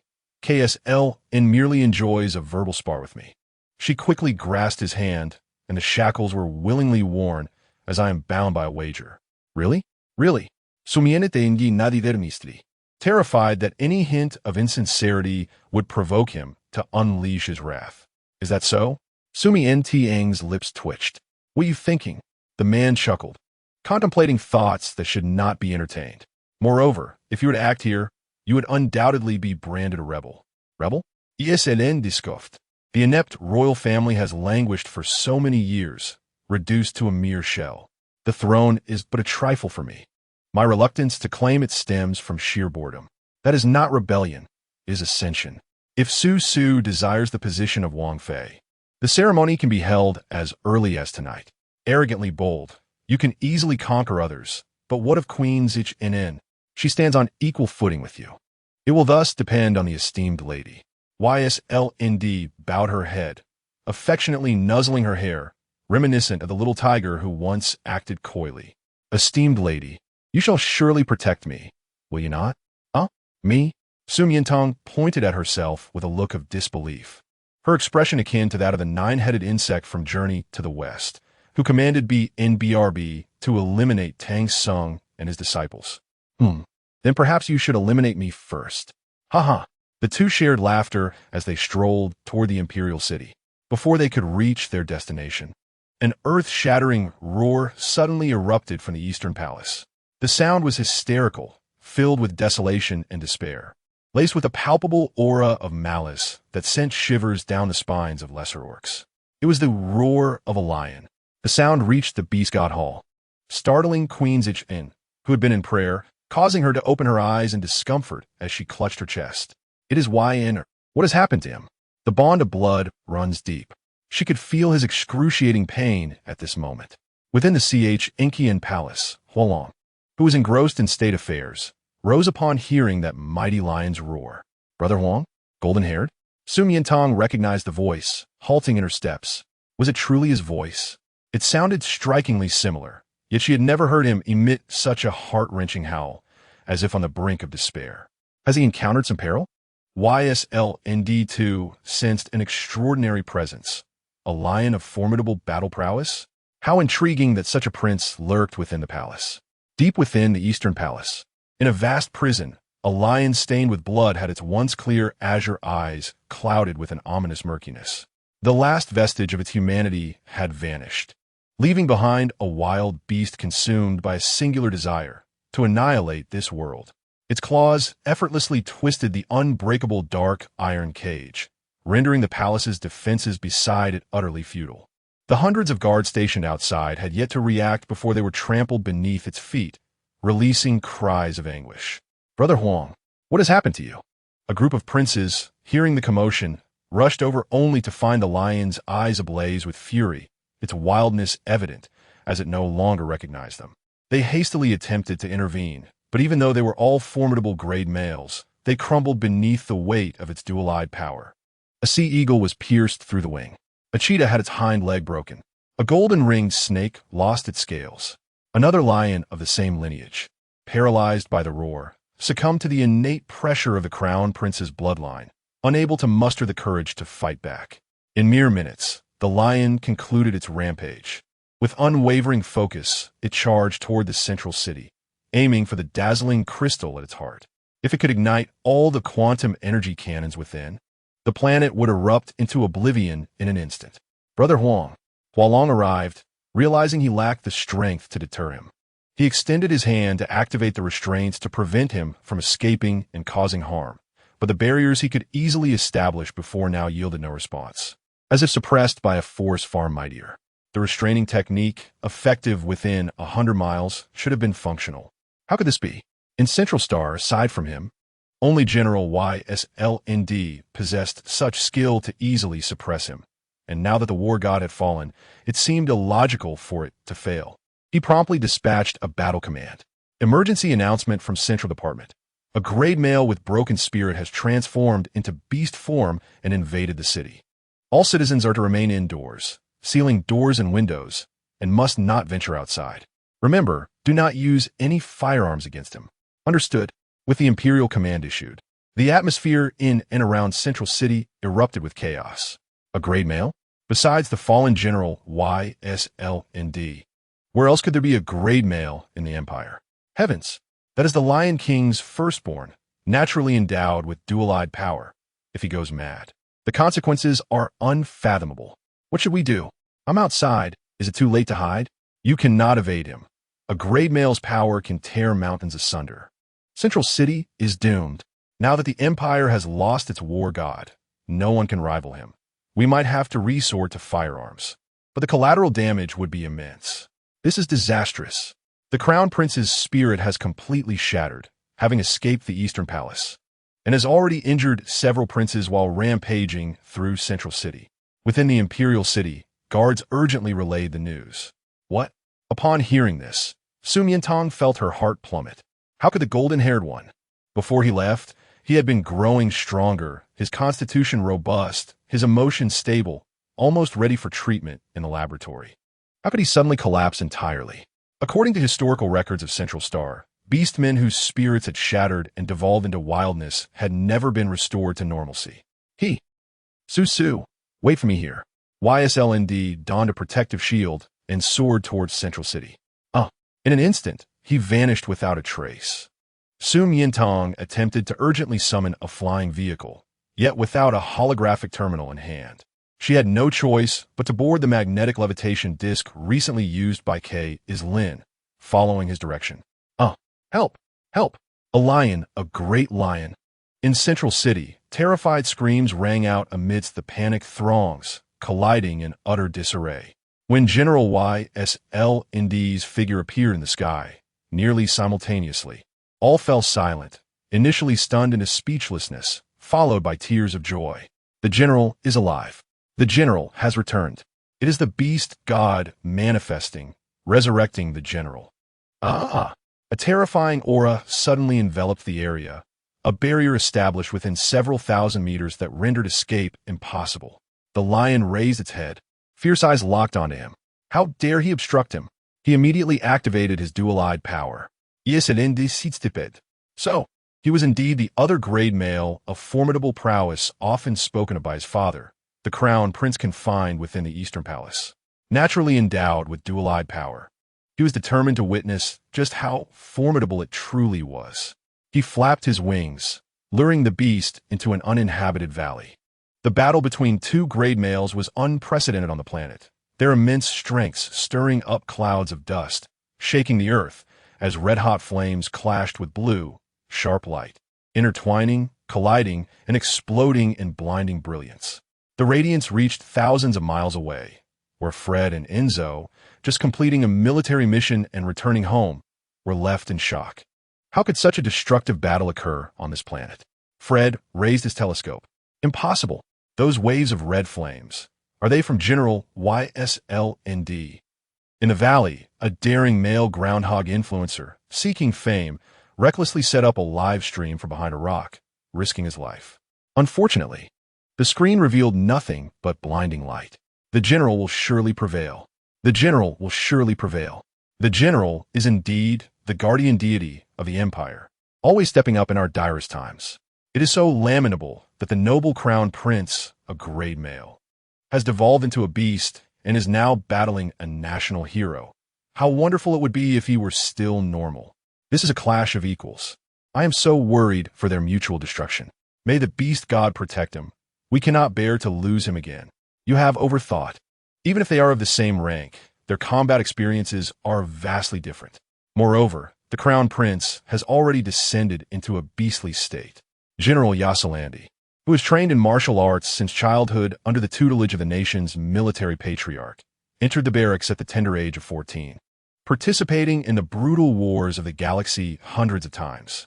He has long since become an invincible warrior, while His Highness the Crown Prince, despite his noble bloodline and extraordinary talent, has been confined within the confines of a laboratory, tortured for decades, with no combat experience whatsoever, and will soon find himself at a disadvantage. Is this the renowned Lion King, endowed with the innate power of dual pupils? A sardonic smile graced Yasalandi's lips, overflowing with mockery. He is utterly defenseless. General, please do not harm my son. Down in the valley, Queen Janie rushed over, her heart aching as she beheld her son, battered and bruised, barely able to stand. He has become a beast. Allowing him to continue living will only endanger the planet, Yasalandi replied, as a fiery inferno began to gather in his palm, intending to end it with a single strike. No, Yinger, Lanlan, do not harm the golden retriever. At that moment, a melodious voice echoed through the mountains and forests. Chapter 71. The golden retriever transforms into human form. Yasalandi momentarily lost focus. The lion, whose spirit had completely shattered and whose consciousness was utterly distorted, paused its attack, captivated by that familiar voice. Its crimson, murky dual pupils reflected the exquisite figure of the small female, causing it to constrict and tremble in response, as if deeply stirred by powerful emotions. It let out a low growl, fur bristling, and then, disregarding everything, charged towards her, breaking through the shield and seizing her, racing into the forest. Seeking death. How dare you touch my master? Yasalandi regained his senses, a murderous glint igniting in his eyes as he unleashed his full combat potential in pursuit. Golden Retriever. Golden Retriever? Wake up. Do you still recognize me?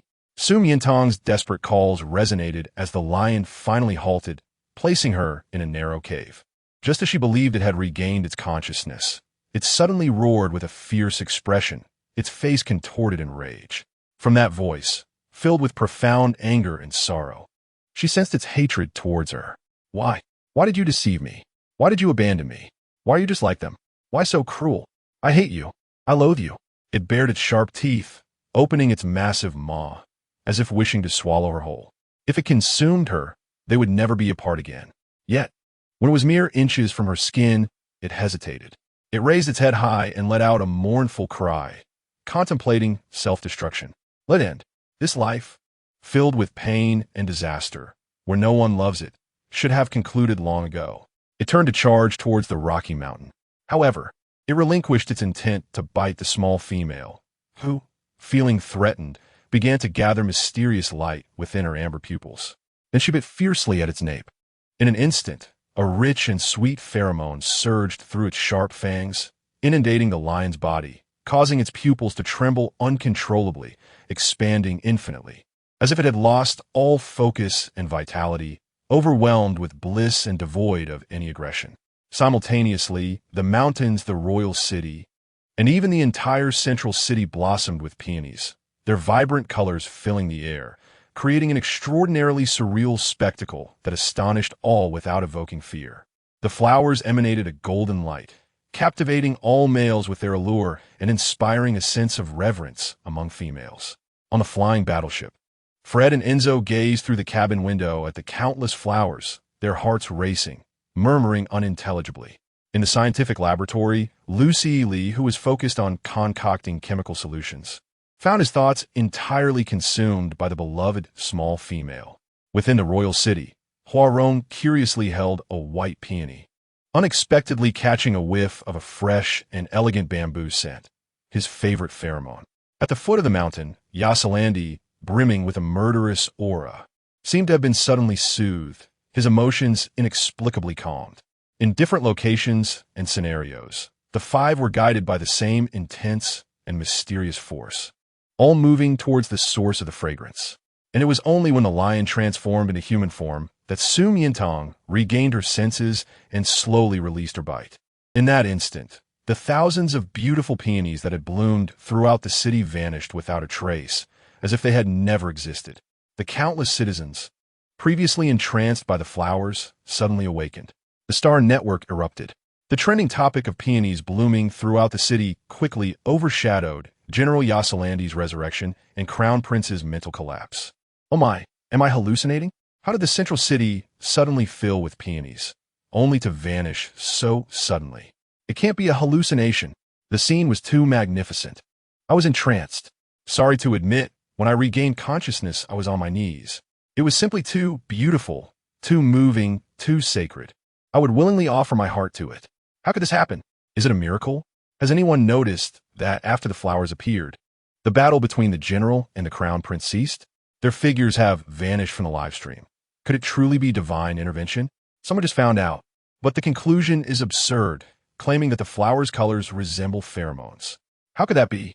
Even the most exceptional females can only summon a pheromone the size of a palm.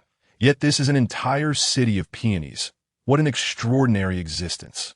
Indeed, rather than believe they are pheromones, it is more plausible to believe it is divine intervention. If that truly is a pheromone, one cannot imagine the caliber of the female who summoned it. How precious and rare she must be, sparking a battle across the galaxy. Dream on. It seems all you single males are going mad over females. The internet is rife with rumors. Stop speculating and await the Central Department's report.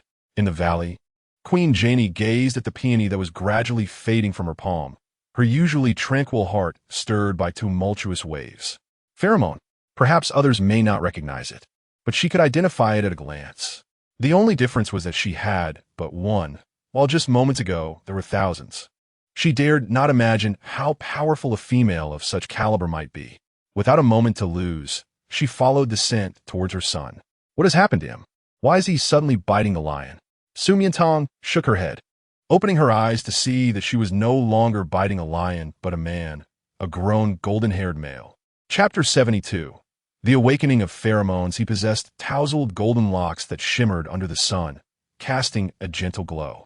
His brows were long and narrow, eyes deep set, with a pair of clear, brilliant dual pupils as blue as the ocean. His facial contours chiseled with striking handsomeness, exuding an air of regal authority. Yet his demeanor was remarkably elegant and gentle. Particularly at this moment, kneeling before her, his eyes reflected the myriad of stars, gazing at her with fervor and warmth, as if venerating a deity. Tang, tang. It had been many years since he had spoken, and now his voice came forth with a hint of clumsiness. How did he suddenly transform into human form?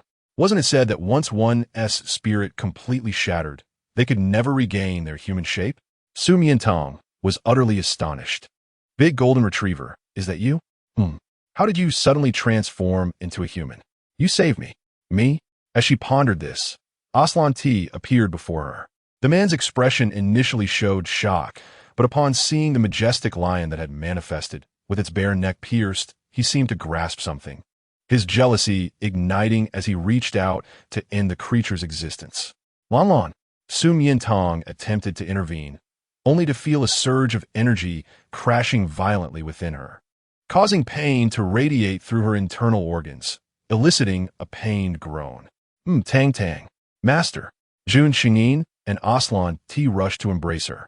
But the pain was so intense that Su Miantang paid no heed to the latter's address. What is wrong with you? Are you all right? At that moment, Queen Janie also arrived. She stared in disbelief at the familiar yet strange visage of the golden-haired man, despite her memories being of him at 6 or 7 years old, and never daring to imagine what he might look like grown.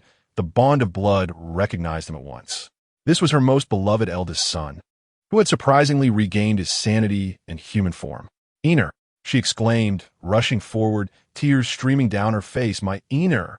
Aslan T urgently activated his combat prowess, attempting to alleviate the girl's suffering, but to no avail. Once, twice, thrice, his hands trembled in desperation. Even joining forces with Jun Xingyin proved futile. Mother, please look at Tang. What has happened to her? Tang? Queen Janie lifted her gaze, and, upon seeing a breathtakingly beautiful young girl, gasped in astonishment. She had never encountered such a stunning female. Doubts began to swirl in her heart, but there was no time to deliberate. She immediately extended her hand to channel a Type 3 healing pheromone, yet it had no effect. How can this be? She gazed at her in shock. The doubts in her heart confirmed. Only low-level female pheromones would be ineffective against high-level females. Yet, across the globe, there was no female who was impervious to her influence. As the turbulent energy surged toward her heart, a sharp pain coursed through her, prompting Su Miantang to clutch the man in her embrace tightly. Master! Dang dang! The two males were frantic, yet helpless. If even the queen could not heal her, they could scarcely fathom where else to turn. To the palace there. I am fine. Suddenly, the small female spoke. Aslanti and Jun Xingyin both looked down at her, skepticism etched on their faces. Really? Just moments ago. She had appeared in agony, her complexion pale. Really? Su Miantang nodded. Just moments ago, she too felt she might faint from the pain. However, when that searing energy surged into her heart, it seemed to meld with her blood, rapidly spreading through her veins, enveloping her limbs in a sensation that was not only devoid of pain, but also remarkably light and soothing, as if her hands and feet were floating. Observing her reaction, Queen Janie wondered if it resembled the awakening of pheromone power. When she had been a low-level female, she could freely wield her innate pheromones. But once she evolved to a higher level, each type of pheromone required extensive practice to awaken its power, and once awakened, it would be immensely formidable, capable of overpowering lower-level females by hundreds of times. This process took her decades, yet Su Miantang achieved it in mere seconds? She must have misjudged. Even though Su Miantang insisted she was fine and spun around for them to see, Aslanti and Jun Xingyin remained unconvinced, cradling her face and meticulously inspecting her eyes, nose and mouth. Su Miantang felt the slightly calloused hands of the two males caressing her, which made her sensitive and blush with embarrassment. Are you too certain you are examining me and not being lecherous? Especially with someone else present. By the way, who is she? So beautiful. Su Miantang curiously gazed at Queen Janie, dressed in an opulent, grand court gown adorned with intricate patterns and bedecked with a full set of jewelry and a hat. She exuded elegance and grace. Confirming that there were no injuries on her, Aslanti and Jun Xingyin finally breathed a sigh of relief, only to exchange glances, their hostility reigniting, the flames of battle once again flaring up. The master has yet to fully mark him, yet he was preempted. Damn it! With a fierce flap, Aslanti unleashed his wings. Tang Tang must have been taken away during these days. Otherwise, she would never have abandoned me. Jun Xingyin activated his dual-eyed power with ferocity. A tiger and a lion, poised for battle. Su Miantang, seeing them about to clash again, hastily intervened. Hey, please don't fight. She had thought her words would have little impact. However, unexpectedly, the formidable war god descended from the sky as if being reprimanded by an unseen force. Looking bewildered and somewhat aggrieved at her, Master, are you protecting him? Su Miantang was left speechless, staring at her own hand in confusion. Had she just done something? Queen Janie's eyes widened once more. Aslanti and Jun Xingyin were the only two top combat males in the Empire, with the former being an exceptionally rare mutation and the latter possessing innate dual-eyed power. Even she, a top female, could not simultaneously restrain both of them, let alone in such an effortlessly accomplished manner that it felt as if she had not even activated her pheromones. Chapter 73. How should she punish them? The lion and tiger continued their intense standoff, the air thick with tension, as if a battle was imminent. Queen Janie stepped forward. An Ener.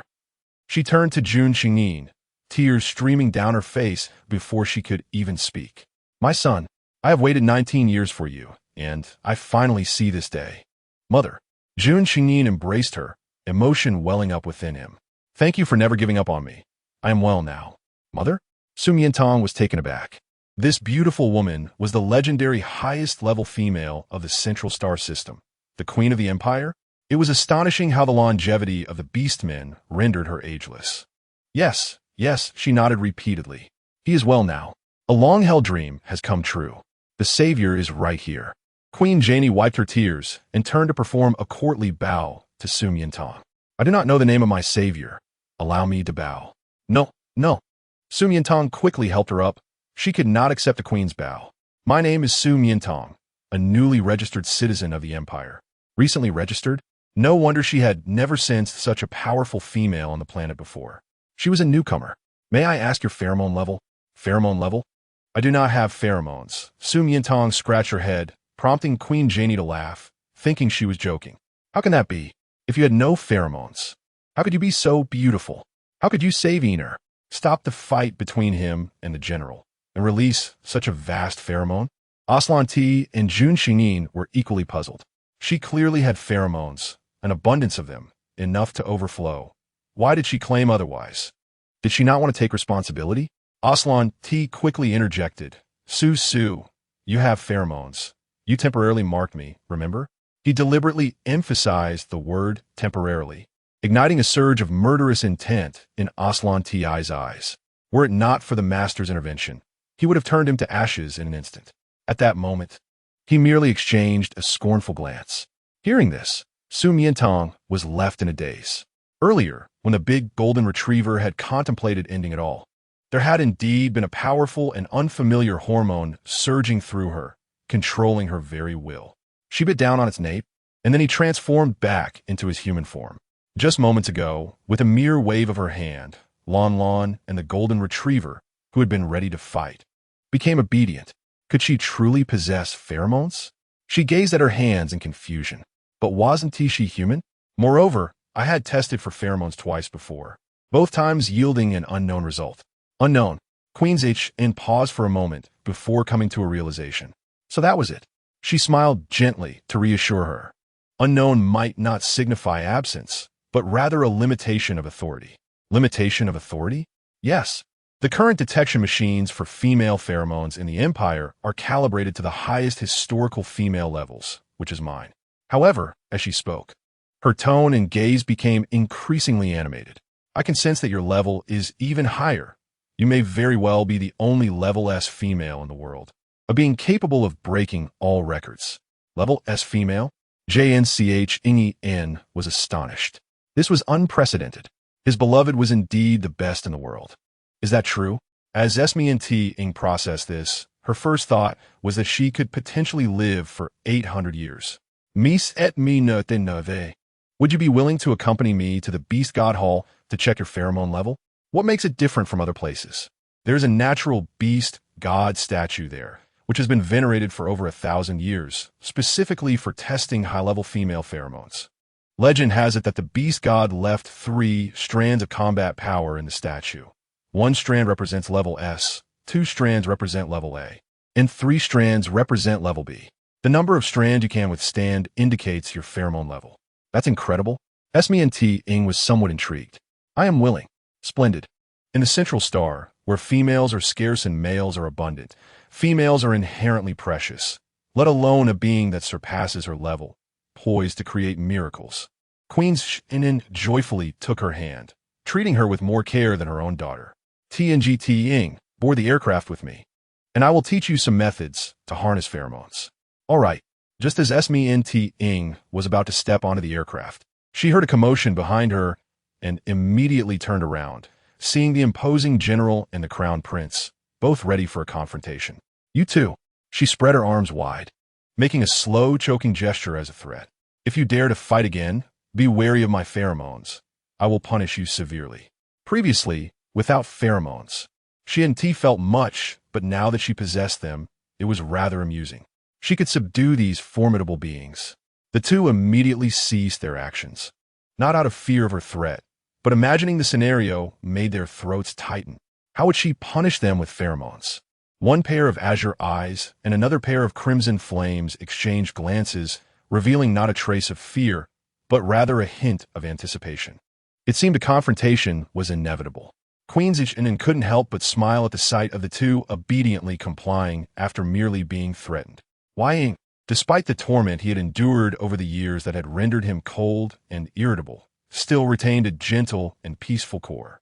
Yet, General YSLND, known for his unpredictable temperament and fierce demeanor on the battlefield, had never submitted to anyone, yet here he was, dutifully listening to TNGT, which was truly surprising.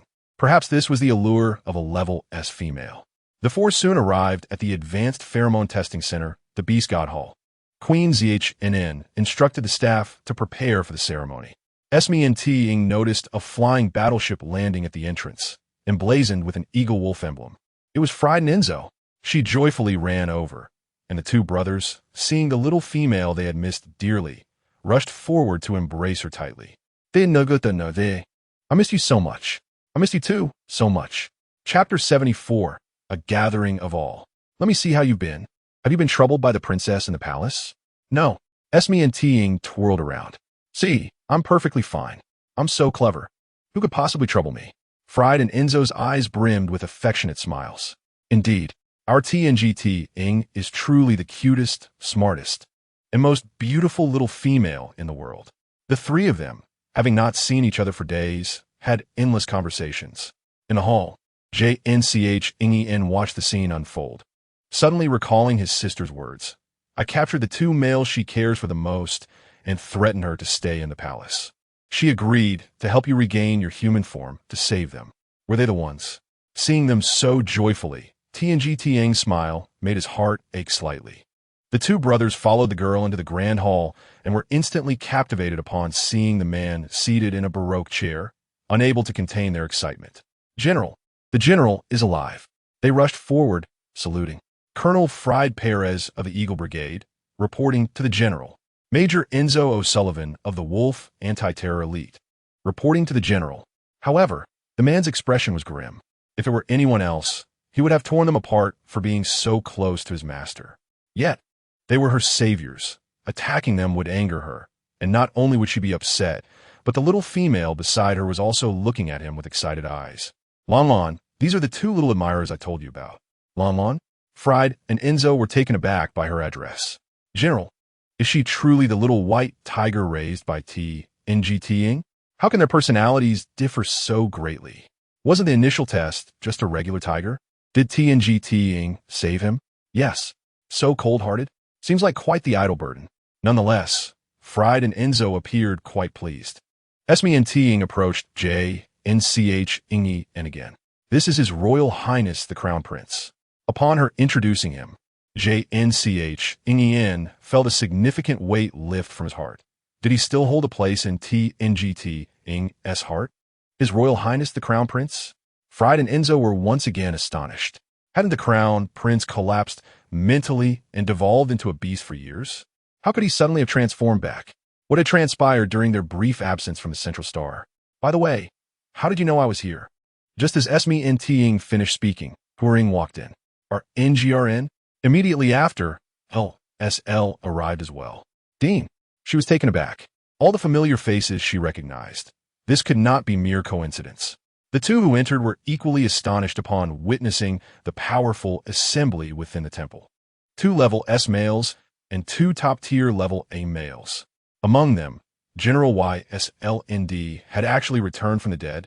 The other one was unrecognized by LSL, but Huring, after a moment of shock, revealed glimmers of emotion in her eyes. Your Highness.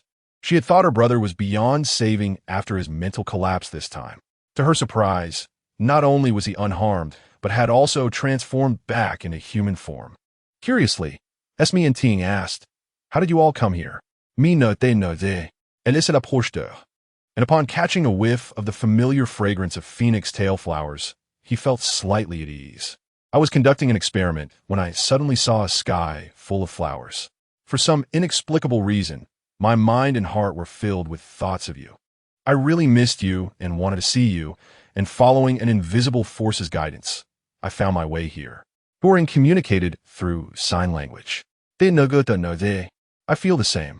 Fried and Enzo exchanged glances, discovering their feelings mirrored those of the others. So do we. Su Miantang exclaimed, how could this be? Just as the girl's mind short-circuited, Queen Xiao emerged from the depths of the temple. Even as a princess of the realm, well-versed in the ways of the world, she found herself utterly captivated by the scene before her.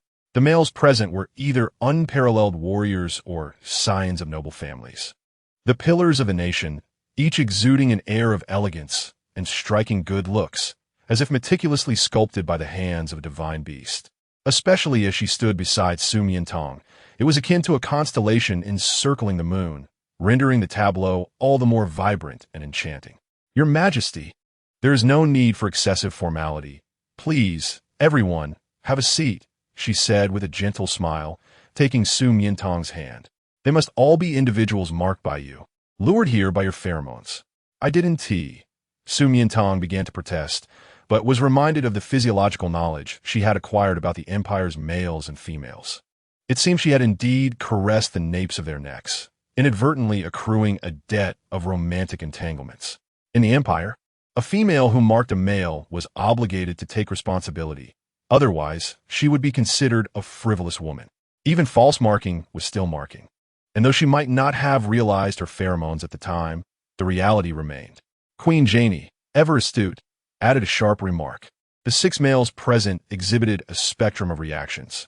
Yaslanthi's expression darkened like the midnight sky, burdened by the presence of so many unwise souls coveting his master. Yet, he was neither the first to arrive, nor the one fully marked. Clenching his fists, he emitted a disquieting creak. He resolved to become the most favored one. Jun Xingyin grasped the essence of the matter. Were they merely falsely marked? And he, wholly marked, was destined to be with Tang for life, unwavering until death. He was the most unique among them. Lu Silly's vigilance heightened while he felt an immense relief. Initially, he believed his rivals were only Fred and Enzo, both esteemed military officers and formidable competitors.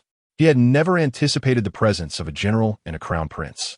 These two were the sole top-tier warriors of the Central Star, their statuses and prowess eclipsing all others. Fortunately, Miantang had given him a false mark, allowing him to remain by her side. Marking?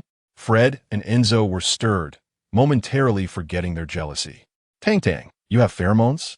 It's truly genuine. The words of the esteemed queen confirmed its authenticity and potency. Marvelous.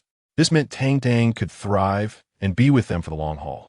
The burdens that had weighed on their hearts dissipated, replaced by expressions of pure joy, as all eyes turned to Su Miantang, yearning for her attention. Huarong quietly lowered his head. The marks she bore were likely given willingly, yet he felt as though he was merely an ordinary panda, marked by chance. Otherwise, he would not deserve to be in this gathering, a lowly mute. A veil of unshed tears clouded his dark eyes. Chapter 75. She is a rare treasure. Queen Janie observed the myriad expressions on Su Miantang's face and could not help but chuckle softly, not wishing to alarm her. What do 6 males signify? If her pheromones were truly assessed, a plethora of powerful and distinguished males would be irresistibly drawn to her. A mere whiff of her pheromones could ensnare anyone, binding them to her for life. The attendants prepared for the testing ceremony. Now that everyone is gathered here, Tang, would you care to try the pheromone driving method I just taught you? All right. Su Miantang nodded, her gaze sweeping across the 6. Anticipation ignited in their expressions. Which male should she target with her first type of pheromone, the suppressive one? After surveying them, her mischievous gaze settled on Yaslanthi. As the man received her signal, a proud smirk curved his lips. Master certainly favors him above all. In the next moment, a potent scent surged forth, accompanied by the rapid growth of orchids that entwined around him. It no longer bore the familiar sweet fragrance. Instead, it radiated a powerful, oppressive force akin to iron chains constricting him tighter, rendering him immobile. Gasps filled the air. Su Miantang's pheromones were so formidable they could easily subdue Yaslanthi, a testament to her extraordinary rank. Was it truly a level of that magnitude? Queen Janie had always known of her high rank, but was unaware that her pheromones varied in strength depending on the individual, a revelation that vastly exceeded her understanding. Could it be that levels were so vastly superior to what she had previously thought? Susu. Yaslanthi furrowed his brow, beads of sweat forming on his forehead as he stared at her in disbelief, unable to comprehend that she had employed suppressive pheromones against him. Oh, my apologies. Su Miantang grinned playfully, swiftly transitioning to the 4th type, the soothing pheromone. She feared that anyone other than Yaslanthi might not withstand the suppressive force. To her surprise, even a slight release proved overwhelming for him. The terrifying pressure dissipated in an instant, replaced by an exquisite, soothing aura that flowed through his veins. Yaslanthi closed his eyes in bliss, reminiscing about the delightful moments spent dating her across various planets. A slap and a sweet date. He understood now. His master had a penchant for intense and thrilling games. The push and pull of their interactions were exhilarating. He too relished the experience and vowed to engage in such games frequently with her. As Su Miantang released her soothing pheromone, blossoms of peonies unfurled, and Jun Chinin instantly sensed Yaslanthi's elation. Memories of their time together flooded his mind, his proximity to Tang, their playful moments, and the healing she had bestowed upon him, all igniting a profound joy that eclipsed the pain endured over the past 2 decades. He could not help but close his eyes, a blissful smile gracing his face, utterly forgetting the decorum expected of a crown prince. Queen Janie, witnessing this, felt tears welling in her eyes. She was immensely grateful to Su Miantang, not only for curing her son, but for being so tender-hearted, a truly beautiful and exceptional female. Without hesitation, Su Miantang unleashed the third type, the healing pheromone. The pristine Tian Shan, snow lotus, and the fresh, pure fairy would blossom simultaneously, releasing a sweet aroma. In mere seconds, the mental collapse index of the twins plummeted below 10, leaving them refreshed and invigorated. Their minor scars vanished as if they had never existed. The brothers stared in astonishment at their transformed bodies. Truly, this was nothing short of miraculous. Tang, you are indeed a rare treasure. The capabilities of high-ranking female pheromones were manifold. Queen Janie had only imparted the basics to her, and besides those she had just demonstrated, another category piqued her interest. The second type, the alluring pheromone, was potent yet second only to the suppressive one. But who could withstand it? Yaslanthi? Absolutely not. He would surely pounce upon her at the slightest hint of allure. As for the golden-haired one, he was gentle in his human form, yet she felt unacquainted with him. To release such intimate pheromones would feel rather brazen. Fred? Enzo? Or perhaps Lucille? She hesitated, recalling their feral sides during their heat, which still sent shivers down her spine. Thus, only Huarong remained. Pure-hearted and endearing, he should be able to restrain his desires. Given that he is a level alpha, inferior to others, she gently and tenderly released a mere hint of pheromones. Yet, that slight essence was more than sufficient. Suddenly, a vast and lush bamboo grove sprang up around Huarong, swaying in the wind, rustling and exuding a fragrant aroma that was exceedingly pleasant. Huarong, puzzled by the type of pheromone Tang had released, was abruptly confronted with a series of scandalous and taboo visions. In those visions, he and Tang were entirely unclothed. How could this be? Why was he, at this moment and in this place, thinking such indecent thoughts? It was utterly shameless and vulgar. In an instant, he was flustered, drenched in sweat, his skin reddening as though scorched by fire, and his eyes gradually turning crimson. "I'm sorry, Rong, are you all right?" He stammered, his body rigidly nodding. In truth, he felt anything but fine. "That's good." Su Miantang exhaled, directing a warning pheromone towards Lucille. "Wow, the phoenix tail flower is so beautiful." Miantang. Lucille pursed his lips, looking at her with unspoken anguish. "Is the beauty of the phoenix tail flower the reason you warned me?" Ha. Sorry, Dean. I fear you might not bear the rest." Not bear it? Was Miantang disdainful of his status as a mere alpha, considering him too weak? His expression momentarily froze. Then he noticed Huarong, who was panting heavily beside him, and suddenly understood. It was because of the psychological shadow he had left on Miantang in the lab last time. In truth, he could be quite gentle, and if given the chance, he would certainly prove it to her next time. Chapter 76. The Birth of a Level Omega. Warning pheromones?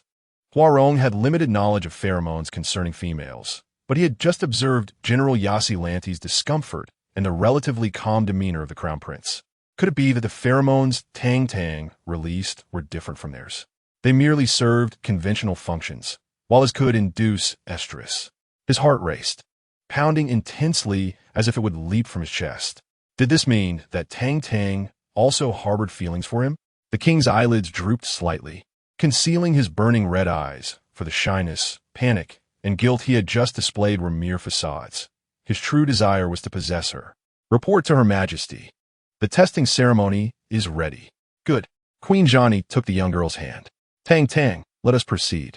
Su Miantang nodded, but as she turned, she was simultaneously halted by 6 voices. What is it? When you endure the power of the beast god, do not force yourself. If you feel any discomfort, call it off immediately. I understand, don't worry. She flashed them a sweet smile and followed Queen Johnny, adhering to the ancient and intricate ceremony as they walked towards the statue of the beast god. The 6 males rose and followed at a distance, each focused and solemn as they observed the scene. The resonant and distant tolling of 3 bells echoed through the Central Star's lands, heralding the imminent awakening of a high-ranking Omega, a moment of great fortune and glory for the nation.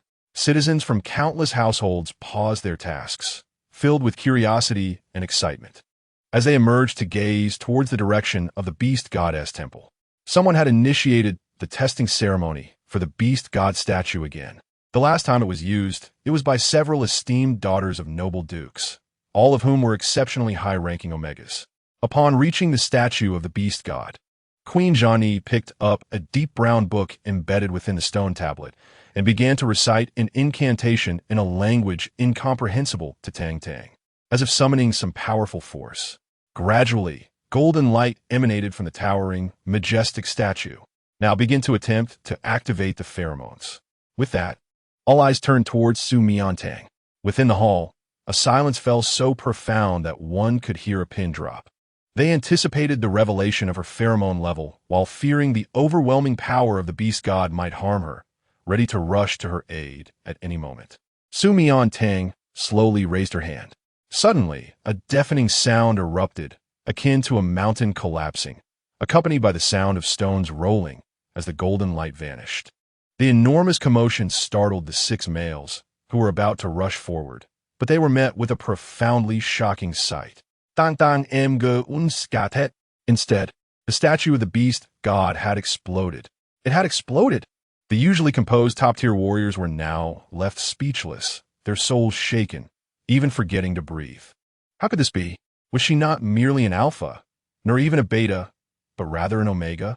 Theoretically, both females and males of the omega rank were the pinnacle of existence, surpassing that was unthinkable.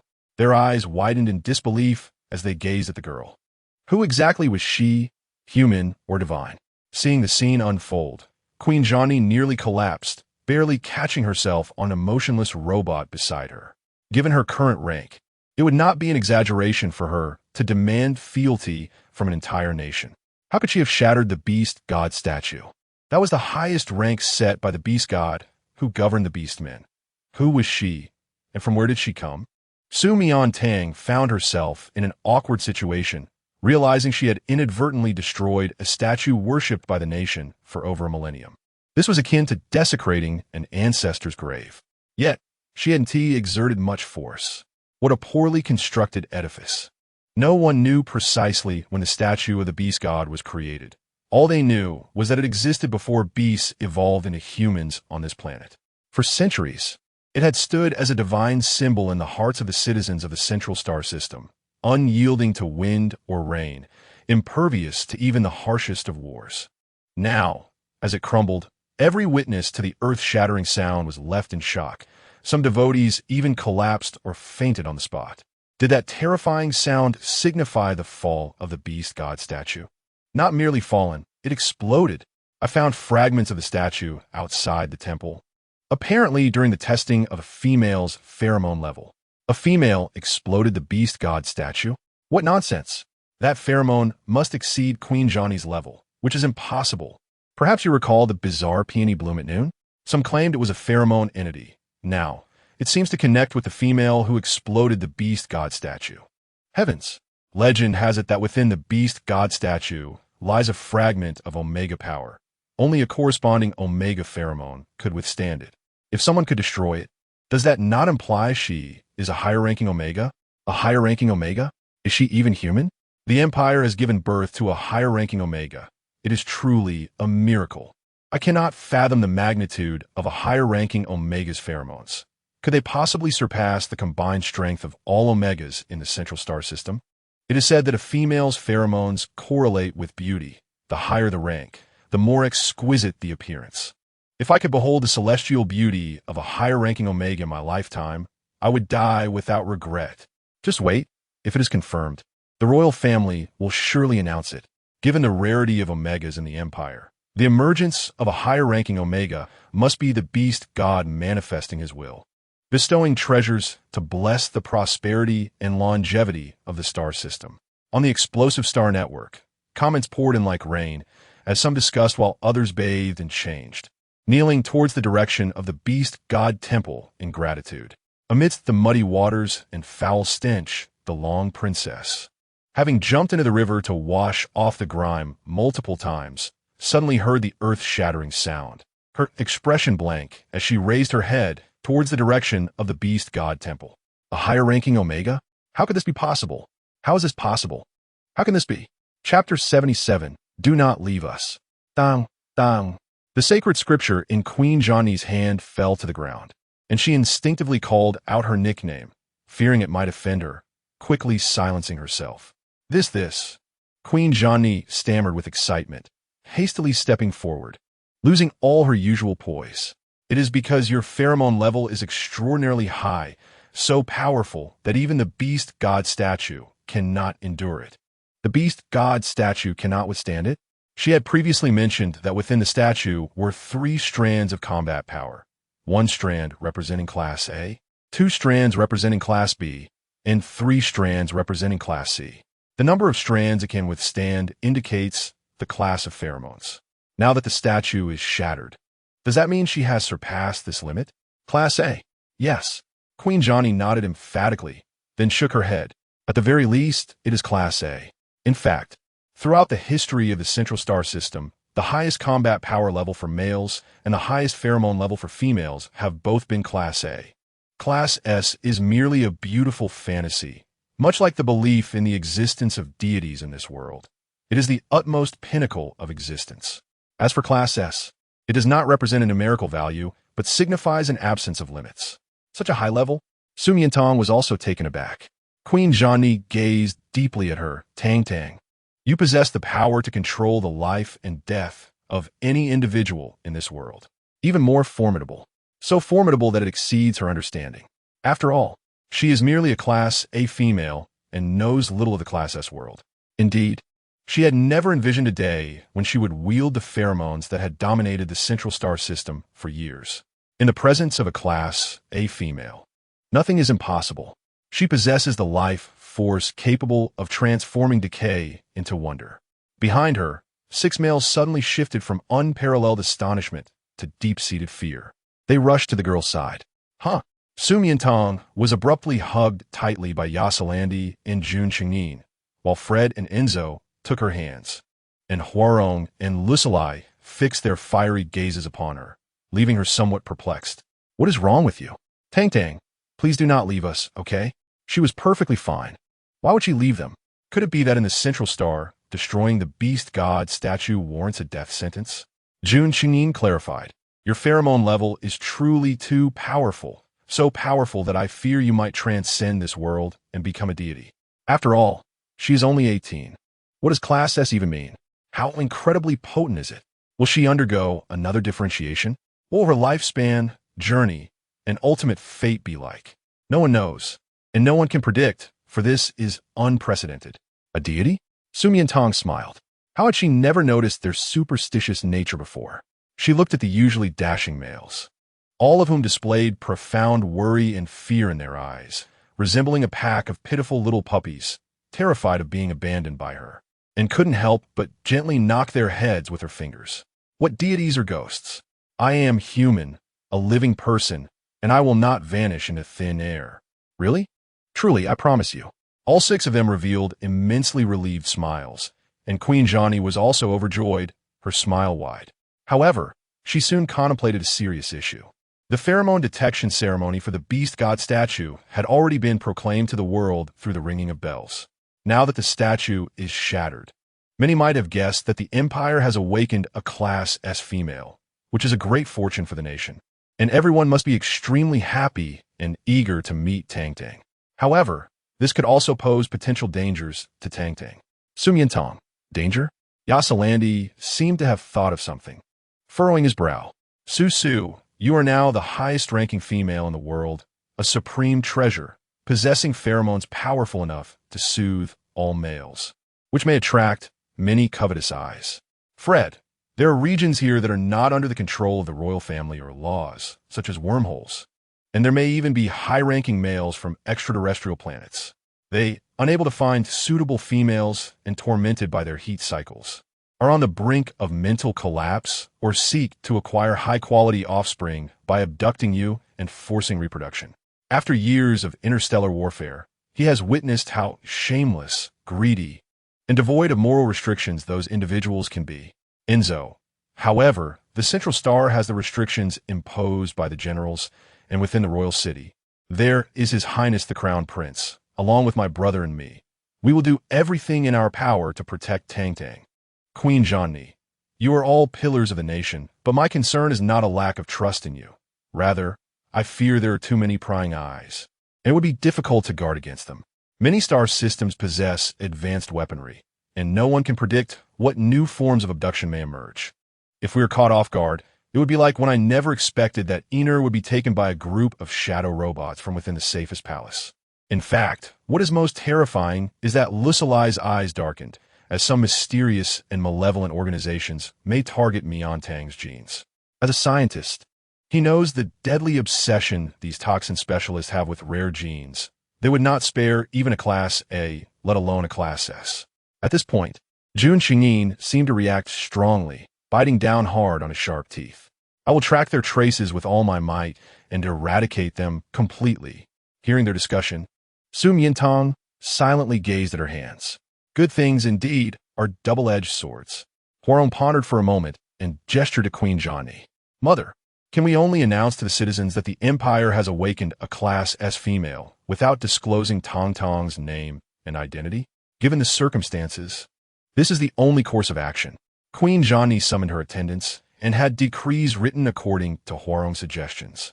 But some discreet, watchful eyes hidden within the palace still managed to quietly relay the name Su Miantang. It reached several prominent families, traversed through mysterious wormholes, and traveled across distant galaxies. Moreover, within the shattered beast god statue, 3 strands of golden combat power gradually converged, forming the shape of a human eye, gazing deeply and fervently at the girl without blinking. That night, beneath an outwardly calm surface, immense waves were stirred. After witnessing the blooming peonies throughout the city and the explosion of the beast god statue, countless citizens of the Central Star were so excited that they could not even sleep, eagerly awaiting the royal family's announcement. Finally, at 8 o'clock, the news broke. 3 successive headlines, each more sensational than the last. Chapter 78, The Arrival of the Goddess. The first headline from the Central News: General Yasalandi has been resurrected. The Empire's war god returns, and the city's 8th Division, 12th Brigade, and 733rd Regiment will hold a grand military celebration. The second headline from the Central News: His Royal Highness Crown Prince Jun Qingyin has regained human form and is reinstated as the Crown Prince, overseeing the nation's vital machinery. Wow, 3 joyous tidings. What a miraculous day it is. Has the beast god truly descended? It is indeed a Class S female. This is no different from the beast god's arrival. My heavens, I can hardly believe my eyes. Is there truly a Class S female in this world? How powerful must her pheromones be? Why is her identity not disclosed? Everyone is waiting to behold her unparalleled beauty. Just a glance would surely leave one faint. Fool! How can such a treasure be casually revealed? Do you know how much envy and competition it would incite? It is even possible that wars could be waged for her. The nation is protecting her. The only Class S female in the world has actually emerged in the Central Star. Indeed, the Central Star is a blessed land, a sanctuary protected by divine beings. Do not overlook the other 2 significant headlines due to the Class S female. The war god, despite being hit by poisonous gas bombs, has been resurrected, and the Crown Prince, having completely collapsed mentally, has transformed back into human form. These are also miracles, unprecedented. Is it possible that the Class S female saved them? No, it cannot be. The pheromones of a Class S female are that powerful. My beast god, this is not merely a Class S female. She is clearly the savior of the Empire, the divine being of the galaxy. I truly believe that someone will instigate an interstellar war to seize her. The citizens of the Central Star vow to protect the one and only supreme female at all costs. This proclamation has stirred a tempest of discourse across the Star Network, rendering this restless night even more vibrant. Queen Janie issued a decree and warmly took Su Miantang's hand. After all this commotion, you must be quite weary, dear Tang Tang. Why not remain in the palace tonight? I shall personally host a banquet in your honor. Tang Tang, please stay. Jun Xingyin and Hua Rong gazed at her with hopeful eyes. I have yet to express my gratitude for your life-saving deed. Before the words had fully left her lips, Yaslani forcefully interjected. Su, aren't you joining my celebration? Lu Silly remained remarkably composed. With so many invitations, Su Miantang was momentarily at a loss, but after a brief pause, she devised a splendid solution. Since it's too late today, let us forego it. She wouldn't go anywhere. The crowd instantly fell into disappointment, but the next moment, their spirits were lifted. Tomorrow, you all shall come to my home, and I will prepare desserts for you. Desserts? Tang Tang's candies are the most delectable, so the desserts must be marvelous. Will they be chocolate? A new creation. Excellent. I shall arrive punctually. As everyone joyfully discussed, Yaslanti's expression darkened. Su, why have they all tasted your sweets? Yet I have not.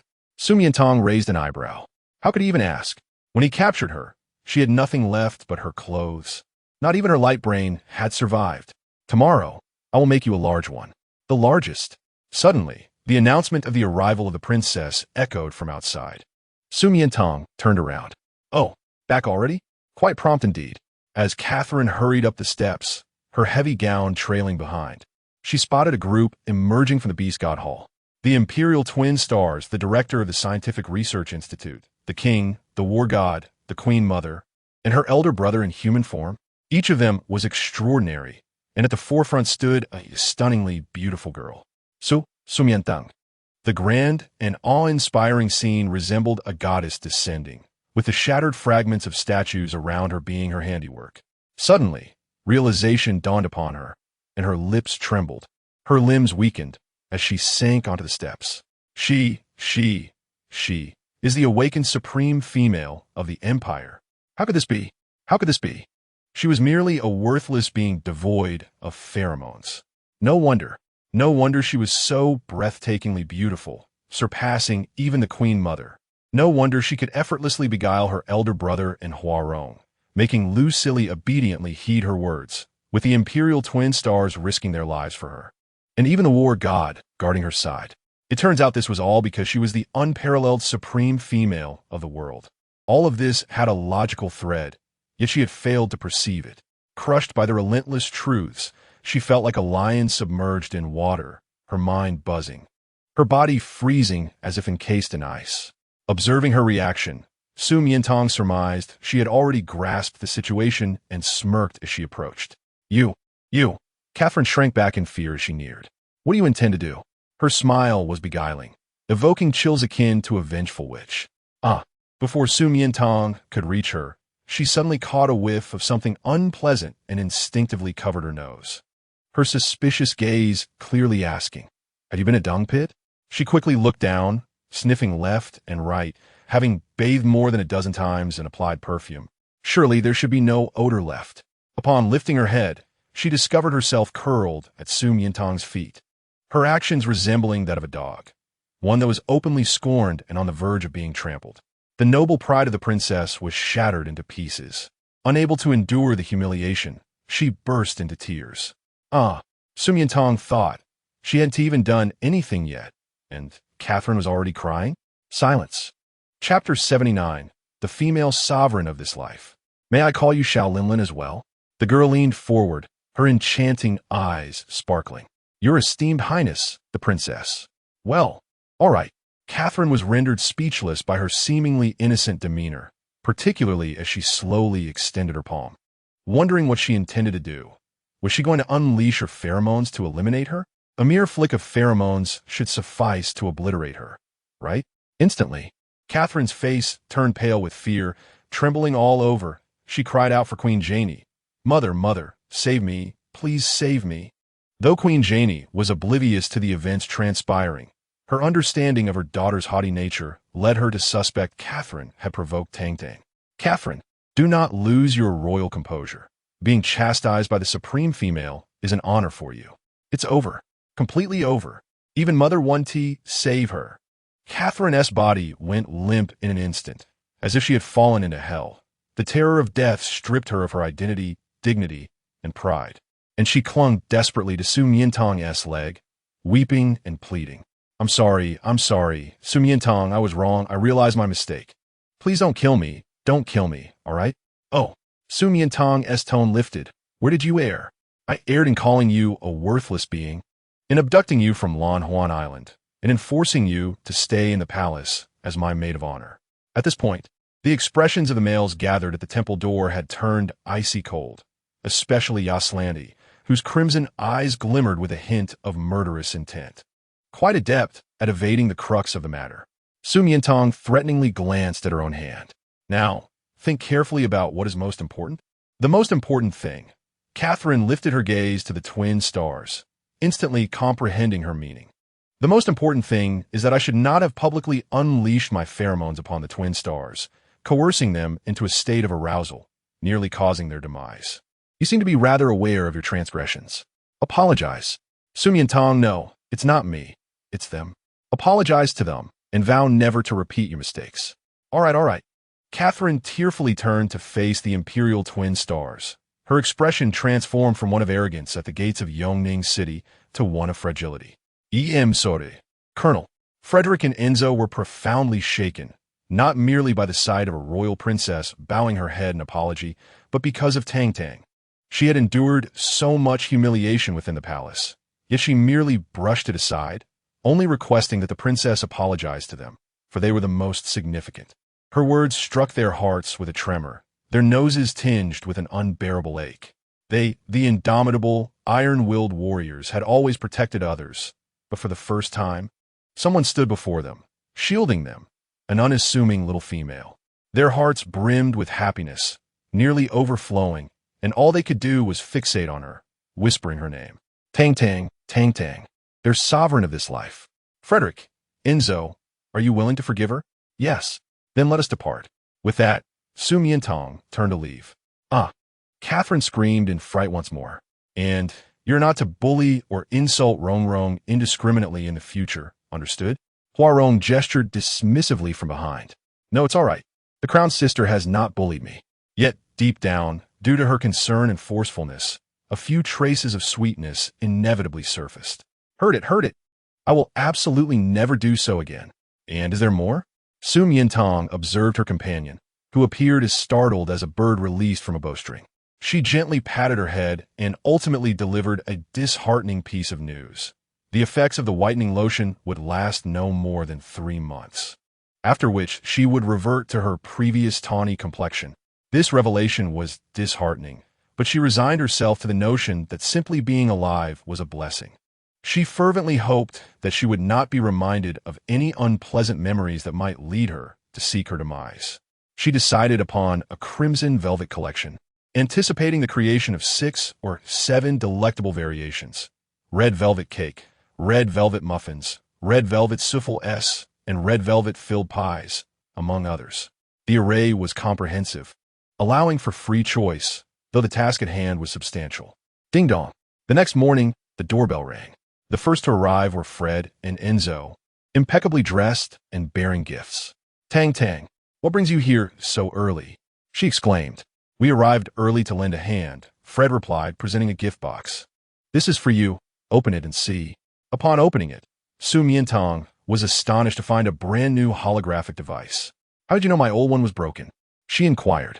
I saw your online status yesterday. It indicated you were using a home robot, he explained. Thank you.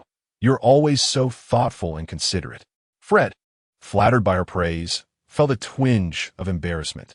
However, he was also motivated by a personal interest, unable to bear being away from her even for a moment in the field. Tang, take a look at my gift, Enzo exclaimed, eagerly unveiling his present. Su Miantang beheld a stunning brooch shaped like a drooping begonia, crafted from platinum and adorned with pink pearls, an exquisite piece. What a beautiful brooch, she admired. It is not merely a brooch.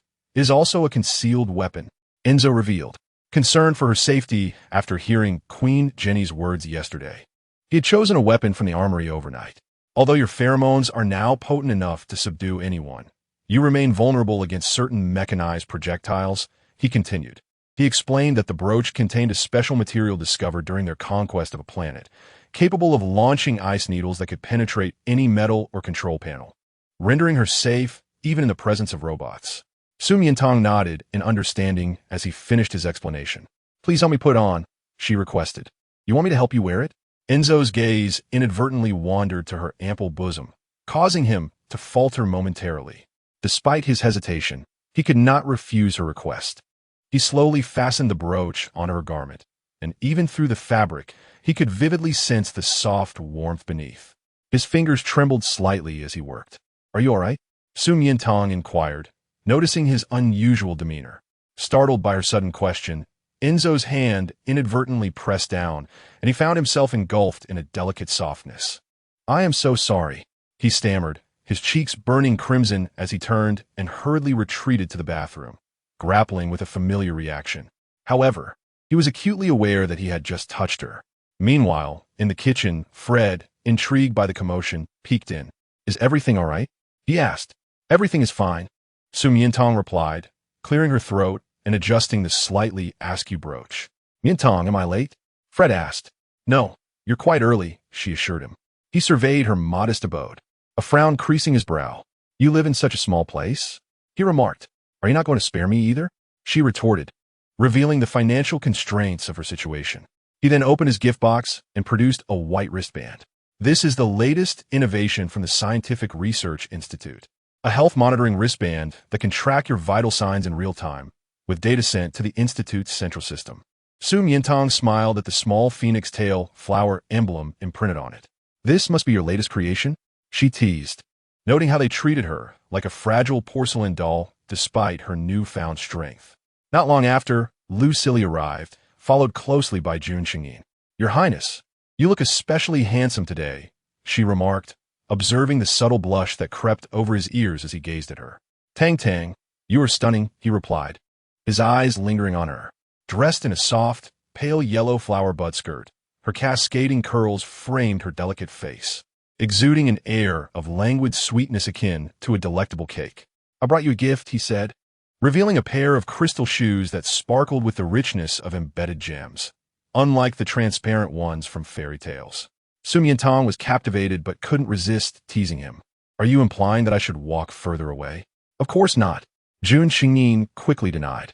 He explained the romantic notion that a prince must place crystal shoes upon the feet of his beloved for everlasting companionship. I understand, she laughed, finding his earnestness endearing. Thank you, I truly adore them. May I put them on for you? He asked, his eyes gleaming with anticipation. She hesitated, considering the propriety of a prince dressing her. But the sight of his suddenly dimmed blue eyes stirred her compassion. Of course, she acquiesced. Wonderful, he exclaimed, his demeanor brightening. As he entered, he surveyed her home. Your home is quite small, he noted. Su Miantang felt the sting of his observation, but chose not to argue, as it was indeed modest compared to the palace. It is sufficient for one, she replied. Kneeling before her, he delicately untied the laces of her shoes. When he held her soft foot in his hands, he felt a shiver run through him. He had always known she was delicate, but he was taken aback by the softness of her foot, as smooth and white as the finest jade. As he gently caressed her foot, Su Miantang couldn't help but notice his unexpected fascination. The touch elicited a sensitive response from her, causing a soft sigh to escape her lips, startling Jun Qingyin from his reverie. What am I doing? He thought, aghast at his own behavior. I was merely checking the size, he stammered, flustered. I believe you, she replied, amused.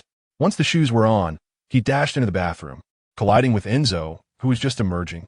His face, why is it so flushed? Tang. Enzo sauntered out, wearing an expression of grievance. What happened? Who bullied my little wolf? Su Miantang inquired, her curiosity piqued by his pitiful demeanor. You, he whispered. Su Miantang. In the next moment, he produced a wolf defense laser gun from behind him. Su Miantang, why didn't she hide it properly? Tang, did you use it for defense? Of course not. I will be delighted if you came back. Why would I defend against you? She hurriedly clarified, explaining that it was merely a gift from a good friend, and it would be impolite not to accept it. Welcome? Upon hearing those words, Enzo's eyes instantly brightened. Did that mean she welcomed what he had just done to her? Tang, I have arrived. I made you a small gift. Receiving a message from Hua Rong's light brain, Su Miantang rushed to open the door for him. Rong, you're here. The moment Hua Rong saw her, he was taken aback. Adorned with exquisite, expensive jewelry, it was evident who had gifted them to her, and he felt his own gift was somewhat inadequate. Su Miantang thought he was astonished by her home's spaciousness and quickly interjected, "Don't say my house is small." "No, that's not it," he shook his head. Chapter 81. Could you reward me a little? Still, Rong is well behaved. Su Miantang squinted her eyes, asking, "Where's your gift?" "Let me see it." "Forget it." Hua Rong shook his head again. The girl was bewildered. Did he not just excitedly tell her he crafted a small gift for her? Had he regretted it so quickly? Surely it was something wonderful. She then embraced him. In an instant, Hua Rong's heart raced, startled, causing the gift to tumble into the triumphant girl's hands. She obtained it, right? Let her see what a splendid thing it is. Su Miantang took it out, revealing a wool-felt giant panda plushie. Her eyes sparkled with countless stars. Wow, so many, so adorable. Rong, it looks just like you, the texture of the fur is. Wait, could it be you used your own fur to make this? Hua Rong remained entranced by the soft impact of her earlier embrace, dazedly nodding in response. He actually plucked his own fur to create a gift for her. Su Miantang was deeply touched and, cherishing it, pressed a kiss to it, secretly resolving to bake him the biggest cake today.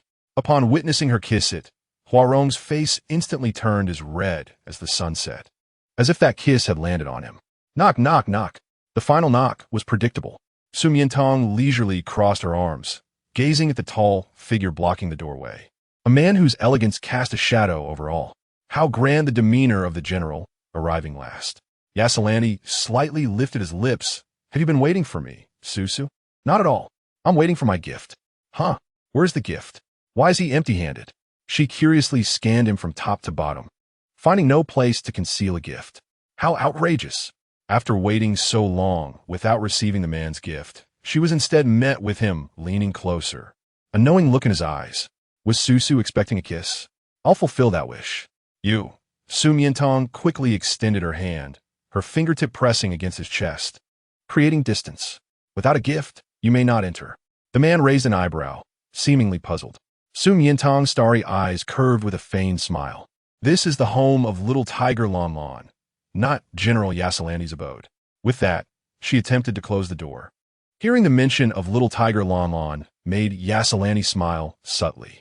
Just as she was about to shut the door, he firmly grasped her wrist, pulling her into his embrace. You. Suddenly, a dazzling amber diamond necklace cascaded from his palm like a shooting star, its brilliant light captivating her attention. Did he truly transform that amber raw stone into a diamond necklace? The pendant was heart-shaped and quite substantial. Do you like it? Yasalani gently stroked the soft, fragrant curls of the girl's hair, his gaze fixated on the diamond, which reflected his face in its shimmering glow. Su Miantang nodded. I have one too.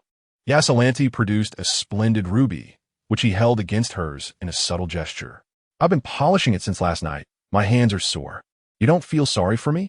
Reward me? His deep, sultry voice was close, his warm breath brushing against her face. As if he were about to kiss her, like the ruby approached the amber. Su Miantang suddenly smiled, taking his hand. All right, how will you reward me? You can reward me by making dough. With such vigor, it would be a shame not to put to good use. Yasalani, Susu, don't act spoiled. Acting spoiled doesn't work. Everyone is busy. Su Miantang unceremoniously pulled him into the kitchen. As everyone gathered, she began assigning tasks. Fred and Enzo were responsible for preparing the ingredients. Lucilei was to whip the eggs and butter. Jun Xingyin and Yasalani would knead the dough, while Hua Rong kept time. She only needed to partake in the creation and baking. During the wait, she jotted down various dessert recipes on her light brain and occasionally glanced at the busy group of men, unable to suppress her smile.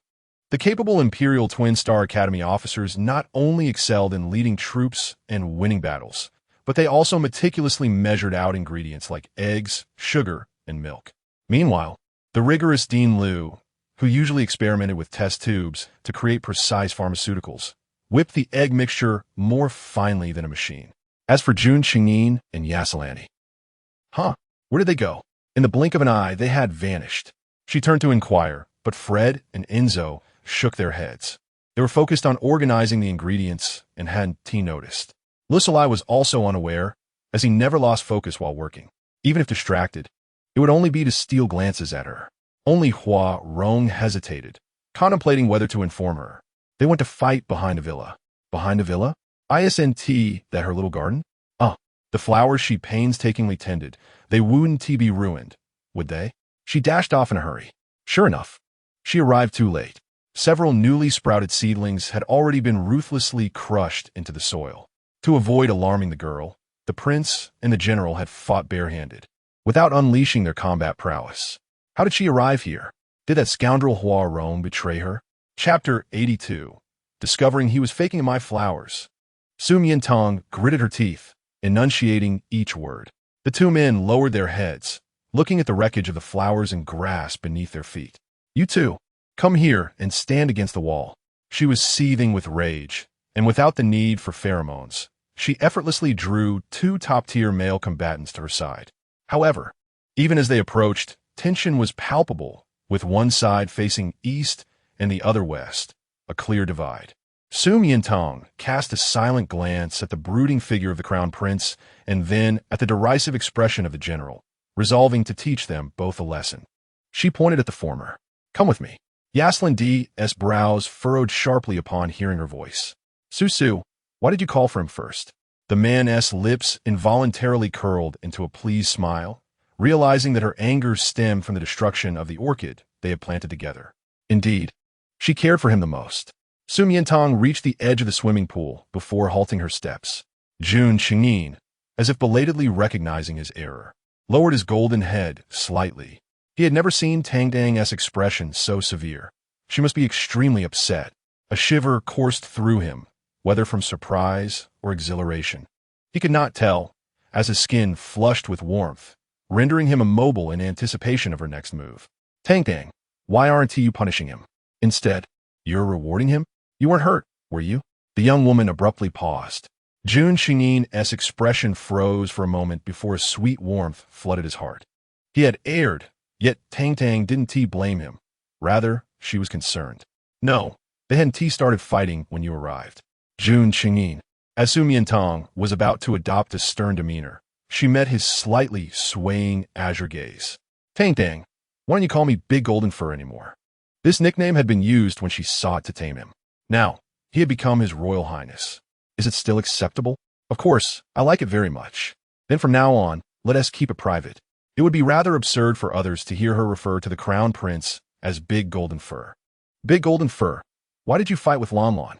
Tangdang, were you captured by him during those days you were away from the palace?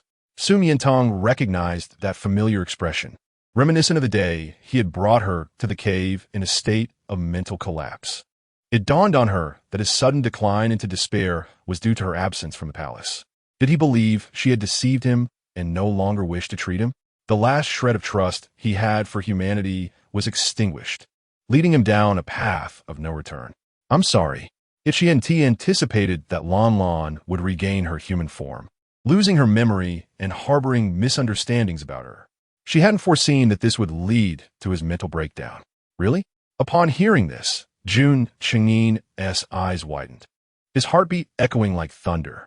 Royal sister, they've all deceived me. Tangdang hadn't deceived him, nor abandoned him, and she had never fled the planet with anyone else. He remained in her heart. Of course it's true.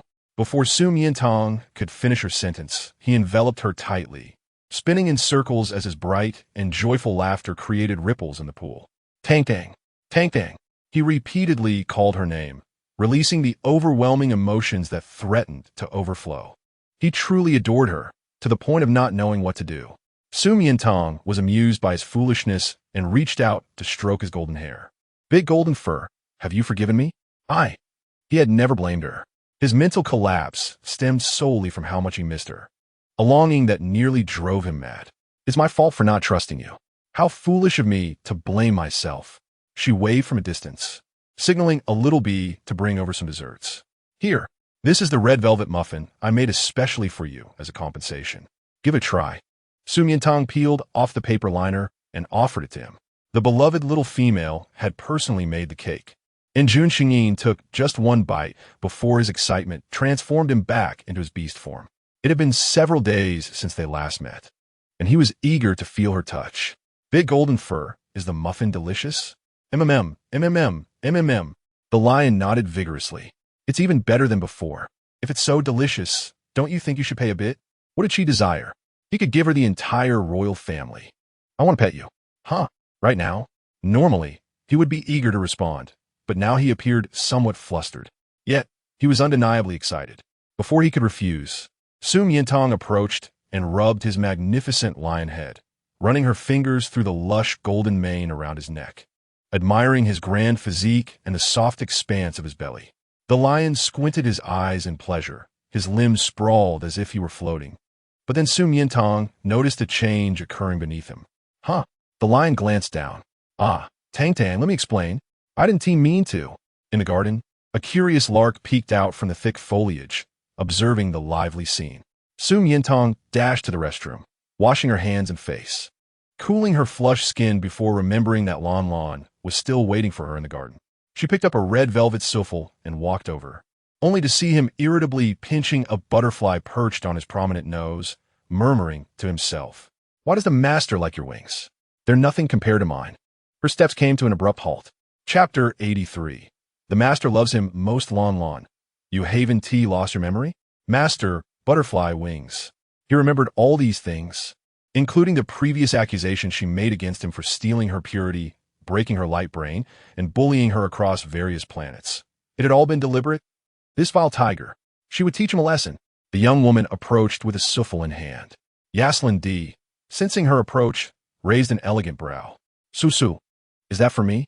Just as he reached out, Su Miantang popped it in her own mouth. The man's expression froze. Was this some sort of game? Sharing a meal together? He grasped her chin, leaning down to taste what was in her mouth, only to be met with the sight of her stunningly beautiful face, now adorned with a frosty demeanor. General Yazlandi. Why did she suddenly address him formally? Please conduct yourself with dignity. Over the past few days, I've carefully considered our relationship. Although your combat prowess is impressive, and you are quite romantic, taking me to beautiful planets, I find that I do not like you. The playful curve of Yaslin D.'s lips vanished, and the laughter that had graced his face dissolved entirely. Moreover, I must reiterate, I did not take your purity. Even if you don't believe me, with your background, appearance, and status, finding another desirable female would be effortless. With that, she let out a sigh. Perhaps I've always preferred that obedient, sweet little darling who adored me, but alas, she is no longer here. Having said that, she discreetly observed his expression. Why was there no reaction? From the moment she uttered the words, "I do not like you," Yaslin D felt as though a sharp blade had pierced through his heart, shattering it into a million pieces, blood splattering, leaving him in a state of numbness. The once invincible warlord, accustomed to triumph in all endeavors, now faced his first defeat at the hands of the little female he cherished, a pain far greater than when he had been struck by a miasma bomb. She did not like him. She did not like him. His fingertips unconsciously gathered combat energy, nearly piercing through his palm. Still no reaction? What a good actor. All right, I've said my piece. You're no longer welcome here. Please, General, take your leave. She turned to walk away, but just as she took a step, she heard his low, hoarse voice. Master. Su Miantang paused, a secretive smile gracing her lips. Finally admitting it? It is indeed the first time I have heard him address her as master right in front of her, evoking a sense of wonder and comfort akin to my family has a tiger in its nascent stages. She slowly turned around, slightly perplexed. Master, have you regained your memory? Yes. He had never forgotten. Then why did you deceive me before? Su Miantang, feeling a surge of anger, approached him, lifting his face with both hands, as she had done in the past when reprimanding the little tiger, gazing intently into his eyes. Upon seeing the fiery red depths of his crimson pupils, she was instantly alarmed, realizing he was on the verge of tears. Him, on the brink of crying? This was unthinkable. For others, it might be acceptable, but for General Yasalandi, the resolute war god, an invincible force on the interstellar battlefield, who could withstand even the most devastating of assaults. To be brought to tears by her was simply a travesty. Just as she was about to console him, she recalled his previous misdeeds. No, she must not show weakness. This mischievous tiger needed to learn a lesson for his audacity. I was once too naive, too weak, and I did many shameful things. I fear that Master will disdain me or forever see me merely as a pet. Her mother had said that to truly love someone, one must conquer, possess, and tease them. Otherwise, they would run away. Just outside the garden, Lou Silly, who happened to pass by, couldn't help but chuckle at this revelation. The Duchess of Earl? She is a renowned, fierce female in the Central Star System. If she were the opposite gender, she could easily don armor and slay foes. With a top-tier mutant son who is a general, she undoubtedly dotes on him, showering him with affection and teaching him courtship in a manner befitting nobility, neglecting the traits and virtues expected of a male. No wonder Miantang is upset. Su Miantang, upon hearing this, couldn't help but laugh. What had he learned? What kind of childish approach to love was this? No way. You were never childish or weak. You were quite adorable, and I like you very much. Adorable? A fleeting glimmer appeared in Yasalandi's eyes, only to extinguish quickly. Adorable is a term used to describe small animals. Surely, Master only loves him as one would love a pet. He did not want that. He desired Master to love him as a female loves a male. His heart was in turmoil, and he felt extremely uneasy. In the past, he could have forced her with sheer combat prowess. Even if it meant she would come to loathe him, but she would still remain by his side. Now, however, she was far stronger than he. If she chose not to like him, she could discard him like a piece of clothing or refuse him as if he were mere trash. And he was utterly powerless in that regard. Lan Lan, what are you doing? Let go. After all, Master no longer liked him, so why should she care? Yasalandi, in a state of despair, tightened his grip, blood streaming down, yet he felt no pain. I, Su Miantang, merely spoke those words to compel you to admit that you had not lost your memory. What? Yasalandi was momentarily stunned. Instantly, his fiery red pupils trembled with uncontrolled excitement, radiating unmatched joy. Master, did you just trick him? You didn't dislike him. Didn't he want him to leave? He knew it. Master loves him the most. His gaze, brimming with affection, nearly scorched her, and Su Miantang felt overwhelmed, thinking that without awakening her pheromones, she would surely be unable to withstand such intensity. Just as he leaned down to kiss her lips, she suddenly raised her hand to cover his mouth. Wait, first, let us make it clear. Will you lie to me again in the future? No. Will you throw a tantrum and act out? No. Will you dare to toy with me or become irrationally jealous? I wouldn't he dare. His obedient nod mirrored that of the little tiger from before. Will you still be mischievous? Yasalandi fell silent. Hey, why aren't you speaking? What does the phrase to have three mean? She wanted to continue questioning. Lan Lan loves Master the most. Master is the most beautiful, kindest, and cutest little female in the world. Will you forgive Lan Lan?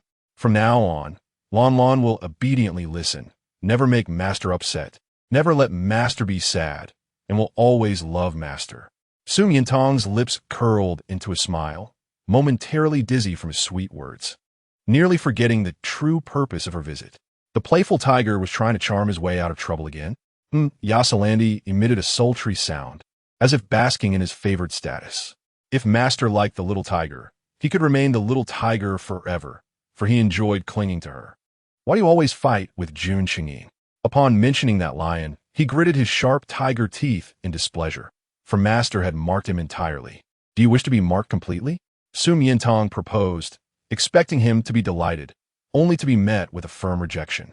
No, I want a temporary mark. A temporary mark? You mean just a lick on the nape? Su Miantang's gaze flickered, puzzled by his desire for this. That way, Master must continue to give me temporary marks over and over for a lifetime. You little rascal, quite clever. Fred and Enzo exchanged glances. General, is this letter for your mother? Yasalandi took it and immediately noticed the two phrases atop, indulging in the charms of females at such a young age. One is unlikely to achieve greatness in the future. After days apart, he had personally loaded the bullet and released it, striking true at the center of his brow. Yet, the esteemed general maintained a calm demeanor, his expression indifferent as he gazed at the little female arranging flowers nearby. Master, if the army no longer wants me, would you be willing to bear offspring for me, so that I may stay home and raise the children? Su Miantang's temples throbbed as she threw the flower branch in her hand at him. He caught 3 perfectly, a proud smile dancing on his handsome features. What does to have 3 mean? Fred and Enzo thought. Indeed, fans should not be too near their idol's life. In the past, they had ample time to monopolize Tang, but now, the esteemed general occupied a significant portion, and during particularly busy military affairs, the crown prince had taken a share, leaving them little time alone with her. The young, impetuous brothers found themselves increasingly restless, especially one time, upon entering the villa, they were caught off guard by a sultry, husky voice. It was General Yasalandi's. Through the crack of the door, they witnessed him holding the little female possessively in his embrace, while Tang marked him temporarily. Master, master, master, I love you so much. I love you to death. The general's tone, distinct from his usual self, filled with exquisite pleasure, left them feeling uneasy, triggering a swift physiological response that propelled them to flee, their combat prowess surging as their sanity began to fray. Su Miantang soon noticed their odd behavior. On the way to work, she curiously inquired, Fred, Enzo, what is wrong with you lately? Is there something troubling you? Is it work-related or personal? Can I help in any way? Fred hesitated, for in the Central Star, males being jealous and possessive were seen as lacking integrity and character, and he did not wish to become such a person, hated by Tang. Enzo, unable to contain himself, tugged at her sleeve and asked, Tang, do you like General Yasalandi and Crown Prince more? After all, they were both top-tier combat males, and their beast forms were among the most formidable predators in the food chain, far superior to them. Su Miantang finally grasped their concerns. Truly, they were 2 sensitive and sentimental military males. She smiled as she ruffled their hair. Of course not. Language is inadequate to convey the depth of emotions experienced. She reached out, directly extending her hand towards the nape of their necks, unleashing her pheromones. In an instant, the pupils of Fred and Enzo dilated, their bodies trembling with an unexpected wave of happiness. The aircraft, mid-flight, suddenly swayed as if caught in a terrifying turbulence, becoming exceedingly unstable, drawing curious glances from passers-by who wondered what commotion was occurring within. Moments later, Fred descended, his legs unsteady. Enzo, too, was shaky, struggling to see the path ahead, nearly stumbling to the ground. It was astonishing how, after awakening her pheromone powers, Tang had become so formidable. Even a gentle touch to the nape had rendered them dizzy and disoriented. One could only imagine the consequences of more intimate contact. Surely, it would be overwhelming. Recently, the atmosphere within the army, shrouded in a cloud of tension, had transformed, with everyone acting cautiously, fearful of incurring the wrath of the irritable colonel and major, whose moods fluctuated unpredictably. However, they were relieved to notice that, since morning, the 2 officers had unexpectedly exhibited a serene and gentle demeanor, as if soothed by some unseen force. When a senior non-commissioned officer entered the camp, he was taken aback to find Colonel Fred lost in thought, his paper filled with the repetitive scrawl of Tang, accompanied by an utterly blissful smile. Meanwhile, Enzo was preoccupied with thoughts of the little female, joyfully wishing he could roll around in his beast form.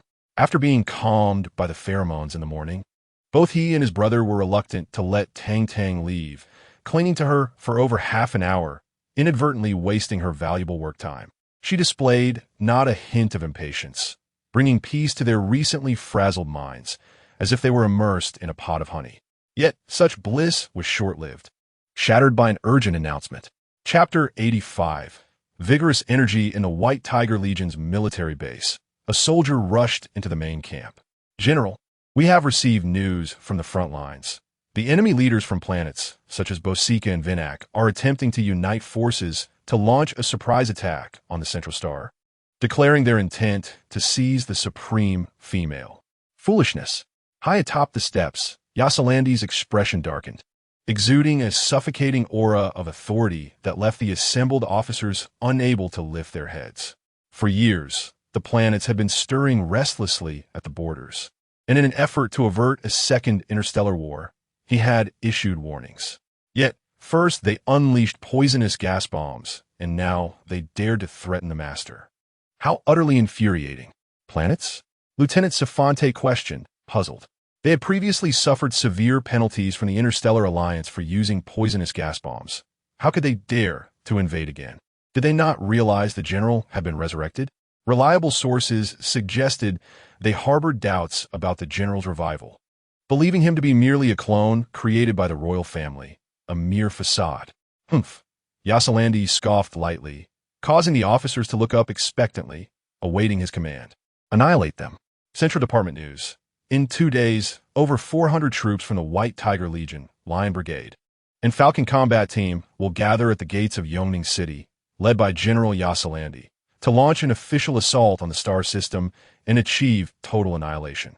Total annihilation? The announcement sent shockwaves through the populace, eliciting both panic and excitement. Panic arose from the sheer scale of the star system, encompassing hundreds of planets. Should conflict erupt, it could very well ignite a second interstellar war. For years, they had tolerated provocations from the planets, but now General Yasalandi seemed determined to eradicate them at all costs. Excitement stemmed from the fact that the star system had long been a nemesis of the central star system, festering like a malignant tumor for centuries, and now, finally, they would eliminate it decisively. Truly, the valiant war god. Lan Lan, are you going to fight again? Su Miantang gazed at him with concern upon seeing the news. She playfully pinched his cheek. I'm just worried. You've only recently regained your human form. Will your body be able to withstand the battlefield? Withstand? Yasalandi narrowed his eyes, a wicked glint surveying her. It seems I must demonstrate my prowess to the master. Oh, just how formidable are you? Su Miantang is me to give. Had this been in the past, she would have believed him, but now she was well aware of the little tiger's susceptibility to pheromones. Yasalandi recalled their last temporary marking, his eyes reddening with desire. Did she not realize how potent her pheromones were? Just a hint was enough to awaken the little tiger. Master, I want. Wasn't that just a temporary marking? It's not a marking. It's a desire. He pulled her tightly into his embrace, his raspy voice whispering in her ear, uttering 2 words that made the innocent girl blush deeply, causing her to retaliate by smashing a vase over his head. It seems you're quite vigorous. There is no need for concern. Fred and Enzo entered at that moment, witnessing the scene, struggling to suppress their laughter, their hands forming tight fists at their mouths. Yasalandi set aside the vase, wishing to continue his playful banter, but upon seeing them, his expression shifted to seriousness. Do not worry, the star system, having already faced sanctions from the Interstellar Alliance, is at its weakest. With this deployment, we shall annihilate them within a month. Remain quietly at home and await my triumphant return. Fred and Enzo were immediately filled with excitement. They were not there to see Tang Tang today, but rather the general. Since hearing the planet's arrogant claims about seizing the supreme female, they had been consumed with rage, yearning to charge into battle and eliminate them completely. However, neither the Eagle Special Operations Team nor the Wolf Anti-Terror Elite were included in the troops dispatched by the Central Department. Before their thoughts could be revealed, Yasalandi looked over at them. You are not on the troop roster, are you? Yes. Then you may accompany us. What? Fred and Enzo were momentarily stunned, struggling to believe their ears. What? Are you afraid of death? Of course not. The brothers immediately saluted excitedly. Thank you, General. Su Miantang felt joy for them. She remembered them saying their greatest dream was to fight alongside the war god Yasalandi. Now, that dream was finally coming true. Unable to do much else, she prepared a few boxes of sweets to give them before their departure. Tang tang, tang tang. In the Eagle Wolf camp, Fred and Enzo embraced her tightly. We don't want to part with you. Yes. Yet, they wished for every moment together. Enzo chimed in, I want as well. Ever since they had witnessed her marking the general at the villa entrance, their thoughts had spiraled into absurdity, plagued by dreams of a more profound connection. That is fine. Su Miantang nodded. This request was far simpler than that of a certain lustful tiger. Thus, she gifted them a box of malt sugar. Yasalandi observed the unfamiliar packaging and sugar cubes with a beaming smile that he could not hide. Is this made especially for me? Different from theirs? Indeed. Su Miantang stifled her laughter. It's quite special. You should give it a try. He cherished it deeply, placing it close to his heart. leaning down slightly with closed eyes. "Master, may I have a kiss just like before?" It was rare for such a mighty tiger to make such an innocent request. Su Miantang rose on her toes, bestowing a kiss upon the forehead that was rightfully adorned with a crown. Safe return. Chapter 86. Something awry. On the journey to the interstellar battlefield, Yajalanti touched his forehead, unable to contain his elation. He retrieved a piece of malt candy, only to find it excessively sweet and terribly sticky. Fred and Enzo seemed to notice his predicament. In gratitude for his exceptional enlistment, they generously offered to share a piece. To their surprise, he declined. No need. The general savored the candy with increasing delight, a knowing smile playing at the corners of his eyes, as if a realization had dawned upon him. This was the master's special intent, to keep me close. Twin stars, the Imperial Palace. Jun Qingyin completed his tasks and glanced at the time. Tangting would be off work soon. He rose, intending to fetch her from the Scientific Research Institute, but was intercepted by Queen Janie, who entered the hall. "Yuinea, Mother, are you off to find Tang again?" "Yes. Mother knows you have affections for her and wish to see her." Queen Janie took his hand, speaking earnestly. "However, you have just regained your human form and reassumed your position as Crown Prince. There are myriad matters and people in the central government for you to familiarize yourself with and handle. The eyes of countless citizens are upon you, anticipating your remarkable achievements. Only by adeptly managing state affairs and winning hearts can you truly become a Lion King. You know, Mother has always held high hopes for you. Once General Yajalanti returns victorious, I intend to have Huawang abdicate and hold a coronation ceremony for you amidst the public's gaze. But before that, you must prove your worthiness to occupy this position, your eligibility to become the king of Central Star. So, do you not feel pressed for time?" "But," she continued, "Mother is not forbidding you from seeing Tang. I merely wonder if your visits are too frequent." Queen Janie chuckled. "Moreover, Tang is a high-level female, possessing an innate allure for males. There will be countless competitors in the future. If you are not formidable enough, how can you compete with them?" These last words deeply inspired Jun Qingyin. "I understand. Thank you, Mother." He vowed to redouble his efforts to keep Tang by his side forever. He glanced at the exquisite wool felt creation he had just completed, feeling the warmth of affection blossoming within him. Yet, his strength remained so feeble, his rank so low. Faced with a throng of high-level, combat-capable males, he felt utterly devoid of competitiveness, let alone protecting her. He gazed far towards Zhu Feng, silently making a resolve. Imperial National Scientific Research Institute. With the assistance of Lucy Li, the development of a new type of inhibitor had finally been officially initiated. As the principal investigator and team leader of the project, Su Miantang dedicated herself wholeheartedly, only finding time to rest on the weekend. Just as she intended to enjoy a good slumber undisturbed, she unexpectedly received a call from Bai Weiwei. Weiwei. She hesitated for a moment.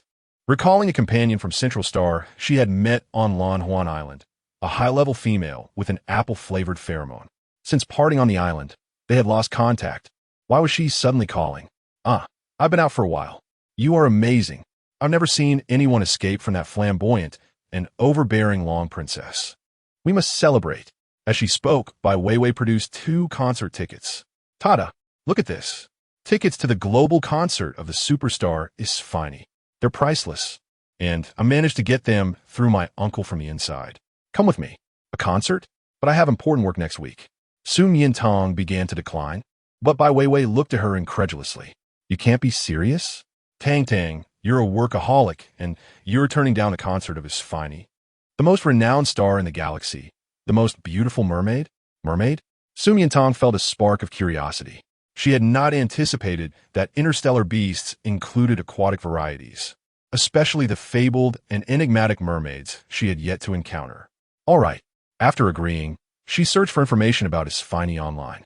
A beast-shaped mermaid, high-level female, 25 years old. From Chubo Star, a renowned interstellar singer, strikingly beautiful with a melodious voice. It was said that her voice was akin to celestial music, possessing an enchanting charm that ensnared all who heard her sing. Below were accompanying images, showcasing her beauty, particularly her shimmering tail composed of gem-like, multicolored scales, dazzling in its brilliance.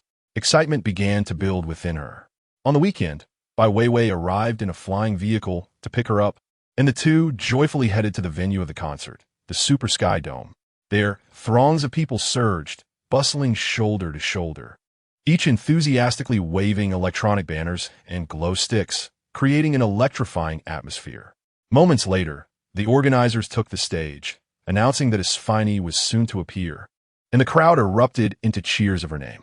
Isfini, Isfini, Isfini. Hello, my dear fans. I am so happy to finally meet you here on Central Star.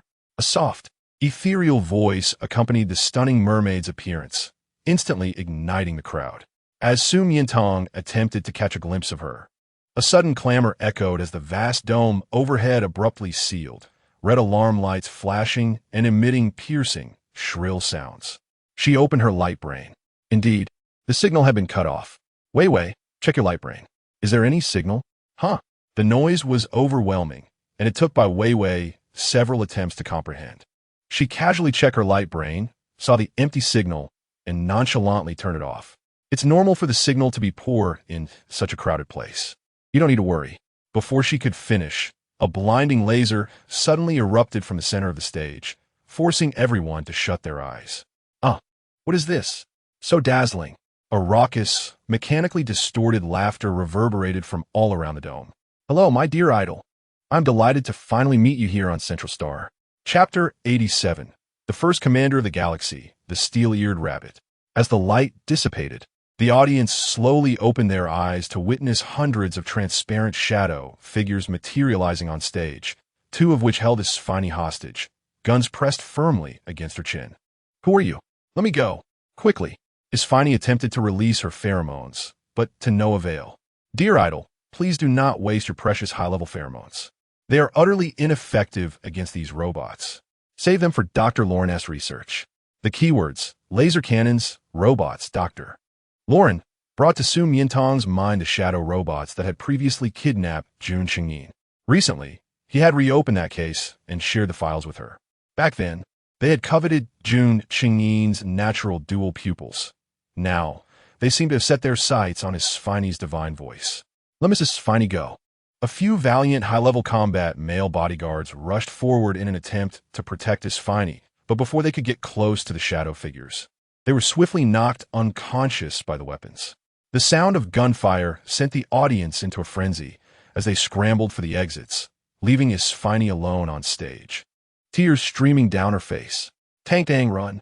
Bai Weiwei tugged at her, but was quickly swept away by the panicking crowd. They were robots, immune to pheromone control and wielding formidable weapons. Showing themselves could lead to immediate danger. Aside from fleeing swiftly and alerting Jun Qingyin to dispatch someone for pursuit, there seemed to be no other viable options. As Su Miantang was about to turn away, she heard the anguished cries of Isfini. Help me, please, save me. The voice of the mermaid seemed to possess an enchanting power. Listening to the mournful, pitiful pleas, she found herself momentarily rooted to the spot. Compelled to gaze towards the stage where the shadow robots had already shackled Isfini's limbs. Tears streamed down her beautiful yet fragile face, transforming into pearls of despair that fell to the ground, as though she had foreseen her tragic fate.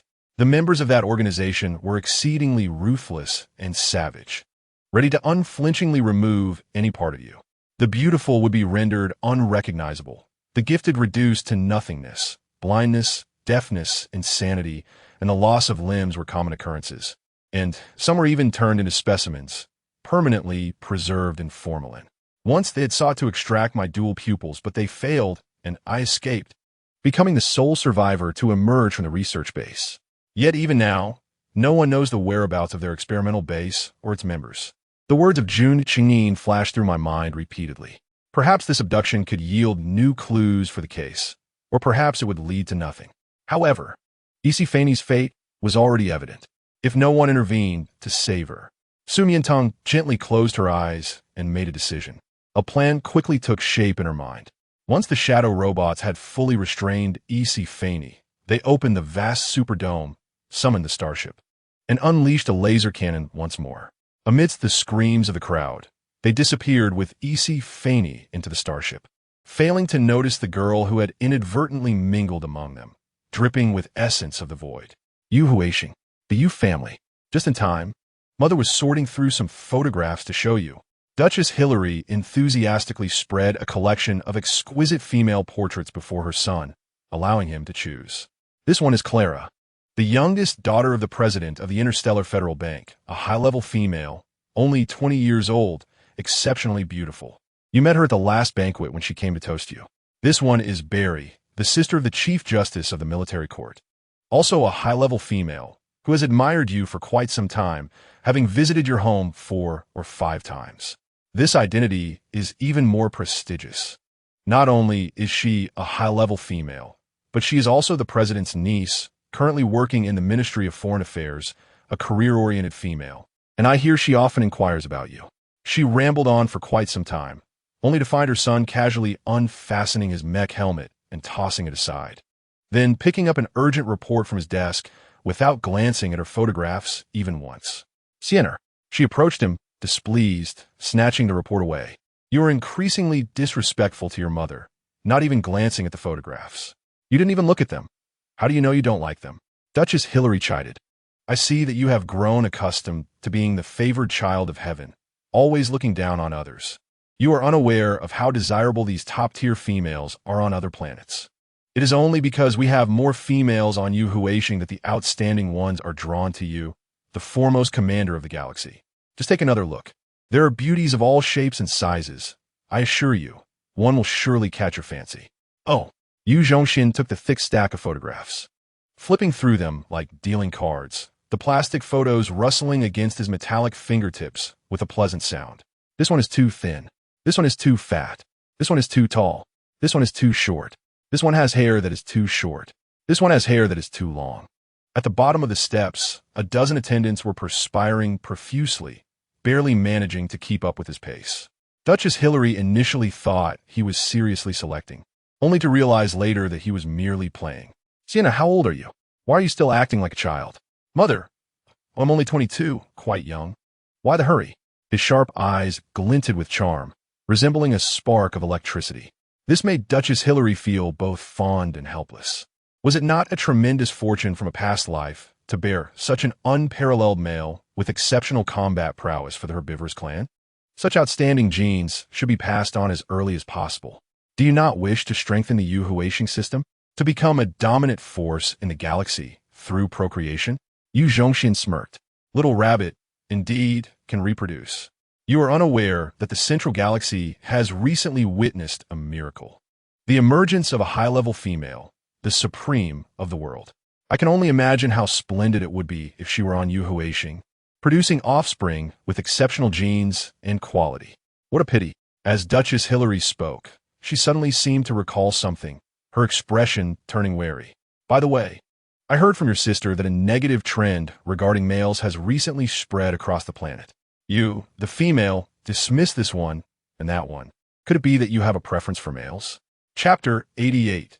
Delivering oneself to the door. What? Yu Zhongxian was amused by her accusation. It was not entirely her fault. Duchess Hilary deliberately provoked him, for who could blame him for being so selective in choosing a partner? When he disregarded all that flew above, swam below, or crawled upon the land, regardless of their excellence, it was only natural for suspicion to arise. Fine. Yu Zhongxian was disinclined to listen to her ramble any longer, hoisting his helmet to leave. Just wait. I will go and bring you that supreme female from the Central Galaxy to bear a litter of little rabbits, all right? You little rascal. Duchess Hilary laughed at his jest, but her laughter was soon drowned out by a panicked scream. Brother, brother, great news, I finally found you. Yu Ling rushed into the castle on her magnetic hoverboard, urgently pulling Yu Zhongxian to leave. Quick, my idol. Yu Zhongxian had just half-heartedly indulged his mother and was not in the mood to play along. Not here. If you like her so much, go marry her yourself. You keep talking about various females. I see you have quite a taste for them. Brother, why are you suddenly attacking me? No, I'm not introducing you to anyone. It's my idol, Isi Faney. She has been kidnapped by shadow robots, and the news is spread throughout the galaxy. Now she is missing, and I am worried. I want you to help rescue her. Shadow robots? Yu Zhongxian's interest was piqued. This mysterious and nefarious organization, centered around robots, had dominated the galaxy for years without anyone managing to catch their trail. He had only been investigating for a few months and had already located their lair, conveniently situated by the Ghost Lake on Yuhuashing. He had initially planned to finish his current matters before dealing with them, but now it seemed they had delivered themselves right to his doorstep. Understood. Wow, brother, you are so handsome. Yu Ling, the little rabbit, clenched her fists and jumped 3 feet high, her excitement causing her rabbit ears to pop out. Wait for my good news. Good. After Yu Zhongxin departed, Duchess Hillary curiously approached Yu Ling Linger. Is your idol the renowned interstellar superstar Isi Faney? I hear she is a mermaid in her true form, possessing not only beauty but also a melodious voice. Now that your brother is off to rescue her, could it be that they will fall in love at first sight? Perhaps. Yu Ling scratched her head. After all, Isi Faney's charm was immense, and everyone who met her adored her. However, given her brother's fastidiousness, it was uncertain. I still believe he is a better match with Su Miantang. She murmured softly, but her mother heard her. Su Miantang is a female without pheromones. Before she could finish, she received a light smack on the head. As her brother said, if you truly have such a taste for females, go marry one yourself. Once married, if Su Miantang is willing, her beauty alone could sway anyone. As the shadow robots journeyed towards the Ghost Lake, Su Miantang stood before their intelligent screen, meticulously observing their operational patterns and movements. Indeed, as Jun Xingyin had mentioned, their identical appearance was due to a special material, a modified acrylic powder, which was stored in each robot's charging compartment.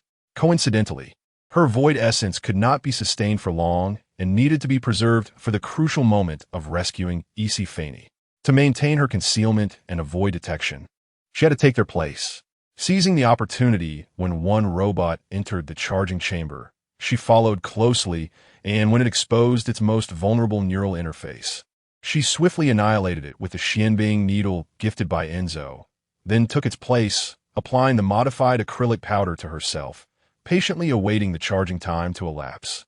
When the time arrived, the starship reached its destination, gently descending upon the dark and eerie shores of a mysterious lake. The robots brought the handcuffed and shackled Isi Faney, who was sobbing uncontrollably, out of her cage, activating the communication device to report to Dr. Lauren that his new plaything had arrived. Upon receiving the command, a group of robots escorted Isi Faney towards the laboratory, with Su Miantang silently trailing behind. Along the way, she memorized every entrance mechanism, password, and route they passed. Upon reaching the laboratory, even as a seasoned scientist, having witnessed numerous grand spectacles, she was nonetheless taken aback by the scene inside. The body of an orc was hollowed out, imprisoned in a tank, while dismembered limbs, submerged in sealed containers, continued to move with unsettling agility. A row of various sharp blades gleamed ominously, with specks of dried blood, unidentifiable in origin, staining the workbench, a testament to the recent brutality that had transpired. Clenching her fists, she watched as a pill was forced into Isi Faney's mouth, instantly transforming her into a mermaid, only to be cruelly bound by chains to a massive stone pillar, immobilized amid the surrounding deadly instruments of torture. Had Jun Xingyin been subjected to such treatment as well? No wonder he feared chains so profoundly. As Su Miantang sank into deep indignation, a nearby robot offered her a syringe filled with propofol, urging her to administer it. There was no need for a calming agent, as Isi Faney had already lost her senses after being administered the transformation pill. Now, with the dosage increased, it seemed they were eager to act. Taking the syringe, she deftly located a superficial vein on the mermaid's body, preparing for the injection. Outside the laboratory, amidst the eerie silence above Ghost Lake, an army of elite mech warriors suddenly appeared, followed by a blaring red alarm echoing throughout the expansive experimental base. The system detected an abnormal operational environment, noting that high-level code was attempting to breach the system to alter the original data, urging immediate intervention. The firewall failed to activate, having been dismantled, leading to a system collapse. In an instant, nearly all shadow robots within the experimental facility ceased to function. Dr. Lauren, incredulous, leaned over the intelligent console, frantically tapping on the keyboard in a desperate attempt to thwart the external program's intrusion. However, it was already too late.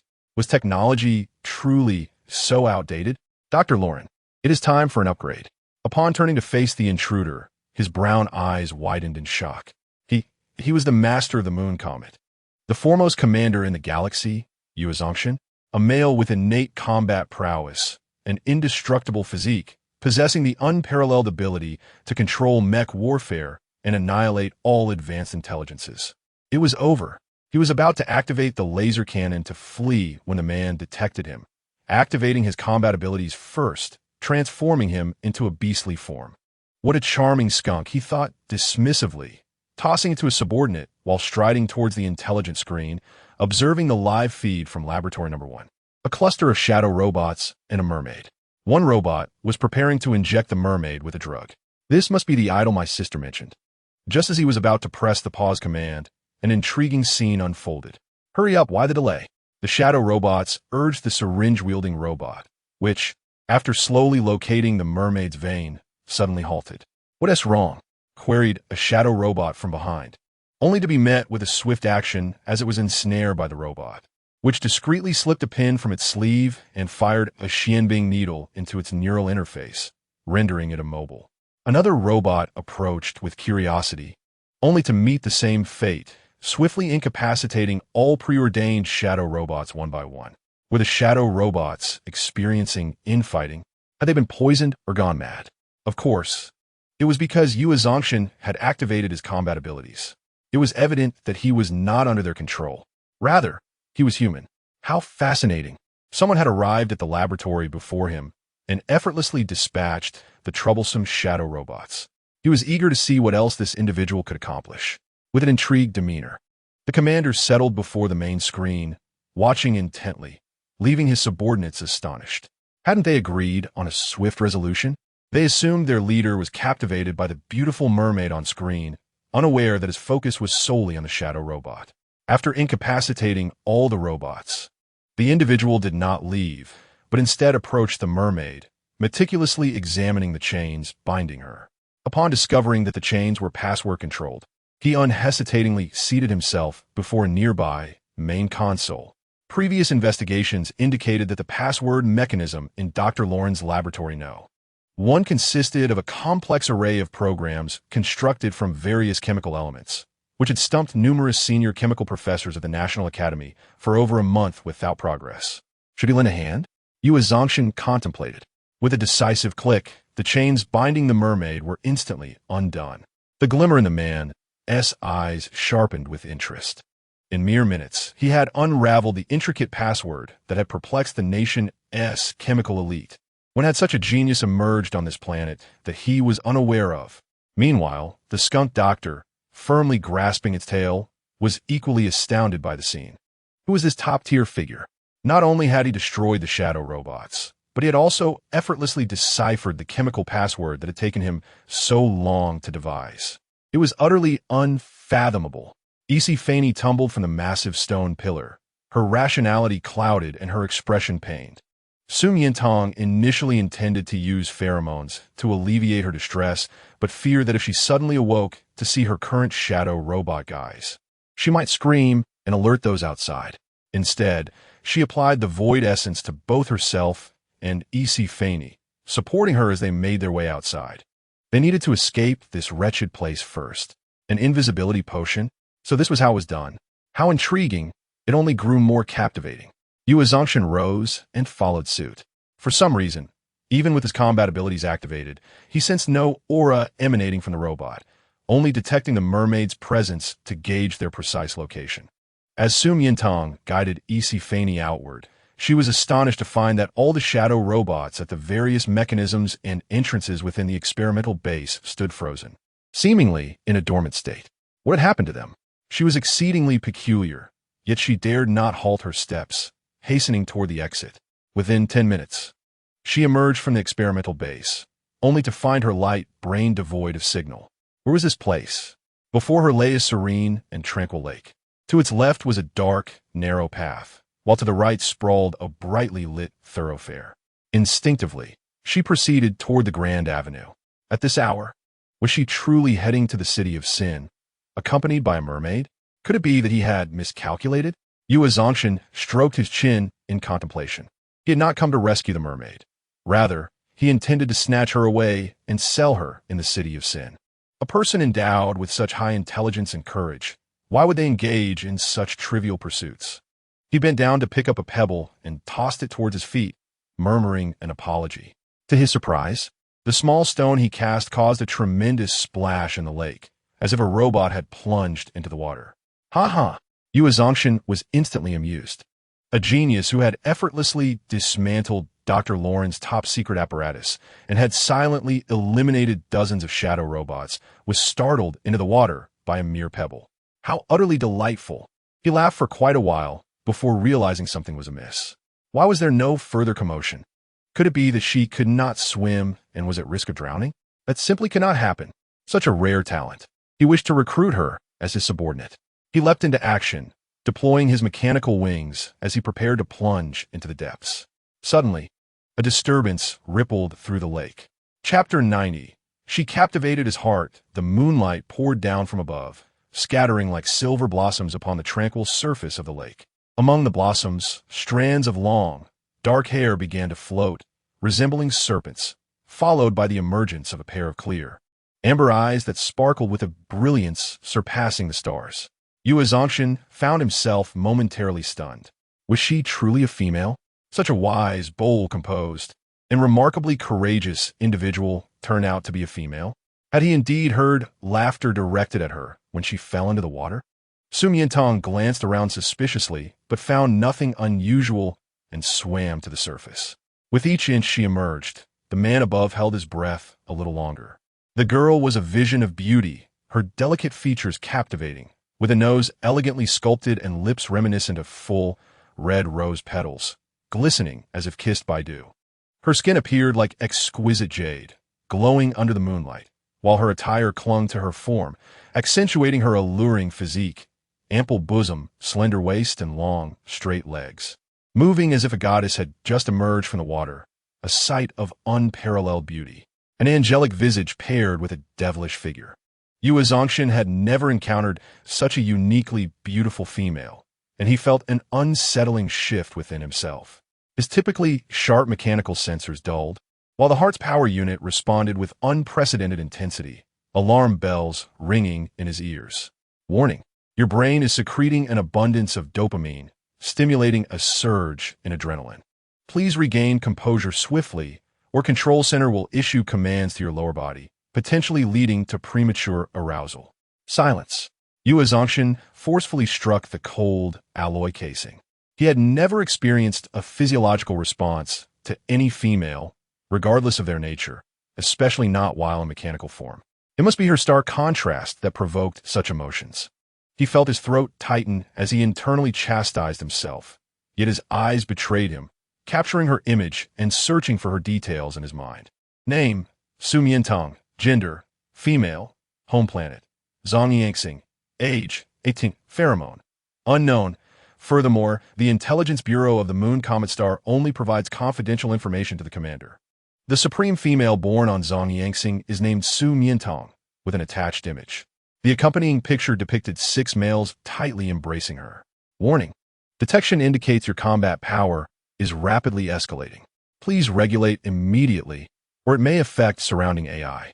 With a loud bang, Su Miantang, having just emerged from shore, found her light brain exploded. En explosion? She could understand being burned by fire, but by water? Was this madness? She cast a skeptical glance at the lake, scooping up a handful of water, which felt nearly boiling. Rather than believe that water could destroy her light brain, she preferred to think that her own mind had gone awry. This was already her 3rd light brain. Perhaps she was inherently cursed against light brains. Wait. She glanced down at her reflection, realizing that the hybrid acrylic powder and void essence had become ineffective upon contact with water. Truly, misfortunes never come singly, and now, standing at the entrance of the experimental base, she had no time for lamentation. With the mermaid in tow, she continued along the illuminated avenue. Not only had she evoked a physiological reaction, but also a psychological one. Yu Zhongshan had to concede that he was smitten. His desire to recruit her as a subordinate had transformed into a yearning to embrace her as his one and only female. The intelligence system detected his thoughts and immediately analyzed the feasibility and difficulty of the task. Feasibility was rated at a meager 10, while the difficulty was astonishingly marked with 10 stars. Even during his first command of the mecha in battle, defeating multiple enemy stars and becoming the overlord of the Moon Comet system, he had never encountered such a high difficulty rating. Why? According to the intelligence analysis, Barrier 1, she is a supreme female, lacking any admiration for strength. Barrier 2, you are not on the same planet. Barrier 3, her suitors are exceptionally formidable, including the unmatched interstellar warrior, powerful kings, princes, the immensely promising Gemini, and top-tier scientists, many of whom are elite. Silence. Yu Zhongshan impatiently interrupted. For the first time, he found himself loathing the cold, data-driven analysis, and for the first time, he realized his stubbornness. Difficult? The harder it was, the more he was determined to try. The city of sin. By day, it was eerily quiet, devoid of life, resembling a ghost town. By night, however, it transformed into a vibrant hub of activity. But it was not a place for the ordinary. It was rife with robbery, trafficking, deceit, and even murder, a haven for the galaxy's criminals.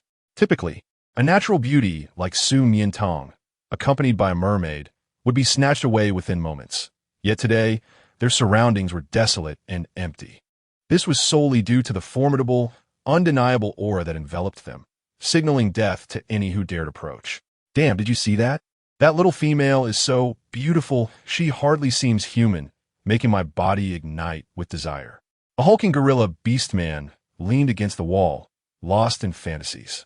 Beside him, a hippo beast-man drooled, unable to resist lewd thoughts. Even if he couldn't have her, possessing the mermaid by her side would suffice for his cravings. Another hyena beast-man, irritated by their lustful glances, taunted, "Brothers, are you that desperate? Go out and snatch them. If they could capture them, perhaps he could enjoy some meaty broth as well. Curse you. Do you think we don't want to? If it weren't for the terrifying power behind them, they'd already be beneath me. I consent that at least a Class A male is with them." Class A male? That must refer to the commander. I've witnessed his prowess before and have no desire to experience that again. Upon hearing their crude remarks, Yu Zhongshan felt blades of fury rising in his palms, ready to pierce through the darkness. But then he abruptly changed his mind. Chapter 91. Sister. It hurts so much he concealed his presence. In an instant, the great gorilla orcs, hippo orcs, hyena orcs, and the raven orcs lurking in the shadows, all drooling with anticipation, erupted with joy. Commander, do you intend to stop protecting them?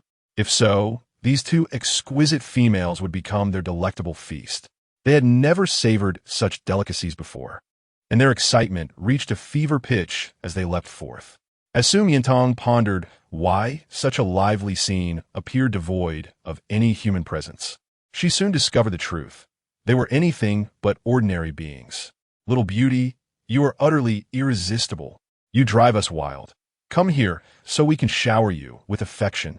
The great gorilla orc approached eagerly, rubbing his hands and licking his lips. The hippo orc grinned lewdly, tearing off his clothing as he advanced. The hyenas, ravens, crocodiles, and others maliciously encircled her. Su Miantang's eyes darkened as she stepped aside. Step aside? Ha ha ha. Did she just say step aside?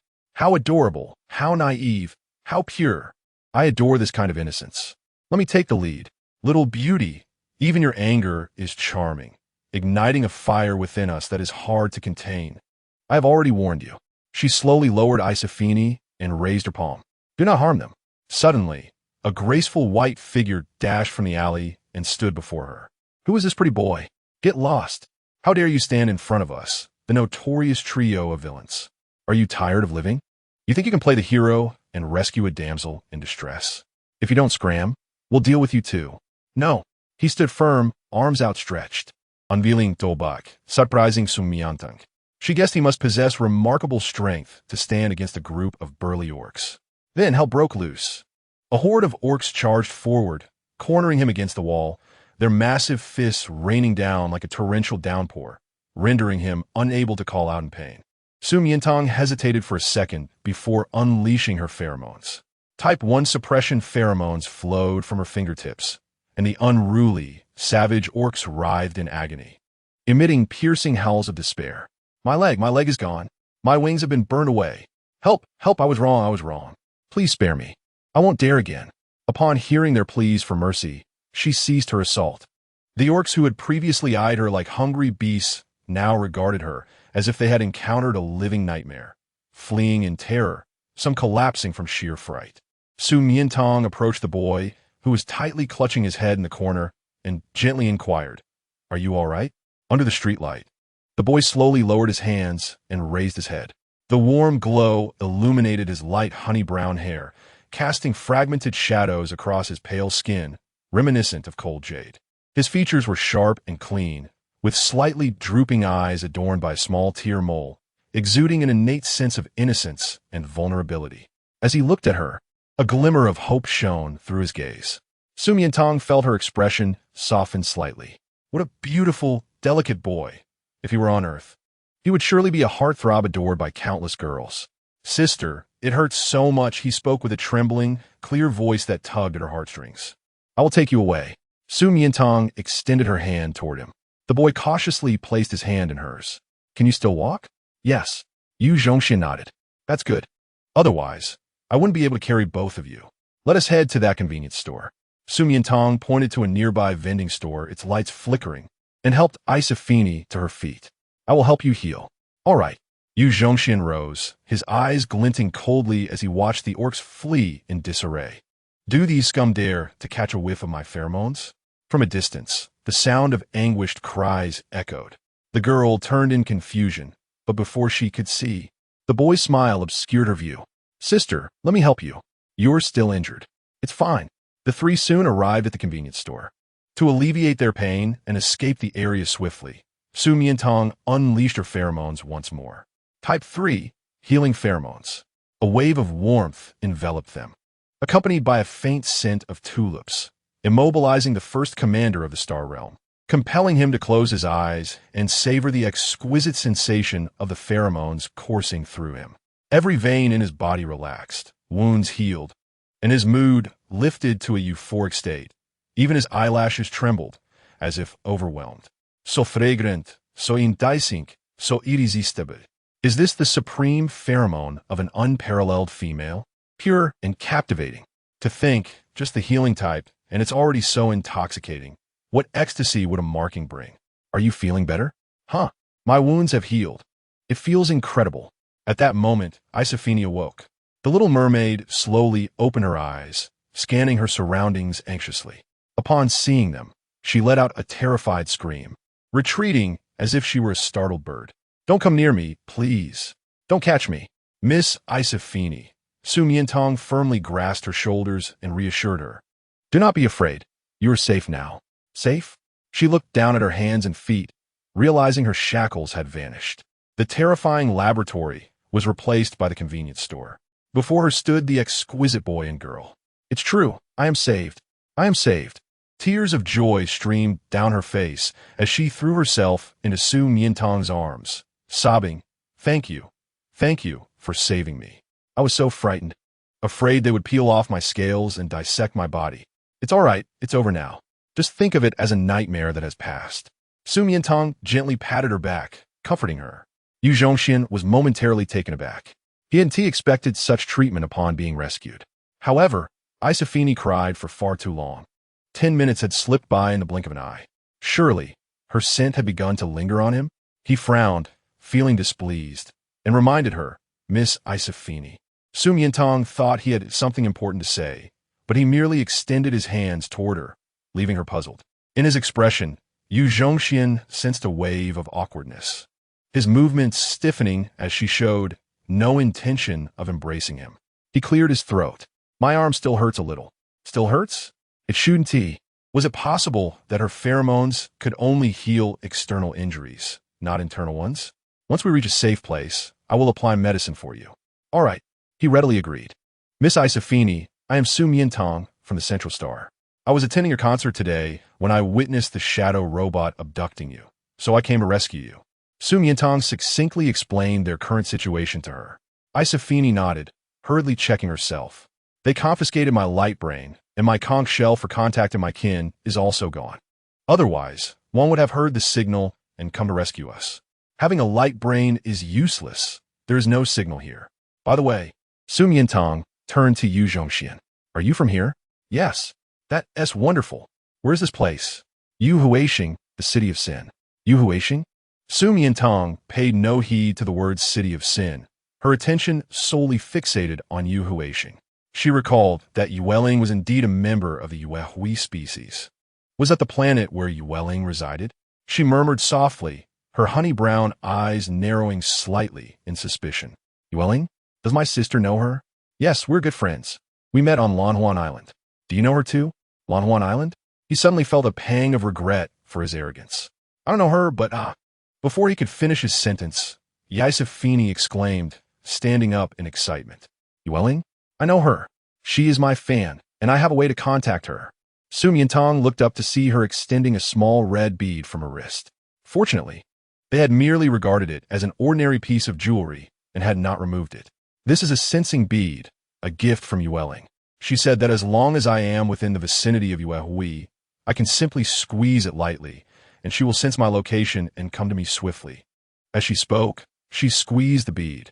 In Rockefeller Castle, Yueling was anxiously pacing in the hall when she suddenly noticed the sensing bead glowing. It was Yisafini? The location indicated was in the Sin City. Without a moment to lose, she summoned her flying vehicle and quickly headed toward the destination. After squeezing the sensing bead, Yisafini let out a sigh of relief and patiently awaited rescue. However, Su Miantang's brow furrowed slightly. The Moonlight Fairy keenly sensed her unease. Sister, what's wrong? I fear that the Shadow Robot Organization will not easily let Yisafini go. If they discover her absence, they will certainly search everywhere. And once they find out that it was Yueling who rescued her, it will implicate her as well. After all, she is also a level female. What if they capture her too? The Moonlight Fairy looked at her, and a part of the heart within his mechanical chest, harder than alloy, sank slightly. He had encountered wise individuals who often acted selfishly, brave souls who were frequently reckless, and kind-hearted people who tended to be foolish. Yet, he had never seen someone embodying all these admirable qualities, with kindness prevailing. And now, he was about to exploit that kindness. It won't happen. Yisafini waved her hand with a smile, dispelling her worries. You and Yueling are friends. Surely you know how powerful her family is, especially her brother. I don't know. Su Miantang shook her head. In truth, we only spoke briefly, but she seemed to mention that her brother is quite formidable. Oh, the Moonlight Fairy's lips curled into a smile as he looked at her expectantly. Just how formidable is he? I'm not sure. I didn't ask. Chapter 93, he will cling to her for a lifetime. Yisafini. Her brother is a level combat male, the top commander in the galaxy, possessing the innate ability to manipulate mech troops in battle and destroy all advanced intelligent products. He is the overlord of the Yuehui system, feared throughout the galaxy, especially by the inconsequential Shadow Robot Organization. So powerful? Then I can rest easy. Yes, sister. The Moonlight Fairy leaned closer, his starry eyes sparkling as he cutely blinked at her. He is incredibly strong. Perhaps he will help you eliminate the Shadow Robot Organization. He will, Yisafini said, brushing her beautiful long hair, her expression slightly bashful. Yueling mentioned that her brother has liked me for a long time.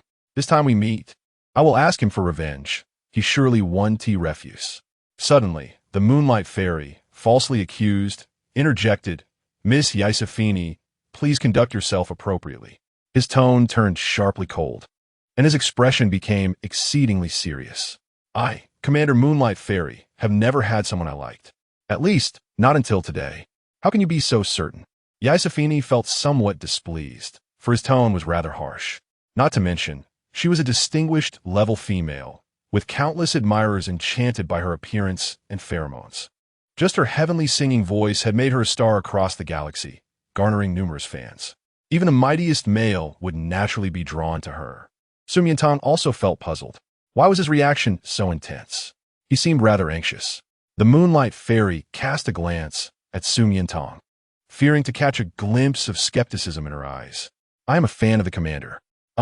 So you're just a little admirer who cannot bear to see your idol with a female companion? Yisafini understood, yet she proudly raised her chin, declaring, I will soon prove it to you. The Moonlight Fairy's gaze darkened as he found this mermaid somewhat bothersome. He then looked up with bright, sparkling eyes at the girl beside him.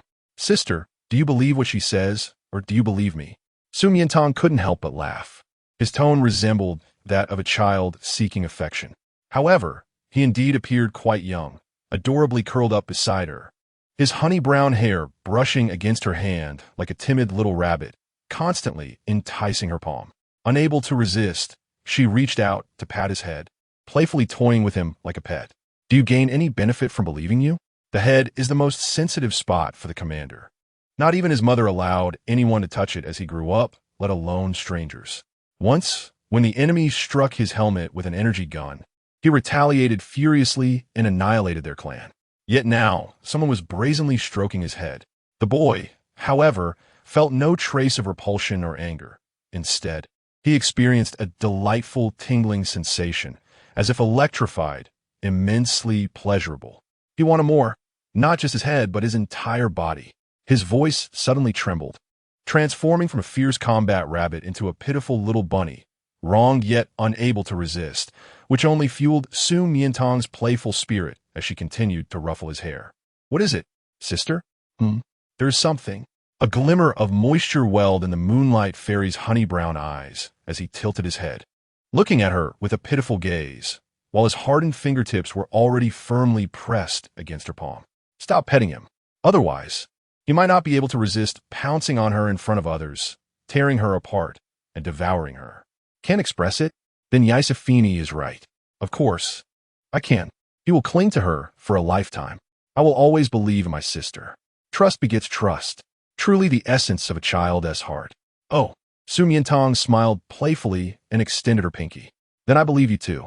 "Huh?" Yisafini observed the two, who seemed to have built an impenetrable barrier around themselves, creating an atmosphere so joyful and relaxed that others found it impossible to interject. She inexplicably felt that something was amiss. It seemed as though Su Miantang regarded the boy merely as a pet or a younger brother, playfully teasing and toying with him, their relationship as pure as a handful of clear water. Yet the boy, appearing naive and innocent, occasionally revealed a gaze that was piercingly intense, filled with a deep, burning desire for possession and longing for the female, far more daunting than that of a predator eyeing its prey. One should be wary. Her savior must not be underestimated. Based on her years of emotional experience and intuition, this boy was anything but simple. Just as she was about to offer a word of caution, she heard commotion at the door. "Yisafini, Miantang." Yueling hurriedly disembarked from her flying vehicle, her eyes lighting up in surprise as she spotted Yisafini, Su Miantang, and beside Su Miantang, the exquisitely handsome and obedient young boy. "Who is he? Why does he look so familiar?" Just as she was about to curiously inquire, it suddenly struck her like a thunderbolt. He can't possibly be her brother, can he? The only level combat male of the herbivorous species throughout history, possessing dual innate forms. One is a regular human shape, and the other is a mech warrior. Upon reaching adulthood, the most intelligent, resilient, agile, and striking mech would grow within him, continuing to this day. However, despite the change in appearance, her cool, charismatic brother, standing beside Miantang, seemed to have transformed into a well-behaved pet. Chapter 94. Love at first sight. Yuling could hardly believe her eyes, questioning her perception as she rubbed them in disbelief. Just as she was about to confirm, Yisafini excitedly rushed over and embraced her. "Yuling, you're here? That's wonderful. I was just kidnapped by the shadow robots, and I was terrified." At that moment, she sensed the unique sound transmission technique of the Yu family. "Pretend not to know me," came the message from her brother. The figure before her, oh no, this young man, was indeed her brother. What had transpired in just one night to transform him so? Had the intelligent brain been attacked? Su Miantang also approached, greeting her. "Long time no see, Yuling. I'm afraid I must trouble you right upon our meeting. This is..." She reached out to touch the head of Yu Zhongxian, causing Yuling to be taken aback once more. No one was allowed to touch her brother's head. It was a matter of life and death. Not even their mother could lay a finger on it. Yet Miantang had done so without hesitation. Moreover, her brother seemed to be enjoying it. Had the intelligent brain truly been attacked? Had he become a fool? "Brother, you call me again, and you'll regret it," Yuling thought. The familiar tone assured her that he had not been attacked, but was willingly indulging in this. Yet why? She glanced at Su Miantang, pondering if there was only one possibility. Her brother had fallen in love at first sight with Miantang. Only those enamored would treat someone differently. Brother, do you feel something for Miantang? Before she could finish her thought, he responded with a soft affirmation, as if he had anticipated her question. Yuling's heart raced with excitement. She had known it. Miantang was so gentle, beautiful, and charming that no male could resist her allure, and her brother was no exception. Just the day before, he had adamantly declared that he would never meet any female, let alone develop feelings. Now, he had been proven wrong. Sister-in-law, she exclaimed joyfully as she tightly embraced Su Miantang. Yu Zhongxian's lips curled into a slight smile. For the first time, he found his younger sister's exuberant words quite delightful. However, Su Miantang was bewildered. Yuling, what s with the sudden address of brother and sister-in-law? Nothing. Yuling forcibly suppressed her excitement, pulling both Su Miantang and Fanny along. I'm just so glad to see you both that I'm a bit incoherent. By the way, you just mentioned he is. She deliberately looked at her brother, eager for Su Miantang's introduction to gauge their relationship's progress. Surely, they hadn't declared love at first sight and committed themselves already. Had they? She was overthinking it. Su Miantang replied in an even tone, he is just a passerby we encountered on the street, acting heroically. A passerby? Yu Zhongxian's gaze dropped as he looked at her, his eyes swirling with disbelief. In her mind, he was merely a passerby, of little consequence. Yuling struggled to contain her laughter from the side. She had thought that someone as formidable as her brother could easily win any female's heart. Yet here he was, turning into a docile little rabbit for Miantang, not even receiving a glance in return. Truly, her goddess was exceptional, perfectly capable of humbling her brother's pride. Su Miantang observed the young man's eyes flickering with emotion, resembling someone on the verge of tears, fearing he might shed pearls like Fanny. She prepared to change the subject to comfort him. Unexpectedly, Yuling abruptly pulled her away. As they spoke, she summoned the flying vehicle. Since Su Miantang had mentioned passerby, Yu Zhongxian had been fixated on her, his gaze unwavering from the vehicle to the inside and then underneath. Everyone noticed his unusual behavior, especially his intelligent brain. But this time, it offered no data analysis, for his emotions were far too intricate. The chaos of feelings stemming from being distanced by the girl, frustration, and unexpressed anger mingled within him. He was impatient to possess her, yet feared revealing his ulterior motives, potentially scaring her away. He didn't want her to look at anyone else. He only desired her gaze and conversation. An intensely selfish thought that he had to suppress while maintaining his current persona until he could enter her heart. The complexity of emotions nearly overwhelmed his intelligent brain, far beyond what any machine could analyze. Wow, it's beautiful. Upon disembarking the vehicle, Fanny exclaimed, even after witnessing many magnificent structures. Su Miantang was awestruck by the Rockefeller Castle. The Gothic spires soared into the clouds, towers and walls shimmered with vibrant colors, creating a breathtaking spectacle under the moonlight, resembling a majestic mountain range, vast and boundless. The Disney castle, which had once dazzled her, now appeared as a mere toy in comparison. According to Fanny, Yu Zhongxian was the master of the Yu family and the sovereign of the Yu comet system. Thus, this place could be likened to the royal palace of the Central Star, albeit with a different political system and cultural expression. Yuling instructed her attendants to prepare a banquet to entertain their esteemed guests. Fanny eagerly pulled her aside, asking, Yuling, where is your brother? Is he home? Is it convenient to meet him? She slowly turned her gaze toward Yu Zhongxian, her eyes stiffening as she met his cool gaze and resolutely shook her head. He isn't here. Then where is he? Upon hearing that you have been kidnapped, I came to seek his help. He has already departed. I'm not sure how far along he is. Really? He has gone to rescue me? Fanny clutched her heart, overwhelmed with emotion, turning to the young man with pride. Did you hear that? Your idol has never met me, but is willing to risk himself for me. What else could that mean if not affection? Yuling, the unwitting instigator of this misunderstanding, dared not meet her brother's cold, penetrating gaze. In truth, for her brother, dismantling the shadow robot organization was merely a trivial task, not worthy of the term risk. I know he is the strongest. Fanny's eyes sparkled with excitement as she anticipated meeting him even more. Oh no, not only had she angered her brother and caused Fanny to misunderstand, but most importantly, would Miantang also. Chapter 95. The sour smell of love. Yuling cautiously glanced over, noticing Fanny's face light up with realization. No wonder when I took you out of the experimental base, all the robots around were destroyed, and after so long, the Haven T pursued us. Could they have been destroyed? Sister, fearing she might misunderstand. Just as Yu Zhongxian was about to clarify, he heard her continue with relief. If your brother truly destroyed the Shadow Robot Organization, that would be fantastic. Not only would Fanny be grateful to him, but I would be as well. Yu Zhongxian gazed at her sparkling eyes, a hint of a smile emerging, seemingly genuinely pleased. Sister, is it important for you that the Shadow Robot Organization is destroyed? Of course. They have kidnapped and tormented Jun Xingyin for so many years. It still haunts him. He has never ceased the pursuit. If he knew that this organization had been annihilated, I cannot imagine how happy he would be. Moreover, the sooner such an evil organization disappears from the world, the less threat there will be to high-level beastmen. Yu Zhongxian lowered his gaze and issued a command through his intelligent brain. Bring that skunk here. Understood. Phew. Thankfully, Miantang didn't think too deeply.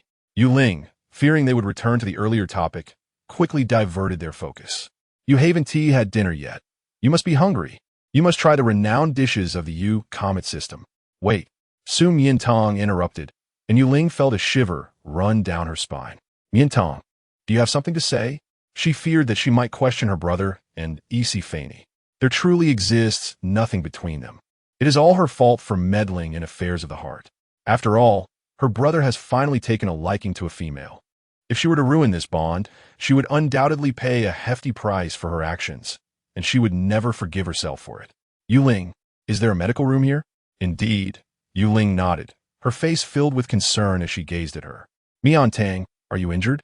Where? Let me see. It is not me. It is Su Miantang, who turned to look at Yu Zhongxian, only to realize that, due to her anxiety, she had not yet inquired about his name.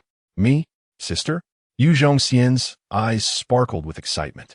After being referred to as a mere passerby, his previously gloomy mood was suddenly uplifted.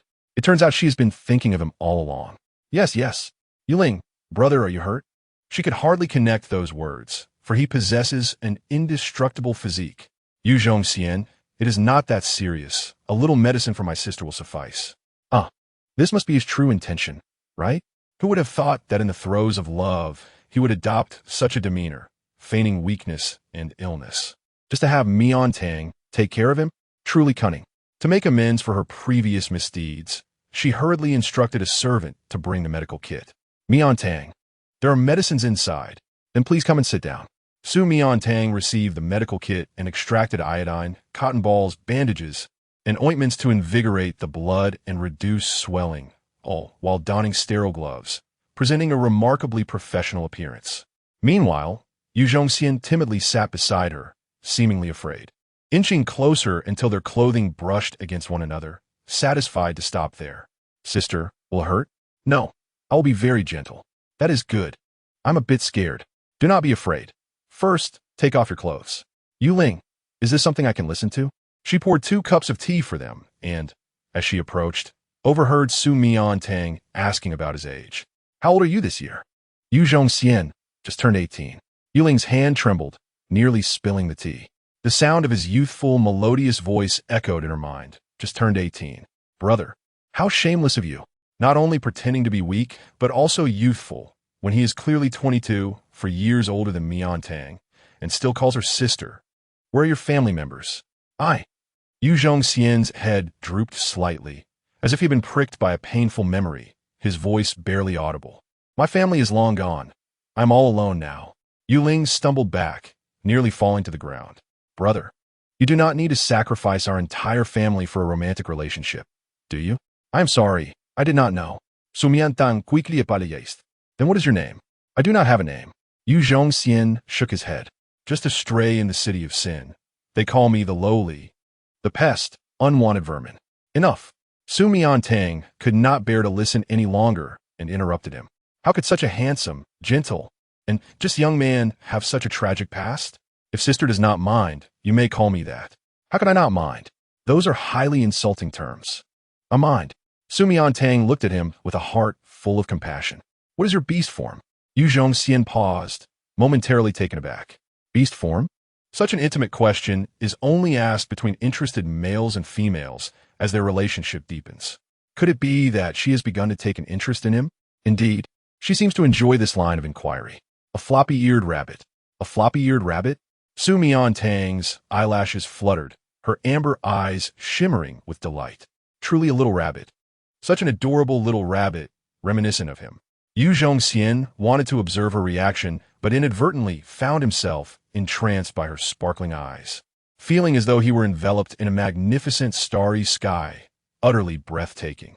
He was so close to her that he could see every feature, from her eyes to her nose, mouth, neck, collarbone, and even the subtle curves of her chest. The faint scent of tulips lingered in the air. How could there be such a beautiful female in the world? Such an alluring pheromone? And such a wonderful person? Each detail relentlessly tested his patience, igniting an insatiable yearning within him. May I call you Lilir? Yes, regardless of what she calls him, even if it were those unflattering names. He would find them delightful as long as they came from her lips. Then he tentatively gazed at her. Little Ear will not be alone anymore, right? Su Miantang's movement paused as she realized his meaning. A wayward orphan, indeed, has little sense of security. However, remaining by her side may not be appropriate. Fei Ni, do you smell that scent of love? Yu Ling and E.C. Fei and I were gossiping, glancing towards the sofa. No, E.C. Fei and I shook her head. I only detect a whiff of conspiracy. Indeed, Yu Ling nodded. Brother's current demeanor resembles that of a fox spirit from a myth, transformed into a delicate and charming lady, seeking to deceive and devour an innocent scholar. Chapter 96. How it itches. I feel like I'm developing a love-struck brain. Enough. Su Miantang finished bandaging him and lifted her head slightly, inadvertently locking eyes with a pair of deep, abyss-like orbs, which held a glimmer of fervent light. Little Ear, what is wrong? It seemed as if the previously aggressive gaze was merely an illusion. Su Miantang smiled. Is your mouth so sweet? Then should sister have a taste?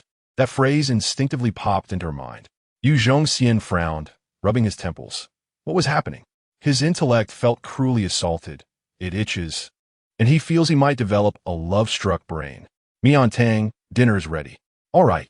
The four took their seats.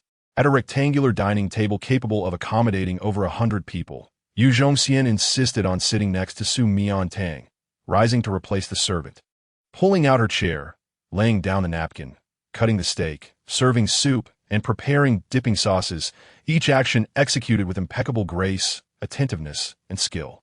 Thank you. Su Miantang savored the pumpkin cream soup, enjoying his meticulous care while feeling a bit puzzled. Little Ear, you seem well-versed in dining etiquette? According to his words, having wandered in the city of sin since childhood, he should have had little opportunity to interact with the elite and nobility, let alone possess such thorough knowledge of these intricate customs. Yu Zhongxian hesitated with his knife and fork. Yu Ling froze as well. Yu Ling, I see. Su Miantang silently noted his virtues. Yu Ling quietly lowered her head to eat her salad, never realizing how adept her brother was at lying. Unable to see the person she longed for, E.C. Fei and I felt somewhat disheartened, finding the delicious food in her plate rather bland. It has been several months. Such a long time. Then please tell me, what kind of person's your brother? Yu Ling stealthily glanced up at the boy who had been clinging to the girl opposite her. In the past, she would have confidently claimed to be the world's foremost expert on her brother, but now she felt it was better to refrain. He was simply too unfamiliar. He is quite multifaceted, difficult to describe. Multifaceted? E.C. Fei Ni's interest was piqued. For example, knowing her brother's heart belongs to Miantang, and he could no longer see anyone else. Yu Ling wished to prevent E.C. Fei and I from falling deeper, so she shifted the topic. Let's talk about you first. Fei and I, with your beauty, sunny personality, and fame, what kind of male would you like? Me? E.C. Fei and I cradled her face, appearing to recall something, her expression slightly bashful. Perhaps I'm not quite like ordinary females. Do not laugh at me. I want tea. I like the aloof, ascetic types. Those who are untouched by the world. Despite promising not to laugh, Yu Ling could not help but chuckle, primarily because none of those three descriptors aligned with her brother. She could rest easy. Such lofty expectations. Is there truly anyone who can meet them? Who claims so?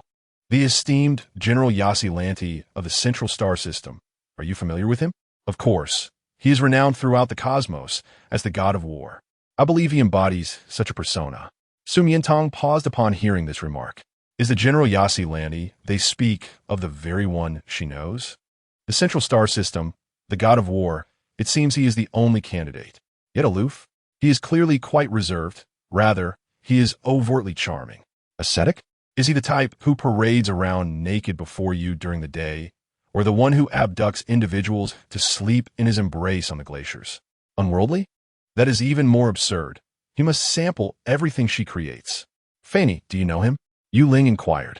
I do not, responded E.C. Fanny, shaking her head. Then how do you discern his character? I recall once performing at a concert on the sea, and a military regiment passed overhead. Nearly all the military elites turned their gazes toward me, except for him. That aloof and ascetic figure left a lasting impression on me. Ha ha! Your preferences are indeed quite distinct from those of ordinary females. He must be accustomed to being pursued, hence the disinterest in his admirers. But perhaps that is merely a delightful illusion. Su Miantang set down her cutlery, and upon hearing this, Yu Ling and E.C. Fanny turned their curious gazes toward her. An illusion? Indeed. Although Lan Lan possesses numerous virtues, they have nothing to do with what she just mentioned. What do you mean? By the way, Miantang, I almost forgot. You're also from the Central Star System. Surely you do not know the god of war, right? The three were engrossed in their discussion at the dining table, while the color of Yu Zhongxian's eyes darkened, particularly upon realizing that the protagonist of their conversation was the formidable rival analyzed by the intelligence system. Sister, do try this bread. I have dipped for you. He deliberately interrupted them. Yu Ling seemed to catch a whiff of a sour scent and smiled, opting to remain silent. Duchess is here. Suddenly, an attendant's announcement echoed from outside, prompting everyone to rise and pay their respects. However, to their surprise, upon entering the dining hall, the first figure she noticed was neither E.C. Fanny, nor her son who had taken human form, nor her little daughter. Instead, it was a female seated at the far end of the long table, dressed in the most understated yet captivating manner. Who is she? How could she be so breathtakingly beautiful? So beautiful that one cannot tear their gaze away. Good evening, Duchess. E.C. Fanny performed a graceful curtsy. Greetings. You must be Ling Er's idol, the illustrious star of the cosmos, Miss E.C. Fanny, am I correct? Indeed. I am delighted to have you as a guest in my home. She offered a slight smile of acknowledgement, gliding past her children straight towards Su Miantang. Chapter 97. I only desire her. Su Miantang rose, but before she could offer her greeting, she found her hand grasped by Duchess Hilary, who gently assisted her up. No need for excessive courtesy, beautiful young lady. May I ask your name?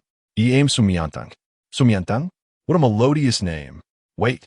As the Duchess spoke, it appeared she suddenly recalled something, her finger freezing mid-air. Su Miantang? Is she not the one without pheromones that Linger mentioned? How could this be?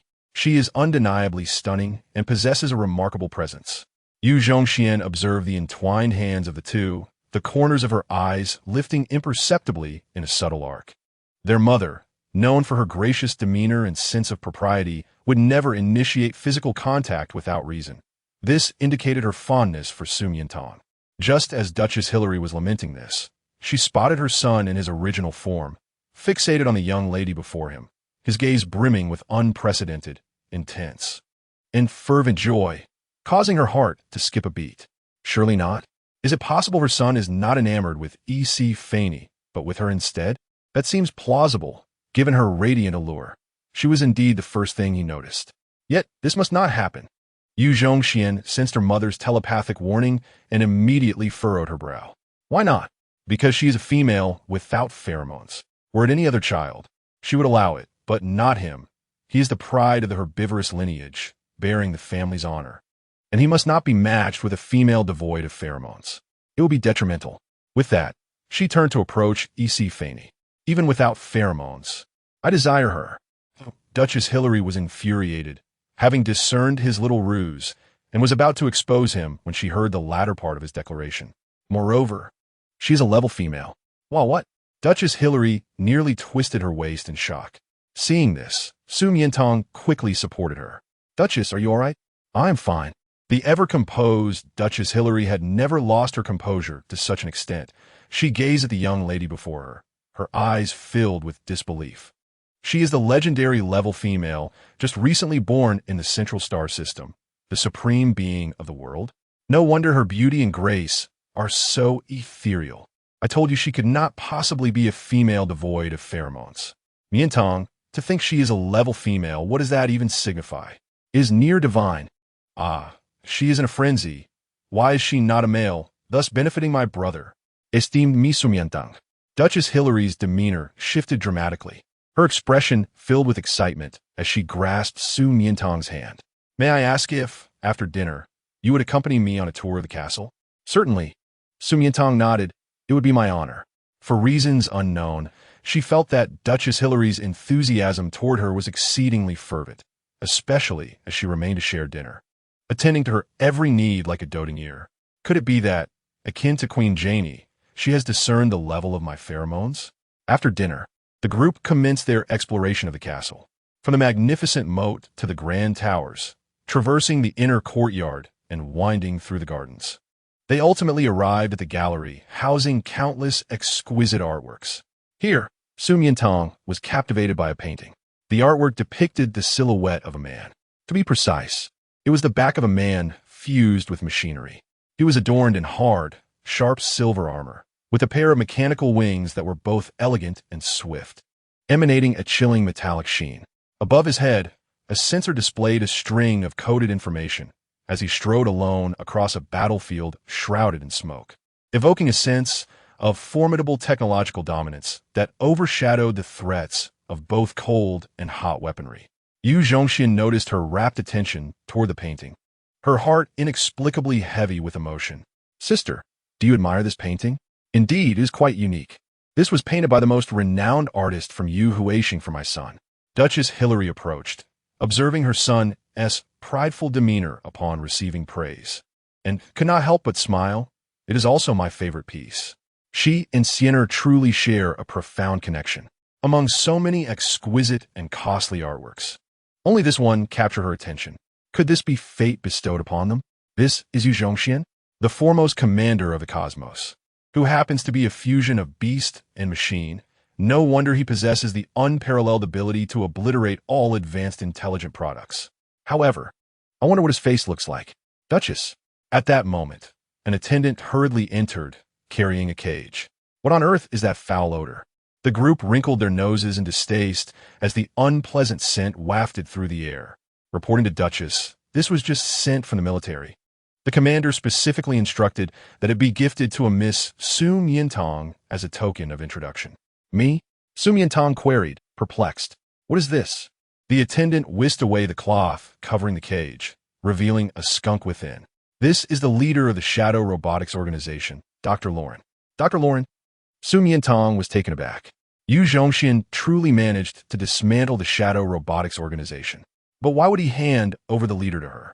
It seemed he was aware of their animosity, yet they had never met. Where did this notion of a meeting gift come from? The commander mentioned that he had witnessed Miss Su Miantang rescuing Mrs. Finey at the experimental base and was deeply impressed by her intelligence and bravery, thus entrusting Dr. Lauren to her. So that was the case. Su Miantang accepted the cage, her heart brimming with gratitude. Unfortunately, he is not here, otherwise I would certainly express my thanks in person. Please convey my deep appreciation to the Duchess. I am exceedingly fond of this gift. Duchess Hilary glanced at her son beside her, her tone laden with meaning. Very well. However, I believe you will meet him eventually. So it was you who intended to harm me. Isfini, upon hearing Dr. Lauren's name, furiously rushed forward, ready to unleash her pheromones to strike him down, only to be restrained by Su Miantang. Fini, spare his life for now. Why? He is a devil who has committed numerous atrocities. Chapter 98. Wiping Tears with Bunny Ears. Su Miantang replied, because there is someone who has suffered far worse at his hands and surely wishes to deal with him personally. So it is not her desire. Who is this person who has suffered so deeply? It sounds as if they are of great significance to her. Yu Zhongxian furrowed her brow slightly. Very well. Listening to the benefactor, allowing him to perish like this is indeed quite lenient. Once there is a resolution, you must inform me. Shall we take a photo? Isfani pulled out her light brain. I want to document this beautiful moment to share on my social media account. Firstly, to reassure my fans, and secondly, to celebrate my miraculous escape, the successful dismantling of the Shadow Robotics Organization, and my encounter with my savior, and all of you wonderful friends. Wonderful. Yuling posed cooperatively, while Su Miantang recalled Queen Janie's advice to conceal her identity as much as possible. To appear on the social media account of an interstellar superstar is too ostentatious. She revealed only one hand. That didn't turn out well. Miantang, you stand in the middle. Isfani reached out to pull Su Miantang in, but Yu Zhongxian subtly intervened. Perhaps not? With such a beautiful sister exposed on a major social media account, she would attract a plethora of unwanted attention. An elite female. I imagine suitors would be overwhelming. Indeed. Isfani nodded in agreement. Su Miantang observed the young boy beside her. Such a considerate little ear should not continue to wander. Miantang, let us take a few pictures privately later, stored in a confidential album, absolutely not to be leaked. Yuling, take me along. The three females began taking photographs in the vast castle, experimenting with various angles and poses. After a full half hour, they were finally halted by Duchess Hilary. Linger, you have been too playful. You've forgotten to properly entertain our guests. Miss Su Miantang, Mrs. Sfiney, the day is drawing to a close. You must be quite fatigued. I have arranged rooms for you, and I will have a servant guide you shortly. Sounds good. Isfani readily agreed, but Su Miantang declined. Tomorrow is Monday, and I have work. Moreover, if I disappear for too long, the males around me will certainly worry.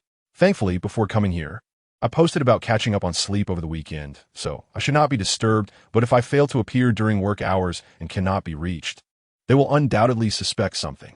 Miantang, you are remarkably diligent. Even if it is work, you are so punctual. I have only just met you. I haven't had enough fun yet. Yu Ling and Isfani clung to her arms, one on each side. Yu Zhongxian silently positioned herself behind her. Although Duchess Hilary wished to retain them, she understood. Should their nation produce an elite female, it would be a concern even to step outside the planet. Furthermore, her son appeared quite capable of staying by her side. No worries.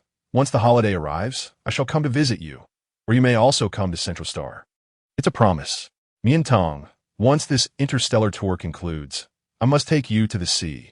There are so many fine wines, beautiful sights, and charming males that you will surely adore. The three parted reluctantly, and as they boarded the flying vessel, Su Miantang turned to Yu Zhongxian. Little ear, do you wish to continue wandering? The meaning of those words was quite clear. No. The boy immediately lifted his head, his eyes gleaming brightly. He knew she would take him along. Yu Ling unexpectedly. The girl turned to Yu Ling and asked, May I request a favor from you? Miantang, why are you being so polite? Do not mention just one favor, even if it were 10 or 100, as long as you require it. Ich shall do mi utmost. Very well. Little ear is clever, kind, attentive, and hardworking. Could you arrange for him a stable job on Yuhuaxing? What? The air instantly froze. Yuling's expression became rigid. The light in Yu Zhongxian's eyes also dimmed. She had not intended to take him along. What to do now? Yuling felt suddenly awkward, scratching his head, regretting his hasty agreement. His brother would surely be furious. Brother? She wanted to glance at him for help, but unexpectedly, she witnessed a scene that filled her with terror, causing her to tremble. Su Miantang, puzzled, followed her gaze and beheld the boy beside her, whose head sprouted too long. Fluffy, snow-white ears, slightly drooping, perfectly suited to wipe away the large, glistening tears rolling down his beautiful face. Sister no longer wants me. He is actually crying, and using his ears to wipe his tears. How utterly unfair. Su Miantang's heart felt as though it had been tightly grasped, rendering her momentarily speechless. She could not tell if she was more charmed or frightened. Yu Ling, brother, please don't do this. I am scared. Isfani, suddenly a younger partner. Being bullied to tears while calling sister is simply too exhilarating. Duchess Hilary, My son truly is remarkable. I did not. You did. You are abandoning me. Yu Zhongxian lowered her head, pearls of tears cascading down. Alarmed, Su Miantang quickly retrieved a handkerchief to wipe them away. Does sister also disdain my identity? Like everyone else. Think I know. Su Miantang interrupted. I merely believe you are a Yu Huaxing person. Having grown up here, staying here would be better for you. I do not want to. Yu Zhongxian shook his head, crying as he tightly grasped her hand, his slightly reddened, shattered gaze tugging at anyone's heartstrings. I do not want to stay on Yu Huaxing. There are only bad people here. Yes, yes. Yuling stammered in agreement, stunned. In the Yu Huaxing system, the status of males is indeed very low. Especially for those in his unique situation, discrimination would follow him wherever he worked. Sister, please let me accompany you to Central Star, all right? I only wish to remain by your side. He pleaded with a quivering, tearful voice, nudging her palm gently with his fluffy ears, gradually breaking down her defenses. I can wash clothes, cook, sweep the floor, and clean the windows. I can do it all. Very well. Su Miantang, completely defenseless, nodded. Really? A glimmer of mischievous light sparkled in Yu Zhongxian's eyes, which were filled with tears. However, he had yet to finish speaking. He truly could do everything. Including, he stared intently at her. Thank you, sister. I will work hard to survive on Central Star and not be a burden to you. Chapter 99. No one is more important than you. The flying vessel vanished from sight. Yuling was still in disbelief, pinching her own face in shock. Glancing at her mother. Mother, do you not think brother is a bit too terrifying? He has two faces, having grown up together for so many years. She had never witnessed him shed a tear, and now he was crying without hesitation. The illustrious commander of the interstellar forces, it was utterly unsettling. What was so surprising about this? Duchess Hilary was not only unfazed, but rather found some solace in it. It was only natural to exert some effort to please the dominant female. Her precious Yenner had finally matured. Central Star, Royal Palace. Since the abduction of Isafini, Jun Qingyin had embarked on an investigation into the matter. When he finally had some leads, he stumbled upon a photograph on Isafini's social media account, and within it was a hand belonging to Tang. In an instant, his mind went blank, and trembling fingers dialed the girl's holographic communicator. Yet, after one attempt, 2 attempts, 3 attempts, there was no answer. Fear gripped him, and he immediately directed his combat prowess towards the Jiuqing Villa area. How could Tang be with Isafini? Had the shadow robots captured her too? What had they done to her? The very thought was unbearable. Simultaneously, within the Imperial National Academy of Sciences, Lu Silly, who was closely monitoring the shadow robot incident, was equally alarmed and rushed to the Jiuqing Villa area. Fortunately, upon their arrival, they found Su Miantang disembarking from a flying vehicle. Miantang, Tang, are you all right? Countless questions morphed into profound concern. Jun Qingyin carefully examined her body, and Lu Silly maintained some composure, for the new health monitoring bracelet indicated that all of her physical data was normal. Yet he inquired Miantang, why were you present in Isafini's star chart? Su Miantang replied, just a hand, and they could recognize me? It's a long story. However, Your Highness, I have brought you a gift. Gift? With a flourish, she lifted a cage, unveiling a panicked skunk within. Lauren, the leader of the Shadow Robot Organization, a demon who had tormented him for years. Even if it were reduced to ashes, he would still recognize it. The Shadow Robot Organization had been entirely eradicated by the illustrious commander of the Yu Comet system, Yu Zhongxian, and now I present the mastermind, Dr. Lauren, to you for your personal reckoning. A chance to confront an enemy face to face. Jun Qingyin had expected to feel immense joy, but the realization that Tang had risked herself for this made his heart ache as if pierced by needles, a pain he could scarcely endure. In truth, hatred had long been supplanted by affection in his heart. Everyone and everything paled in comparison to a single hair on Tang's head. Lu Silly frowned, casting a reproachful glance his way. His obsession had nearly led Miantang into peril. Tang.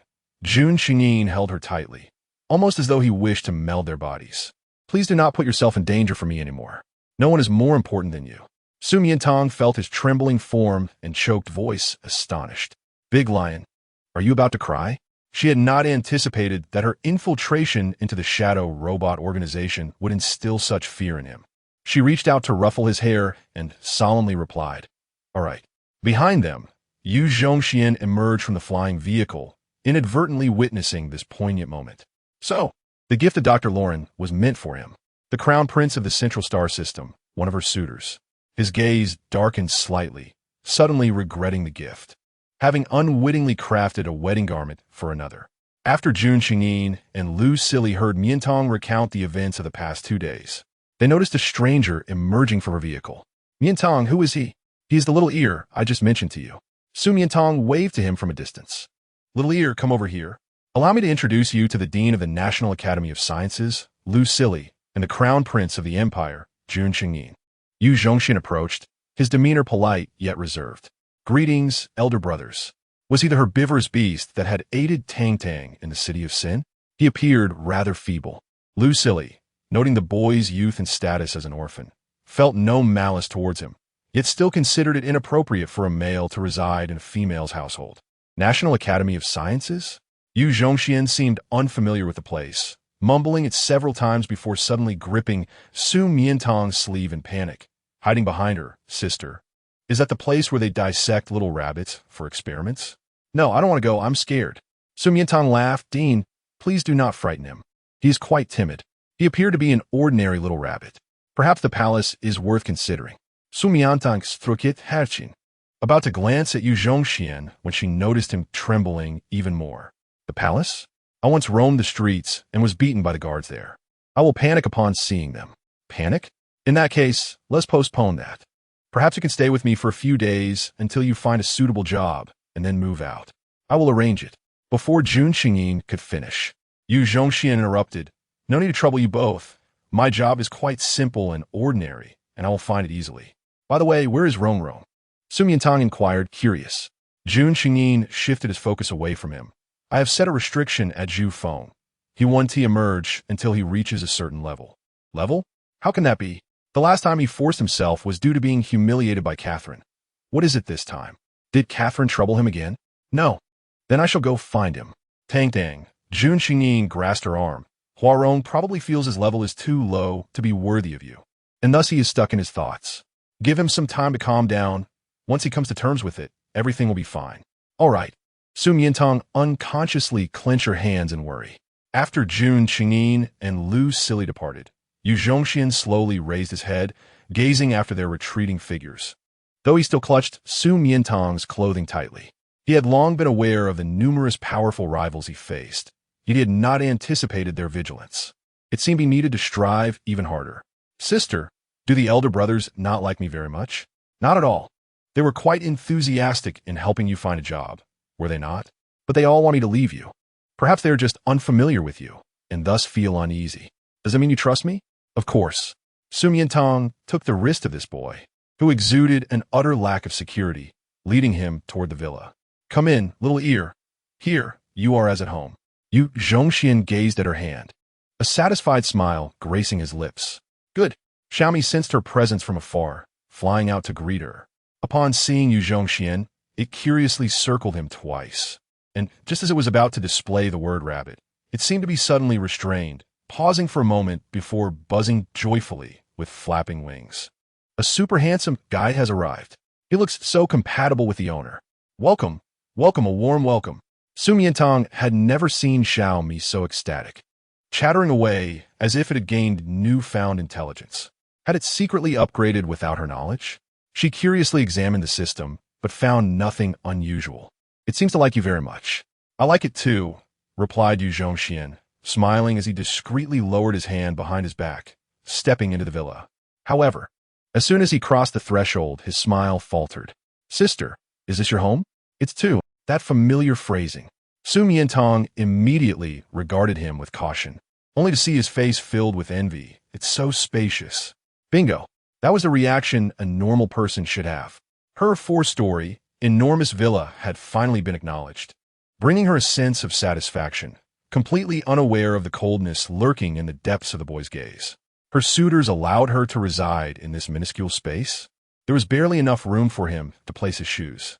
"Sister, did your brothers purchase this villa for you?" "No, it was provided by the Female Protection Agency." "To think it was even state-funded." His expression grew colder.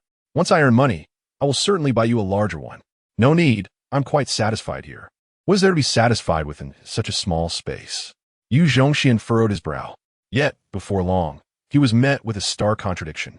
The sofa, curtains, carpets, cushions, and even the air were infused with the rich pheromone scent of a young girl, enveloping him in an atmosphere reminiscent of paradise. He felt so comfortable that he yearned to transform into a floppy-eared rabbit and roll about, wishing to remain in this haven for eternity. It seemed that a small place had its advantages. It preserved the scent. Little ear, why don't you familiarize yourself with the room? I will go water the potted plants. All right. Yu Zhongxian strolled into the study, scanning the titles of her frequently read books with his intelligent device. He proceeded to the hall, capturing the image of her original painting on the wall, then ventured into the kitchen, where he discovered a peculiar box of white substance. Picking it up for further examination. Sister, what is this? Sugar. Sugar? Nothing remarkable.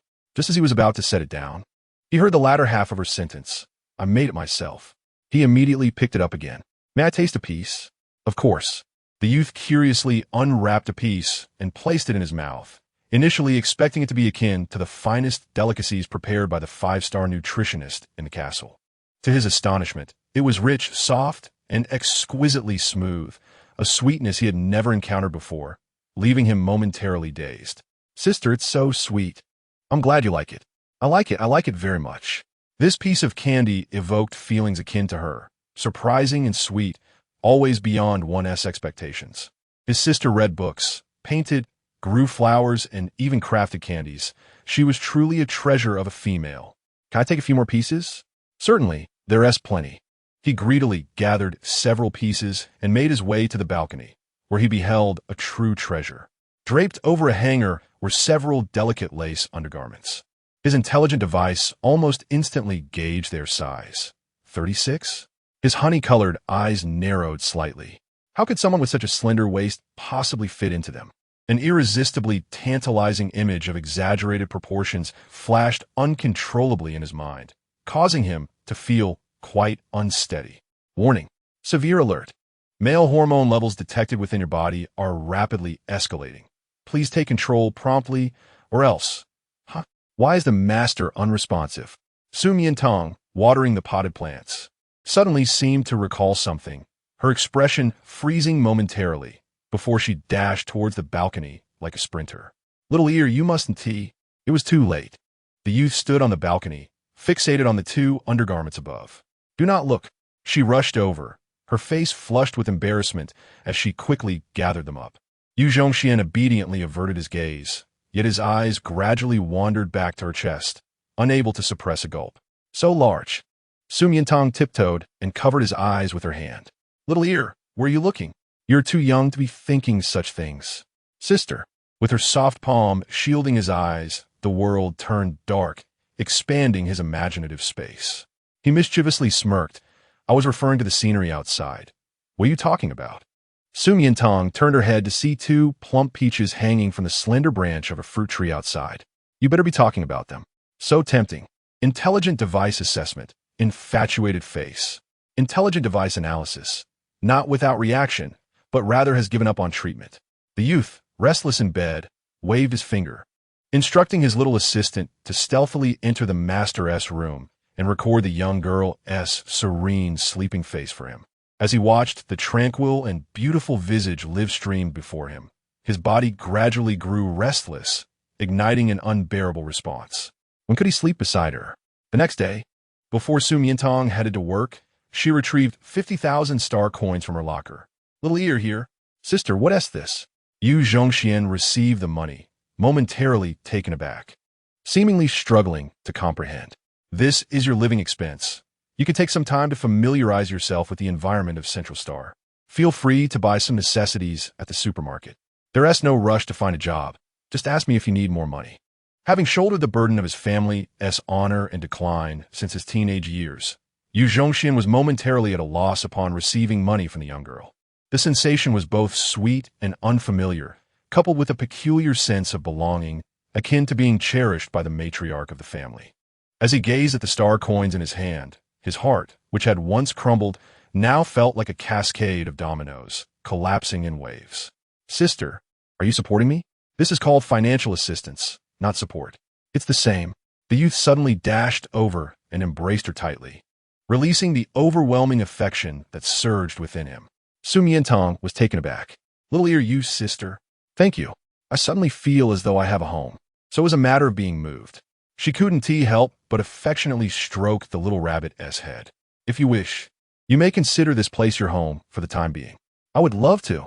Yet he desired not merely a temporary arrangement, but a permanent one, wishing for her to be his lifelong partner. Good. As Su Miantang left home, Yu Zhongxian soared onto his warship, watching her enter the National Institute of Scientific Research before heading directly towards Yu Huixing. Brother?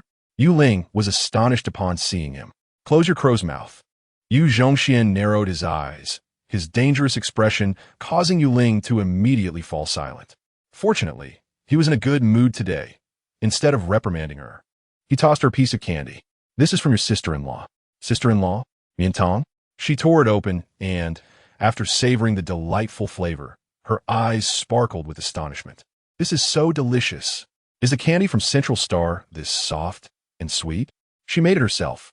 Wow, your sister-in-law is amazing. She is not only beautiful, but also talented.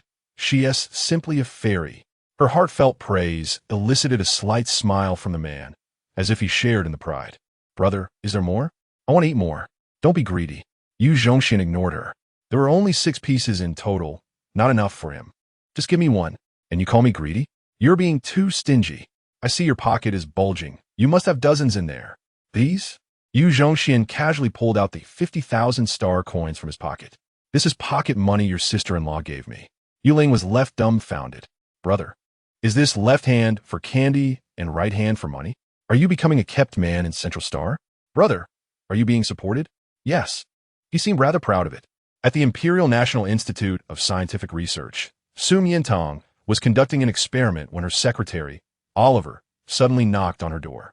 Researcher Su, I apologize for the interruption, but the director wishes to see you in his office. Do you have time? I do.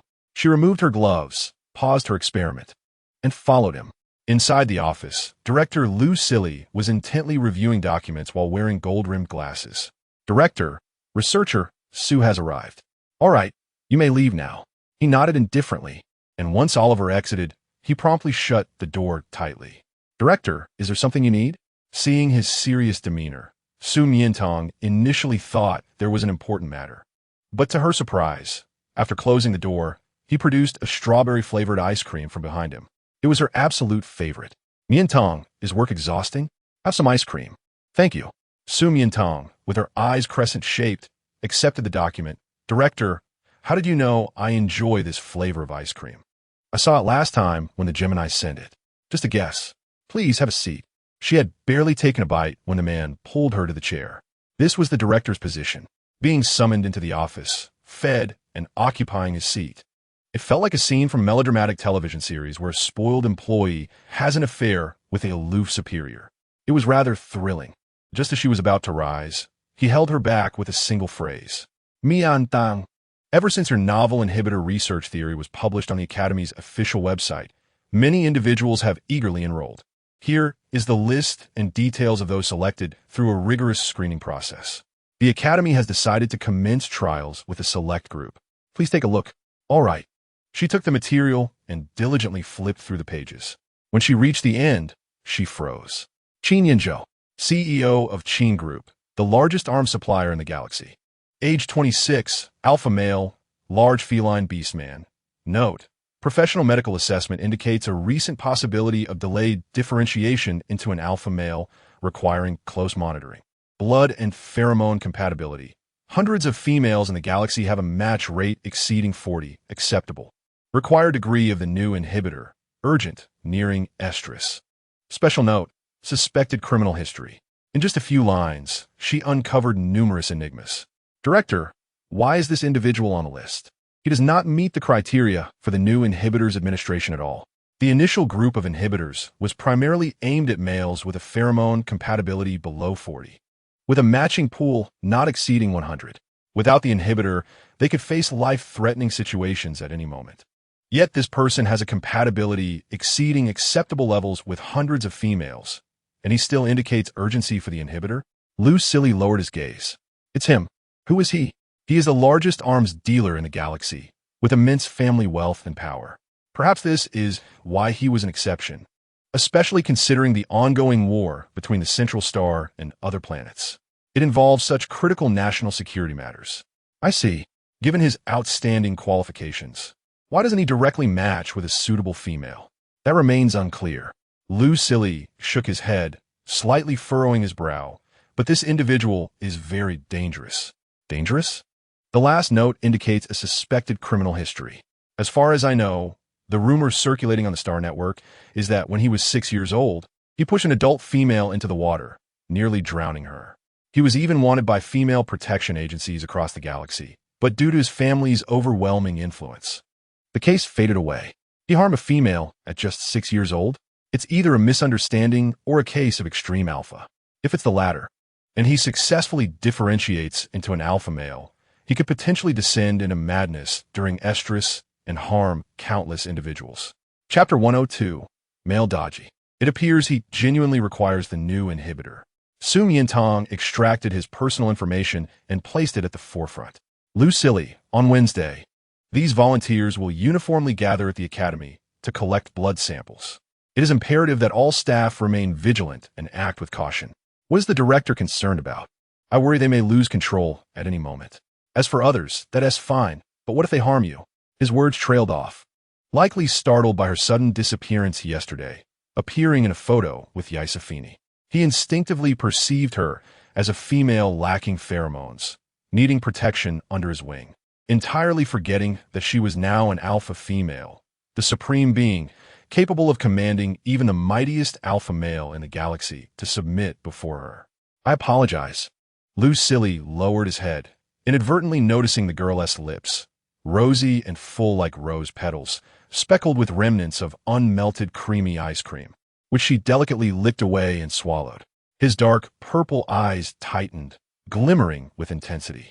Suddenly, he no longer wished to shield her under his wings or care for her tenderly. Instead, he desired to pin her down, fiercely. This was the office. If the previous estrus was triggered by her pheromones, merely gazing at her now incited a reaction. The man's breath began to grow restless. Yet the girl remained unaware of the impending danger, holding her ice cream, her smile radiant, resembling a captivating flower. Others? Director, how heartbroken would everyone be if they heard you say that? Miantang. Lu Silly unconsciously leaned over the girl's chair, enveloping her beneath his tall frame, slowly closing the distance, causing Su Miantang to blink in surprise. You're different from others. I know. She's a female. Miantang. Why do you always call me director? Because we are in the research institute. Do you think of me merely as a director? Outside the institute, am I just an inconsequential passerby, the same as those on the list? His voice grew hoarse, and his expression hardened, reminiscent of the terrifying demeanor he displayed during his last estrus. In stark contrast to his usual self, it was as if he had transformed into a different person. Surely the high-risk individuals on the list had not yet entered estrus, yet he had already succumbed? Who was truly the more dangerous one? Of course not, director. Are you all right? Mifine. He was indeed fine. The corner of Lu Silly's eye twitched, pleased by her response. It seemed her calling him director was merely a playful tease. However, Miantang, I wish... The man leaned down, his warm, chaotic breath enveloping her cheek.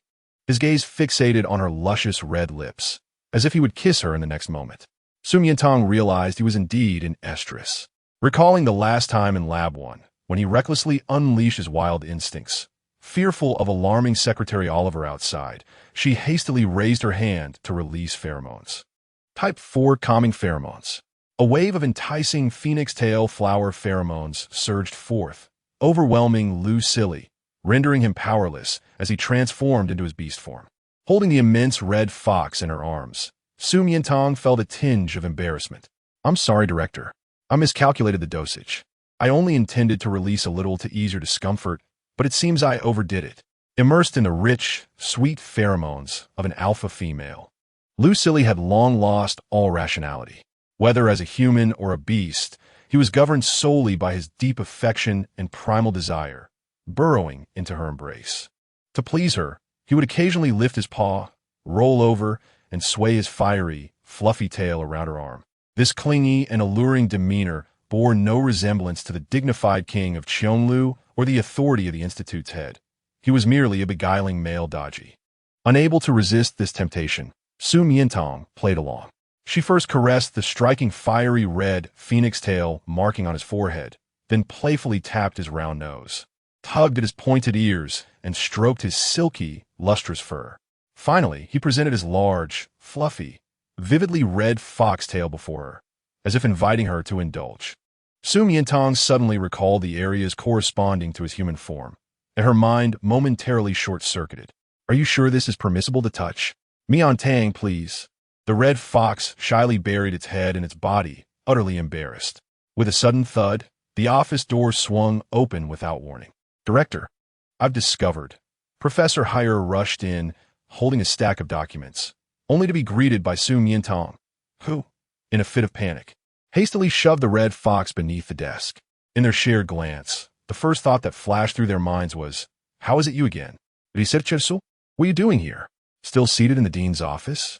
I, too, have come to seek the dean, but upon discovering his absence, I began perusing the documents. Su Miantang stammered as she wove her tale, when suddenly, a delicate moan escaped her throat. It turned out that the red fox was displeased with her distraction while she was playing with it, and as she conversed with another male, its sharp teeth nipped at her finger. Professor Heller was taken aback. He slowly lowered his gaze to the floor beneath the desk, where a vividly red fox tail was unmistakably visible. It belonged to the dean. His spectacles nearly slipped from his nose. They were, in fact, engaging in play within the office. How inappropriate. What misunderstandings. Last time it was in the laboratory, and now here in the office. Each instance more thrilling than the last. Even transforming into beastly forms, it was utterly absurd. They had evidently forgotten that this was a workplace. It seemed necessary for him to find an appropriate time to have a serious conversation with the dean, who had not always behaved in such a manner. As the end of the workday approached, an older researcher from a new inhibitory agent development team approached Su Miantang with a somewhat embarrassed expression. Team leader, I apologize for the interruption. May I take a moment of your time to discuss something? Of course, Su Miantang replied, setting aside her current task. What is it? Senior Ragus? Are you familiar with the Grand Showcase? It is the most renowned fashion venue in the Central Star System, and this year, a top model named John has emerged. He is my little nephew.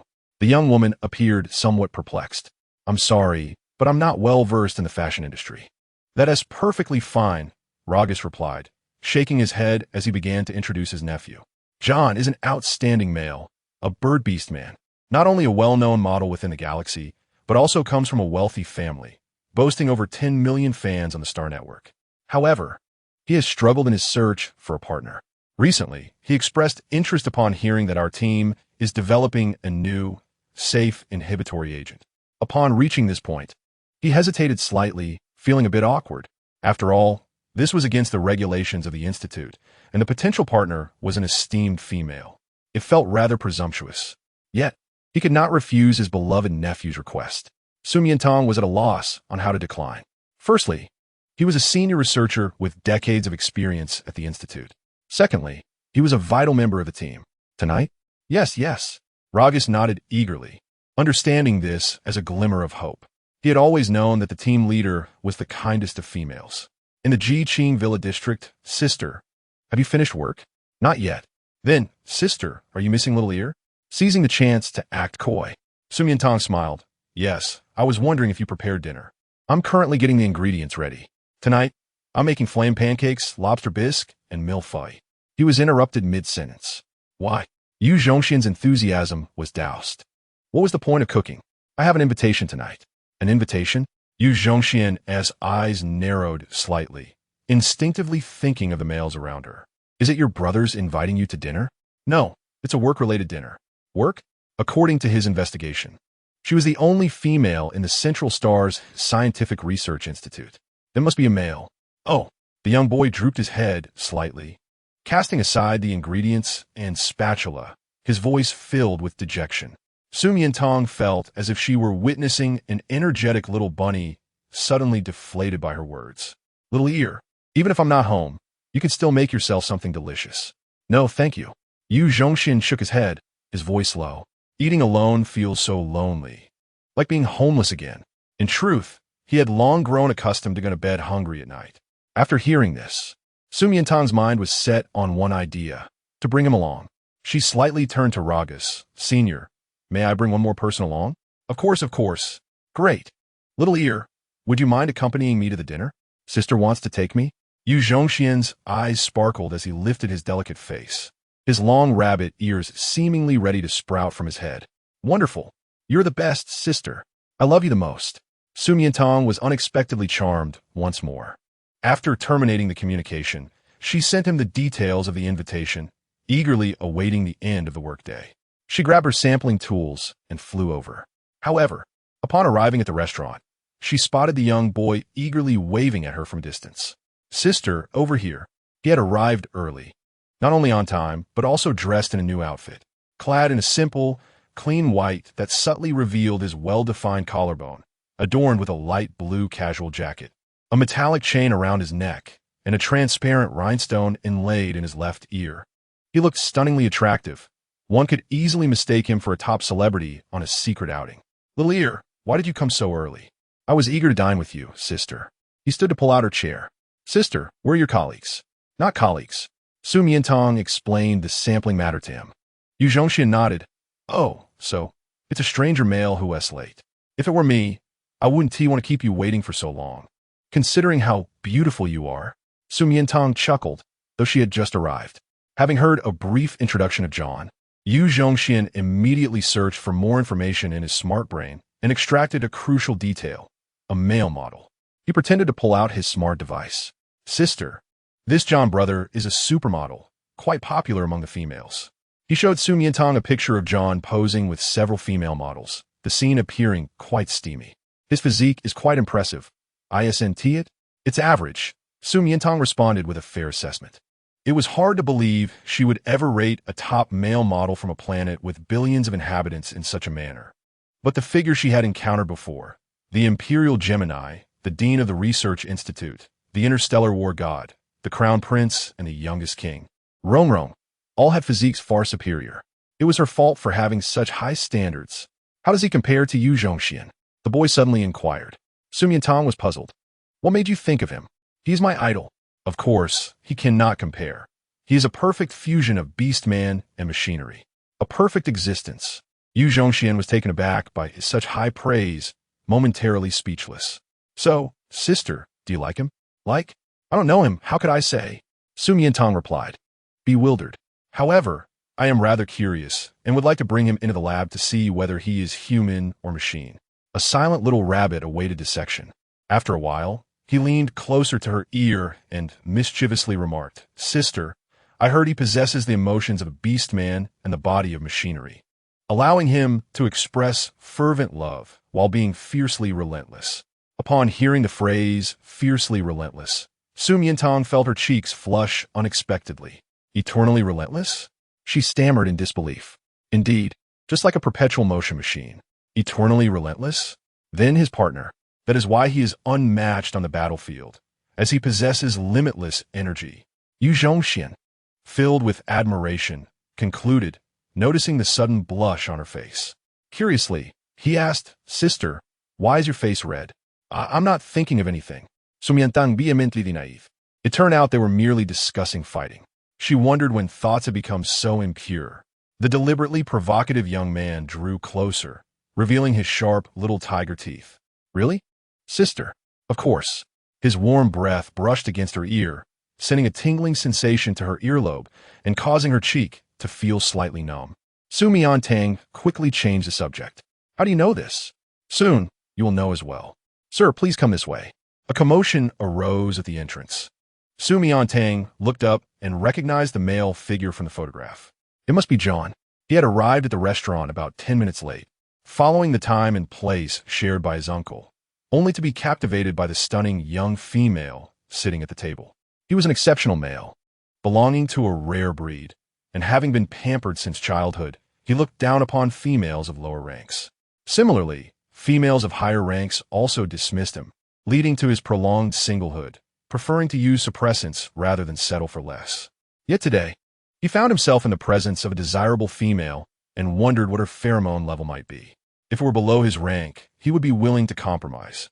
Hello, I am Su Miantang, the head of the new suppressant research team. Su Miantang stood to greet him. Hello, I am John, a model for functioning fashion. Esteemed female, you are truly beautiful. Since entering, John's gaze had been fixated on her face, and he leaned down, intending to perform an intimate kiss on her hand. However, before he could extend his hand, it was firmly grasped by another. Hello, I am Xiao. Yu Zhongxian gazed at him with cold eyes, the warning unmistakable. Yet John paid him no mind, merely casting a dismissive glance. A herbivorous beastman? So lowly ranked that I can't even sense his combat power. Yet he dares to assert his dominance? How absurd. I wonder what this beautiful and intelligent female sees in him. A pretty face cannot provide protection. Only an exceptional male like me deserves to stand by her side. With a dismissive grunt, he released his grip and continued to extend his hand towards the girl. However, Su Miantang had already taken her seat and, in a businesslike manner, retrieved her sampling toolkit. You must be the nephew of Senior Rogers, right? I have gathered your basic information, but I will need to ask a few detailed questions later. First, let's draw some blood for a sample. Generally, females appreciated this process, and she was no exception. Regrettably, Su Miantang not only failed to pick up on his signals, but also raised an eyebrow in satisfaction. Perfect timing. The blood draw requires fasting. Yu Zhongxian's lips twitched, barely containing himself. Oh, that's fine. We can chat while I draw blood. Excuse me. Could this young man make some space? He deliberately moved next to the boy, using the blood draw as an excuse to make him shift. You can sit opposite. Just as Su Miantang was about to speak, Yu Zhongxian stood up. It's all right, sister. Let the brother come over. I can sit anywhere. The lowly ranked beastman was surprisingly perceptive. John wore a proud expression. Xiao, always so well-behaved and considerate. Su Miantang looked at him with a smile in her eyes as she donned her gloves. Mr. John, please extend your left hand. All right, John replied. But instead of extending his left hand, he placed a remote sensor on the table, designed to control the latest aircraft developed by the Central Star System. He removed his diamond-encrusted watch from his right wrist, which was worth over 1 million star coins, and slightly unbuttoned a few buttons on his suit, revealing his luxurious jewelry and well-defined chest. Su Miantang suddenly recalled Senior Grace mentioning he was a bird beast man. Previously, she had assumed it referred to flying creatures. Now, it seemed clear. You belong to the peacock species? How did you know? John exclaimed in surprise. Is my aura that distinctive, that unique? It is quite evident. Su Miantang replied. Yu Zhongxian smirked. Sister, your insults are remarkably clean. I am the rarest and most beautiful green peacock beastman on the central planet. And I'm only 29 this year, John declared, inching closer to the girl. With every step, the boy's expression darkened. No need to get so close. Just extend your wrist. As soon as Su Miantang finished speaking, a robotic waiter approached with a tray and politely poured a glass of red wine over John's head. Sir, please enjoy your drink. His meticulously styled hair was ruined, his expensive suit drenched, and he was utterly humiliated in front of the girl he admired. Furious, John sprang to his feet. Damn it, what are you doing? You just spilled wine on a guest. Call your manager. Sister, Yu Zhongxian said, frightened by his fierce demeanor, quickly pulling Su Miantang closer. Brother is so scary. Hurry, come over. I'm afraid he might harm you. His words only fueled John's rage. How could he blame him for the robot's malfunction? What a ridiculous accusation. Just as he was about to unleash his fury, he noticed the girl was staring at him. Oh no! In his anger, he had forgotten to maintain his gentlemanly demeanor. Nowadays, females prefer gentle and considerate males. I apologize. I hope I didn't frighten you, he said, taking several deep breaths to suppress his anger as he turned to Su Miantang. I was just a bit stressed. I'm not usually like this. What happened? What happened? The restaurant manager rushed over. Just as John was about to argue with him, Yu Zhongxian smiled and said, It's nothing. My brother was just a bit stressed. Simultaneously, the robot chimed in, I was so scared. I'm leaving now. The manager asked, What is wrong with your robot? This language program ISNT in its system? John snapped, it's about to explode. Mr. John, are you all right? Su Miantang observed him looking increasingly like an inflated pufferfish, his hand holding the syringe hesitating. Could he still cooperate for the sample? Yes, John gritted his teeth, enduring it for her sake. This time, he was considerably more compliant. However, in the presence of such a captivating female face, he gradually found his thoughts wandering once more, struggling to suppress his desires. Miss Su Miantang, I haven't had the chance to introduce myself properly. I currently work at the largest fashion company on the Central Planet as their signature model, and I just won the award for Best Male Model at the recent show. Mr. John, that S unnecessary. Just inform Senior Rogers of your recent health reports, medical history, symptoms during your first heat, and whether you've used suppressants. He will relay it to me. Su Miantang articulated clearly, and John understood. She seemed uninterested in him, but he was determined not to give up. Females are notoriously difficult to pursue, especially one as beautiful as her, with countless males lining up behind her. Perhaps she disliked his personality, but she certainly could not reject his physique. As a top male model on the planet, he was 100% confident in his body. With that thought, he raised a glass of red wine in her direction. Meanwhile, beneath the table, he quietly slipped off his shoes and tentatively extended his toes toward her skirt, attempting to brush against her leg.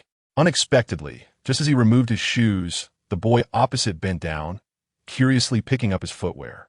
Huh, whose shoes are these? How did they end up under our table? Su Miantang lifted her head, and in that moment, John exploded with rage. That little brat. Once and again, his good fortune was thwarted.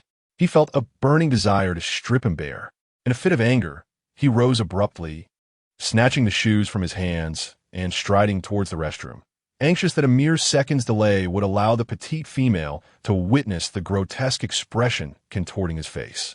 Su Miantang observed him, one foot shod while the other remained bare, exclaiming, "Sister, he is utterly unhygienic," removing his shoes during mealtime. How foul! Yu Zhongxian disdainfully regarded his hand that had held the shoes, unable to endure the discomfort any longer, and stood up. Su Miantang silently lifted a cup of cola to calm her nerves. Inside the restroom, John splashed water on his face, suppressing the fury boiling within, while muttering curses against the restaurant, the robot, and Yu Zhongxian, oblivious to the latter standing at the door. Illuminated by the bright light that elongated his shadow across the cold floor, he spat out a mouthful of water upon finishing washing his face, only to turn and confront Yu Zhongxian, revealing his ferocious demeanor. Well, just as I was about to settle the score with you, you come knocking at my door? You little brat, daring to ruin my plans time and again. Let me show you proper discipline. Just as he was about to unleash his wrath, unexpectedly, before he could utter a word, the youth lunged toward him, gripping his neck with one hand and lifting him effortlessly. Why you?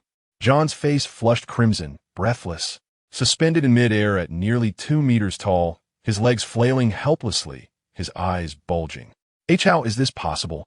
He is merely a low-ranking herbivorous beastman. How can he be unaffected by my combat prowess? He appears to be merely a youth, yet possesses such strength. The hand constricting his neck felt like a sturdy mechanism, as though with the slightest exertion it could snap. From where did this wild chicken come? Who do you think you are to entice her? Yu Zhongxian slowly lifted his gaze, emanating a piercing cold light. His expression transformed from one of innocent youth to one of mocking wickedness, instilling fear in John, whose spine chilled. What manner of monster is he? In the cosmos, only males with combat prowess above a certain level can conceal their presence. John's mouth opened, wishing to confess and plead for mercy, but it was too late, under the overwhelming pressure of combat prowess. He was on the verge of revealing his true form, green feathers sprouting from his chest and arms. These bright green feathers would make splendid shuttlecocks for my sister, he mused, beginning to pluck them. And no, please. John trembled in terror, grimacing in pain, yet the youth showed no signs of halting. I beg you, please. 1 minute, 2 minutes, 3 minutes. Suddenly, without further thought, she dashed forward.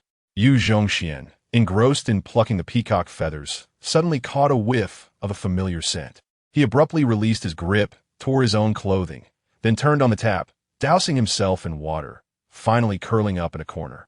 A series of bewildering actions left John in a state of shock. What was he doing? In the next moment, Su Miantang rushed in, encountering the peculiar scene. John grimaced, his face flushed, glaring fiercely at the corner where the disheveled, drenched youth huddled, holding his head in his hands, his eyes red and trembling. Don't hit me. Don't hit me. Brother, I was wrong, I was wrong. I swear I won't come near my sister again. Please, don't hurt me. John? Su Miantang momentarily caught her breath. Sister, you finally arrived. The youth, upon seeing her, dashed over and embraced her tightly, as if she were the light of salvation. Su Miantang felt his trembling form, the droplets cascading from his hair, and the euphoric sound of relief surged a wave of anger from the depths of her heart. She turned to John, enunciating clearly, Did you make him like this? And no. John shook his head vigorously. It wasn't me. It was him. He rushed at me, seized my neck, lifted me up, and started plucking my feathers. And he was caught red-handed, attempting to frame the weak youth. The little one was so fragile that even a gust of wind could topple him. How could he possibly lift you? Yes, deeply nestled against her neck. The youth greedily inhaled her fragrance, softly humming in agreement. He is the most fragile. He needs my sister's protection. And no, he is not weak at all. He must be an alpha to conceal his presence. Alpha? There is scarcely any in the entire Central Star System, let alone on Yusu Xing. What are you talking about? He is just pretending. It's all an act. Truly, he not only attacked me, but also warned me to stay away from you. Otherwise, he would pluck all my feathers and toss me into the sea to feed the fish. Miss Su Miantang, please believe me, he is deceiving you, lurking by your side with ill intentions. His speech became increasingly incoherent, and Su Miantang lost patience, raising her hand to unleash her pheromones. Those who bully her must pay the price. He is unworthy of inhaling your pheromones. The warm sensation washed over her, allowing Su Miantang to regain a semblance of rationality. She nearly forgot that he was the nephew of Senior Rogers. I will no longer develop new inhibitors for you. Take your blood samples yourself, or I shall dispose of them. Miss Su Miantang. John attempted to explain further, but the young lady had already turned to leave. He gazed at the youth, who held her hand tightly, affectionately nuzzling her face, smiling brightly beside her, and recalled the stark contrast to his previous demeanor, resembling a devil. Fear struck him, causing him to stumble and collapse to the ground. Why won't she believe him? One day, she will surely regret it. He has merely lost a few feathers. Yet she could easily be deceived, left with nothing, before she even has time to cry. Wednesday, Imperial National Academy of Sciences, new inhibitor research team. How many volunteers have arrived? Over 500. They have been queuing outside since early morning, while others are still making online appointments, possibly continuing into the afternoon. David was inputting iris information. Good. Hair and blood samples must be sent to the lab immediately to avoid excessive exposure and contamination. The entire team was busy in an orderly fashion when suddenly Brooke, responsible for contacting volunteers, spoke with a grave tone. This is bad. What happened? Su Miantang kuwayith. The Qin group just sent a message that their CEO, Mr. Qin Yanzhou, has arrived at the Central Star's temporary residence at the Crystal Light Tower for multiple rounds of special stars and needs to hold an emergency meeting there. He has no time to come to the Research Institute and requires us to send someone within 2 hours to collect samples. Otherwise, he will not wait. Upon hearing this, all members of the group erupted in anger. Not waiting? Such audacity. Does he think of our National Academy of Sciences as his subordinate?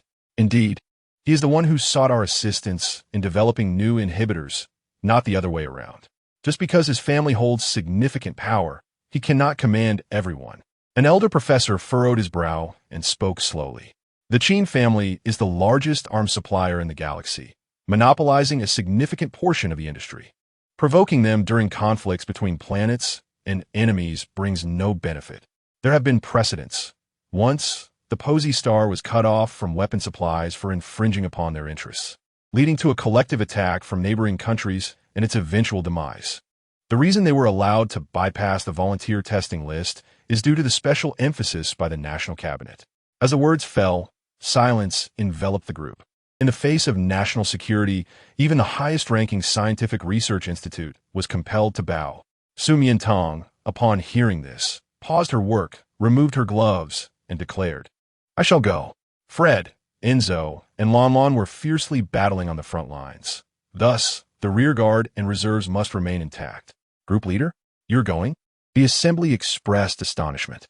Even if someone were to go, a mere ordinary staff member would suffice. For her, the esteemed group leader, the founder of the novel inhibitor, and the only distinguished female researcher in the Institute to undertake such a task seemed excessively demeaning. You all have your own duties to attend to. My program is still behind. There is no rush. Moreover, my presence can address unforeseen circumstances. Indeed, the self-important and haughty consortium often made meticulous demands.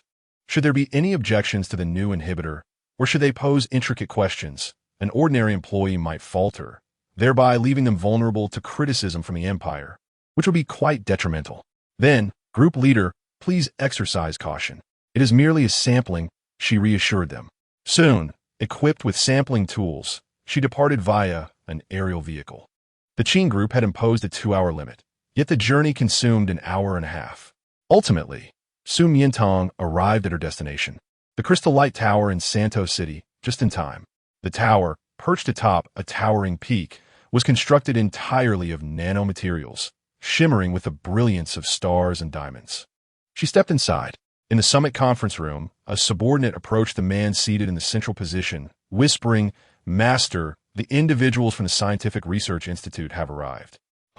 Upon entering the Crystal Light Tower, Su Miantang was escorted by a servant to the reception hall. She curiously surveyed her surroundings, noting that, in comparison to her residence, this place resembled a fortress, with the attendants appearing distinctly formidable. Each donned dark combat attire, robust in stature, cradling the most advanced weaponry, resembling terrorists poised for insurrection. Yet, their speech was rigid and devoid of emotion, akin to a legion of automatons. For instance, she had already inquired for the 3rd time, "May I ask when Mr. Qin Yinzhou will arrive? Please wait." They uttered the words, "Please wait," yet had never sent anyone to urge for expedience. They had promised that the sampling would be completed within 2 hours, and now they were gravely overdue. Confounded by their demeanor, Su Miantang readied herself for an extended wait, when suddenly she caught sight of a scene on the holographic projection screen.